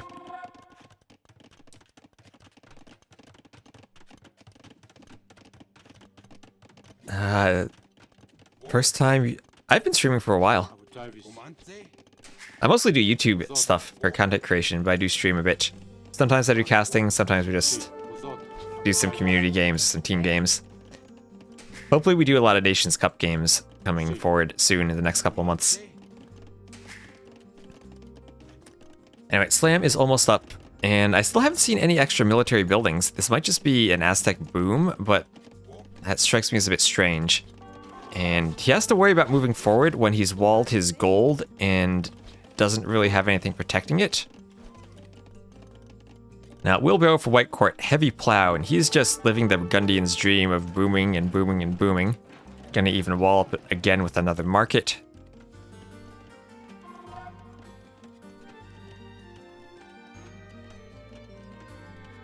Tend to stream. Yes, I do. I am an American, so I tend to stream later in the day, usually. Especially over the winter, I use my sunlight during the day and stream at night. He streams games of Ornlu dying. Or of myself dying while Ornlu's booming. Anyway, here is the crossbow bodkin transition as Slam is up to the Castle Age, looking to pressure Whitecourt. So what Whitecourt's doing here, he's adding in a bunch of houses behind the palisades. Crossbows can break through palisades, but they can't break through houses. And thank you, Waterboy91X, for the follow. And nice little audible here as Whitecourt sees the crossbows coming and decides to wall further behind the palisades so that the crossbows can't hit the walling vills. As I try to click that one and fail. But anyway, we have Castle Age coming in for Whitecourt. He has been booming behind these eco upgrades, wheelbarrow, heavy plow, bow saw the entire time. Didn't do handcart before clicking up, but is up and is on stone. Stone would be for Custier. Now, if there is a unit that the Custier might be vulnerable to, perhaps it is the Aztec monk. If they get converted before they can use their charges, that's where they're vulnerable. And Aztec monks might be tanky enough, actually, if they get enough upgrades to withstand a charge attack or two. Those nice heavy plow farms are dying to the archers. That is true. The heavy plow farms are being sniped off. Now the archers have to be careful, though, as we do have Elite Skirm and Bodkin coming in. The eagle will distract them a bit, and the archers, ooh, slam. Don't get trapped by the cliff. I made sure this Arabia did have some cliffs on it. And Slam's going to force a fight here, but it's before Elite Skirm comes in, but there it is, and crossbows will now be taken out. And Vil counts are the same, but the eco upgrades are better and have been better for Whitecourt as he adds in 2 more TCs. And this is another thing I did with the hills. I made sure that they were big enough that you could put a TC on them sometimes. And you have a big flat area to defend the front of your base with a TC, and not just a little bumpy hill that mangonels can pressure you and you can't defend. Cliffs. Yep, a few small cliffs throughout the map. You don't want to look at... Oh, you see Slam on a hill too. You don't want to look at AOC Arabia and look at the cliffs, because it'll make you think it's Mongolia. It's amazing how many cliffs there were. But now, no, these are the 2 relic saves. Aztecs get more gold, Burgundians get a small trickle of food. And let's see, there's one here probably for Whitecourt, and another in the corner. If Slam... Ooh, he missed scouting it by a couple tiles. He almost could have grabbed it. Whitecourt doesn't see it either. Did someone veto pawns? T90 vetoed pawns, yes. Otherwise, I would have put, like, pawns far from the players. So, like, maybe one here, one over here or there. T90 vetoed pawns. And I was like, you know what? That's reasonable. And 4 TC boom on Arabia with the defensive castle. Maybe I would have preferred the castle more on that hill. But 4 TC boom, you gotta see crop rotation and 2-man saw if you're gonna 4 TC boom. Seems he doesn't care about the relics. Well, he didn't have the initiative with the map control to get the relics like the Aztecs player did. And also, Aztecs monks are a bit more of an important part of their army composition than for the Burgundians, because monks still do die to eagles. And Whitecourt up by 5 Vils. Aztecs not quite able to do the damage they might have wanted to do. And now, after that initial large commitment to walling Whitecourt had to keep his back gold safe, now he's managed to move out and take his other 2 golds.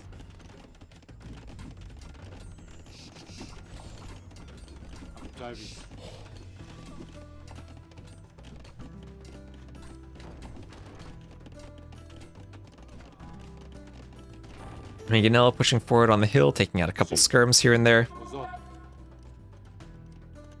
Well, Whitecourt hasn't really done any damage to Slam, but he doesn't need to do damage to Slam because his eco is so far ahead. Gold shaft mining for Slam, and moving out with some monks and mangonels. Relic finally coming in for Whitecourt as Whitecourt looks to wall up the entire edge of the map. And did he scout the gold? He did scout the extra gold. Could maybe be looking to wall there, keep himself very safe as he's adding in some more stone walls across the west side of his base.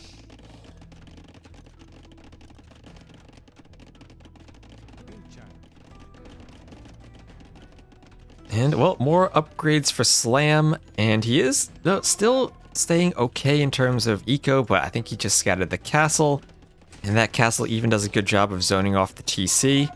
We have both Fletching and Bodkin, so the castle has more range on it.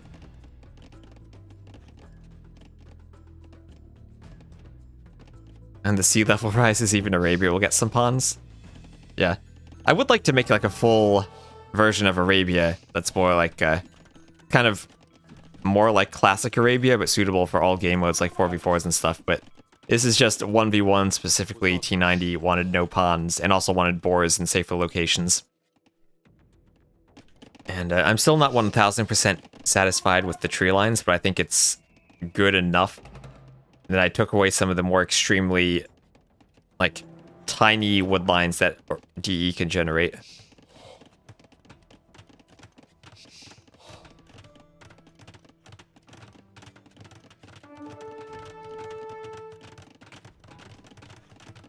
Team name Arabia is horrible. Yeah, Nations Cup Arabia I think will be more similar to DE's Arabia.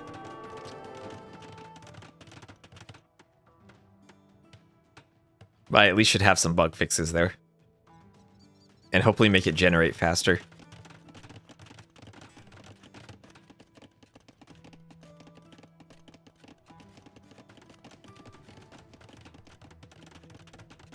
Well, players will be up to Imp around the same time, and we'll have a Trebuchet War. And what unit will they add in along with the Trebuchets? So, if this wall goes up, this will be a second relic eventually for Whitecourt. He's going to scout it soon. And there you go. So, 3-2 in favor of the Aztecs. Actually going Flemish. Oh, thank you, Kokebab for the follow. I don't think he's actually going to go Flemish. He does have that one Coustier there. And look at this, a TC that is on top of a hill, as opposed to at the bottom of a hill, being hit by mangonels. Showing you how you can use open and hilly maps to your advantage sometimes. Gonna go hand cannons. That is definitely a good option against the Aztecs. I'd imagine Coustier is probably your best option, but hand cannoneers too. Hand cannoneers to protect bombard cannons from your workshops. He just needs to buy himself some time to get up. Redemption would work against the bombard cannons, especially since there's no siege engineers. Up and there, he's up to Imp. He'll lose that TC, but keep mining stone. And immediate chemistry. Immediate leather archer armor. And plopping down archery ranges in the back. 5 ranges will be for hand cannoneers once chemistry finishes. Chemistry does take a good bit of time to finish, though. This looks like a closed version of Arabia. I wouldn't say that about the right side of this map, but the way he was able to use his forests, I think he made the map closed more so than it's just a closed version of Arabia. And Slam didn't really punish him for having this big hill at the front. And Slam himself just kind of like Huang-style walled his base. Not quite that extreme, but in the same league, kinda.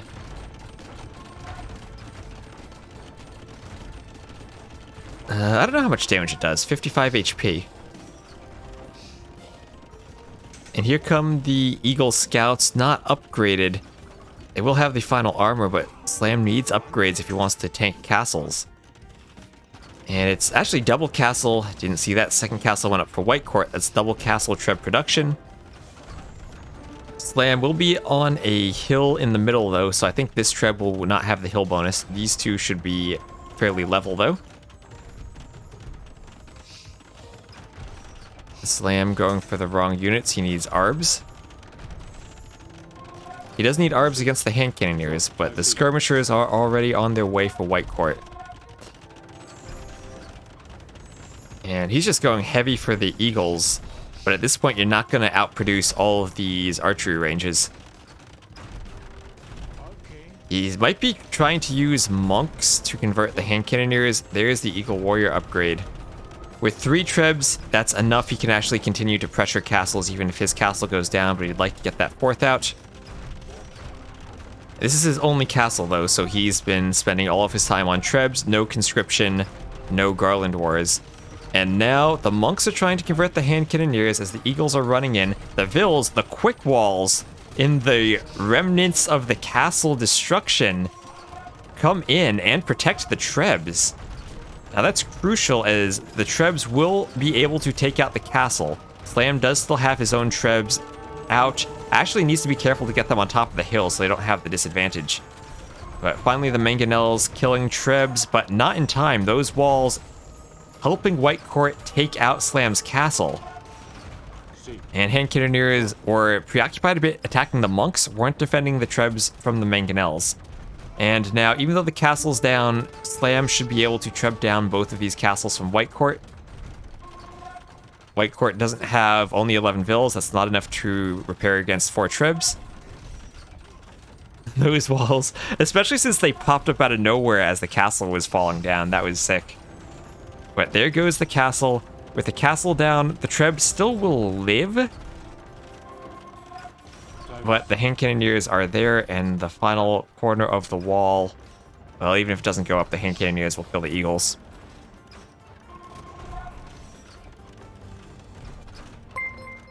Oh, thank you, Wacko, for the follow. And yep, hill bonus applies to trebs like it does to everything else. 25% advantage from uphill and disadvantage from downhill. And Slam making Bloodless happy, adding in the arbs. And now this is where hand cannoneers against fully upgraded, or they're actually fully upgraded, they're only 55 HP.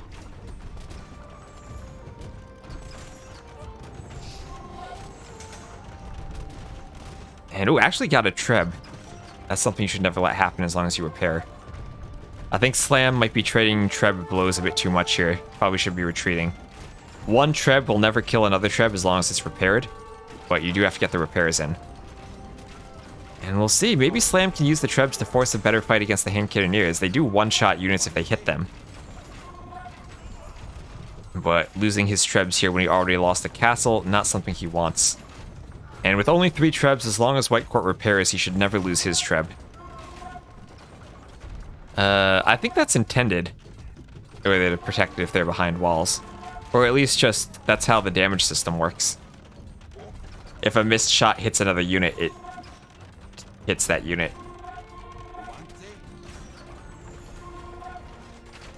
Flemish when? Well, he is actually pop capped at 170 after losing that castle, and we'll be making a cab switch. Now, late game cab switches can be difficult for the Aztecs to deal with. Oh, thank you, Mega Laggert, for the follow. Trebs. Well, if a shot is missed, it has a chance of still hitting the original unit, but its collision is turned on, so it might hit other things such as walls. I think we just saw one example there.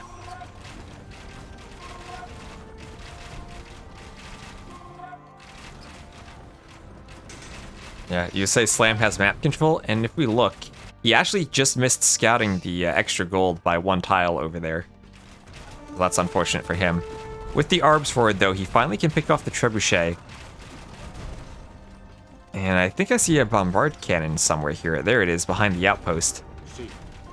And here come the hussars. Hussars finally might be able to pick off the trebs. And Slam, by fighting in this position, has stopped Whitecourt from taking that gold, and will be looking to get up another castle and also keep repairing his trebs. Here's where a monk or two with block printing could help against the bombard cannons, and Whitecourt will be deleting the walls to go forward, adding in more castles of his own in the back.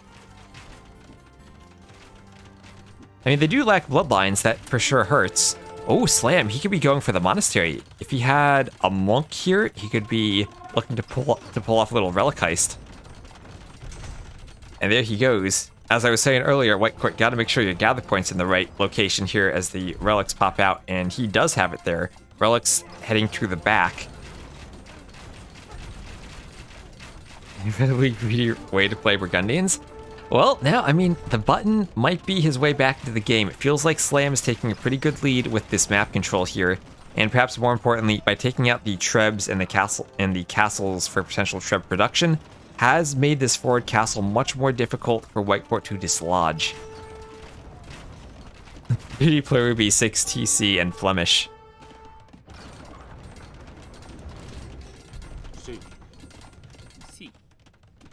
Oh, here come more walls, just walling out all of the eagles, all of the pikes, all of the infantry.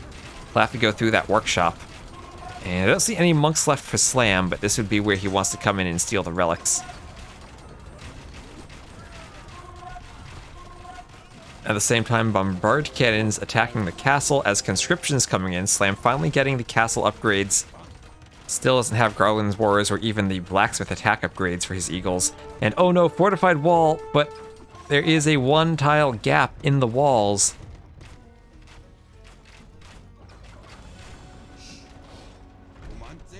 And here come the eagles. Running through that gap, through the fortified walls, getting into the back. A few ecos raiding already. And KD is still equal. Hand cannoneers can clean up the eagles, maybe let the walls go back up. But Whitecourt really doesn't want to let the Aztecs of all civs get 5 relics. Another fight here as the Hussars are coming in. Lacking the Bloodlines tech will hurt against the Arbs. You want your Hussars to be tanky, and that is one thing Burgundian Hussars are not. Bombard Cannon still getting some pretty good shots off.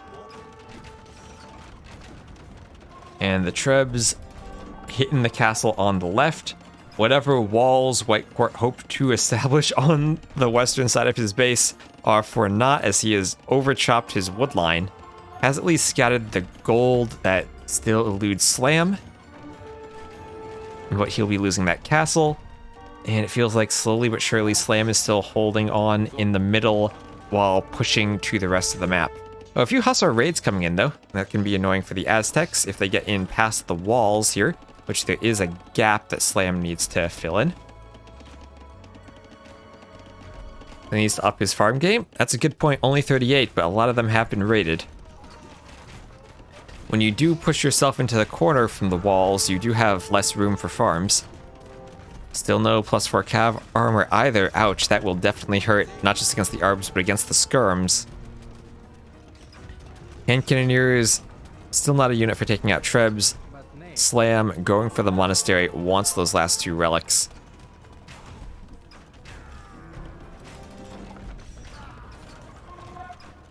Slam have at Lottle 3 + 5? That means at Lottle, right? I think so. Finally, the walls are up, but the relics are walled out. And, oh, the walls are not up. There's still a hole.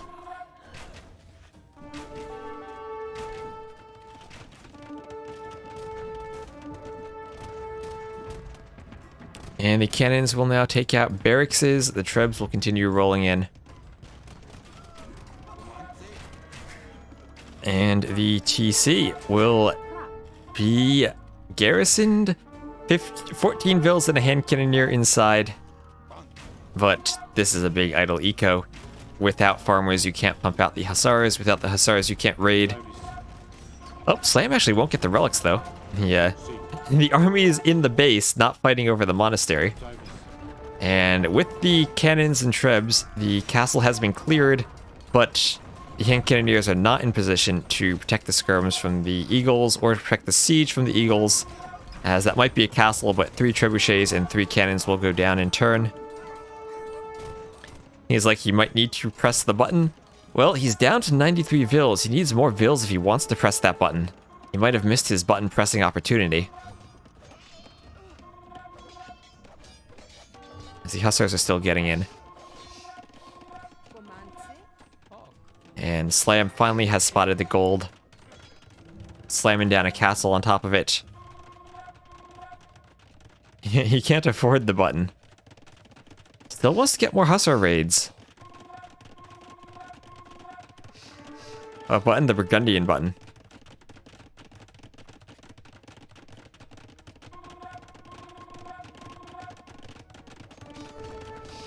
You think just Mega Boom PCs into Flemish could have worked?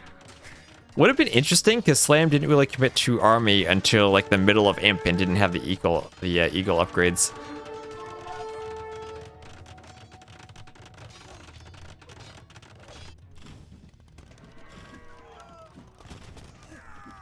And then you wouldn't have needed to time siege for the forward castles either. Slam, adding in siege ram. And we could be being siege ram Slam.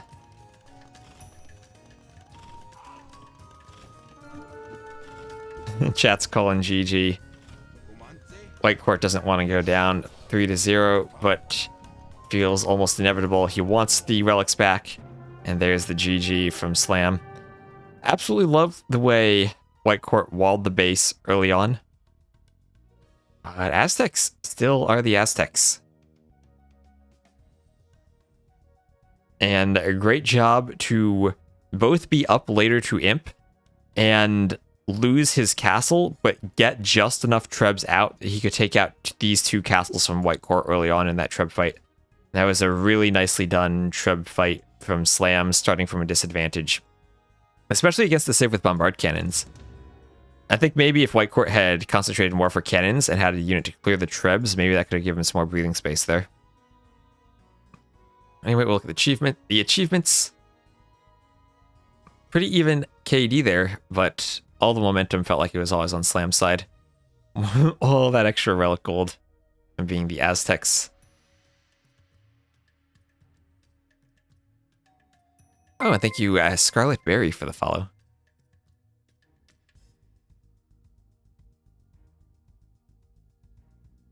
And we'll tab out of that. Give Slam his 3-0 win.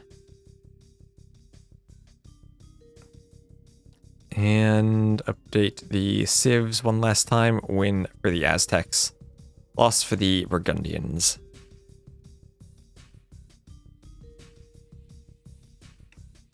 Well, that is 8 hours and 14 minutes. Maybe we got time. We can do one more set of Rex from the Gold League.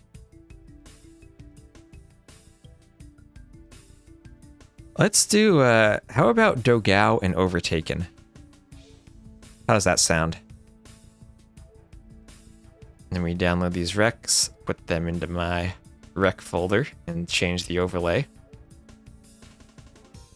And then I think we'll end with this one.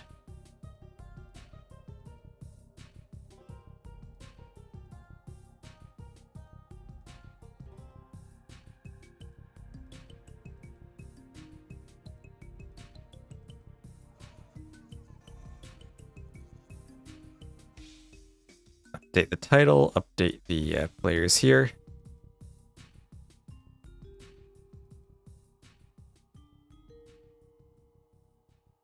And I got the Civ drafts coming up right here. Here's the maps.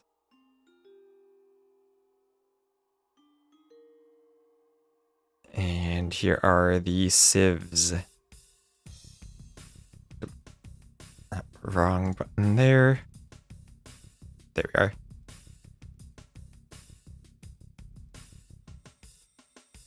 Our biggest. I did see that, yes. I do like the arena.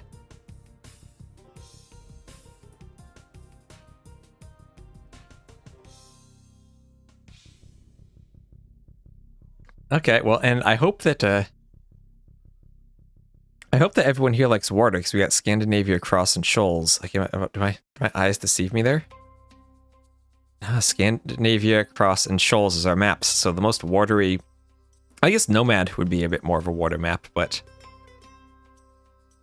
Alright, this will be interesting. It does feel honored to be nominated.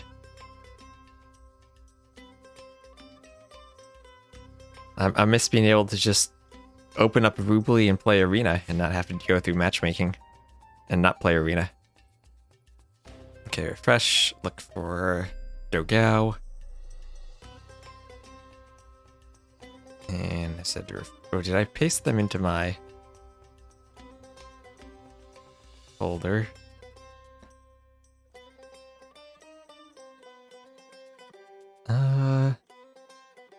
Oh, he's using a different name.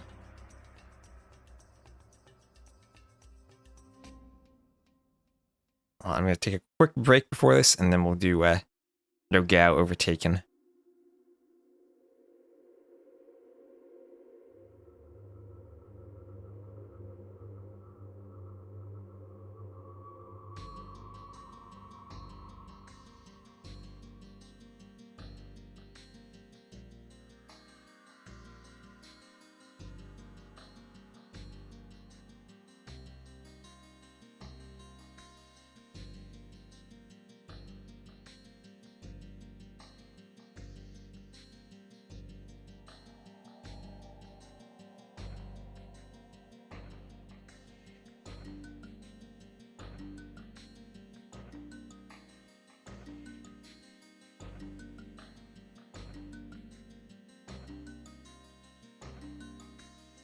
All right, who is ready for... let's see, game 1 is Scandinavia, dogao, Overtaken. And, oh, I need to put a space there in my overlay. There we are.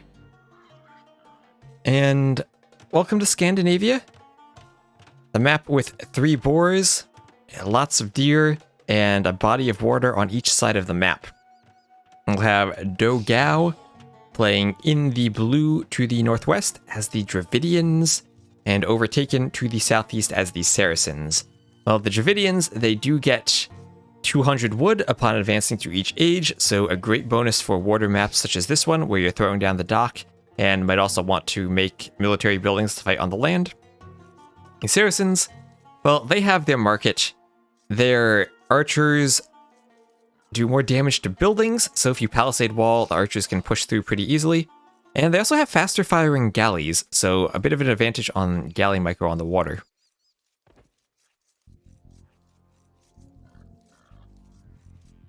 Tell the Devils to stop being inconsistent in my New Jersey hockey team. Growing up, most people near me were New York Rangers fans, though.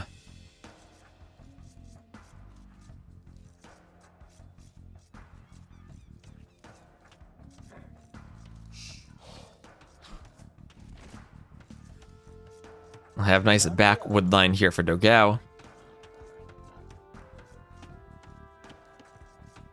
And he'll just be scanning around with his sheepers. And has a lot of deer that, let's see. He can push in, actually missed his sheep there. I know absolutely nothing about hockey though, so I have no comments on the Rangers or the Devils. Oh, hello, Siestas. And Overtaken will be pushing in his deer. Interesting to see dogao scouting so far forward now. I guess he's just trying to find his sheep somewhere, but he's just gonna miss them. Maybe I should always make them not adjacent to each other. I think I could do that with some actor area magic. I did see I'll need to fix Nations Cup Arena because it has the find closest bug all the other maps had. Oh, interesting. This shorefish is out not next to the dock. It's actually on a little island, so dogao has to find another place to move his dock over. This will be a good spot, though. Shorefish and 1, 2, 3 very close deep fish. You could tell he was thinking about it, but then decided he couldn't actually go there. I hope that Vil can actually reach that shorefish. Can she stand? She's going to stand right on the water. Like, look at that. She is kneeling on the water. Building a dock by hitting at the water with a hammer several feet away. That is a very IRL description of how to build a dock. Accurate, and she can't reach the fish. He came all the way over here to take the fish and was too greedy putting the dock next to it and can't reach it. Should always be in the middle. I think the randomness is good, but maybe it's also too much. I haven't heard anyone really complaining about it, and it's always something like I don't like removing randomness unless I get complaints about it. It is different than the original Scandinavia because DE does use the circle radius, and maybe there are some very extreme things we could tone down, but that's also something it's very difficult to do custom TC locations and still have them be random. Because instead of one line of code, you have to do several thousand lines of if statements. Doc blocked from reaching the fish. Yep. Doc blocked himself.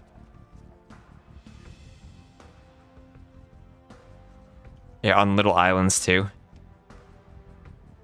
Well, this one isn't on a little island. He just needed the dock to be one tile over and he could have reached it. Instead, needs the grid mod so you can't fish from...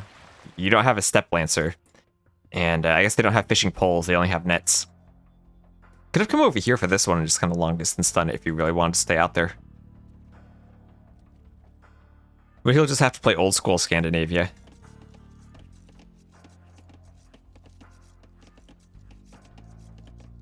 Oh, it's between the island and the land.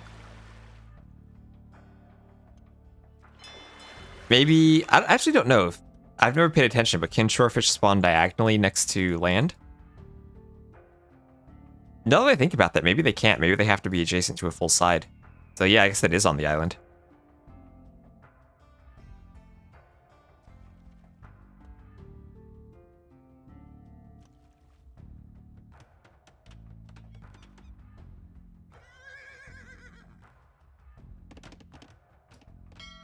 And we'll have all the fish down here. Fishing the salmon.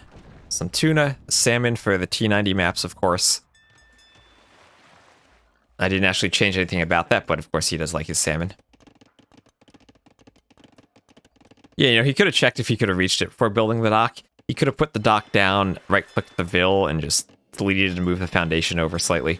So there's things he could have done there, but yeah, agreed, it's unfortunate for him.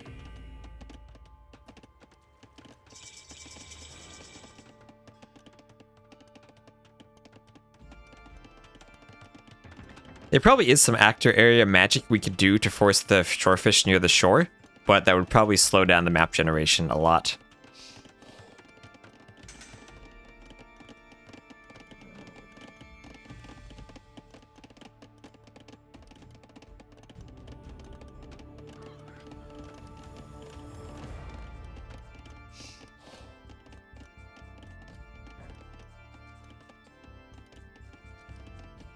And double dock here from Overtaken as the Saracens going straight for galleys. And the scout is out. Dogao going for the fire galley. And so generally the fire galleys are good when you're close together, but the galleys are better when you're far apart and can micro. And if you're 2 dock galleys versus 1 dock fires, the galleys should win. Especially if he's able to get in fletching. Might pick the vill there, dogao. And just needs to dodge some galley fire with the scout. And this is where Overtaken should use the fishing ship to block the fire a bit. 3 galleys out though, and the fire should have to retreat. Dogao, second dock coming out now, and he's going to go heavy into the fire galleys. Maybe he doesn't want to take a straight up galley fight against the faster firing galleys of the Saracens, but when you're microing a lot in early feudal, that doesn't matter too much. And once fletching comes in, you get 4 or 5, maybe 6 galleys, then you really start to win against the fire ships. And coastlines are beautiful. This is, I guess they have some border fuzziness. Lots of ice in them.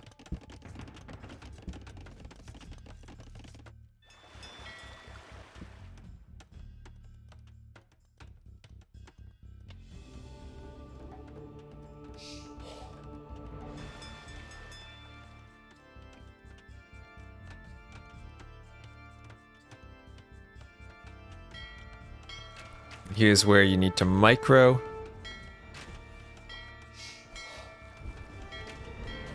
And not quite enough. You need maybe one demo here. The demo will be perhaps late. Galleys will not be grouped, and the fishing ships need to block a bit. Fire ships can't shoot over other units, so you can block fairly well with the fishing ships. But yeah, here we're seeing good micro by Overtaken. We'll take out these fires, and I think pretty convincingly win this side of the water. Dogao wants to raid with some archers and skirms, and look at this. Overtaken has made a mistake. He sees the archers walking around, and he is right-clicking his vills, just gonna get the house up in time. Realized he wasn't walled. And Dogao will be on the outside looking in as his sad group of archer and skirmishers and spearmen look on, unable to get any vill kills. But no, those archers are possible because of that Dravidian's bonus. We're going to have 2 range archers. Meanwhile, our Saracens player just now adding in the range and their market. And we'll see how the Saracens can use their market. Vill coming over to repair the fires. Demo raft coming out, and this is where demo raft against galleys, you really need to catch someone not paying attention. It's a play from Overtaken. Border fuzziness, if you put a border from the edge of the map, border fuzziness just determines if you have a straight line against that border, or if you can be fuzzy and go past it like this. There's a demo. Ooh, demo could get to the fish. Demo could get to all the fish. That's actually only one more deep fish after this. Oh, demo picked off by the galleys. This demo, where's it going? Is it going to the fires? It won't take the fires, but does its job by forcing the fires to run. And now these fish should be picked off, as another galley or so in the back should protect, like those ones, should protect the rest of Overtaken's fish. And boom, nice demo shot there, cleans a couple of fish. Kind of unnecessary, the galleys would have done that anyway. But now, as Overtaken takes the fish, dogao goes to the other side to restart his fish boom over there. And dogao will be pressuring at the front. So only 4 fishing ships for Overtaken, and he does have a lot of galleys still left on the water. So always has to be careful that you can overinvest into the water. It can be tricky, but you want to win the water with as few extra ships as possible.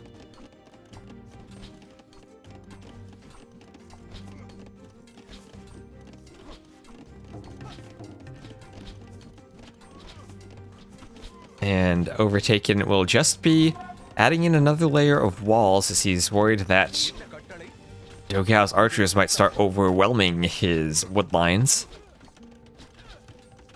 And we do have the Castle Age coming in fast for the Saracens, double range crossbow production. And that's where the Saracens can shine, clicking up ridiculously fast thanks to their market.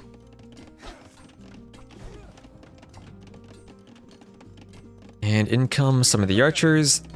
TC should fend them off. Not a single farm added yet for Overtaken. Has done horse collar though in preparation for eventual farms, but hasn't needed to farm. Dogao will be up, but a good minute and a half slower.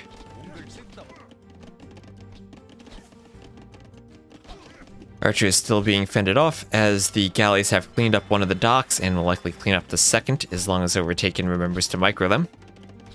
And Dogao feels like he still has the bigger numbers and is continuing to push the archers forward. But now that he sees the Castle Age in, will he run back? He's not going to run until he has to. Gonna force the upgrades to come in and still try to poke at that palisade. University in the back for ballistics, and we're gonna see double range crossbow play into early ballistics for Overtaken. Dogao will have a good stockpile of resources as he clicks up. Could go 3 ranges for more crossbows, could add in that ballistics or that university for ballistics early, could add in extra TCs. Lots of options for how he plays that, but he needs to make sure that he avoids the crossbows. The university is up and ballistics still is a minute away, so these crossbows won't quite be able to chase down the archers, and Dogao can run for the moment. Take the hill. Well, as long as we have some micro here, Overtaken should be okay. The hill just kind of gives Dogao an opportunity to run and get his upgrades. And with Dravidians, we're going to see the same thing. University, town center, and that's what that extra wood does. University and ballistics and a TC. Second TC now for Overtaken, but dogao still with a slight Vil lead. We'll need to have more docks here if Overtaken wants to fish more. But without the map control, crossbows could potentially hit fish even if the docks are out here. Crossbows, well, where are they going? Nice walls from dogao, really penning himself in, doing that third TC now. Second additional TC. And look at that, he's pushing a deer with his crossbows, channeling his inner slam. He better take that deer. Dogao, take the deer. Make Slam proud. No, it's walking back. Still with a pretty sizable crossbow advantage. As soon as ballistics comes in, he can really take this fight, even up the hill. Overtaken just doesn't have the numbers, and he'll be trading decently on the hill, but Overtaken isn't grouped up. And here comes the workshop for dogao, looking to push. Workshop already up though for Overtaken with the mangonel on the way. This is where Saracen monks could potentially be useful if eventually we do get redemption for converting mangonels, but that's still a whiles off. It's just going to be 3 TC versus 2 TC, and with the big fish boom dogao has, he can afford those 3 TCs. As Overtaken still trying to find a way to take a fight at the front, and we'll frighten away the crossbows with that mangonel. Some good fishing ships to the north, and thank you, Jirabone, for the follow. Welcome to the stream. And now it's going to come down to some mangonel micro. Overtaken still does have the score lead, but it feels like that might just be from winning the water. And over time, dogao will probably pull ahead with his eco. Really making great use of that Dravidian's bonus in all of these ages. First, to get the archers out early, make sure that he had the map control to get that dock on the, to get those docks on the second body of water, and then just to get the TCs and the university and ballistics all as soon as he clicks up. Now, Overtaken will be leading in mangonel numbers and looking to push this forward house wall of dogaos. Try to find a way in using these hills, these small bunny DE hills.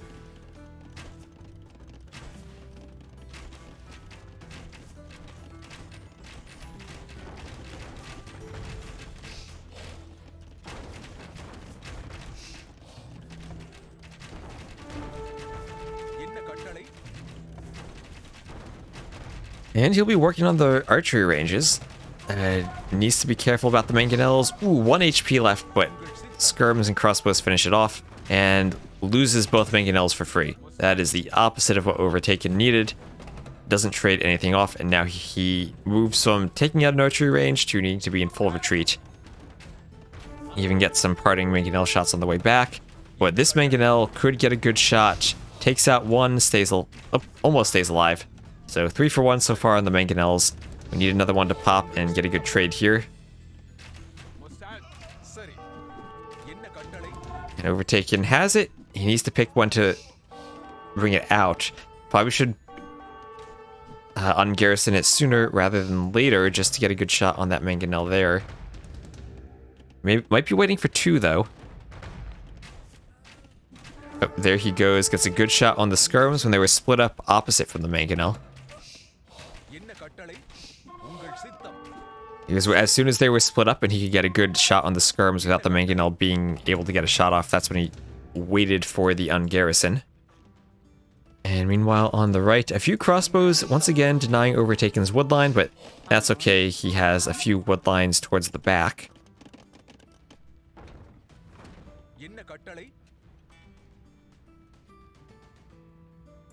Needs to worry about the mangonel micro again. And we'll get a trade there. It gets 1 for 1.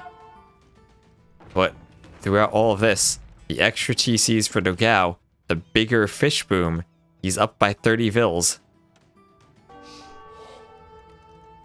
Dogao is a good boomer. Dogao is a good player.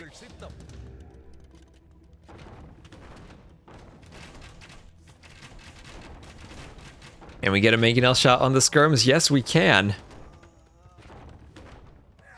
And okay, that's what Overtaken needed. It also needed a good shot on those mangonels. And dogao's paying attention though. Gets back. Doesn't have a repairville, but we'll just run that one back. Stand further from the workshop, try to take it out.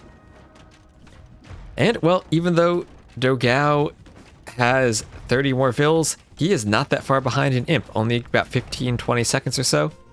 Not even that. And as much as Overtaken would like to turn this into Arb and push forward, the Dravidians have skirms to answer that. And he still is fish booming, but he's fished all of the big fish almost. And same for dogao. Actually, still has a couple fish left. Quite a few fish left, actually, just taking the shore fish, though.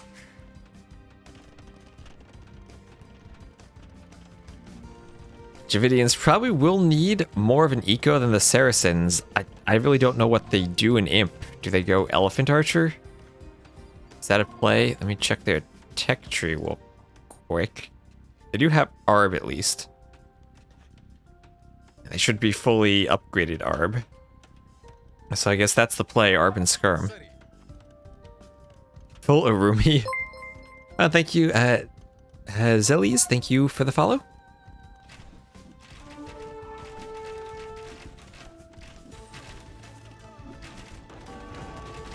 Now, Overtaken wants that TC, but we see the parade of mangonels rolling in.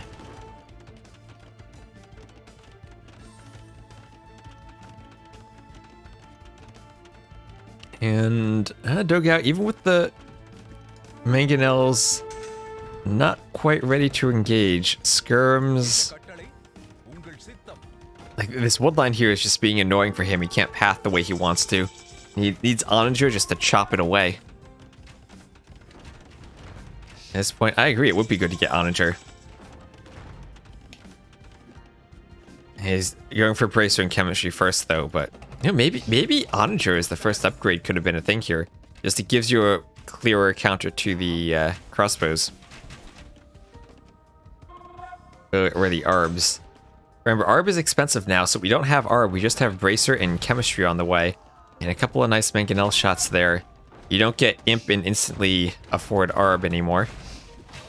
And clears the mangonels, though, from Overtaken. Still has one of his own. Overtaken starting to get overrun. It's more the eco advantage for dogao, though. As you'll have Heavy Plow, Ring Archer, Chemistry. And with that, he'll be in a good spot to push, especially with the Ring Archer on the Skirmishers to fight the crossbows. His mangonel goes down. He will need more siege. And maybe we'll see some siege elephants. Maybe this mangonel can get a good hit if dogao isn't paying attention. He is paying attention, though. And he runs away in time, picks it off now with the Imp upgrades. You really do need Onager Bombard Cannon, but Bombard Cannon doesn't really kill our Skirm, and losing control of the Siege Workshop means it could be picked off as it spawns. With the Skirmishers, dogao won't really mind sitting under the TC. They can tank a bit of TC fire for him. One nice thing, though, is Overtaken does still have galleys out here harassing this gold from dogao. Will force dogao to throw up a tower just to defend it. Why doesn't it get an Imperial upgrade? Well, in AOC, the pikeman was the end of the pikeman line, and the light cav was the end of the light cav line. They must have just felt that they needed halbs and hussars in AOC. I mean, in AOK, they didn't get the, you didn't get halb or hussars, you stopped at pikemen. And you even needed the extra upgrades for stuff like bombard cannons or hand cannoneers. At skirms, they must have felt did a okay enough job at countering archers already.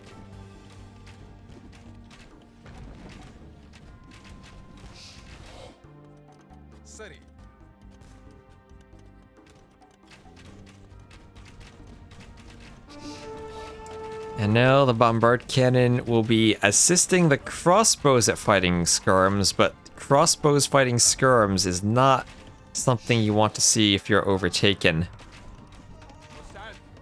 They will win, but not by much. Try to get a castle up on the right, and he's not dead yet, but Dogao is pushing in now with his own Dravidian cannons. If they can pathfind around that house, that is. And, you know, actually taking out the blacksmith can be annoying. Can deny imp upgrades. Here it would deny the archer armor.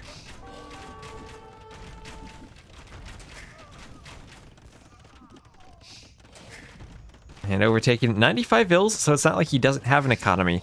But the economy is faltering behind this push. And he's just going to call the GG. Dogao will take game 1. And at the same time, that tower did help him get over to that extra gold. So, great usage of the Dravidians there. Yeah, I guess the Saracens' galleys were good for winning the water, but that wasn't enough of a bonus against all of the extra wood that the Dravidians get. So, military back and forth, but some of those early mangonel losses really hurt Overtaken too. If those trades go the other way, maybe he still has a chance. He even does have the better KD at the end, but some of this military score is just from winning the water, too. Much better eco for Dogao. And more vills towards the end. So, there we go. 1 victory for Dogao. That's a win for the Dravidians and a loss for the Saracens. And that means game number 2 will be on Cross.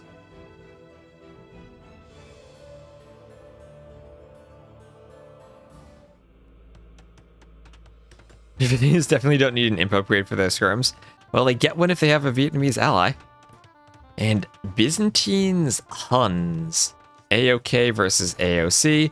We'll have Dogao as the Byzantines against Overtaken as the Huns. Very open front of the map for Overtaken. Has to secure that gold. Dogao with a bit of a safer gold. And more of like a fortress-like map. You could just wall those trees, go to the edge, and have a big fish boom. Byzantines good on this map.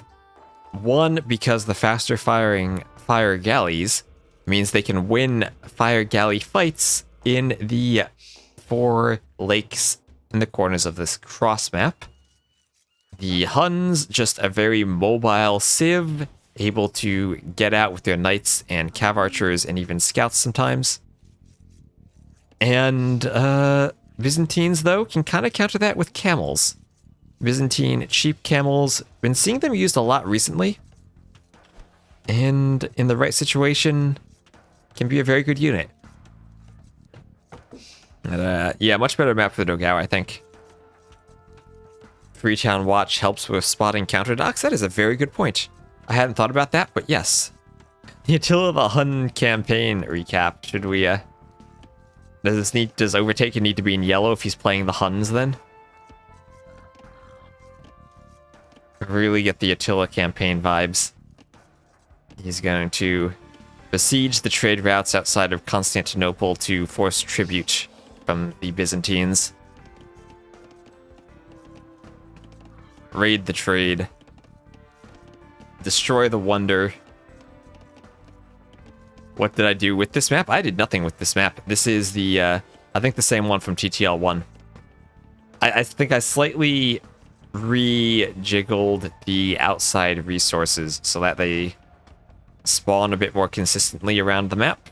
But other than that, nothing really major. The only difference between this and the 4 lakes on the ladder, or the big difference, is that the ponds have a mere 8 fish in them, and they're kind of far from the docks. So you don't just have infinity fish boom, it ends after a while.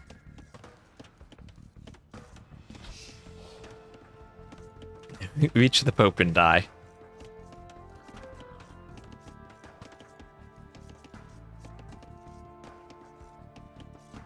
Well, that is how the campaign ended.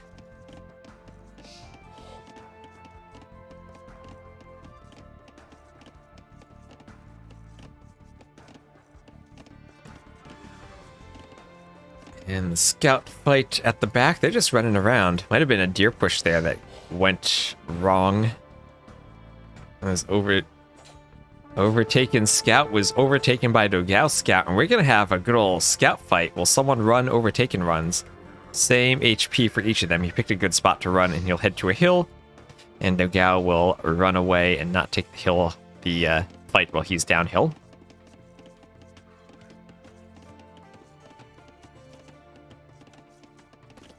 Meanwhile, both players docking the Byzantines, just adding in their fishing ships as the Huns have theirs out right now.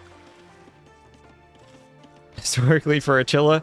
And as far as the campaign goes, that is the ending and the outro slides. Final objective followed by the outro slides.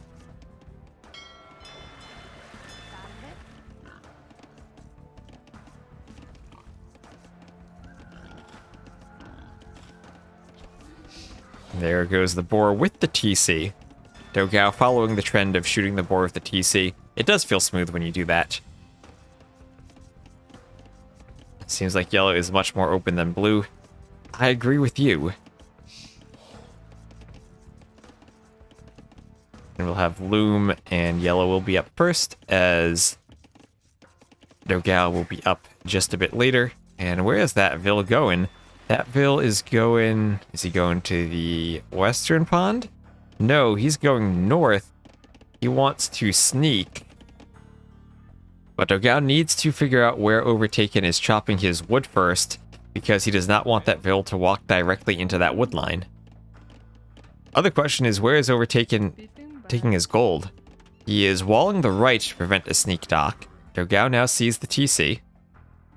And his Vil is walking to the edge of the map here? Or will he go into the wood line? Will that Vil go... How will he pathfind, left or right? He's pathfinding left. He is still not... Oh, he's just not... Oh! Ooh, if Overtaken were paying attention, he might have seen it. Now, dogao here engaging with the scout fight and running away. What that's going to do is it's going to force Overtaken to chase a bit. Or it's going to... Overtaken is going to elect to chase. He doesn't have to chase. But that will bring his scout away from the sneak villager. That is the beginning of my last name, yes. Impossible to pay attention to that? Well, not. Maybe he was microing the wood line at just the right moment. But he will be fully walled. And he'll be like, what? How did that Vil get there? Nicely snuck by dogao. His name, Tom West.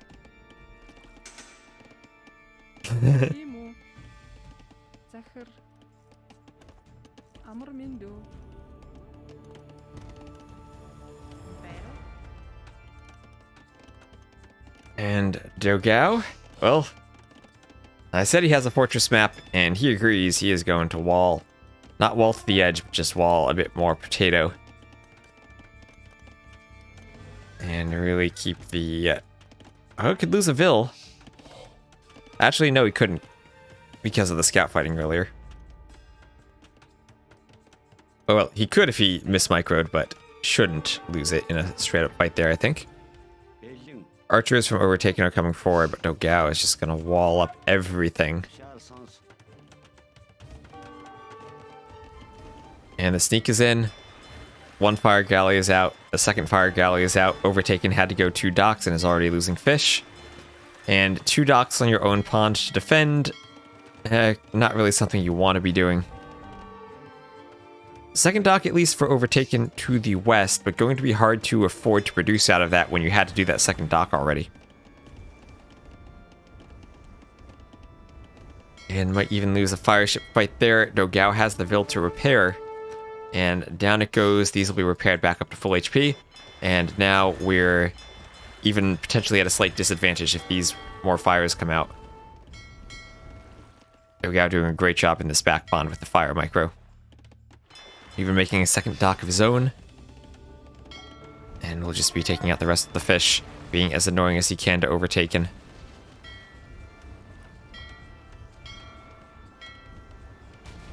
Lost his fire there. But here comes another fire as the fish run around. Will that one escape? it will escape. And both players have to run back to their corners to repair. And that's going to give dogao an opportunity to snipe some more fish. Archers are coming in, and with that hill, only 2 archers though. Third just on the way, but no fletching. Vil should be able to keep that out. And remember, these are the Byzantine fires, so they will be better than the Hunnic fires in straight up fights. And dogao absolutely perfectly played on this back pond, winning the fights, disrupting the fish. And he still has scrolling on the minimap, like messes up everything. Still has 4 fish of his own working fully the entire time. dogao absolutely is a beast on hybrid maps. Oh, it's Liereyy. Hello, Liereyy.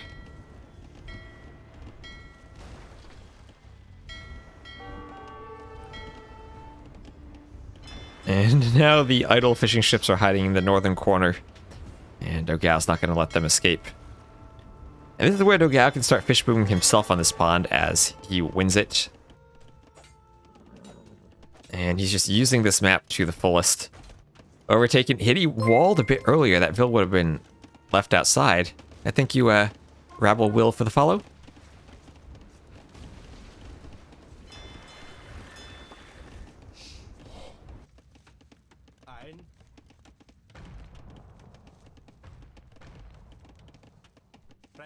And dogao going to move out himself. The only bad part for dogao is Overtaken took this pond.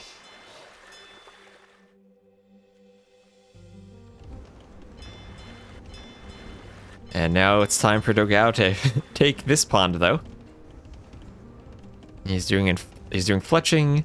Overtaken might be a bit closer to the castle age, using the market even, but dogao should be able to pick up himself whenever he wants. Almost there, could even market and buy, or could just rely upon the fishing ships to power his way up.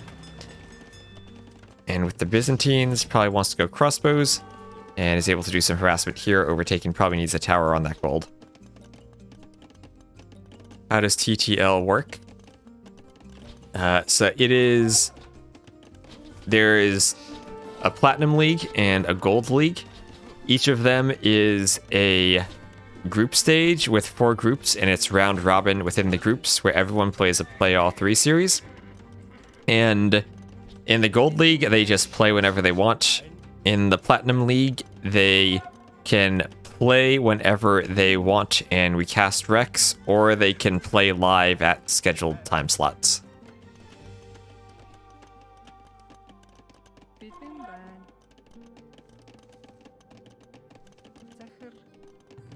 So Gold League, like this one, these were played earlier today simultaneously when we were casting some Platinum games, and we're looking at the Rex.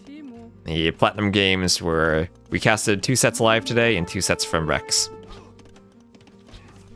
It says, yep, this is Rex from earlier. And nice fight here from dogao, really putting the pressure on that forward gold. And Overtaken just does not have a good map, this map. I keep accidentally scrolling when I'm on the, oh yeah, that, I need to tell Capture Age team don't scroll on the mini-map. Platinum, nah, dogao he's gold. Or Elo, am I? Like 1700-ish 1v1, but I don't really play 1v1s that much, so I don't know. If I were to sit down and grind 1v1s for a couple weeks, I'd probably be like... I know I'm playing with like Ornlu and Ray, who are like 18 to 1900-ish, so maybe around there more realistically. But I would need to play a lot to not be rusty. I put a mini island on the pond, so the fight for the ponds continues after the fish is gone. Maybe. Hunsier, never doubt Hunsier. That's true. Never doubt their mobility, and the fact that now dogao is kind of trapped behind these wood lines, but they are thick and hard to shoot over.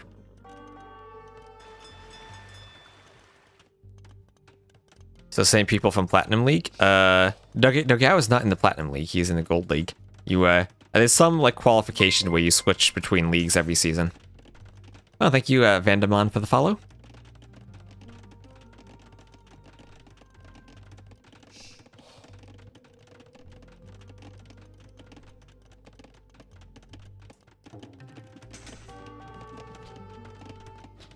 Well, these are certainly platinum quality walls here from dogao. It's in another TC and is just going to play in his fortress base.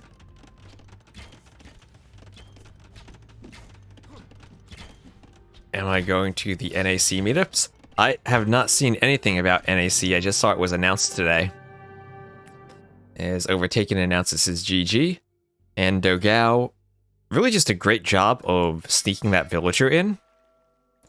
And I think part of the key was just how he engaged in that scout fight and brought the scout away. I don't know. I mean, I haven't actually looked at what are the timeframes for Nations Cup. If NAC interferes with that, I feel like Nations Cup is still going to be my priority. I think it's a much bigger tournament. So we got 26 KD for dogao, really winning that pond. And eco's kind of the same, but just the positioning for dogao so much better. And we'll give dogao that win there with the Byzantines, loss for the Huns. And takes a 2-0 lead. And then our final game for today will be on shoals. Sure, there's as little overlap as possible. Well, that's good.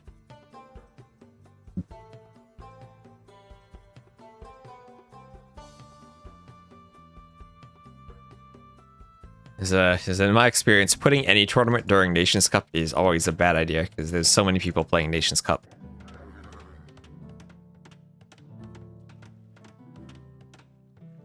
And so I did make one change. Well, we did a couple changes to shoals.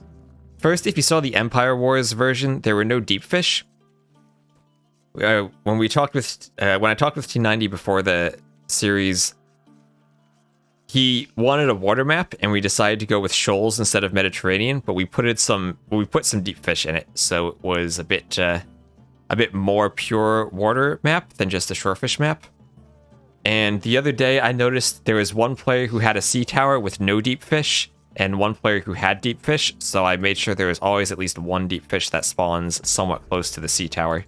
So you always have a dock spot, and at least one safe fish.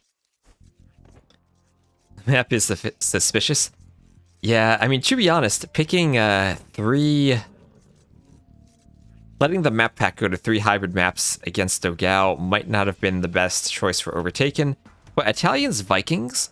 So this is where fire galleys from Italians versus galleys from Vikings. Personally, I do still prefer Vikings in this matchup. Scandi with extra salmon. Wait, we already had one Scandinavia. I think that's enough.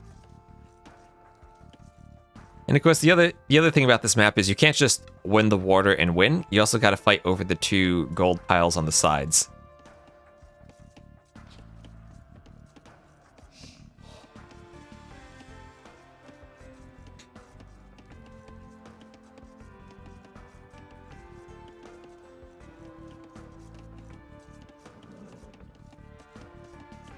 And the deer here is being pushed in by the scout and gets it right underneath that TC. Beautifully pushed. Golden Swamp, Florida. The other thing you would change is the water being 2 elevation below. You would want the water being lower? Really? Actually, this map doesn't have hills on it, does it? No, this map has no hills.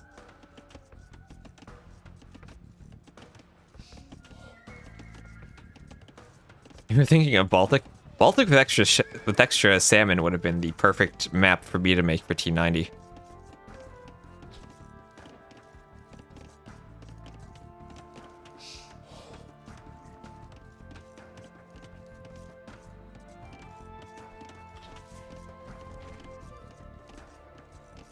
Salmon nothing.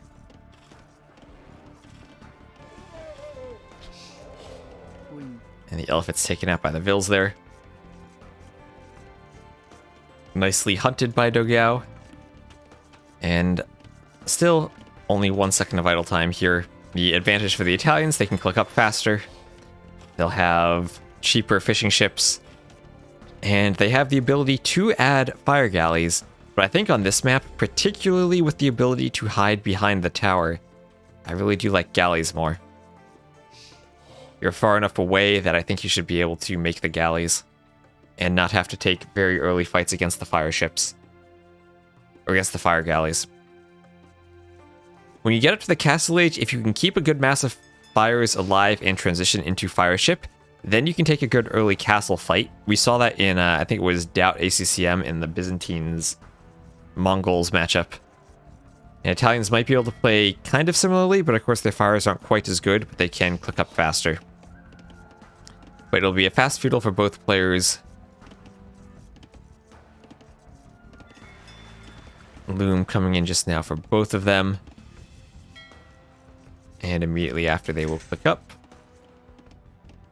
And there we are. Slightly more efficient click from dogao, but Overtaken gets there anyway. He'll be taking the stragglers and moving them to trees, as dogao is doing the same.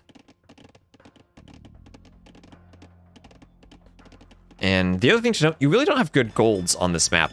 2 tiles... 2 tiles... And you can't fully wall because there are shallows here instead of trees. So you could wall like fully around or through using the TC. But you can't just wall to the edge of the water and stop a land army of archers from getting to your golds. And you can, of course, walk right down the X down the middle. Something else I was thinking about changing, maybe we want the towers not always to spawn on the X or to spawn on the X consistently. That's something that I think will be really hard actually to control in the map script though, so I'm not, I don't know about that. Or if that's even possible. This is connection generation, yep. I didn't actually look at how it worked because this was just a script we inherited from the Empire Wars scripts. This is in DE itself. But there's some effect amount magic to make the towers loose more arrows. And it'll be galley micro. Ooh, galley's actually for Overtaken, not going for fires. That's risky, going galleys against the Viking. Ooh, interesting use of the tower there from dogao, using it to defend the dock builder. That's a nice little feature you can do on this map. I like that. So 3 docks, but much easier to sustain 3 dock galleys from the Vikings. This is a built-in DE map. Yep, most of the Empire War maps are built into DE now. Not this specific version with the deep fish, but the basic crossing over the shallows is.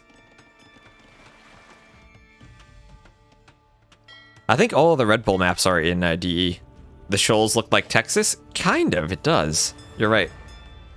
This is like inverse Texas. No fletching yet, but still just standard dock build order from the players. Question is, how quickly do they add in the blacksmith and go for fletching? And both of them probably do that before the mill. I think on these very aggressive water maps, that's almost always the play. Sometimes on islands, you might still be able to get away from, get away with the mill first. But especially when you have the water buffalo left over, there's no real reason for that on this map.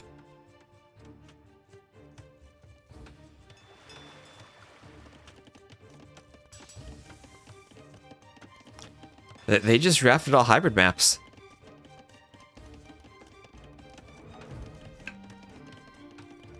Neither Mayans nor Koreans for this Texas, just Italians and Vikings. That's what I was saying, I wasn't sure about that draft selection for Overtaken. Oh. You gotta be so careful about these towers, they shoot so many arrows. But dogao, he's diving, he wants to take out the fishing ships. He has 2 left of his own.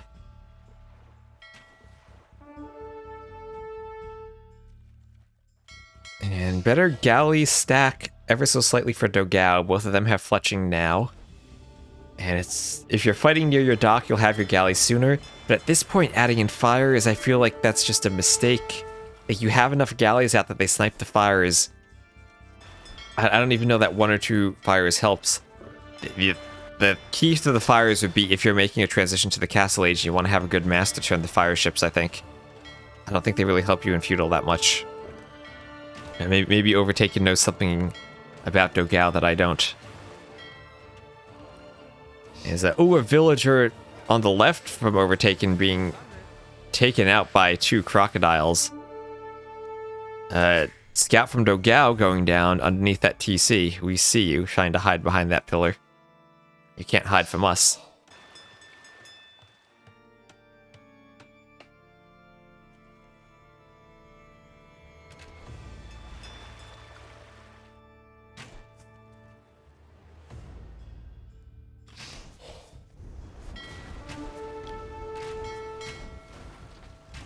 And it's time for the galleys to get in a galley fight. That fire just goes down. You can hide it, a demo there, because they don't... The rocks don't actually show outlines. You can see that the ships just hide there. So if you can very carefully hide a demo and don't let your opponent auto-attack it, then go for it. It would be awesome, but probably not easy to pull off.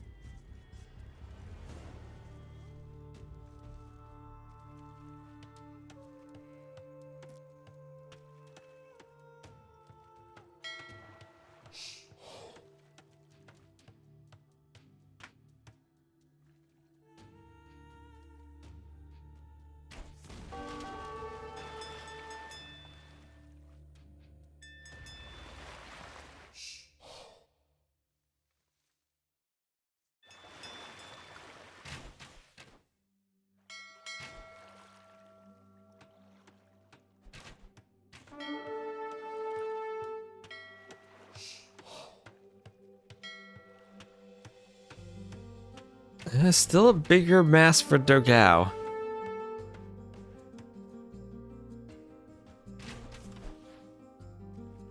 Overtaken. Both players getting close to the castle age, but remember, Overtaken's castle age is cheaper. Dogao using the market, Overtaken using the market, and they'll both click up at about the same time. Dogao up first, Overtaken. 2 buildings, needs to click. And there he goes. About a 10-second difference, so not that big. Just Dogao's massive galleys is huge. That's what happens when you're the Vikings. And Overtaken trying to fight here.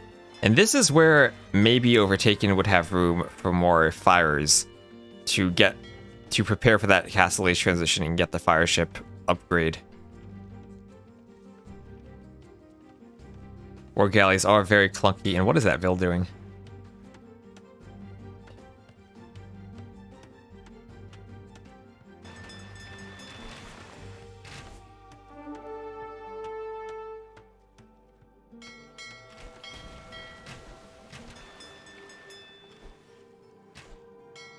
It's galley micro time. Dogao should have years of experience of galley micro from playing AOC Water. He's trying to repair each of his galleys individually. Probably want to go for the low HP one first, though.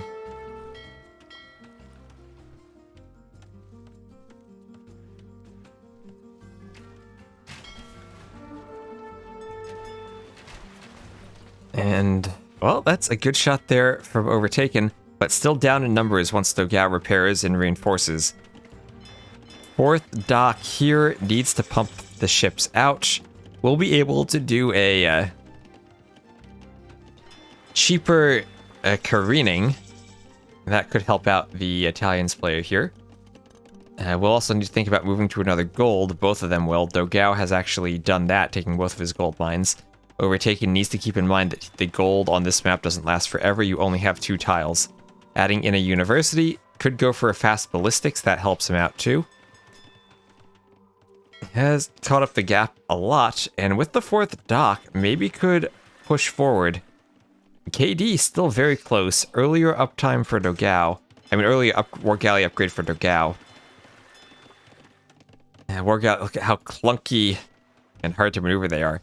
Ballistics here for Overtaken, though. That could be the key to this engagement. He just needs to find a way to engage without that tower being in the way. The tower makes it such a campy map. And both these players with huge navies, but they don't want to move out. Ballistics coming in for Dogao, but will be slightly later. And you can feel the clunkiness of the war galleys as they can't find a way to shoot, and Dogao can't find a way to retreat behind the tower. And look at that tower doing work there. Meanwhile, neither player moving out to either of the gold mines, And Overtaken finishing his gold, and hopefully he realizes that. Oh, as I say that, actually he is moving out to the big gold. So heading out there, I still does have 100 stone with which to make a TC. Just buying that up again.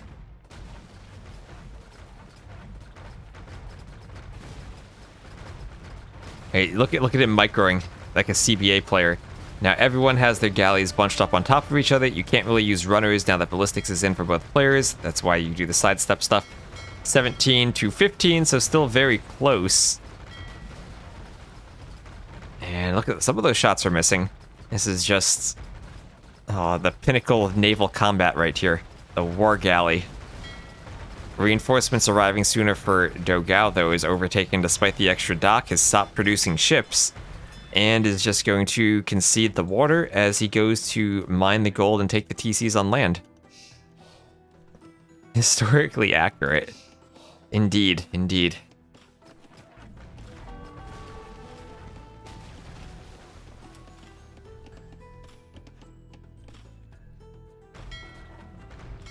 That tower might just protect these last few galleys. Like that tower is insane with how many arrows it shoots. There's a couple. If the tower focuses these low HP galleys, it still could get like 3 or 4 kills, like in the next few volleys. There's a weak one there. Like look at how many galleys that tower has taken out. Like that thing's insane. There's another one there. Could get the weak one there, but that tower just killed like 5 or 6 more galleys for free. Anyway, 2 TCs here on the right for Overtaken. Manages to get out there before Dogao does. Dogao will move out to the stone, and Dogao will have a big score lead, but that's from winning the water. Can he really turn that into a big fish boom? They really aren't deep fish for fish booming here, just a lot of shore fish. Those towers are insane. And normally I see this map as one player goes for 1 gold, another player goes to the other. Here we have Dogao really going for neither, and Overtaken taking this one. Horse collar coming in, you will of course need farms, and lots of them now that you lose your fish. Dogao finally moving out to the left. We'll have his TCs split up. As the Italians, you do have your cheaper imp. As the Vikings, you do have your wheelbarrow and handcart. So whichever leads to a faster imp leads to a faster imp. Imagine both players want to castle this side. The water still does give you opportunities for cannon galleons, though. And Dogao probably did invest a bit more into the water. Ville counts are still fairly even.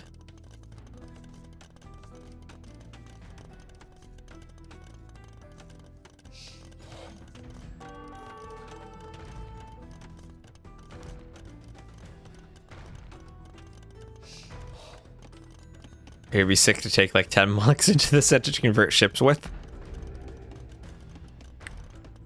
Monks usually very good against fire ships, not so good against war galleys.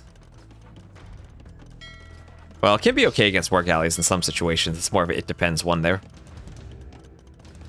Well, it's time for some mangonel micro, as both players mining stone, but Dogao, 23 vills, heavily mining stone. Wants to get that castle up and dropped as fast as he can. Thank you, Jaenyo, for the follow. And here come the vills. Here comes the stone. And here comes the castle. And Nuno Sergiobrer, thank you for the follow. Good evening to you. Now, here comes the castle. There is the mangonel. And it feels like Dogao, once more, is just pushing these Italian TCs. This TC was so far forward, it did force the castle back, so Overtaken still will have some gold access in the north, and it'll be the mangonels that need to deny that. And thank you, Fezojho, for the follow.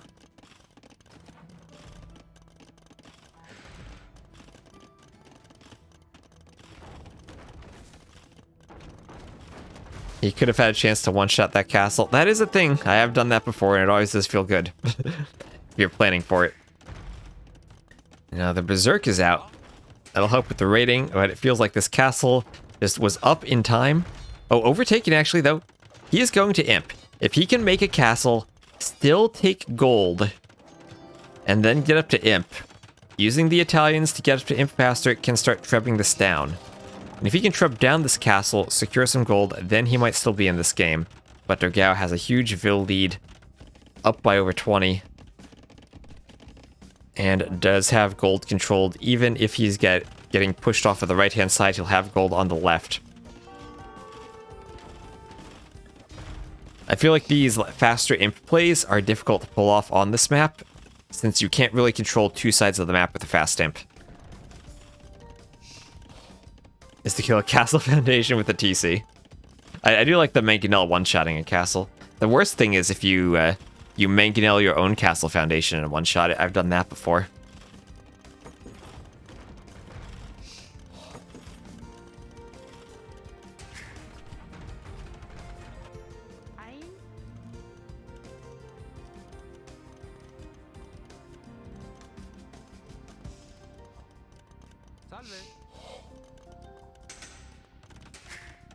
Well, there's a TC. Overtaken.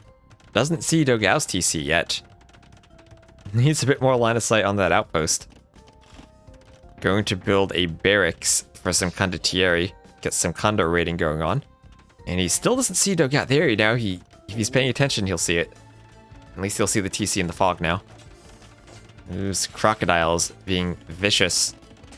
Now he can lose this TC, but as long as he has the castle, he can eventually rebuild it.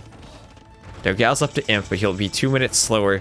Treb will come out. And unfortunately, Overtaken cannot actually afford to do chemistry, so there won't be any of his cheap Italian bombard cannons coming out of that workshop. It'll just be the Trebs. And still isn't really a way for him to clear the Mangonels. Even if he rushes them with Vils, they have the ships to defend them. And we see dogao has spread his war galleys out, just keeping an eye on all areas of the coast, making sure Overtaken can't retake the water. And, well, there's treb number 1. Masonry from dogao, more HP on the castle. That'll protect him as he goes up. Overtaken can't even afford the second treb. Needs to sell some wood or sell some stone. But dogao, 30 Vil lead at this point. And he will repair the castle as masonry comes in. It now gets an extra 480 HP. And that'll help survive a couple more treb shots. Makes it a bit cheaper. It doesn't make the Vils repair it any faster. They still repair at the same HP per second. But it does make it cheaper. It's still the same cost to go from 1 HP to full HP. So it's less stone per HP that they repair. Well, there's 2 trebs. 2 trebs, 11 or so Vils. That'll be pretty good. You need about 13 to 14 to be even with 2 trebs worth of damage. Against 1 treb, you will easily out-repair it. And 3rd treb not on the way. Trying to castle drop on the left, though, and, well, if there's a way for him to get back into this game, it's by controlling all of the gold. He'll have a castle on the left, and if he can build this castle on the right and maybe somehow snipe off a treb, then he'll be okay. The problem with the Vikings is once they lose their castle, they lose their siege. They don't have bombard cannons, and they could go for siege ram, but they're still kind of clunky to move forward.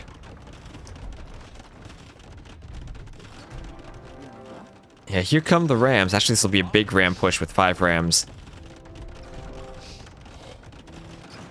And dogao desperately trying to repair that castle. 3 trebs. Now the castle will start to go down. A 4th treb would very likely take it out, but a 4th treb would also die potentially to this ram push. So castle on the left, pushing dogao off of a lot of this gold.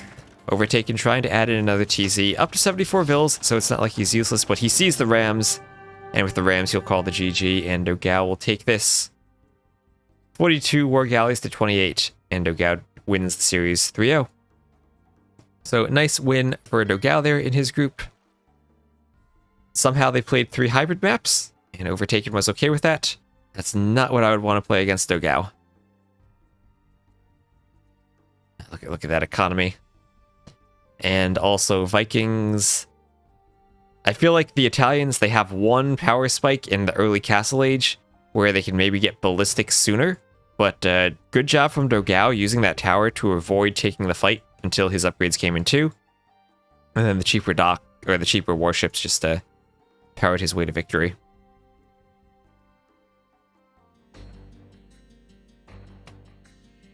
And we'll set Civ, so win for the Vikings, loss for the Italians. And I think 9 hours and 20 minutes is enough for a stream for today. So thank you, Dave, and everyone else for the raid. And thank you, everyone who followed. We're getting almost at 5,000. 4,963. We'll get there pretty soon. So who else is streaming Age of Empires right now? Let's see.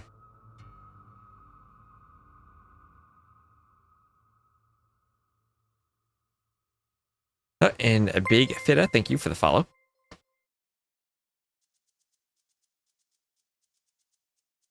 We'll go raid over to Mish. Go say hello.